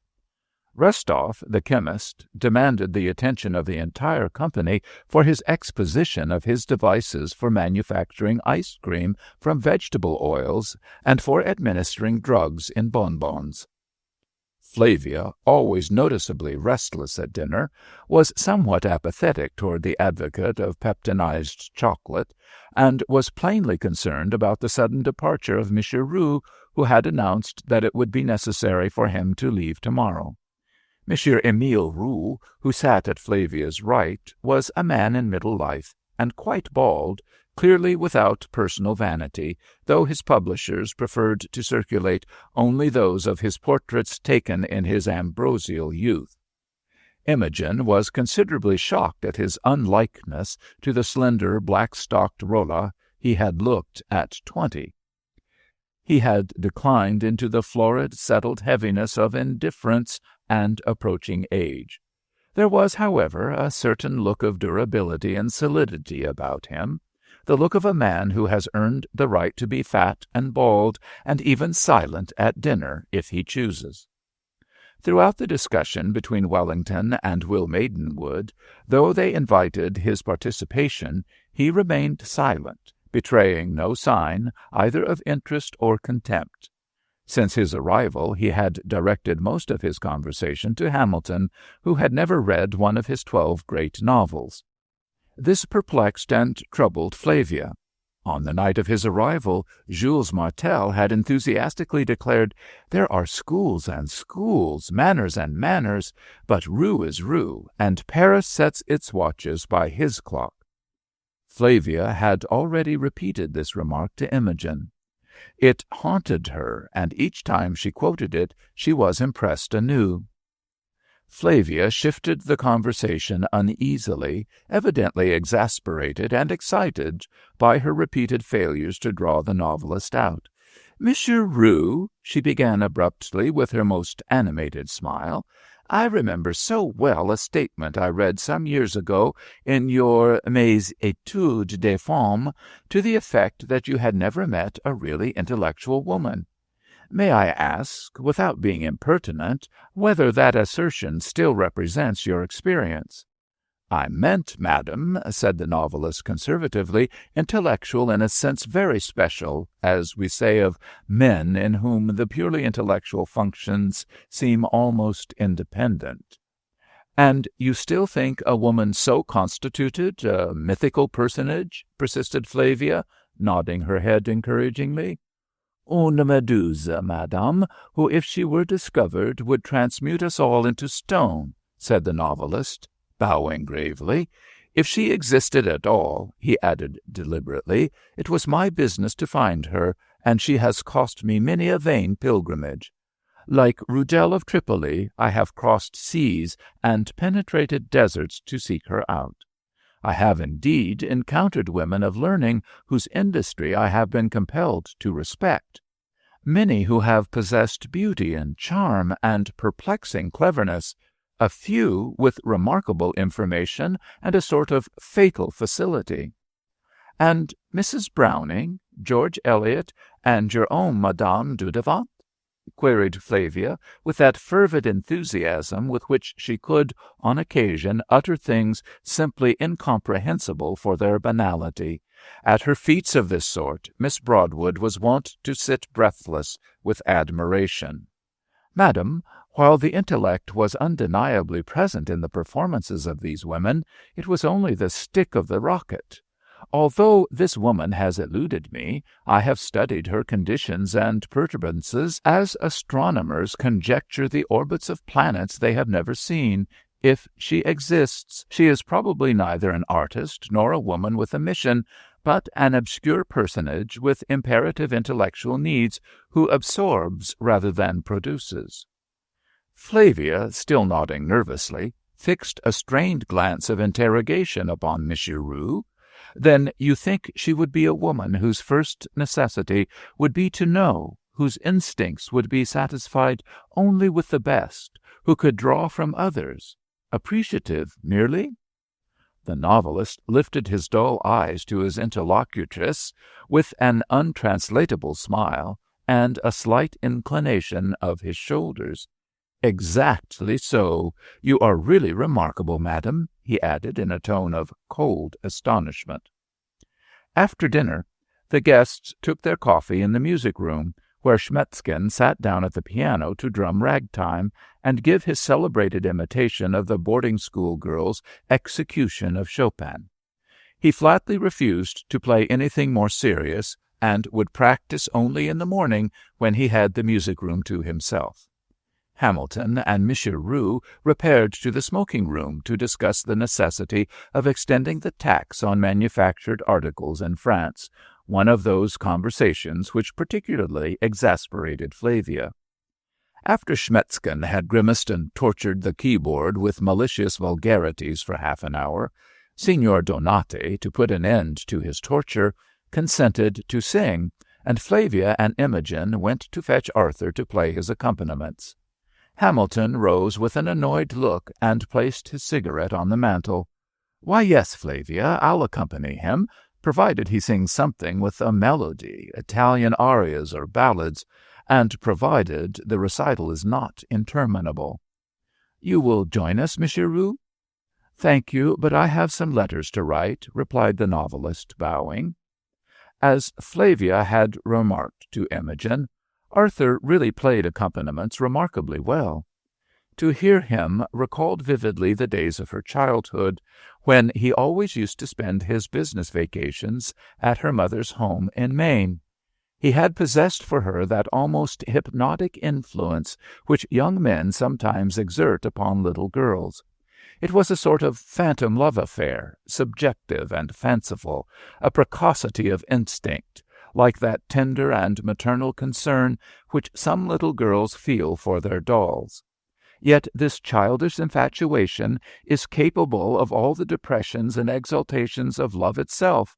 It has its bitter jealousies, cruel disappointments, its exacting caprices. Summer after summer she had awaited his coming and wept at his departure, indifferent to the gayer young men who had called her their sweetheart and laughed at everything she said. Although Hamilton never said so, she had been always quite sure that he was fond of her. When he pulled her up the river to hunt for fairy knolls shut about by low-hanging willows, he was often silent for an hour at a time, yet she never felt he was bored or was neglecting her. He would lie in the sand smoking, his eyes half closed, watching her play, and she was always conscious that she was entertaining him. Sometimes he would take a copy of Alice in Wonderland in his pocket, and no one could read it as he could, laughing at her with his dark eyes when anything amused him. No one else could laugh so, with just their eyes and without moving a muscle of their face. Though he usually smiled at passages that seemed not at all funny to the child, she always laughed gleefully, because he was so seldom moved to mirth that any such demonstration delighted her, and she took the credit of it entirely to herself. Her own inclination had been for serious stories with sad endings, like The Little Mermaid, which he had once told her in an unguarded moment when she had a cold and was put to bed early on her birthday night and cried because she could not have her party. But he highly disapproved of this preference and had called it a morbid taste, and always shook his finger at her when she asked for the story. When she had been particularly good or particularly neglected by other people, then he would sometimes melt and tell her the story, and never laugh at her if she enjoyed the sad ending even to tears. When Flavia had taken him away and he came no more, she wept inconsolably for the space of 2 weeks and refused to learn her lessons. Then she found the story of the Little Mermaid herself and forgot him. Imogen had discovered at dinner that he could still smile at one secretly out of his eyes, and that he had the old manner of outwardly seeming bored, but letting you know that he was not. She was intensely curious about his exact state of feeling toward his wife, and more curious still to catch a sense of his final adjustment to the conditions of life in general. This she could not help feeling she might get again if she could have him alone for an hour in some place where there was a little river and a sandy cove bordered by drooping willows and a blue sky seen through white sycamore boughs. That evening, before retiring, Flavia entered her husband's room, where he sat in his smoking jacket in one of his favorite low chairs. "I suppose it's a grave responsibility to bring an ardent, serious young thing like Imogen here among all these fascinating personages," she remarked reflectively. "But after all, one can never tell. These grave, silent girls have their own charm, even for facile people." "Oh, so that is your plan?" queried her husband dryly. "I was wondering why you got her up here. She doesn't seem to mix well with the faciles. At least, so it struck me." Flavia paid no heed to this jeering remark, but repeated, "No, after all, it may not be a bad thing." "Then do consign her to that shaken reed the tenor," said her husband, yawning. "I remember she used to have a taste for the pathetic." "And then," remarked Flavia coquettishly, "after all, I owe her mother a return in kind. She was not afraid to trifle with destiny." But Hamilton was asleep in his chair. Next morning Imogen found only Miss Broadwood in the breakfast-room. "Good morning, my dear girl. Whatever are you doing up so early?" They never breakfast before 11. Most of them take their coffee in their room. "Take this place by me." Miss Broadwood looked particularly fresh and encouraging in her blue serge walking skirt, her open jacket displaying an expanse of stiff white shirt bosom, dotted with some almost imperceptible figure, and a dark blue and white necktie, neatly knotted under her wide rolling collar. She wore a white rosebud in the lapel of her coat, and decidedly she seemed more than ever like a nice, clean boy on his holiday. Imogen was just hoping that they would breakfast alone when Miss Broadwood exclaimed, "Ah, here comes Arthur with the children. That's the reward of early rising in this house. You never get to see the youngsters at any other time." Hamilton entered, followed by 2 dark, handsome little boys. The girl, who was very tiny, blonde like her mother, and exceedingly frail, he carried in his arms. The boys came up and said good morning with an ease and cheerfulness uncommon even in well-bred children, but the little girl hid her face on her father's shoulder. "She's a shy little lady," he explained as he put her gently down in her chair. "I'm afraid she's like her father.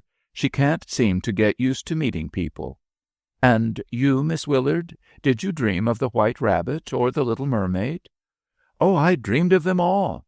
all the personages of that buried civilization," cried Imogen, delighted that his estranged manner of the night before had entirely vanished, and feeling that, somehow, the old confidential relations had been restored during the night. "Come, William," said Miss Broadwood, turning to the younger of the two boys, "and what did you dream about?" "We dreamed," said William gravely, he was the more assertive of the two, and always spoke for both, "we dreamed that there were fireworks hidden in the basement of the carriage house. Lots and lots of fireworks." His elder brother looked up at him with apprehensive astonishment, while Miss Broadwood hastily put her napkin to her lips, and Hamilton dropped his eyes. "If little boys dream things, they are so apt not to come true," he reflected sadly. This shook even the redoubtable William, and he glanced nervously at his brother. "But do things vanish just because they have been dreamed?" he objected. "Generally that is the very best reason for their vanishing," said Arthur gravely. "But, father, people can't help what they dream," remonstrated Edward gently. "Oh, come, you're making these children talk like a Maeterlinck dialogue," laughed Miss Broadwood. Flavia presently entered, a book in her hand, and bade them all good morning. "Come, little people, which story shall it be this morning?" she asked winningly. Greatly excited, the children followed her into the garden. "She does, then, sometimes," murmured Imogen as they left the breakfast-room. "Oh, yes, to be sure," said Miss Broadwood cheerfully. "She reads a story to them every morning in the most picturesque part of the garden. The Mother of the Graecii, you know. She does so long, she says, for the time when they will be intellectual companions for her. What do you say to a walk over the hills?" As they left the house, they met Frau Lichtenfeld and the bushy Herr Schott. The professor cut an astonishing figure in golf stockings, returning from a walk, and engaged in an animated conversation on the tendencies of German fiction. "Aren't they the most attractive little children?" exclaimed Imogen, as they wound down the road toward the river. "Yes, and you must not fail to tell Flavia that you think so. She will look at you in a sort of startled way and say, 'Yes, aren't they?' And maybe she will go off and hunt them up and have tea with them to fully appreciate them. She is awfully afraid of missing anything good, is Flavia. The way those youngsters manage to conceal their guilty presence in the house of song is a wonder." "But don't any of the artist folk fancy children?" asked Imogen. "Yes, they just fancy them, and no more. The chemist remarked the other day that children are like certain salts which need not be actualized, because the formulae are quite sufficient for practical purposes. I don't see how even Flavia can endure to have that man about." "I have always been rather curious to know what Arthur thinks of it all," remarked Imogen cautiously. "Thinks of it!" ejaculated Miss Broadwood.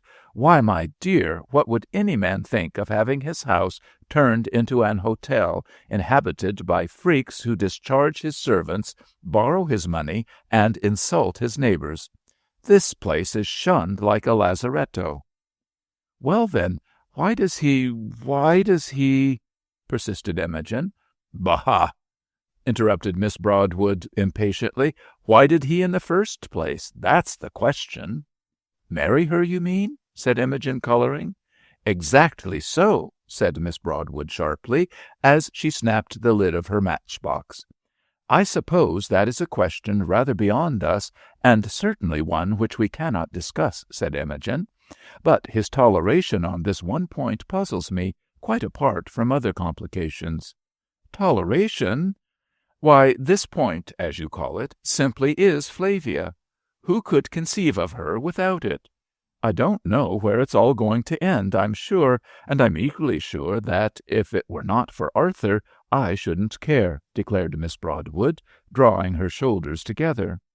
"But will it end at all, now?" "Such an absurd state of things can't go on indefinitely. A man isn't going to see his wife make a guy of herself forever, is he? Chaos has already begun in the servants' quarters. There are 6 different languages spoken there now. You see, it's all on an entirely false basis. Flavia hasn't the slightest notion of what these people are really like. Their good and their bad alike escape her. They, on the other hand, can't imagine what she is driving at.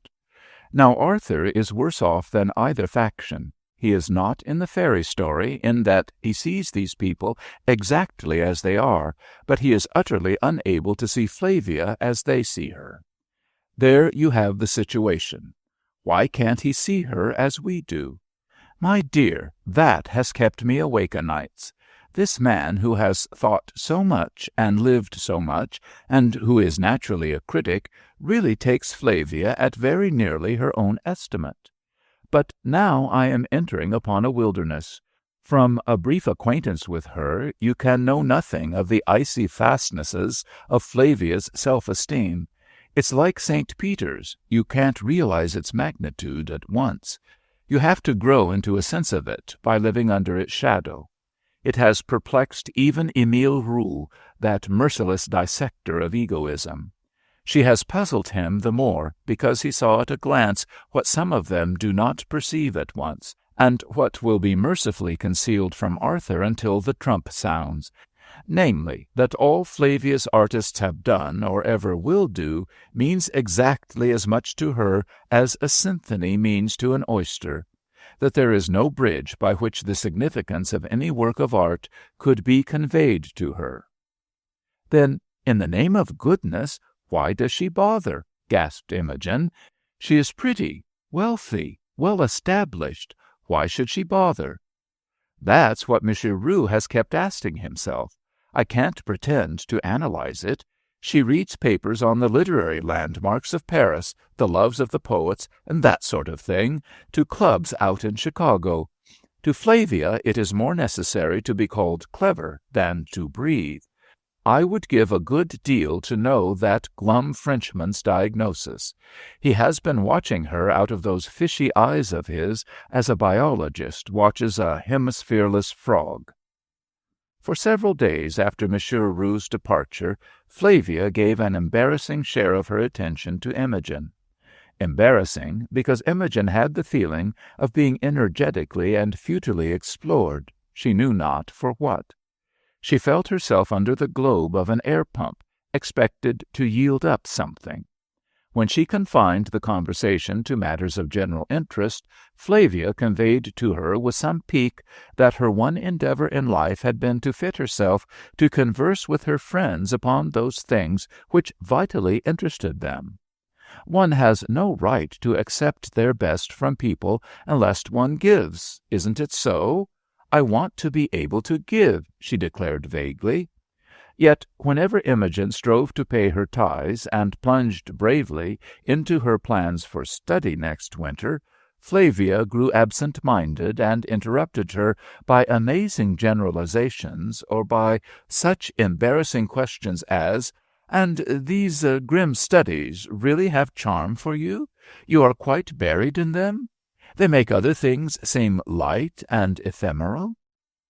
"I rather feel as though I had got in here under false pretenses," Imogen confided to Miss Broadwood. "I'm sure I don't know what it is that she wants of me." "Ah," chuckled Jemima, "you are not equal to these heart-to-heart talks with Flavia. You utterly fail to communicate to her the atmosphere of that untroubled joy in which you dwell. You must remember that she gets no feeling out of things herself, and she demands that you impart yours to her by some process of psychic transmission. I once met a blind girl, blind from birth, who could discuss the peculiarities of the Barbizon school with just Flavia's glibness and enthusiasm. Ordinarily, Flavia knows how to get what she wants from people, and her memory is wonderful. One evening I heard her giving Frau Lichtenfeld some random impressions about Hedda Gabler, which she extracted from me 5 years ago, giving them with an impassioned conviction of which I was never guilty. But I have known other people who could appropriate your stories and opinions. Flavia is infinitely more subtle than that. She can soak up the very thrash and drift of your daydreams, and take the very thrills off your back, as it were. After some days of unsuccessful effort, Flavia withdrew herself, and Imogen found Hamilton ready to catch her when she was tossed afield. He seemed only to have been awaiting this crisis, and at once their old intimacy re-established itself as a thing inevitable and beautifully prepared for. She convinced herself that she had not been mistaken in him, despite all the doubts that had come up in later years, and this renewal of faith set more than one question thumping in her brain. How did he? How can he? She kept repeating with a tinge of her childish resentment. What right had he to waste anything so fine? When Imogen and Arthur were returning from a walk before luncheon one morning, about a week after Monsieur Roux's departure, they noticed an absorbed group before one of the hall windows. Herr Schott and Resthoff sat on the window-seat with a newspaper between them, while Wellington, Schmetzken, and Will Maidenwood looked over their shoulders. They seemed intensely interested, Herr Schott occasionally pounding his knees with his fist in ebullitions of barbaric glee. When Imogen entered the hall, however, the men were all sauntering toward the breakfast-room, and the paper was lying innocently on the divan. During luncheon, the personnel of that window group were unwontedly animated and agreeable, all save Schmetzken, whose stare was blanker than ever, as though Roux's mantle of insulting indifference had fallen upon him in addition to his own oblivious self-absorption. Will Maidenwood seemed embarrassed and annoyed. The chemist employed himself with making polite speeches to Hamilton. Flavia did not come down to lunch, and there was a malicious gleam under Herr Schott's eyebrows. Frank Wellington announced nervously that an imperative letter from his protecting syndicate summoned him to the city. After luncheon, the men went to the golf links, and Imogen, at the first opportunity, possessed herself of the newspaper which had been left on the divan. One of the first things that caught her eye was an article headed, "Roux on Tuft Hunters. The Advanced American Woman as He Sees Her. Aggressive, superficial, and insincere." The entire interview was nothing more or less than a satiric characterization of Flavia, aquiver with irritation and vitriolic malice. No one could mistake it. It was done with all his deftness of portraiture. Imogen had not finished the article when she heard a footstep, and clutching the paper, she started precipitately toward the stairway as Arthur entered. He put out his hand, looking critically at her distressed face. "Wait a moment, Miss Willard," he said peremptorily. "I want to see whether we can find what it was that so interested our friends this morning. Give me the paper, please." Imogen grew quite white as he opened the journal. She reached forward and crumpled it with her hands. Please don't, she pleaded. "It's something I don't want you to see." "Oh, why will you? It's just something low and despicable that you can't notice." Arthur had gently loosed her hands, and he pointed her to a chair. He lit a cigar and read the article through without comment. When he had finished it, he walked to the fireplace, struck a match, and tossed the flaming journal between the brass andirons. "You are right," he remarked, as he came back, dusting his hands with his handkerchief. "It's quite impossible to comment. There are extremes of blackguardism for which we have no name. The only thing necessary is to see that Flavia gets no wind of this. This seems to be my cue to act. Poor girl." Imogen looked at him tearfully. She could only murmur, "Oh, why did you read it?" Hamilton laughed spiritlessly. "Come, don't you worry about it. You always took other people's troubles too seriously. When you were little and all the world was gay and everybody happy, you must needs get the little mermaid's troubles to grieve over. Come with me into the music-room.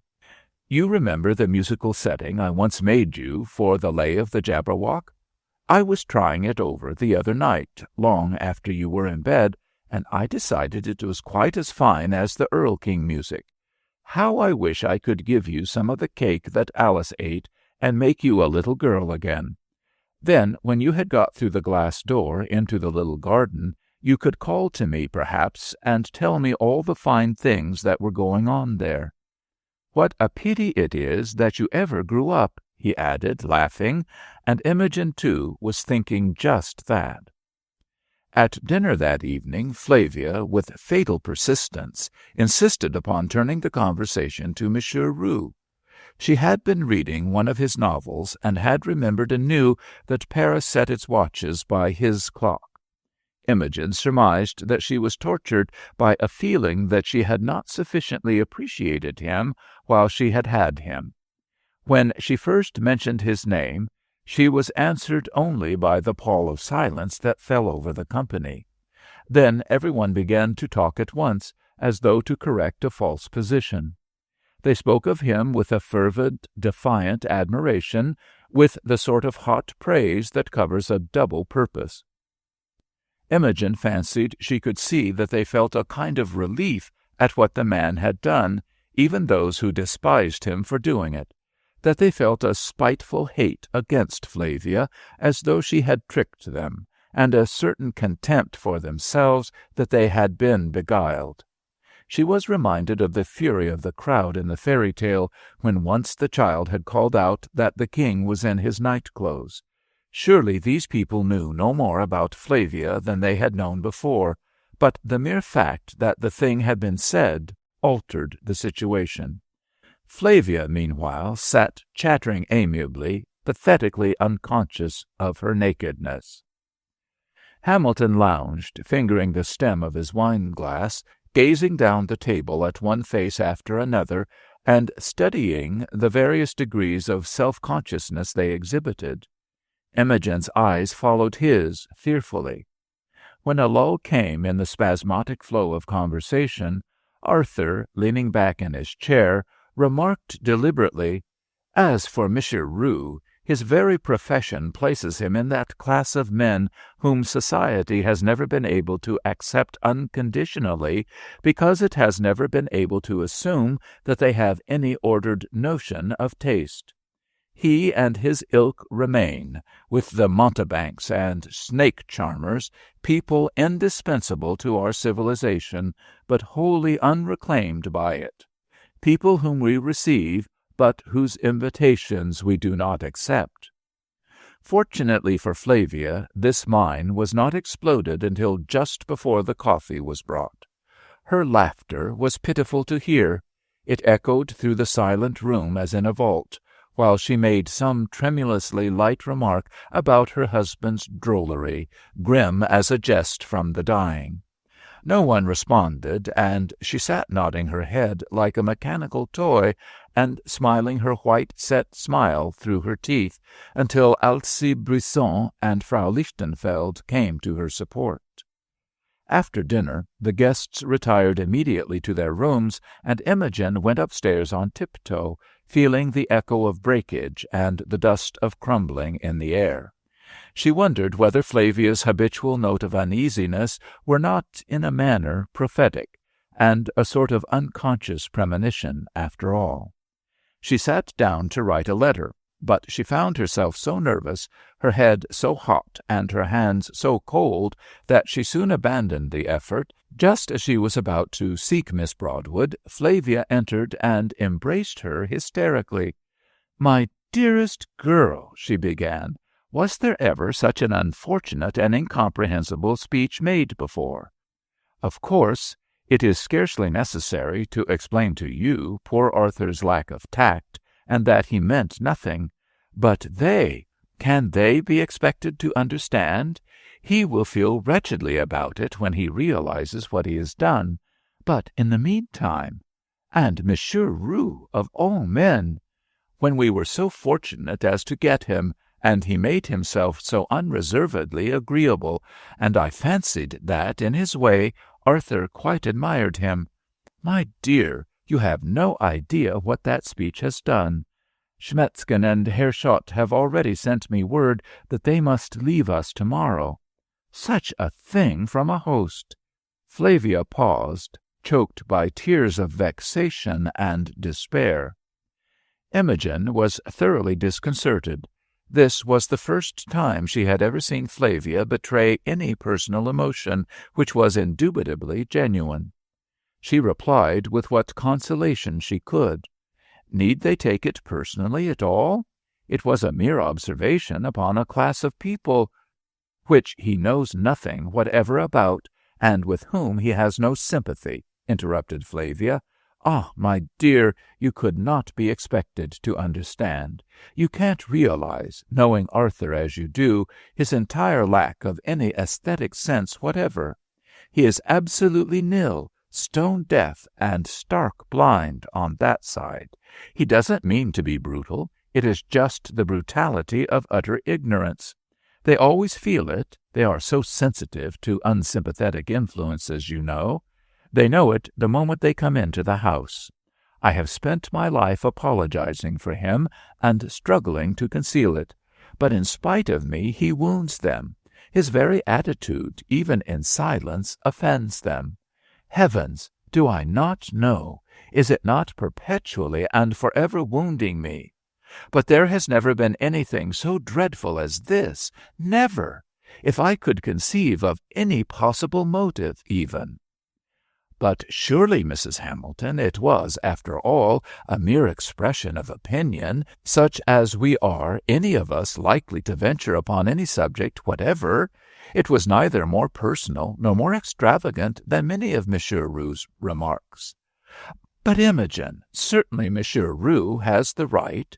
It is a part of his art, and that is altogether another matter. Oh, this is not the only instance, continued Flavia passionately. I've always had that narrow, bigoted prejudice to contend with. It has always held me back, but this— I think you mistake his attitude, replied Imogen, feeling a flush that made her ears tingle. That is, I fancy he is more appreciative than he seems. A man can't be very demonstrative about those things, not if he is a real man. I should not think you would care much about saving the feelings of people who are too narrow to admit of any other point of view than their own. She stopped, finding herself in the impossible position of attempting to explain Hamilton to his wife, a task which, if once begun, would necessitate an entire course of enlightenment which she doubted Flavia's ability to receive, and which she could offer only with very poor grace. That's just where it stings most. Here Flavia began pacing the floor.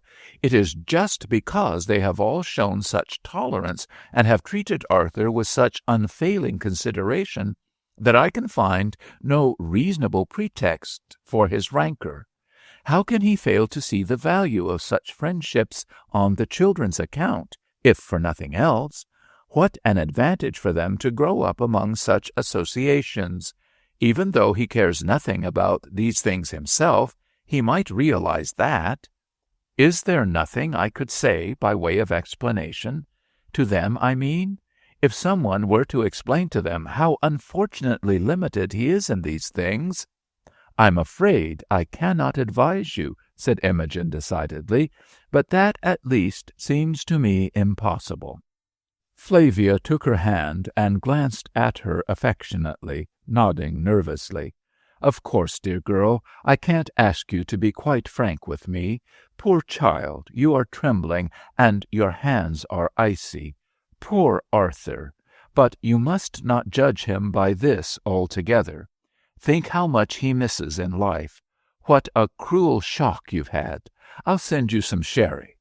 Good night, my dear. When Flavia shut the door, Imogen burst into a fit of nervous weeping. Next morning she awoke after a troubled and restless night. At 8 o'clock Miss Broadwood entered in a red and white striped bathrobe. Up, and see the great Doom's image, she cried, her eyes sparkling with excitement. The hall is full of trunks. They are packing. What bolt has fallen? It's you, ma chérie. You've brought Ulysses home again, and the slaughter has begun. She blew a cloud of smoke triumphantly from her lips and threw herself into a chair beside the bed. Imogen, rising on her elbow, plunged excitedly into the story of the Rue interview, which Miss Broadwood heard with the keenest interest, frequently interrupting her with exclamations of delight. When Imogen reached the dramatic scene which terminated in the destruction of the newspaper, Miss Broadwood rose and took a turn about the room, violently switching the tasselled cords of her bathrobe. "Stop a moment," she cried. "You mean to tell me that he had such a heaven-sent means to bring her to her senses and didn't use it? That he held such a weapon and threw it away?" "Use it!" cried Imogen unsteadily. "Of course he didn't. He bared his back to the tormentor, signed himself over to punishment in that speech he made at dinner, which everyone understands but Flavia. She was here for an hour last night, and disregarded every limit of taste in her maledictions." "My dear," cried Miss Broadwood, catching her hand in inordinate delight at the situation, "do you see what he has done? There'll be no end to it. Why, he has sacrificed himself to spare the very vanity that devours him, put rancours on the vessels of his peace, and his eternal jewel given to the common enemy of man, to make them kings, the seed of Banquo kings. He is magnificent." "Isn't he always that?" cried Imogen hotly. "He's like a pillar of sanity and law in this house of shams and swollen vanities, where people stalk about with a sort of madhouse dignity, each one fancying himself a king or a pope. If you could have heard that woman talk of him! Why, she thinks him stupid, bigoted, blinded by middle-class prejudices. She talked about his having no aesthetic sense, and insisted that her artists had always shown him tolerance. I don't know why it should get on my nerves so, I'm sure, but her stupidity and assurance are enough to drive one to the brink of collapse." "Yes, as opposed to his singular fineness, they are calculated to do just that," said Miss Broadwood gravely, wisely ignoring Imogen's tears. "But what has been is nothing to what will be. Just wait until Flavia's black swans have flown. You ought not to try to stick it out. That would only make it harder for everyone. Suppose you let me telephone your mother to wire you to come home by the evening train." "Anything rather than have her come at me like that again. It puts me in a perfectly impossible position, and he is so fine." "Of course it does," said Miss Broadwood sympathetically, "and there is no good to be got from facing it. I will stay because such things interest me, and Frau Lichtenfeld will stay because she has no money to get away, and Buisson will stay because he feels somewhat responsible. These complications are interesting enough to cold-blooded folk like myself, who have an eye for the dramatic element, but they are distracting and demoralizing to young people with any serious purpose in life." Miss Broadwood's counsel was all the more generous, seeing that, for her, the most interesting element of this denouement would be eliminated by Imogen's departure. "If she goes now, she'll get over it," soliloquized Miss Broadwood. "If she stays, she'll be wrung for him, and the hurt may go deep enough to last. I haven't the heart to see her spoiling things for herself." She telephoned Mrs. Willard and helped Imogen to pack. She even took it upon herself to break the news of Imogen's going to Arthur, who remarked, as he rolled a cigarette in his nerveless fingers, "Right enough, too. What should she do here with old cynics like you and me, Jimmy? Seeing that she is brimful of dates and formulae and other positivisms, and is so girt about with illusions that she still casts a shadow in the sun. You've been very tender of her, haven't you? I've watched you. And to think it may all be gone when we see her next. The common fate of all things rare, you know. What a good fellow you are, anyway, Jimmy," he added, putting his hands affectionately on her shoulders. Arthur went with them to the station.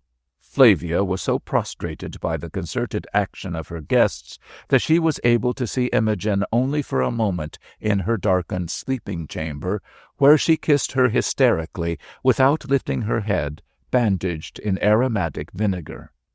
On the way to the station, both Arthur and Imogen threw the burden of keeping up appearances entirely upon Miss Broadwood, who blithely rose to the occasion. When Hamilton carried Imogen's bag into the car, Miss Broadwood detained her for a moment, whispering as she gave her a large, warm hand-clasp, "I'll come to see you when I get back to town, and in the meantime, if you meet any of our artists, tell them you have left Caius Marius among the ruins of Carthage." Story 10. The Garden Lodge. When Caroline Noble's friends learned that Raymond de Caire was to spend a month at her place on the Sound before he sailed to fill his engagement for the London opera season, they considered it another striking instance of the perversity of things. That the month was May, and the most mild and florescent of all the blue and white Mays the Middle Coast had known in years, but added to their sense of wrong. De Caire, they learned, was ensconced in the lodge in the apple orchard, just beyond Caroline's glorious garden, and report went that at almost any hour the sound of the tenor's voice and of Caroline's crashing accompaniment could be heard floating through the open windows out among the snowy apple boughs. The Sound, steel blue and dotted with white sails, was splendid seen from the windows of the lodge.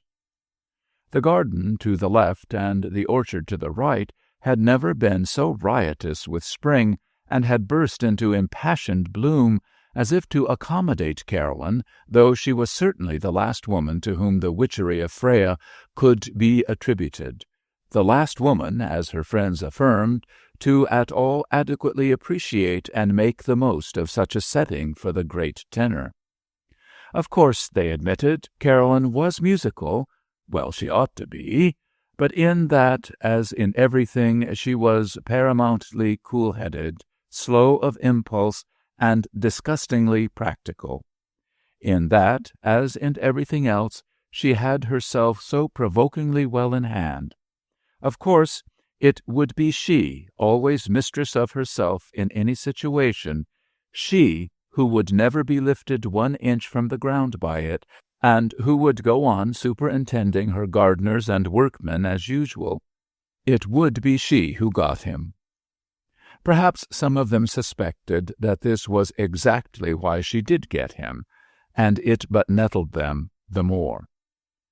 Caroline's coolness, her capableness, her general success, especially exasperated people because they felt that, for the most part, she had made herself what she was, that she had cold-bloodedly set about complying with the demands of life and making her position comfortable and masterful. That was why, everyone said, she had married Howard Noble. Women who did not get through life so well as Caroline, who could not make such good terms either with fortune or their husbands, who did not find their health so unfailingly good, or hold their looks so well, or manage their children so easily, or give such distinction to all they did, were fond of stamping Caroline as a materialist, and called her hard. The impression of cold calculation, of having a definite policy, which Caroline gave, was far from a false one.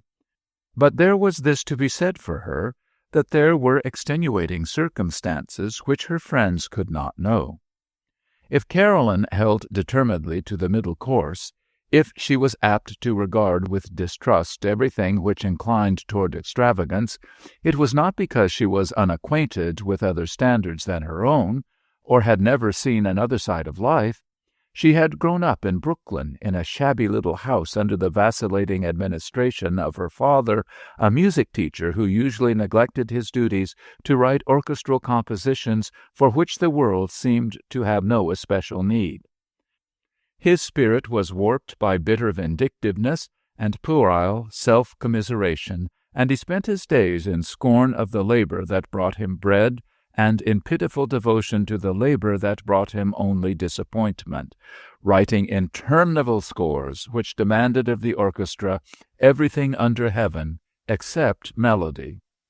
It was not a cheerful home for a girl to grow up in.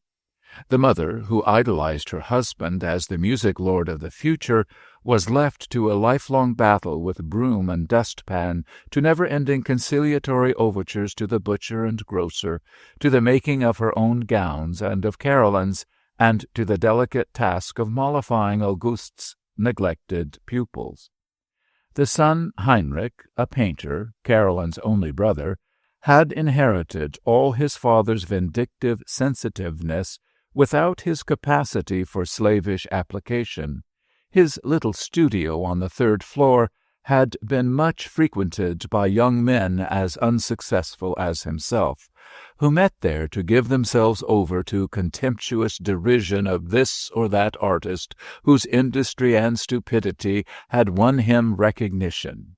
Heinrich, when he worked at all, did newspaper sketches at $25 a week. He was too indolent and vacillating to set himself seriously to his art, too irascible and poignantly self-conscious to make a living, too much addicted to lying late in bed, to the incontinent reading of poetry, and to the use of chloral to be anything very positive except painful. At 26 he shot himself in a frenzy, and the whole wretched affair had effectually shattered his mother's health and brought on the decline of which she died. Caroline had been fond of him, but she felt a certain relief when he no longer wandered about the little house, commenting ironically upon its shabbiness, a Turkish cap on his head, and a cigarette hanging from between his long, tremulous fingers.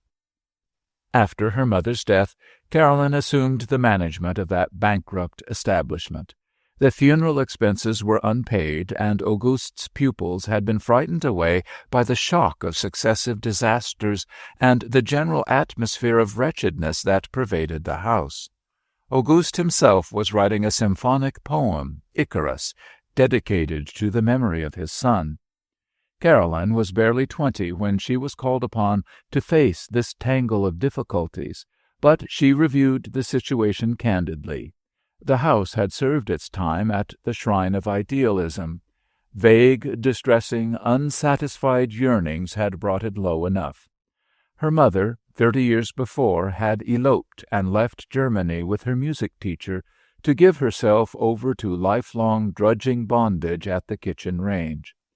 Ever since Caroline could remember, the law in the house had been a sort of mystic worship of things distant, intangible, and unattainable.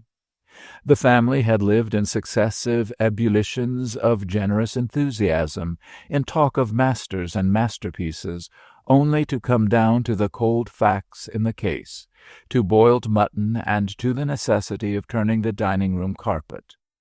All these emotional pyrotechnics had ended in petty jealousies, in neglected duties, and in cowardly fear of the little grocer on the corner.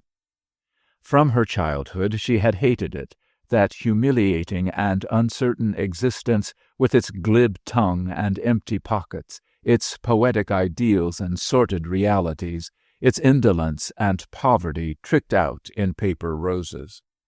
Even as a little girl, when vague dreams beset her, when she wanted to lie late in bed and commune with visions, or to leap and sing because the sooty little trees along the street were putting out their first pale leaves in the sunshine, she would clench her hands and go to help her mother sponge the spots from her father's waistcoat or press Heinrich's trousers. Her mother never permitted the slightest question concerning anything Auguste or Heinrich saw fit to do, but from the time Caroline could reason at all, she could not help thinking that many things went wrong at home. She knew, for example, that her father's pupils ought not to be kept waiting half an hour while he discussed Schopenhauer with some bearded socialist over a dish of herrings and a spotted tablecloth. She knew that Heinrich ought not to give a dinner on Heine's birthday, when the laundress had not been paid for a month, and when he frequently had to ask his mother for car fare. Certainly Caroline had served her apprenticeship to idealism and to all the embarrassing inconsistencies which it sometimes entails, and she decided to deny herself this diffuse, ineffectual answer to the sharp questions of life. When she came into the control of herself and the house, she refused to proceed any further with her musical education. Her father, who had intended to make a concert pianist of her, set this down as another item in his long list of disappointments and his grievances against the world. She was young and pretty, and she had worn turned gowns and soiled gloves and improvised hats all her life. She wanted the luxury of being like other people, of being honest from her hat to her boots, of having nothing to hide, not even in the matter of stockings, and she was willing to work for it. She rented a little studio away from that house of misfortune and began to give lessons. She managed well and was the sort of girl people liked to help. The bills were paid, and Auguste went on composing, growing indignant only when she refused to insist that her pupils should study his compositions for the piano.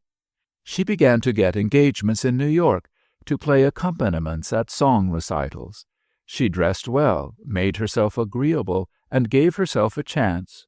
She never permitted herself to look further than a step ahead, and set herself with all the strength of her will to see things as they are and meet them squarely in the broad day.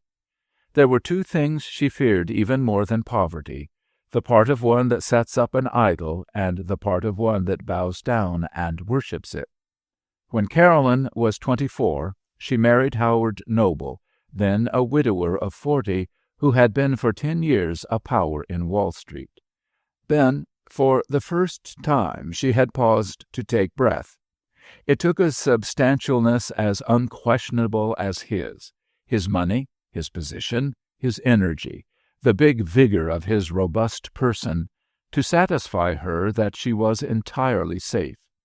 Then she relaxed a little, feeling that there was a barrier to be counted upon between her and that world of visions and quagmires and failure.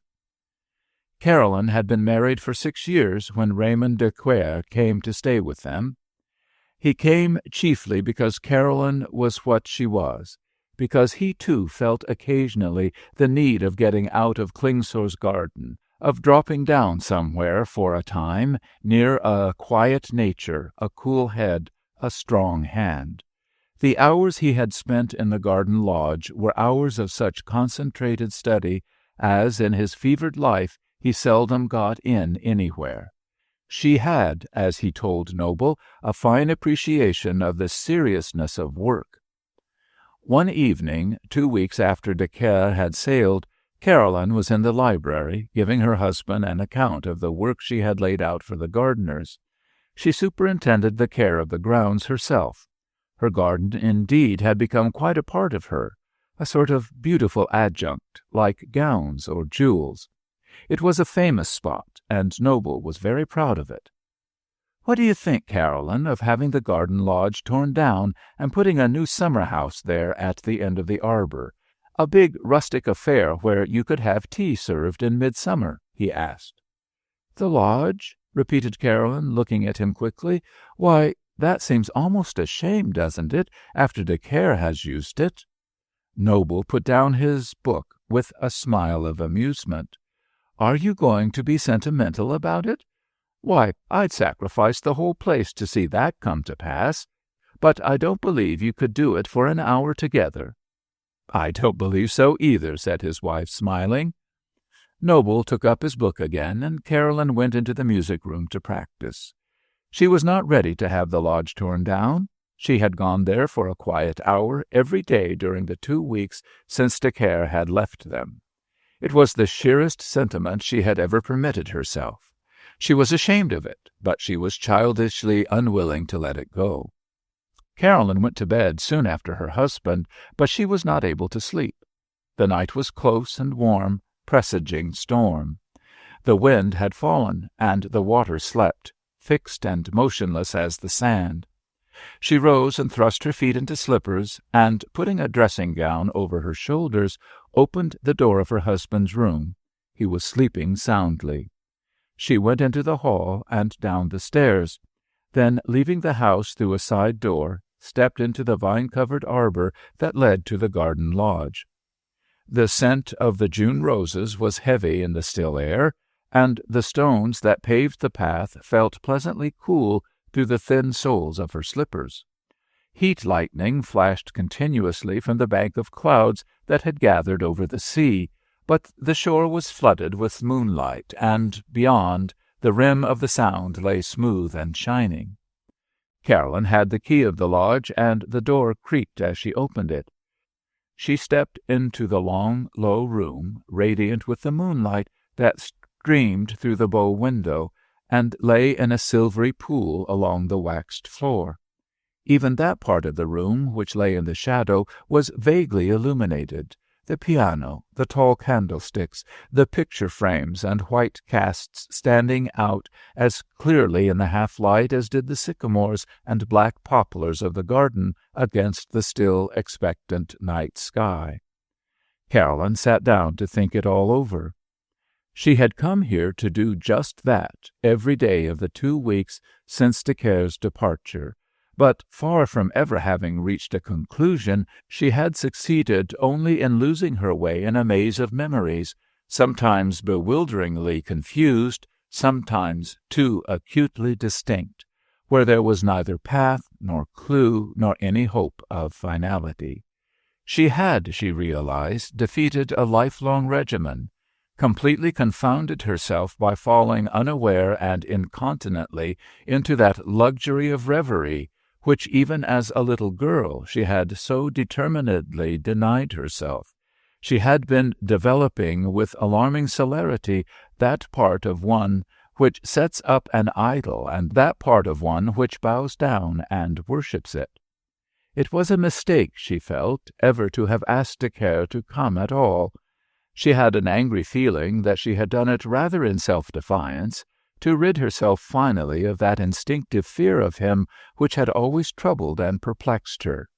She knew that she had reckoned with herself before he came, but she had been equal to so much that she had never really doubted she would be equal to this. She had come to believe, indeed, almost arrogantly, in her own malleability and endurance. She had done so much with herself that she had come to think that there was nothing which she could not do.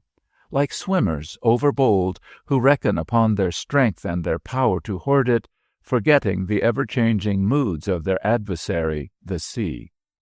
And de Care was a man to reckon with. Caroline did not deceive herself now upon that score. She admitted it humbly enough, and since she had said good-bye to him, she had not been free for a moment from the sense of his formidable power. It formed the undercurrent of her consciousness, whatever she might be doing or thinking. It went on involuntarily, like her breathing, sometimes welling up until suddenly she found herself suffocating. There was a moment of this tonight, and Caroline rose and stood shuddering, looking about her in the blue duskiness of the silent room. She had not been here at night before, and the spirit of the place seemed more troubled and insistent than ever it had in the quiet of the afternoon. Caroline brushed her hair back from her damp forehead and went over to the bow window. After raising it, she sat down upon the low seat. Leaning her head against the sill and loosening her nightgown at the throat, she half closed her eyes and looked off into the troubled night, watching the play of the heat lightning upon the massing clouds between the pointed tops of the poplars. Yes, she knew well enough of what absurdities this spell was woven. She mocked even while she winced. His power, she knew, lay not so much in anything that he actually had, although he had so much, or in anything that he actually was, but in what he suggested, in what he seemed picturesque enough to have or to be, and that was just anything that one chose to believe or to desire. His appeal was all the more persuasive and alluring in that it was to the imagination alone, in that it was as indefinite and impersonal as those cults of idealism which so have their way with women. What he had was that, in his mere personality, he quickened and in a measure gratified that something without which, to women, life is no better than sawdust, and to the desire for which most of their mistakes and tragedies and astonishingly poor bargains are due. De Caire had become the center of a movement, and the Metropolitan had become the temple of a cult. When he could be induced to cross the Atlantic, the opera season in New York was successful. When he could not, the management lost money. So much everyone knew. It was understood, too, that his superb art had disproportionately little to do with his peculiar position. Women swayed the balance this way or that. The opera, the orchestra, even his own glorious art, achieved at such a cost, were but the accessories of himself. Like the scenery and costumes and even the soprano, they all went to produce atmosphere, were the mere mechanics of the beautiful illusion. Caroline understood all this. Tonight was not the first time that she had put it to herself so. She had seen the same feeling in other people, watched for it in her friends, studied it in the house night after night when he sang, candidly putting herself among 1,000 others. De Caire's arrival in the early winter was the signal for a feminine hegira toward New York. On the nights when he sang, women flocked to the Metropolitan from mansions and hotels, from typewriter desks, schoolrooms, shops, and fitting rooms. They were of all conditions and complexions, women of the world who accepted him knowingly, as they sometimes took champagne for its agreeable effect. Sisters of charity and overworked shop-girls who received him devoutly, withered women who had taken doctorate degrees and who worshipped furtively through prism spectacles, business women and women of affairs, the Amazons who dwelt afar from men in the stony fastnesses of apartment-houses. They all entered into the same romance, dreamed in terms as various as the hues of fantasy, the same dream, drew the same quick breath when he stepped upon the stage, and at his exit felt the same dull pain of shouldering the pack again. There were the maimed even, those who came on crutches, who were pitted by smallpox, or grotesquely painted by cruel birth-stains. These too entered with him into enchantment. Stout matrons became slender girls again. Worn spinsters felt their cheeks flush with the tenderness of their lost youth. Young and old, however hideous, however fair, they yielded up their heat, whether quick or latent, sat hungering for the mystic bread wherewith he fed them at this Eucharist of sentiment. Sometimes, when the house was crowded from the orchestra to the last row of the gallery, when the air was charged with this ecstasy of fancy, he himself was the victim of the burning reflections of his power. They acted upon him in turn. He felt their fervent and despairing appeal to him. It stirred him as the spring drives the sap up into an old tree. He, too, burst into bloom. For the moment he, too, believed again, desired again, he knew not what, but something. But it was not in these exalted moments that Caroline had learned to fear him most. It was in the quiet, tired reserve, the dullness even, that kept him company between these outbursts, that she found that exhausting drain upon her sympathies which was the very pith and substance of their alliance.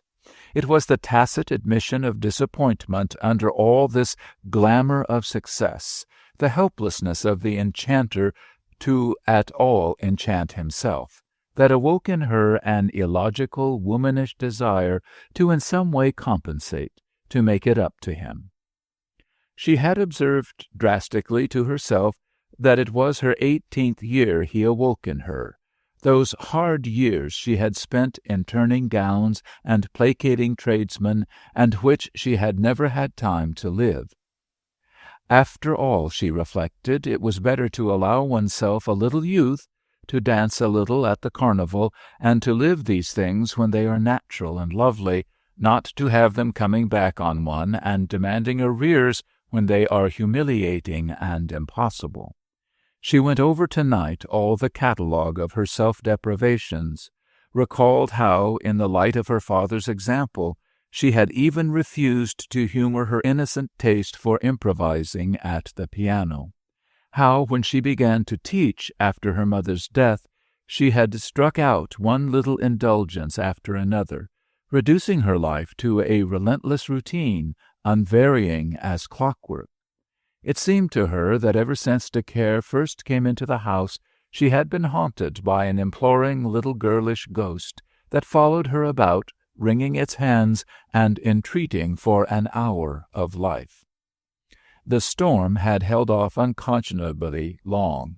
The air within the lodge was stifling, and without the garden waited, breathless. Everything seemed pervaded by a poignant distress, the hush of feverish, intolerable expectation. The still earth, the heavy flowers, even the growing darkness, breathed the exhaustion of protracted waiting. Caroline felt that she ought to go, that it was wrong to stay, that the hour and the place were as treacherous as her own reflections. She rose and began to pace the floor, stepping softly, as though in fear of awakening someone, her figure in its thin drapery diaphanously vague and white. Still unable to shake off the obsession of the intense stillness, she sat down at the piano and began to run over the first act of the Valkyrie, the last of his roles they had practiced together, playing listlessly and absently at first, but with gradually increasing seriousness. Perhaps it was the still heat of the summer night, perhaps it was the heavy odors from the garden that came in through the open windows, but as she played there grew and grew the feeling that he was there, beside her, standing in his accustomed place. In the duet at the end of the first act she heard him clearly, "Thou art the spring for which I sighed in winter's cold embraces." Once, as he sang it, he had put his arm about her, his one hand under her heart, while with the other he took her right from the keyboard, holding her as he always held Sieglinde when he drew her toward the window. She had been wonderfully the mistress of herself at the time, neither repellent nor acquiescent. She remembered that she had rather exulted then in her self-control, which he had seemed to take for granted, though there was perhaps the whisper of a question from the hand under her heart. "Thou art the spring for which I sighed in the winter's cold embraces." Caroline lifted her hands quickly from the keyboard, and she bowed her head in them, sobbing. The storm broke, and the rain beat in, spattering her night-dress until she rose and lowered the windows. She dropped upon the couch and began fighting over again the battles of other days, while the ghosts of the slain rose as from a sowing of dragon's teeth. The shadows of things, always so scorned and flouted, bore down upon her, merciless and triumphant. It was not enough. This happy, useful, well-ordered life was not enough. It did not satisfy. It was not even real. No, the other things, the shadows, they were the realities. Her father, poor Heinrich, even her mother, who had been able to sustain her poor romance and keep her little illusions amid the tasks of a scullion, were nearer happiness than she. Her sure foundation was but made ground, after all, and the people in Klingsor's garden were more fortunate, however barren the sands from which they conjured their paradise. The lodge was still and silent. Her fit of weeping over, Caroline made no sound, and within the room, as without in the garden, was the blackness of storm. Only now and then a flash of lightning showed a woman's slender figure rigid on the couch, her face buried in her hands. Toward morning, when the occasional rumbling of thunder was heard no more, and the beat of the raindrops upon the orchard leaves was steadier, she fell asleep and did not waken until the first red streaks of dawn shone through the twisted boughs of the apple trees. There was a moment between world and world when, neither sleep nor awake, she felt her dream grow thin, melting away from her, felt the warmth under her heart growing cold.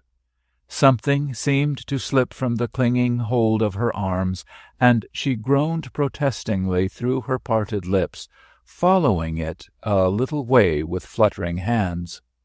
Then her eyes opened wide, and she sprang up and sat holding dizzily to the cushions of the couch, staring down at her bare, cold feet, at her laboring breast, rising and falling under her open night-dress.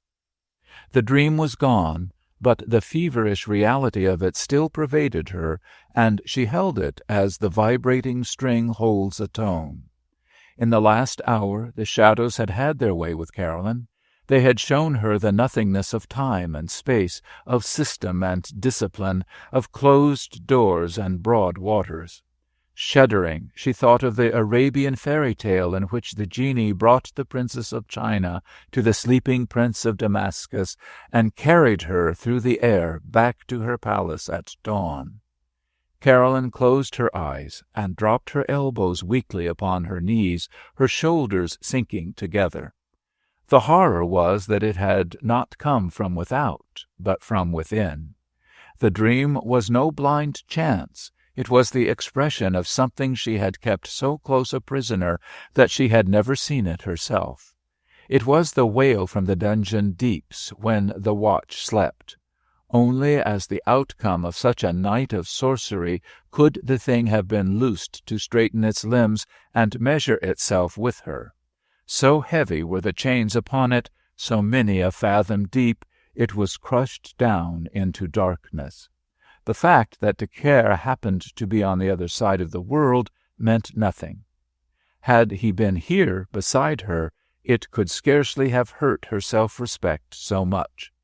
As it was, she was without even the extenuation of an outer impulse, and she could scarcely have despised herself more had she come to him here in the night 3 weeks ago and thrown herself down upon the stone slab at the door there. Caroline rose unsteadily and crept guiltily from the lodge and along the path under the arbor, terrified lest the servants should be stirring, trembling with the chill air, while the wet shrubbery, brushing against her, drenched her night-dress until it clung about her limbs. At breakfast her husband looked across the table at her with concern. "It seems to me that you are looking rather fagged, Caroline. It was a beastly night to sleep. Why don't you go up to the mountains until this hot weather is over? By the way, were you in earnest about letting the lodge stand?" Caroline laughed quietly. No, I find it was not very serious. I haven't sentiment enough to forego a summer house. Will you tell Baker to come tomorrow to talk it over with me? If we are to have a house party, I should like to put him to work on it at once." Noble gave her a glance, half humorous, half vexed. "Do you know, I am rather disappointed," he said. "I had almost hoped that just for once, you know, you would be a little bit foolish." "Not now that I've slept over it," replied Caroline, and they both rose from the table, laughing. Story 11. The Marriage of Phaedra.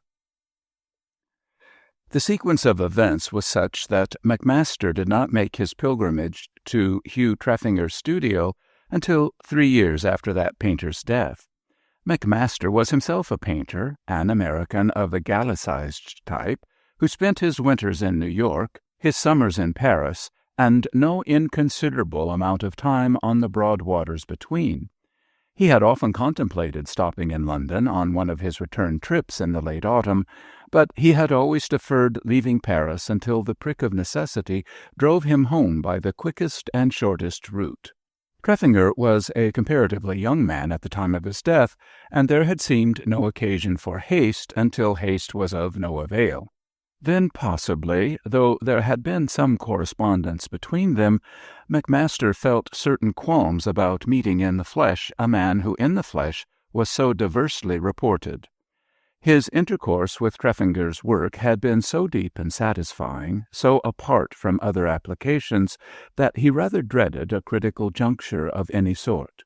He had always felt himself singularly inept in personal relations, and in this case he had avoided the issue until it was no longer to be feared or hoped for.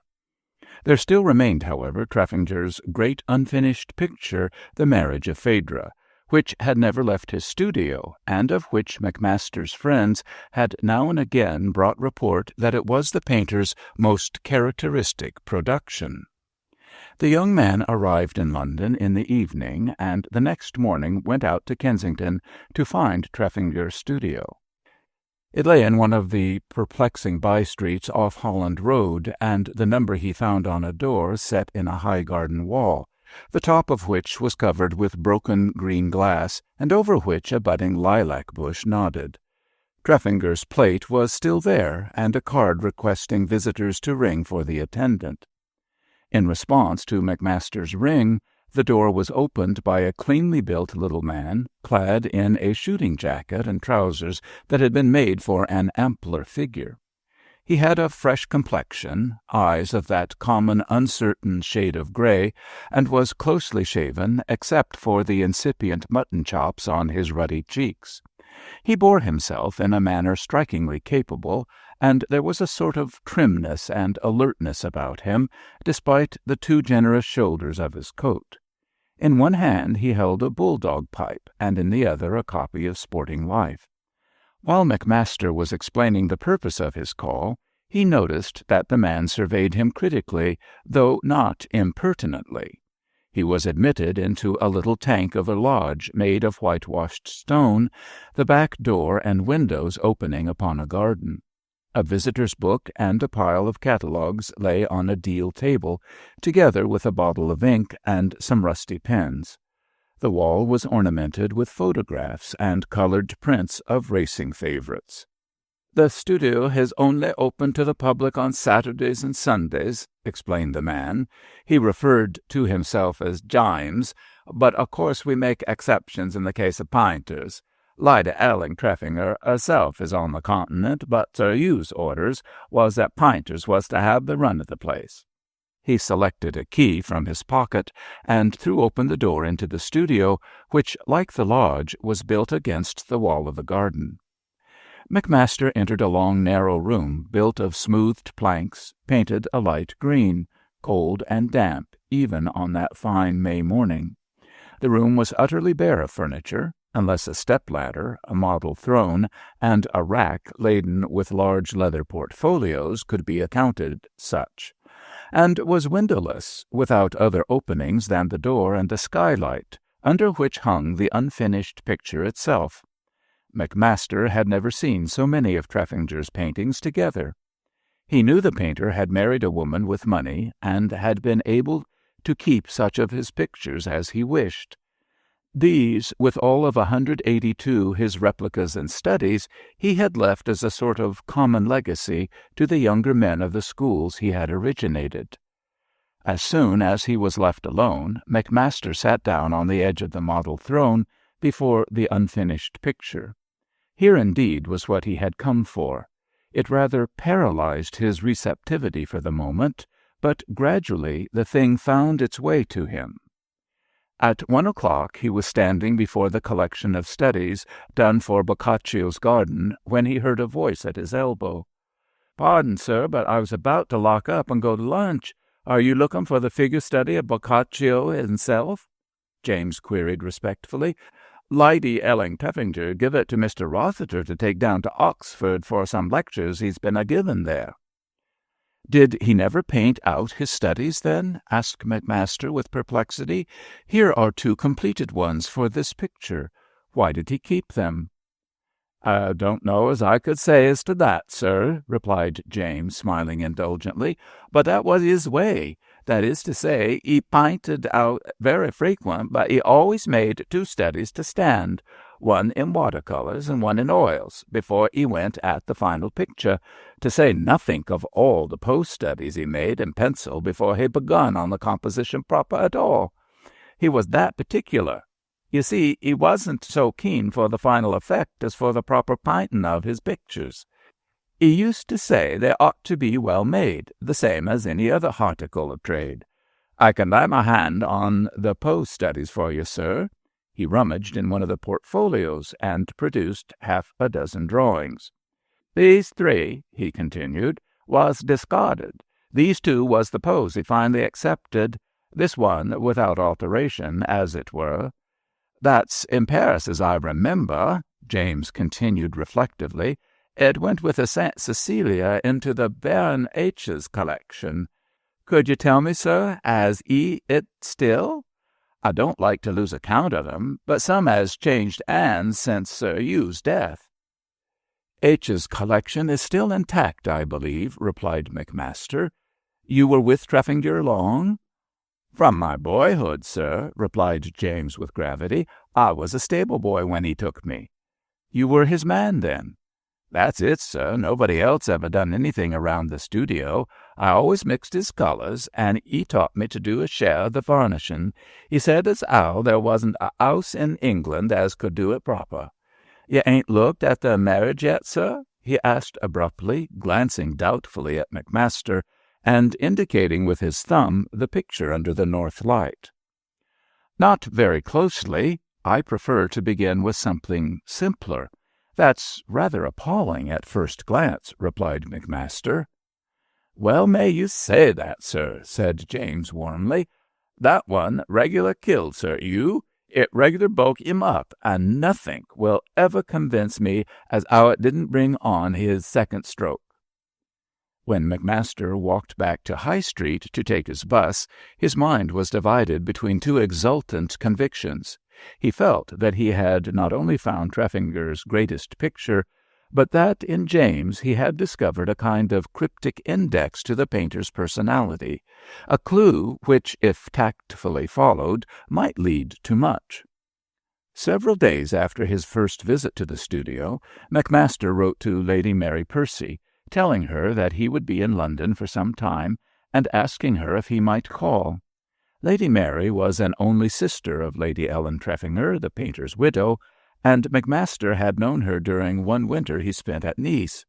He had known her, indeed, very well, and Lady Mary, who was astonishingly frank and communicative upon all subjects, had been no less so upon the matter of her sister's unfortunate marriage. In her reply to his note, Lady Mary named an afternoon when she would be alone.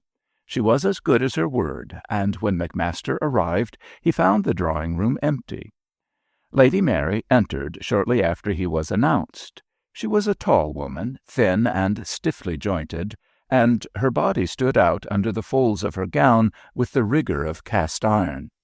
This rather metallic suggestion was further carried out in her heavily knuckled hands, her stiff grey hair, and her long, bold-featured face, which was saved from freakishness only by her alert eyes.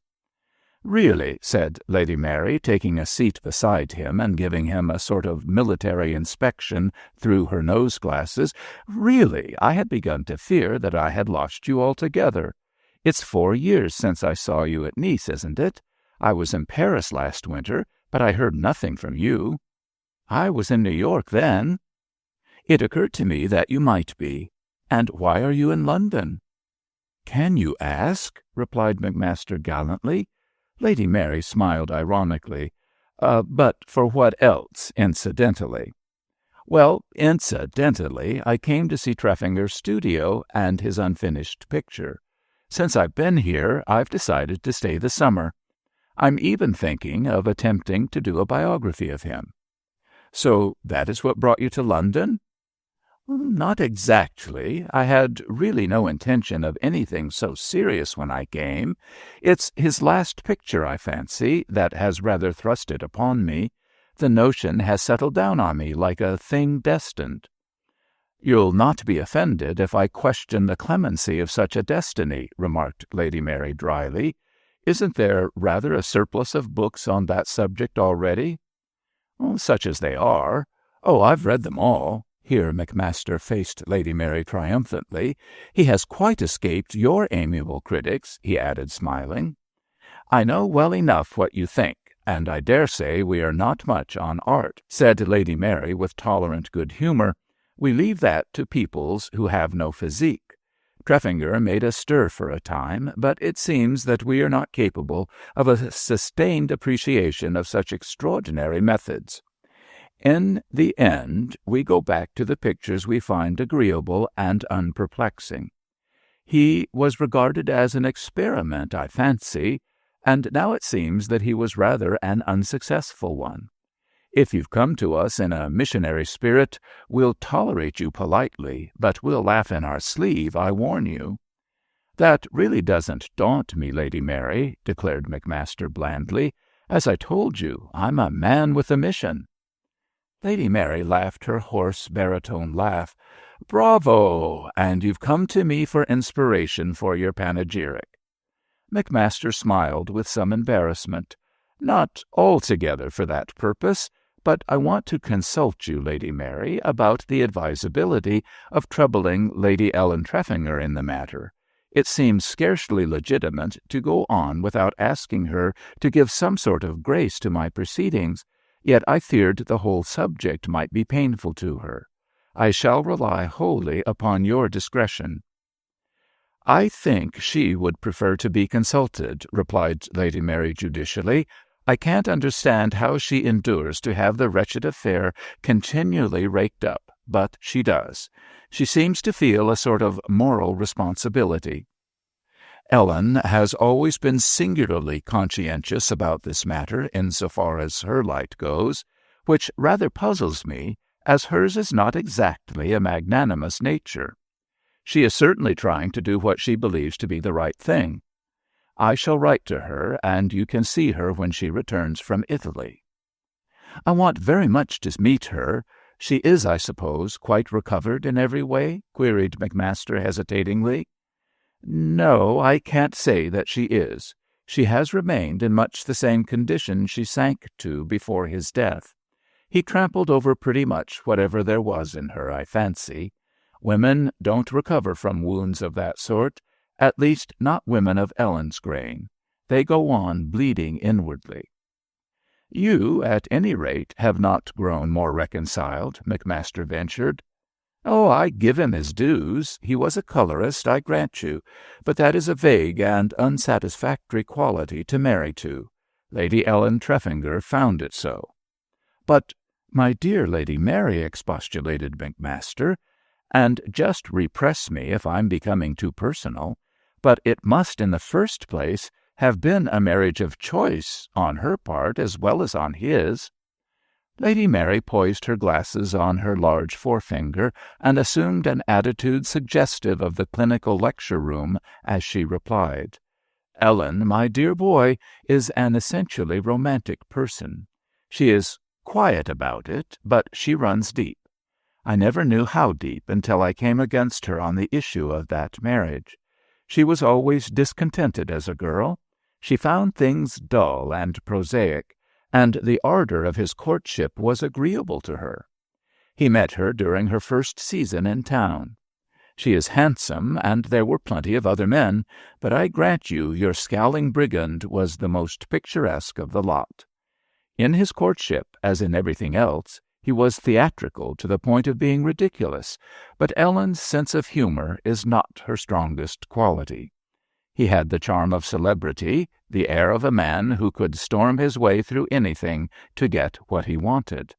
That sort of vehemence is particularly effective with women like Ellen, who can be warmed only by reflected heat, and she couldn't at all stand out against it. He convinced her of his necessity, and that done, all's done." "I can't help thinking that even on such a basis the marriage should have turned out better," McMaster remarked reflectively. "The marriage," Lady Mary continued with a shrug, "was made on the basis of a mutual misunderstanding. Ellen, in the nature of the case, believed that she was doing something quite out of the ordinary in accepting him, and expected concessions which, apparently, it never occurred to him to make. After his marriage, he relapsed into his old habits of incessant work, broken by violent and often brutal relaxations. He insulted her friends and foisted his own upon her, many of them well calculated to arouse aversion in any well-bred girl.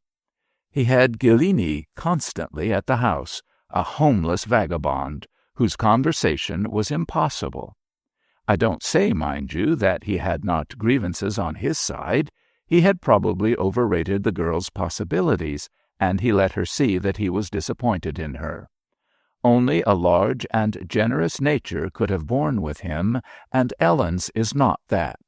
She could not at all understand that odious strain of plebeian pride which plumes itself upon not having risen above its sources. As McMaster drove back to his hotel, he reflected that Lady Mary Percy had probably had good cause for dissatisfaction with her brother-in-law. Treffinger was, indeed, the last man who should have married into the Percy family. The son of a small tobacconist, he had grown up a sign-painter's apprentice, idle, lawless, and practically letterless, until he had drifted into the night classes of the Albert League, where Ghillini sometimes lectured. From the moment he came under the eye and influence of that erratic Italian, then a political exile, his life had swerved sharply from its old channel. This man had been at once incentive and guide, friend and master to his pupil. He had taken the raw clay out of the London streets and molded it anew. Seemingly, he had divined at once where the boy's possibilities lay, and had thrown aside every canon of orthodox instruction in the training of him. Under him, Treffinger acquired his superficial yet facile knowledge of the classics, had steeped himself in the monkish Latin and medieval romances which later gave his work so naive and remote a quality. That was the beginning of the wattle fences, the cobble pave, the brown roof beams, the cunningly wrought fabrics that gave to his pictures such a richness of decorative effect.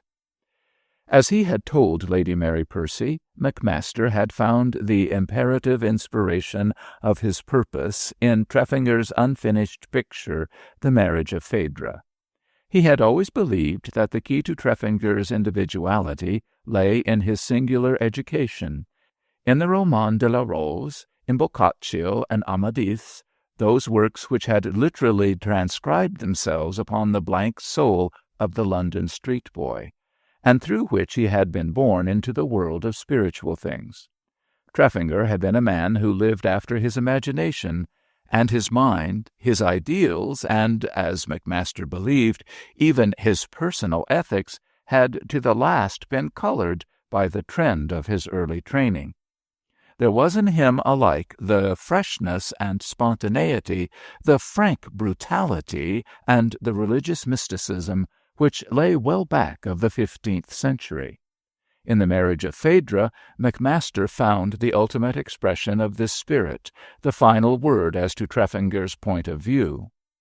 As in all Treffinger's classical subjects, the conception was wholly medieval.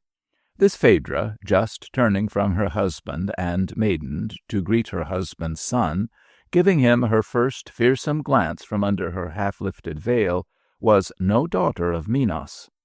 The daughter of heathenness and the early church she was, doomed to torturing visions and scourgings and the wrangling of soul with flesh. The venerable Theseus might have been victorious Charlemagne, and Phaedra's maidens belonged rather in the train of Blanche of Castile than at the Cretan court.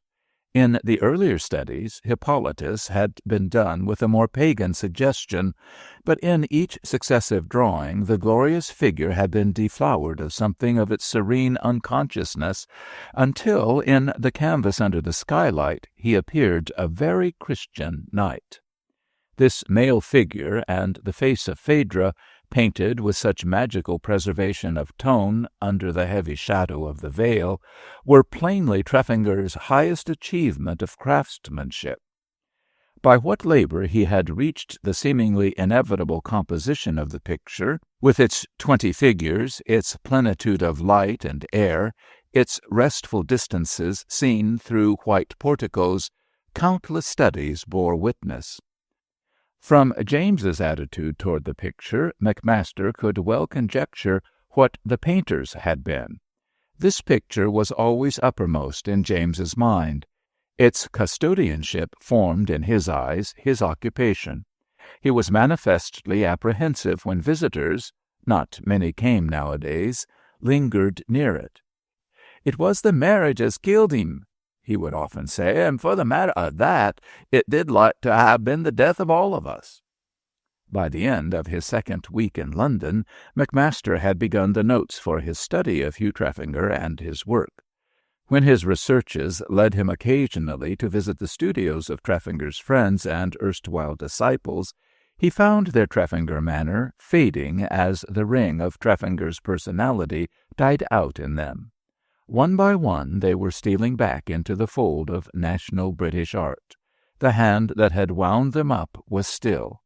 McMaster despaired of them, and confined himself more and more exclusively to the studio, to such of Treffinger's letters as were available.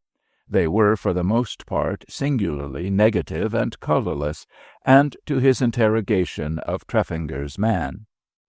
He could not himself have traced the successive steps by which he was gradually admitted into James's confidence. Certainly most of his adroit strategies to that end failed humiliatingly, and whatever it was that built up an understanding between them must have been instinctive and intuitive on both sides. When at last James became anecdotal, personal, there was that in every word that he let fall which put breath and blood into McMaster's book. James had so long been steeped in that penetrating personality that he fairly exuded it. Many of his very phrases, mannerisms, and opinions were impressions that he had taken on like wet plaster in his daily contact with Treffinger. Inwardly he was lined with cast-off epitheliums, as outwardly he was clad in the painter's discarded coats. If the painter's letters were formal and perfunctory, if his expressions to his friends had been extravagant, contradictory, and often apparently insincere, still McMaster felt himself not entirely without authentic sources. It was James who possessed Treffinger's legend. It was with James that he had laid aside his pose. Only in his studio, alone and face to face with his work, as it seemed, had the man invariably been himself. James had known him in the one attitude in which he was entirely honest. Their relation had fallen well within the painter's only indubitable integrity. James's report of Treffinger was distorted by no hallucination of artistic insight, colored by no interpretation of his own. He merely held what he had heard and seen. His mind was a sort of camera obscura. His very limitations made him the more literal and minutely accurate. One morning, when McMaster was seated before the marriage of Phaedra, James entered on his usual round of dusting. "I've heard from Lady Elling by the post, sir," he remarked, "and she's give orders to have the house put in readiness.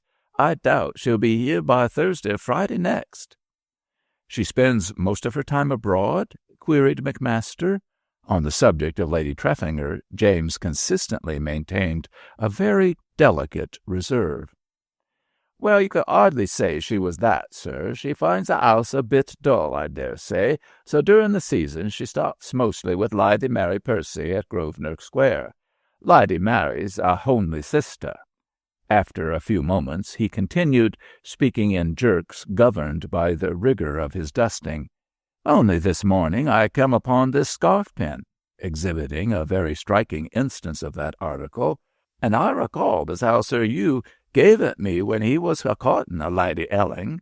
Blowed if I ever see a man go in for a woman like him. He was that gone, sir. He never went in on anythink so hard before nor since, till he went in on the marriage there. Though he mostly went in on things pretty keen. Had the measles when he was 30, strong as cholera, and comes close to dying of 'em. He wasn't strong for Lady Elling's set. They was a bit too stiff for him. A free and easy gentleman he was. He liked his dinner with a few friends, and them jolly, but he wasn't much on what you might call big affairs. But once he went in for Lady Elling, he broke himself to new paces. He give away his rings and pins, and the tailor's man and the haberdasher's man was at his rooms continually. He got himself up for a club in Piccadilly. He starved himself thin, and worried himself wide, and ironed himself out, and drawed himself tight as a bowstring. It was a good job he'd become a winner, or I don't know what I'd been to pay."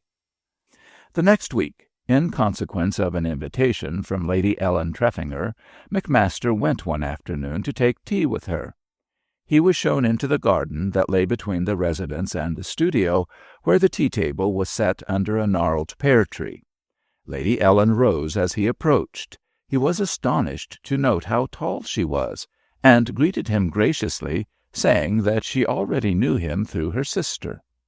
McMaster felt a certain satisfaction in her reassuring poise and repose, in the charming modulations of her voice, and the indolent reserve of her full almond eyes. He was even delighted to find her face so inscrutable, though it chilled his own warmth, and made the open frankness he had wished to permit himself impossible. It was a long face, narrow in the chin, very delicately featured, yet steeled by an impassive mask of self-control.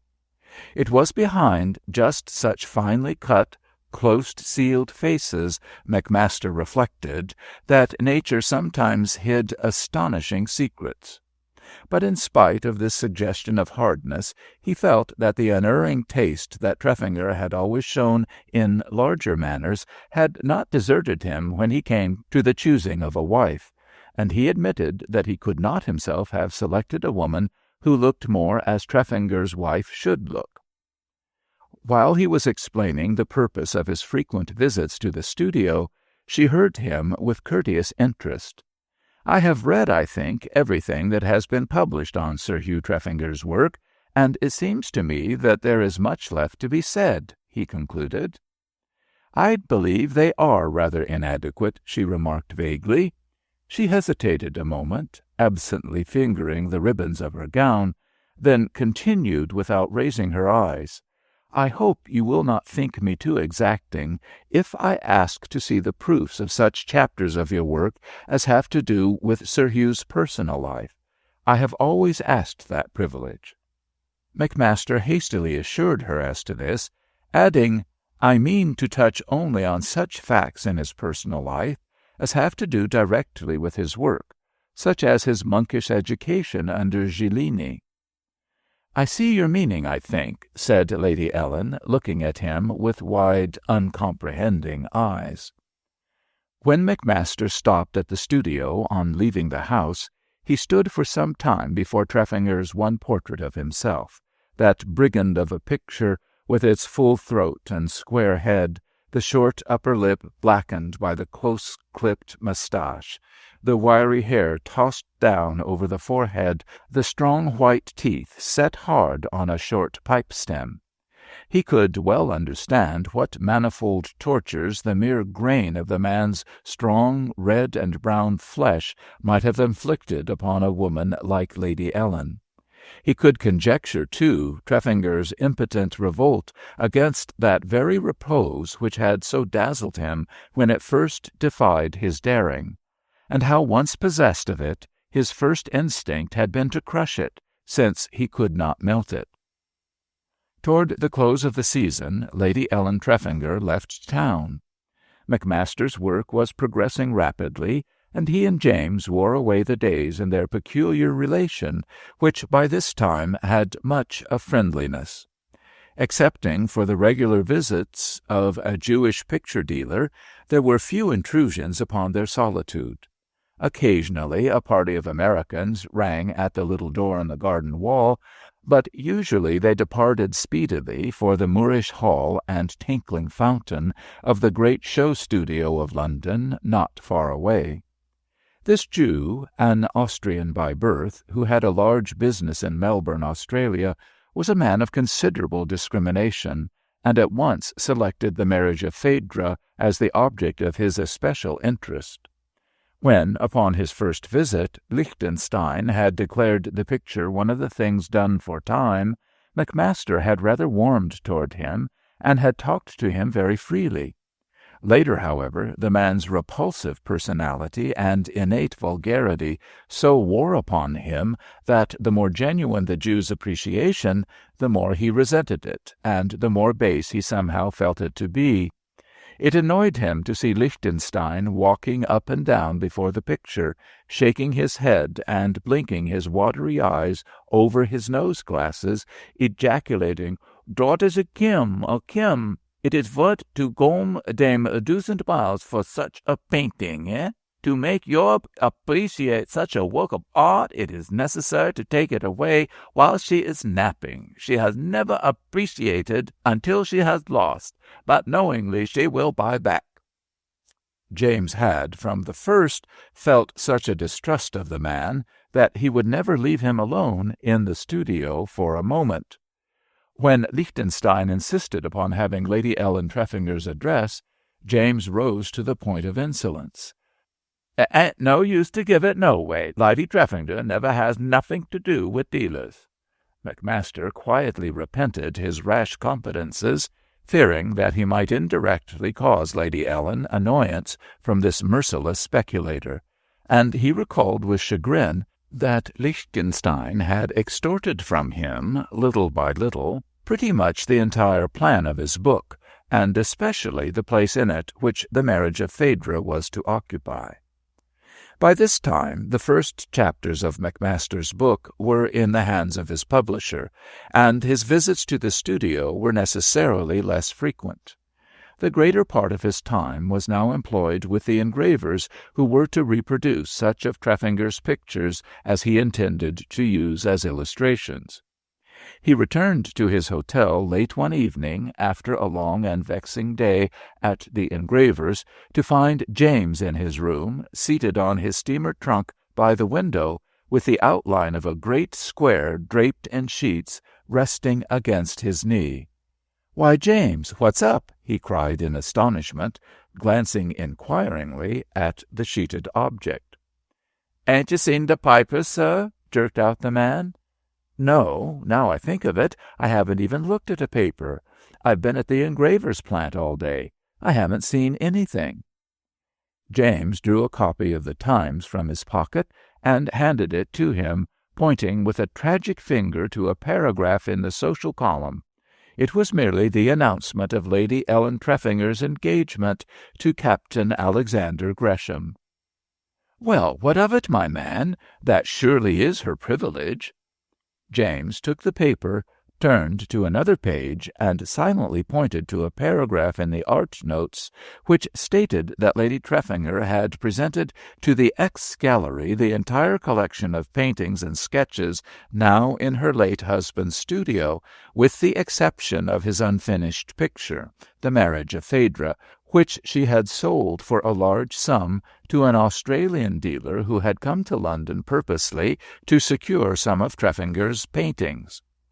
McMaster pursed up his lips and sat down, his overcoat still on. "Well, James, this is something of a jolt, eh?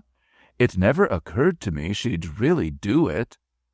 "Lord, you don't know her, sir," said James bitterly, still staring at the floor in an attitude of abandoned dejection. McMaster started up in a flash of enlightenment. "What on earth have you got there, James? Surely it's not?" "Yes, it is, sir," broke in the man excitedly. "It's the marriage itself. It ain't a-going to Australia, nohow." "But, man, what are you going to do with it? It's Liechtenstein's property now, as it seems." "It ain't, sir. That it ain't. No, by God, it ain't," shouted James, breaking into a choking fury. He controlled himself with an effort and added supplicatingly, "Oh, sir, you ain't a-going to see it go to Australia where they send convicts."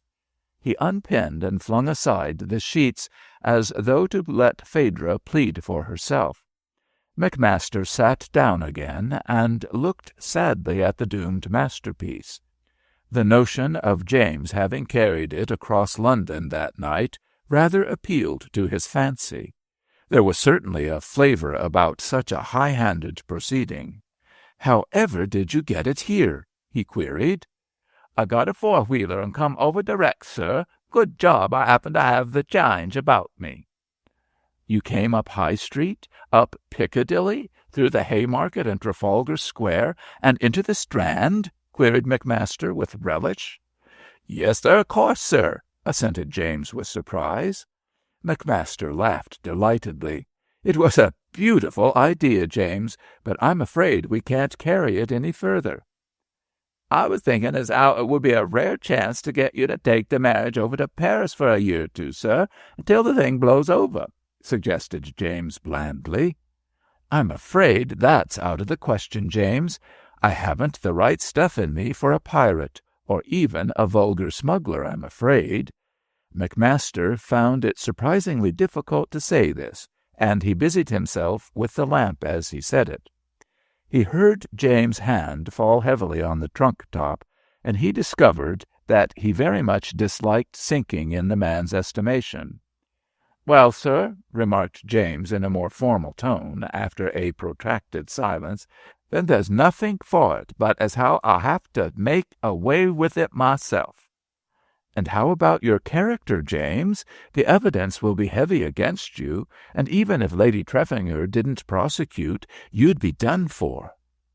"Blow my character, your pardon, sir," cried James, starting to his feet. "What do I want of a character? I chucked the old thing, and damned lively, too. The shop's to be sold out, and my place is gone anyhow.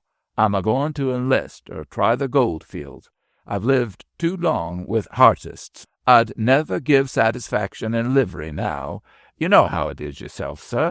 There ain't no life like it, nohow." For a moment McMaster was almost equal to abetting James in his theft. He reflected that pictures had been whitewashed, or hidden in the crypts of churches, or under the floors of palaces, from meaner motives, and to save them from a fate less ignominious. But presently, with a sigh, he shook his head. "No, James, it won't do at all. It has been tried over and over again, ever since the world has been a-going, and pictures a-making. It was tried in Florence and in Venice, but the pictures were always carried away in the end. You see, the difficulty is that although Treffinger told you what was not to be done with the picture, he did not say definitely what was to be done with it. Do you think Lady Treffinger really understands that he did not want it to be sold?"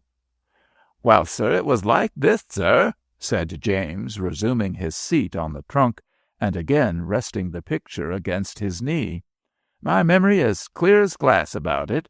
After Sir Hugh got up from his first stroke, he took a fresh start at the marriage. Before that, he had been working at it only at night for a while back. The legend was the big picture then, and was under the north light where he worked of a morning. But one day he bid me take the legend down and put the marriage in its place, and he says, dashing on his jacket, 'James, this is a start for the finish this time.' From that on, he worked at the night picture in the morning, a thing contrary to his custom. The marriage went wrong, and Sir Hugh a-getting seedier and seedier every day. He tried models, and smudged and pinted out on account of her face going wrong in the shadow. Sometimes he laid it on the colors, and swore at me and things in general. He got that discouraged about himself that on his low days he used to say to me, 'James, remember one thing. If anything happens to me, the marriage is not to go out of here unfinished. It's worth a lot of them, my boy, and it's not a-going to go shabby for lack of pains.' He said things to that effect repeated. He was working in the picture that last day before he went to his club. He kept the carriage waiting near an hour while he put on a stroke, and then drawed back for to look at it, and then put on another, careful like. After he had his gloves on, he come back and took away the brushes I was starting to clean, and put in another touch or two. 'It's a-coming, James,' he says. 'By gad if it ain't.' And with that he goes out. It was cruel sudden, what come after. That night I was looking to his clothes at the house when they brought him home.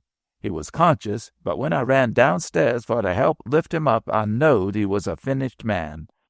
After we got him into bed, he kept a looking restless at me, and then a light yelling and a jerking of his hand. Finally, he quite raised it and shot his thumb out toward the wall. He wants water. Ring, James, says Lady Ellen placid, but I knowed he was pointing to the shop. Lady Treffinger, says I, bold, he's pointing to the studio.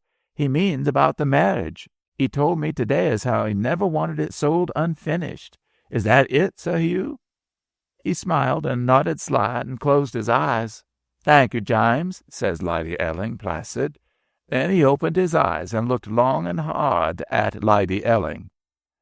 Of course I'll try to do as you'd wish about the picture, you, if that's what's troubling you, she says quiet.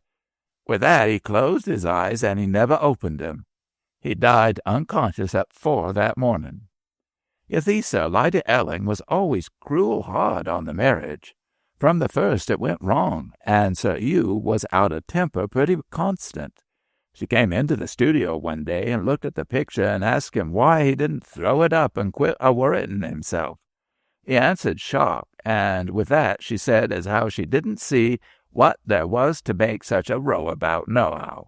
She spoke her mind about that picture free, and Sir Hugh swore on it and let a handful of brushes fly at his study, and Lady Ellen picked up her skirts careful and chill and drifted out of the studio with her eyes calm and her chin high. If there was one thing Lady Ellen had no comprehension of, it was the usefulness of swearing. So the marriage was a sore thing between 'em. She is uncommon calm, but uncommon bitter, is Lady Ellen. She never come near the studio since that day she went out a-holding up of her skirts. When her friends goes over, she excuses herself along of the strain. Strain! God! James ground his wrath short in his teeth. I'll tell you what I'll do, James, and it's our only hope. I'll see Lady Ellen tomorrow. The Times says she returned today. You take the picture back to its place, and I'll do what I can for it. If anything is done to save it, it must be done through Lady Ellen Treffinger herself. That much is clear. I can't think that she fully understands the situation. If she did, you know, she really couldn't have any motive. He stopped suddenly. Somehow, in the dusky lamplight, her small, close-sealed face came ominously back to him. He rubbed his forehead and knitted his brows thoughtfully. After a moment he shook his head and went on, I am positive that nothing can be gained by high-handed methods, James. Captain Gresham is one of the most popular men in London, and his friends would tear up Treffinger's bones if he were annoyed by any scandal of our making. And this scheme you propose would inevitably result in scandal. Lady Ellen has, of course, every legal right to sell the picture. Treffinger made considerable inroads upon her estate, and as she is about to marry a man without income, she doubtless feels that she has a right to replenish her patrimony. He found James amenable, though doggedly skeptical. He went down into the street, called a carriage, and saw James and his burden into it. Standing in the doorway, he watched the carriage roll away through the drizzling mist, weave in and out among the wet black vehicles and darting cab-lights, until it was swallowed up in the glare and confusion of the Strand. It is rather a fine touch of irony, he reflected, that he, who is so out of it, should be the one to really care. Poor Treffinger, he murmured as, with a rather spiritless smile, he turned back into his hotel. Poor Treffinger, sic transit gloria. The next afternoon McMaster kept his promise. When he arrived at Lady Mary Percy's house, he saw preparations for a function of some sort, but he went resolutely up the steps, telling the footman that his business was urgent. Lady Ellen came down alone, excusing her sister. She was dressed for receiving, and McMaster had never seen one so beautiful. The color in her cheeks sent a softening glow over her small, delicately cut features. McMaster apologized for his intrusion and came unflinchingly to the object of his call. He had come, he said, not only to offer her his warmest congratulations, but to express his regret that a great work of art was to leave England. Lady Treffinger looked at him in wide-eyed astonishment. Surely, she said, she had been careful to select the best of the pictures for the X-Gallery in accordance with Sir Hugh Treffinger's wishes. And did he, pardon me, Lady Treffinger, but in mercy set my mind at rest, did he or did he not express any definite wish concerning this one picture, which to me seems worth all the others, unfinished as it is? Lady Treffinger paled perceptibly, but it was not the pallor of confusion. When she spoke there was a sharp tremor in her smooth voice, the edge of a resentment that tore her like pain. I think his man has some such impression, but I believe it to be utterly unfounded. I cannot find that he ever expressed any wish concerning the disposition of the picture to any of his friends. Unfortunately, Sir Hugh was not always discreet in his remarks to his servants. Captain Gresham, Lady Ellingham, and Miss Ellingham, announced a servant appearing at the door. There was a murmur in the hall, and McMaster greeted the smiling captain and his aunt as he bowed himself out. To all intents and purposes, the marriage of Phaedra was already entombed in a vague continent in the Pacific, somewhere on the other side of the world.